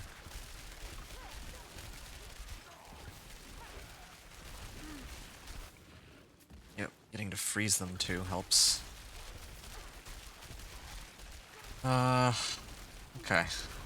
Yeah, I really do wonder. Maybe I spent all this time farming the, Hail of Varglass for nothing, but I do want to show Hail of Varglass in action, though, before I end this run. I guess that, like, it wouldn't make much sense for me to have done Ice Shards, without getting, like, the big unique for Ice Shards, right?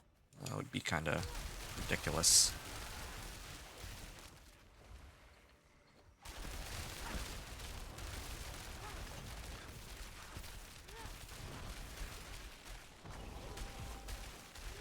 Alright, well, anyway. Gonna ice armor real quick.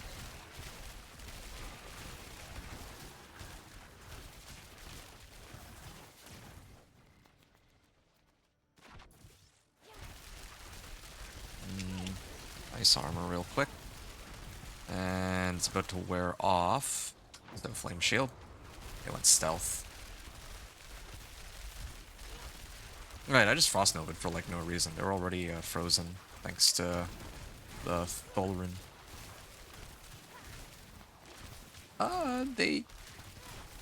Why is... Oh, Lightning Enchanted maybe? I was wondering why he's taking so long to die. Lightning Enchanted and Mortar, so only Ice Shards are really hurting him there. Alright. Yeah, well, my Frost Nova damages, or increases the damage to the monsters that I hit with it, so I guess there's an argument to be made for using it, even if some monsters are frozen. Okay, so this will be a good benchmark, I think, because I still have to fight the boss.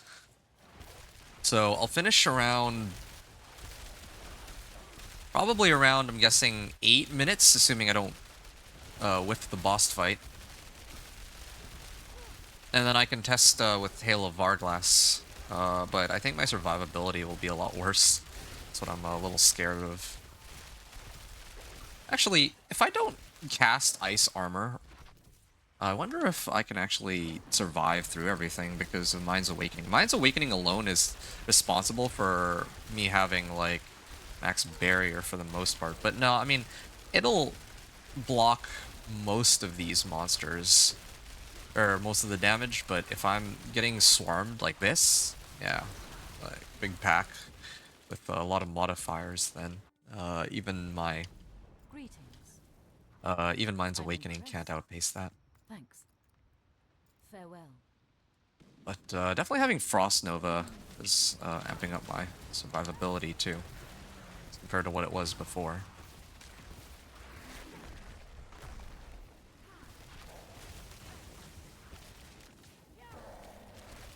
I'm gonna Ice Armor, try to do as much damage as I can here.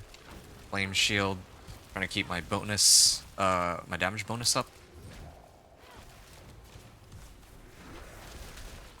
Okay, well, my Deep Freeze won't be coming back in time, but got a lot of value out of it. There. Oh, can hit him from a distance. Gonna Flame Shield. I've been keeping this active for the entire fight, so I think I mistimed that one. I'm not gonna be able to get my skills back in time. Well, if I had waited just a little bit, I could have gotten Deep Freeze back, but oh well.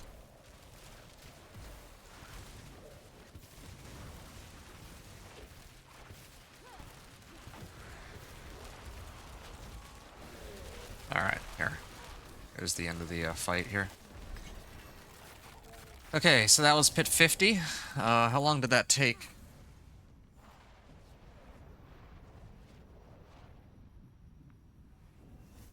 Uh, 8.5 minutes, I guess.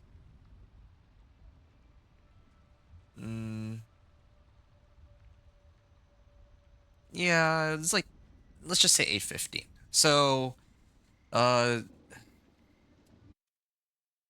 27.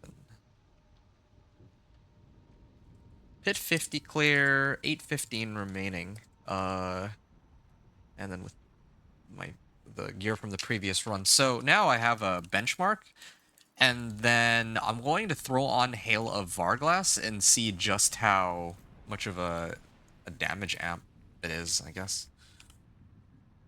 So, grade, and upgrade.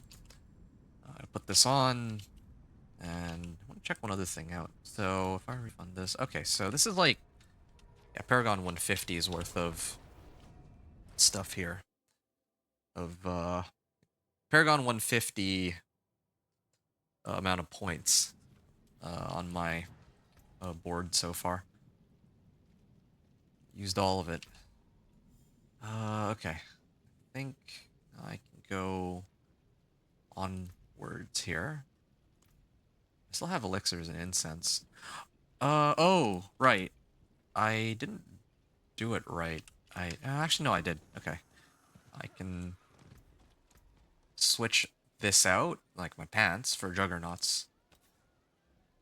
And now my armor is at the cap. Give it a go. I could actually replace these for... Well, actually, I don't think I have enough skulls. But anyway. Okay, I'm gonna try this. I'm at 5,400 life now. So I went down like 1,100 life for this. Let's see what happens. Oh, yes. That's... Yeah, that's the new Ice Shards unique right here. It's like a shotgun. But not... Oh, wow. That was like a 21 million crit overpower. Makes me excited for when I get this Banished Lord's Talisman up, but that's all I have to do for now.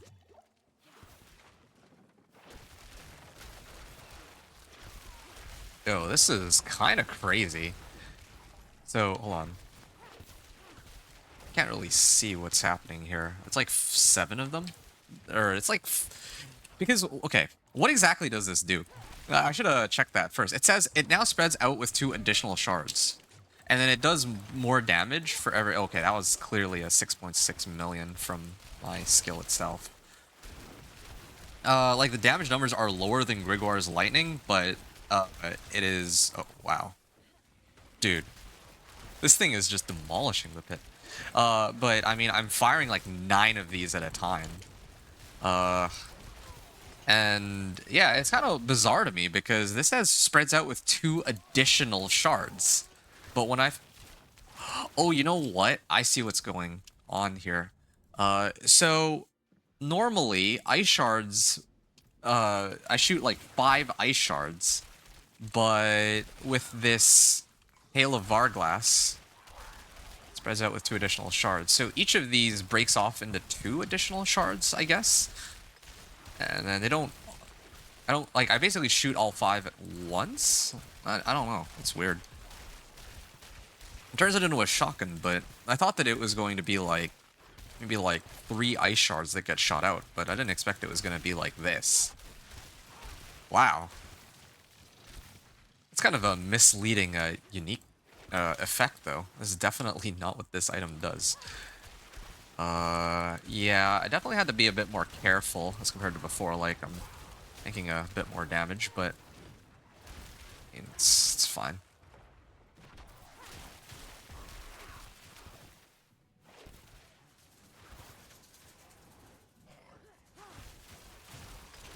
No. It popped my flame shield, so I wasn't able to activate my own flame shield to keep my damage bonus up.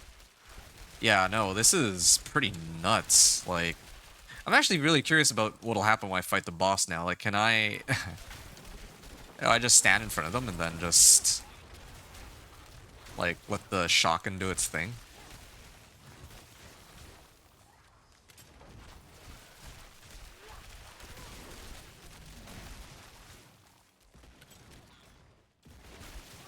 Ooh, yeah. Crit overpower, too. That's another thing. Like, if I can somehow get that going. But I don't think I'm going to get that going by the time I'm done this run. I think that that's too much work. I think that I want to get these crit overpower numbers up when... Like, I can replace Conceited for... Well, actually, I think my amulet, I'm just going to get rid of Edge Masters. Yeah, like, I can put on the Banished Lord's Talisman. Like, I have one in my stash that's got, like, got GA and everything, but I still need to work out the, how I'm going to drain out my resource. I think that's one of the biggest issues. Like, I can use Avarice's power, but then I don't have a way to really regenerate it. And then if I do, drain out my mana that way, and, like, basically, I don't know what I'm going to do about... I don't know how I'm going to, like, regen it. I don't know how I'm going to get max mana back.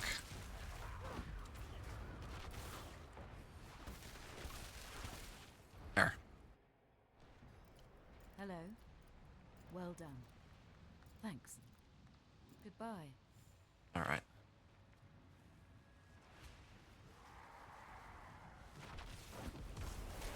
Okay, so I stand next to him, and then all of these go off at the same time. Wow, that's insane. It's also applying some chill, for sure.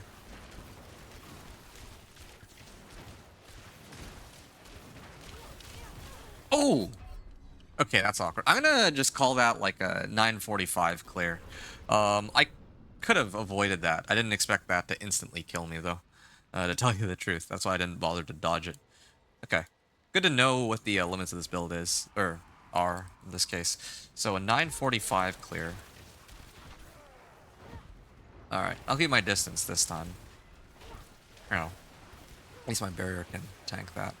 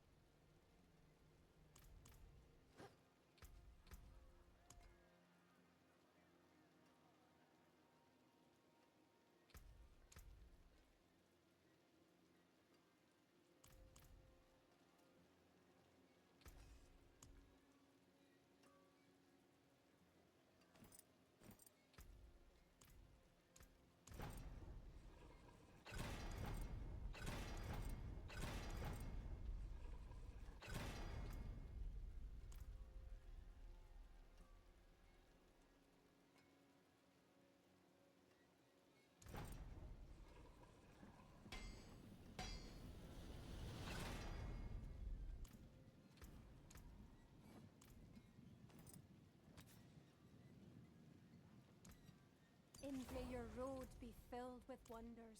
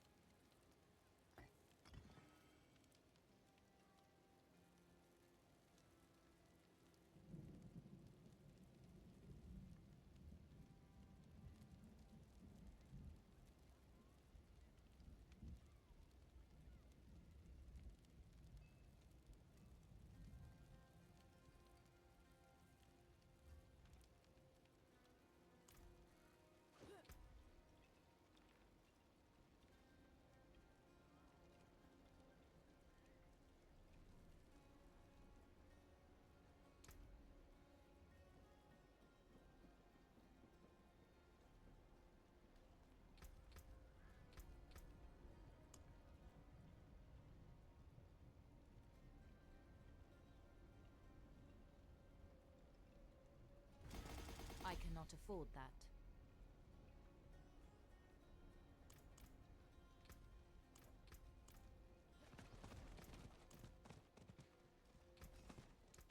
I'll keep my forge hot. Return soon.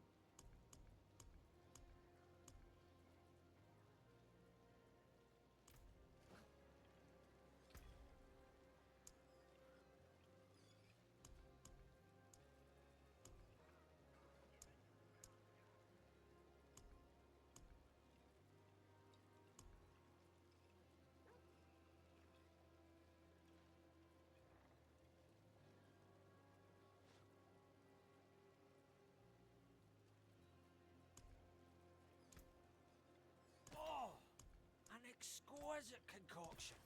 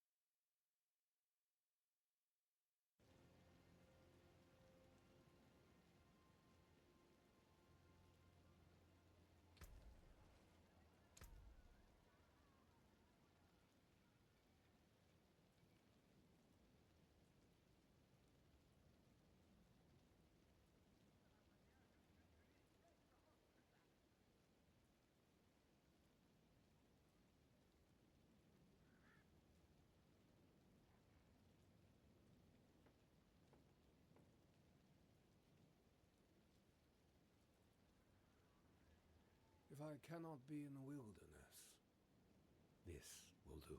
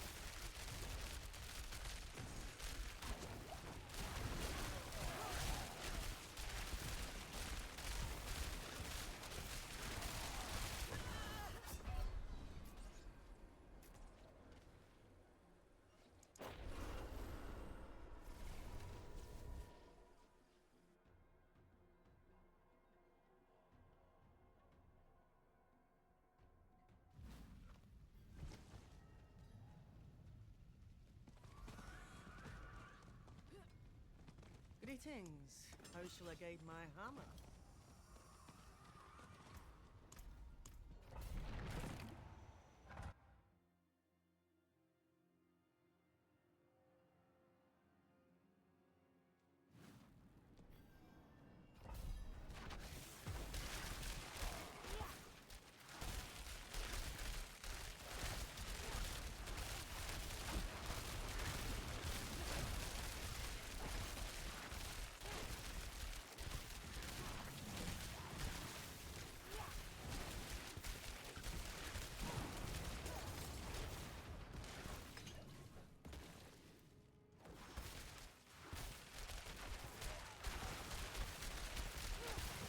Will be tested now.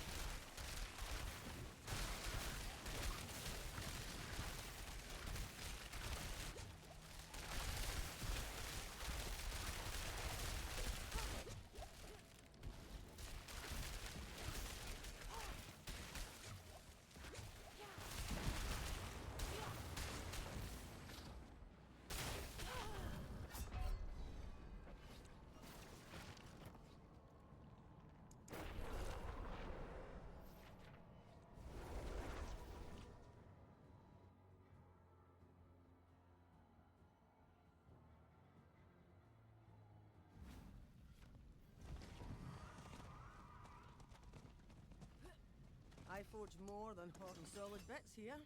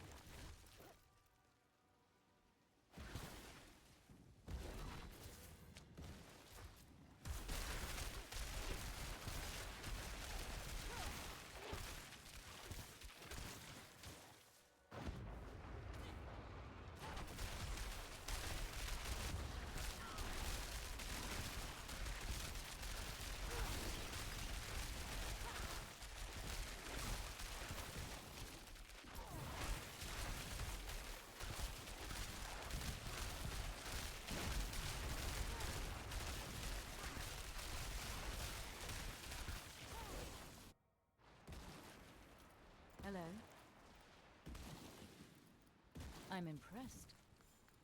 Thanks. Time for our roads to part.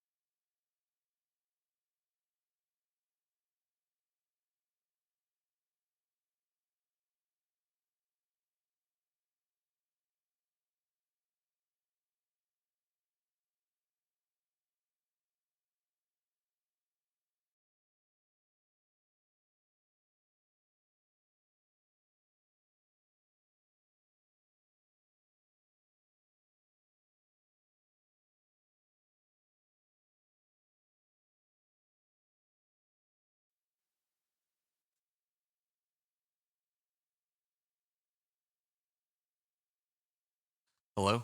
Hello? Can you hear me now? Riffraff? I think that should fix the problem here. Yeah, really sorry about that. Yeah, I was like talking into the void for the last like 5 minutes.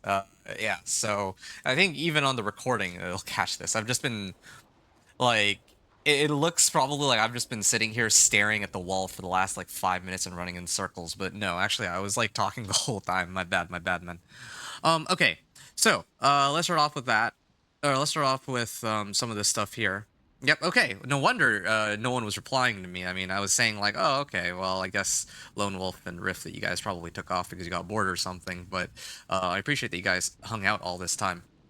So, going over, okay, let's see what you were saying earlier. You said that my druid appears to have shifted. Well, yeah, it's no longer a druid; it's a sorcerer now.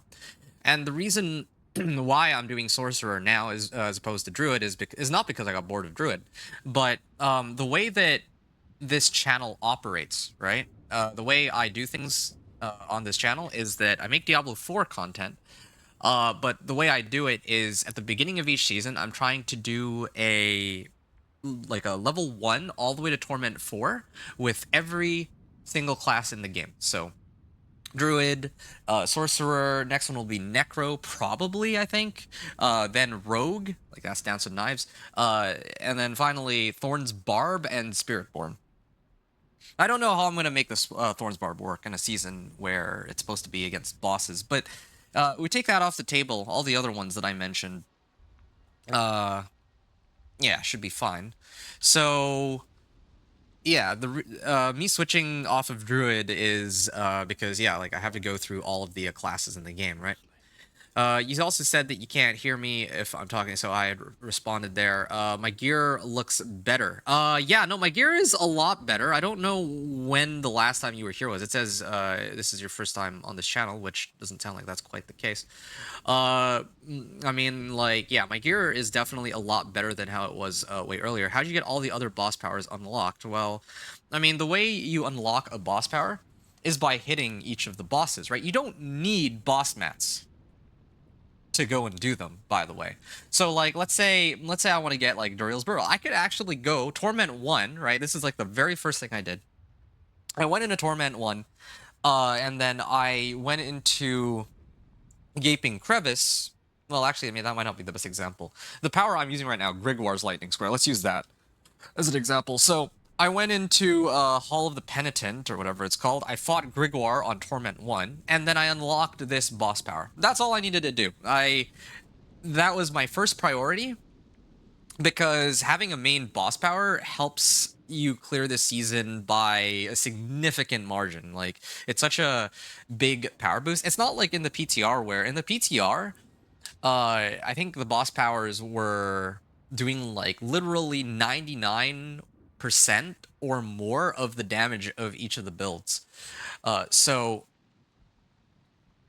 yeah, now this season it feels more like a 50-50 split. Maybe, well, I mean, like, the boss powers are still very strong, but if I took off the boss power, like, the build would still be pretty solid here. Not doing everything at T1. Yes, exactly.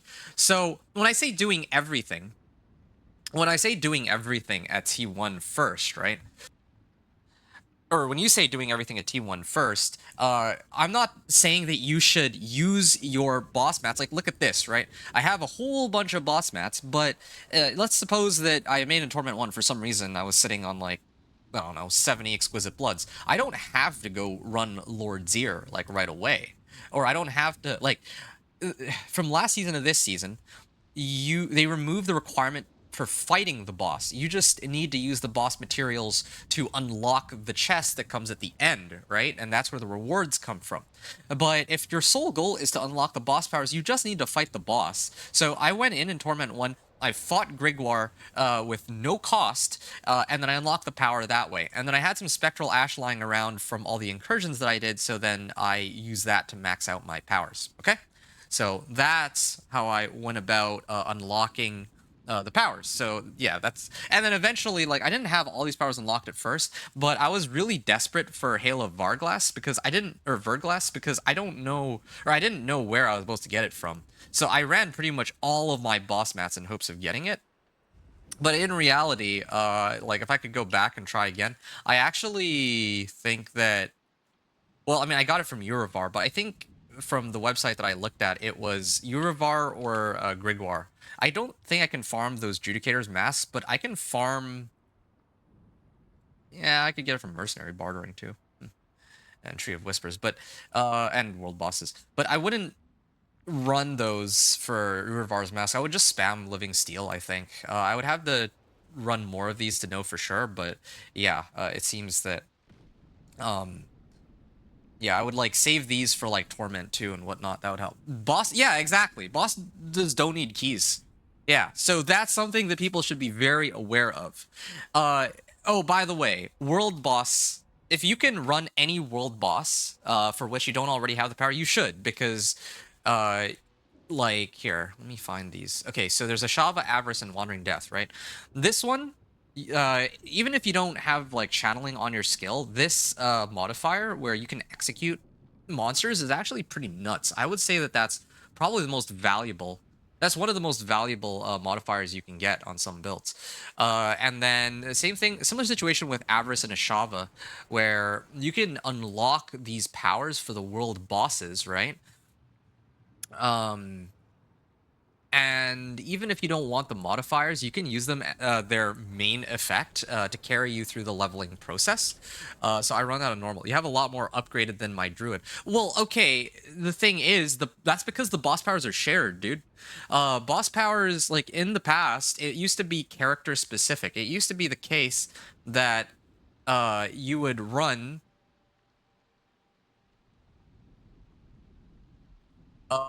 Yeah, it used to be the case that you would need to run a whole bunch of whatever the season zone is, right, in order to level each individual character's powers. But they've changed it since a while back. I think this was like last season or 2 seasons ago. No, it must have been last season because 2 seasons ago there were no powers, which actually was a very interesting season. But that's besides the point here. Let me see if I can kill Lair Boss on T1. Yeah, please do.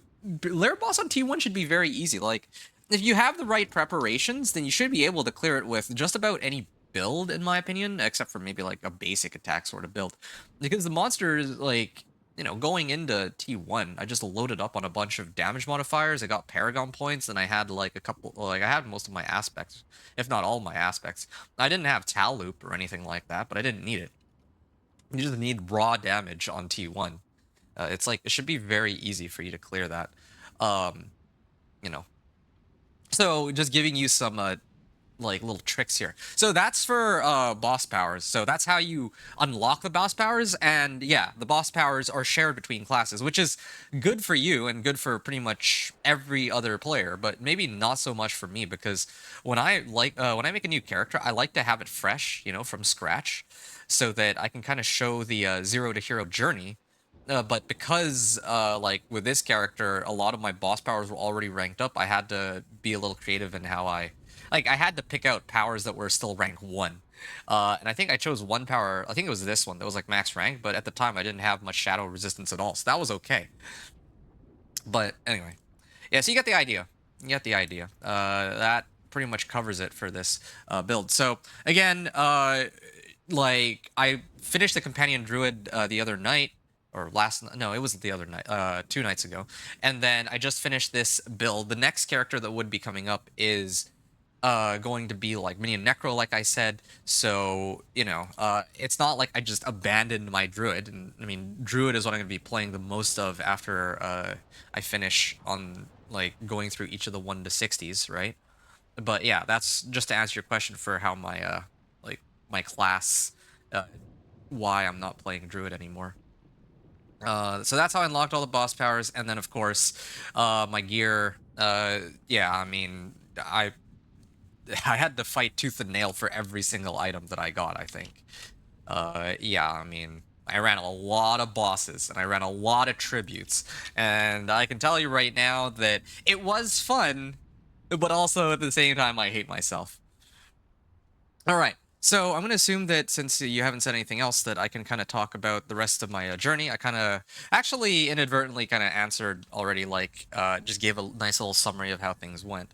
Did you have any other questions, Riff Raffamon? I kind of wanted to take a maybe like a 1 hour break in a little bit just to kind of upload the gameplay of my Ice Shards Sorcerer, and then after I upload it, then I'm actually going to begin my next run. It's going to be for the minion necro. I'll be streaming again in like I said, 1 hour. So a little over an hour probably. So Hail of Varglass, Raiment, those in memories. Yeah, okay. I'm not gonna go over every individual piece of gear. So yeah, Torment, or level 1 to level 60, that leveling journey, just to recap, I opened up by freeing up the reputation board, and then I just spammed incursions all the way from 1 to 60, I think. I don't think I really did much of anything else, aside from the occasional world boss, whatever. But I would say that in some ways, that was a decent leveling method, but not the best. I still think that if you're trying to the speed blitz 1 to 60 without getting outside assistance, the way to go would be you run Hell Tides, right, on normal mode, and then like at the start of the hour, and then you get as much aberrant or as many aberrant cinders as you can from like the first minute of the hour all the way to like let's say 45 minutes in to the Hell Tide, basically when you have like 10 minutes remaining. Then you switch the difficulty to Penitent, and then you start hitting the chests one by one. That's what I would recommend if you're going to level. I think that would speed things up a bit more. But with regards to the build itself, like your boss powers won't be as strong, but it'll save you a lot of time on the 1 to 60, and then you can grind out your boss powers on the incursions and torments, which the higher up in difficulty you go, the more spectral ash you get, right? And you're going to be hitting bosses, which also give you spectral ash. And if you come across a Belial, he gives you like 1,000 spectral ash. So, and you can only get Belial to show up on Torment, so you should get into Torment ASAP. Anyway, so with regards to gear and how strong my Ice Shards Sorcerer was, I spent the majority of my time on normal and hard, right? From 1 to 50, I pretty much exclusively only ran normal and hard. I would say that running incursions on normal is the way to go, so that, like, at least with this build, because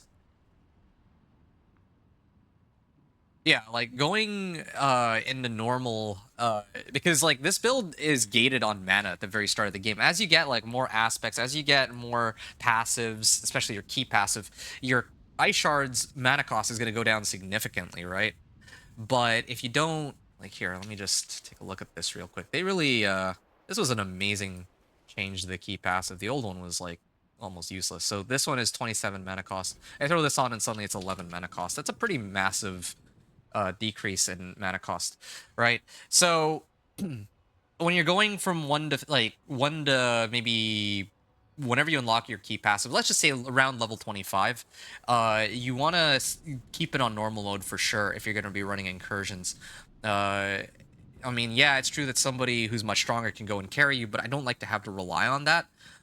So then after that, after you unlock your key passive, then you could, and I'm assuming that by that point you have some aspects and rare equipment that you can temper for damage, then you can comfortably clear hard. And then I would probably stay in hard.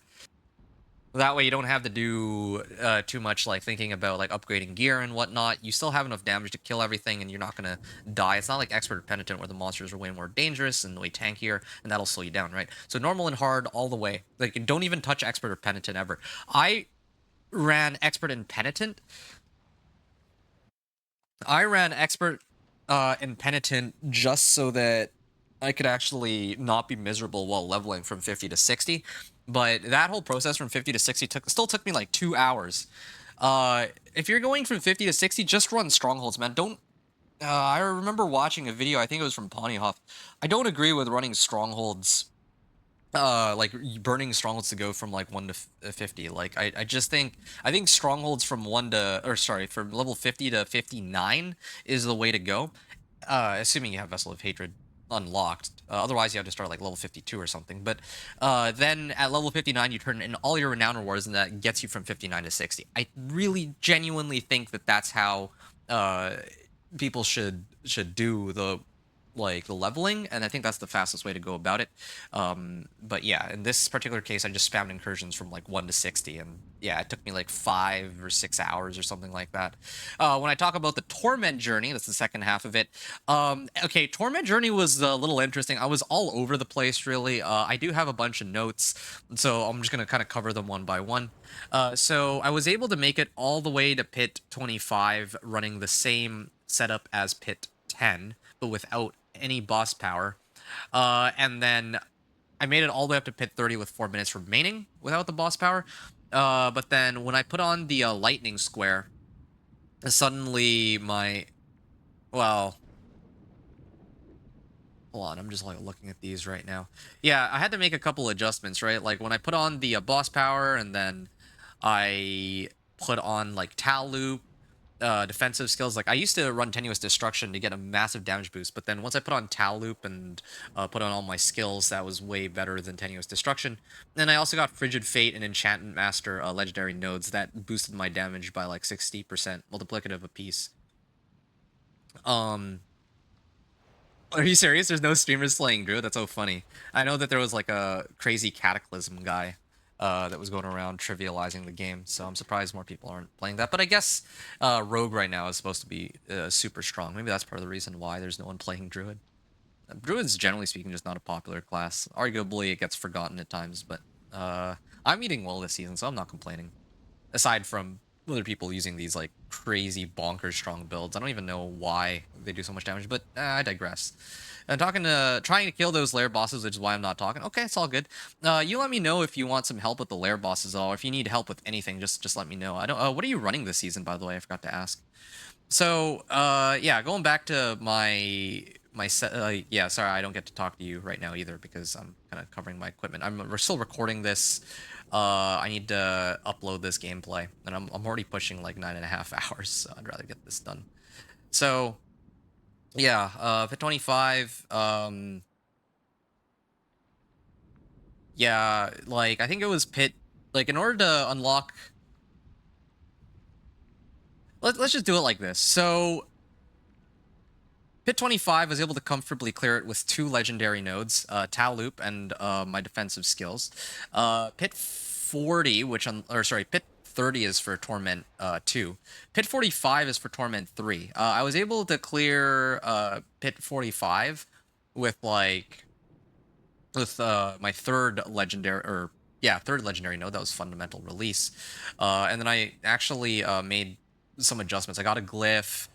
I got like CSC gloves, an ancestral weapon, an amulet, and so on. So that was that. And then to unlock pit 55, I needed, of course, Hail of Varglass. That was the big one. But what I also did was I got rank 46 Destruction Glyph and 4 rank 15 plus glyphs active in total. So you can see here I have like Eliminator, Elementalist, and Unleash. I have Tactician in the works. And then I also added my last legendary node, that was Icefall. So we're here looking at 183 Paragon points spent. In my case right now, that totals up to about Paragon 150 or so. So that's basically my Torment 1 to Torment 4 journey, TLDR, in like, 1 minute recap. Of course, there's a lot more to it than that, but I might talk about that in a separate video, or at least I'll talk more about how my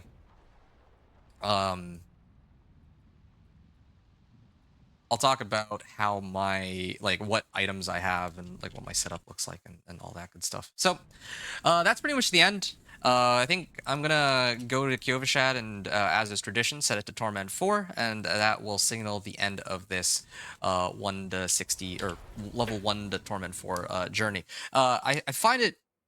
I should point out one more time, or I have to reiterate, that the reason why it took me so long to get through all the way to Torment 4 is partly because Hail of Varglass was like the very last thing that I found. I did everything before Hail of Varglass, including masterworking and including leveling glyphs. Otherwise, I think I would have been done many hours ago, because I spent a great deal of time farming bosses just to get a chance at this one item, and there was no information that I was able to find at the time to figure out where to find Hail of Varglass. Not that it would have mattered, really, I don't think, because I did spam Grigwar and Uravar, and I was having not very much luck with that. Okay. Yeah, when we come back, it'll be with the minion Necro. So hopefully you all enjoyed the run. Yeah. Appreciate y'all tuning in. Thanks everyone for watching. Adventure out.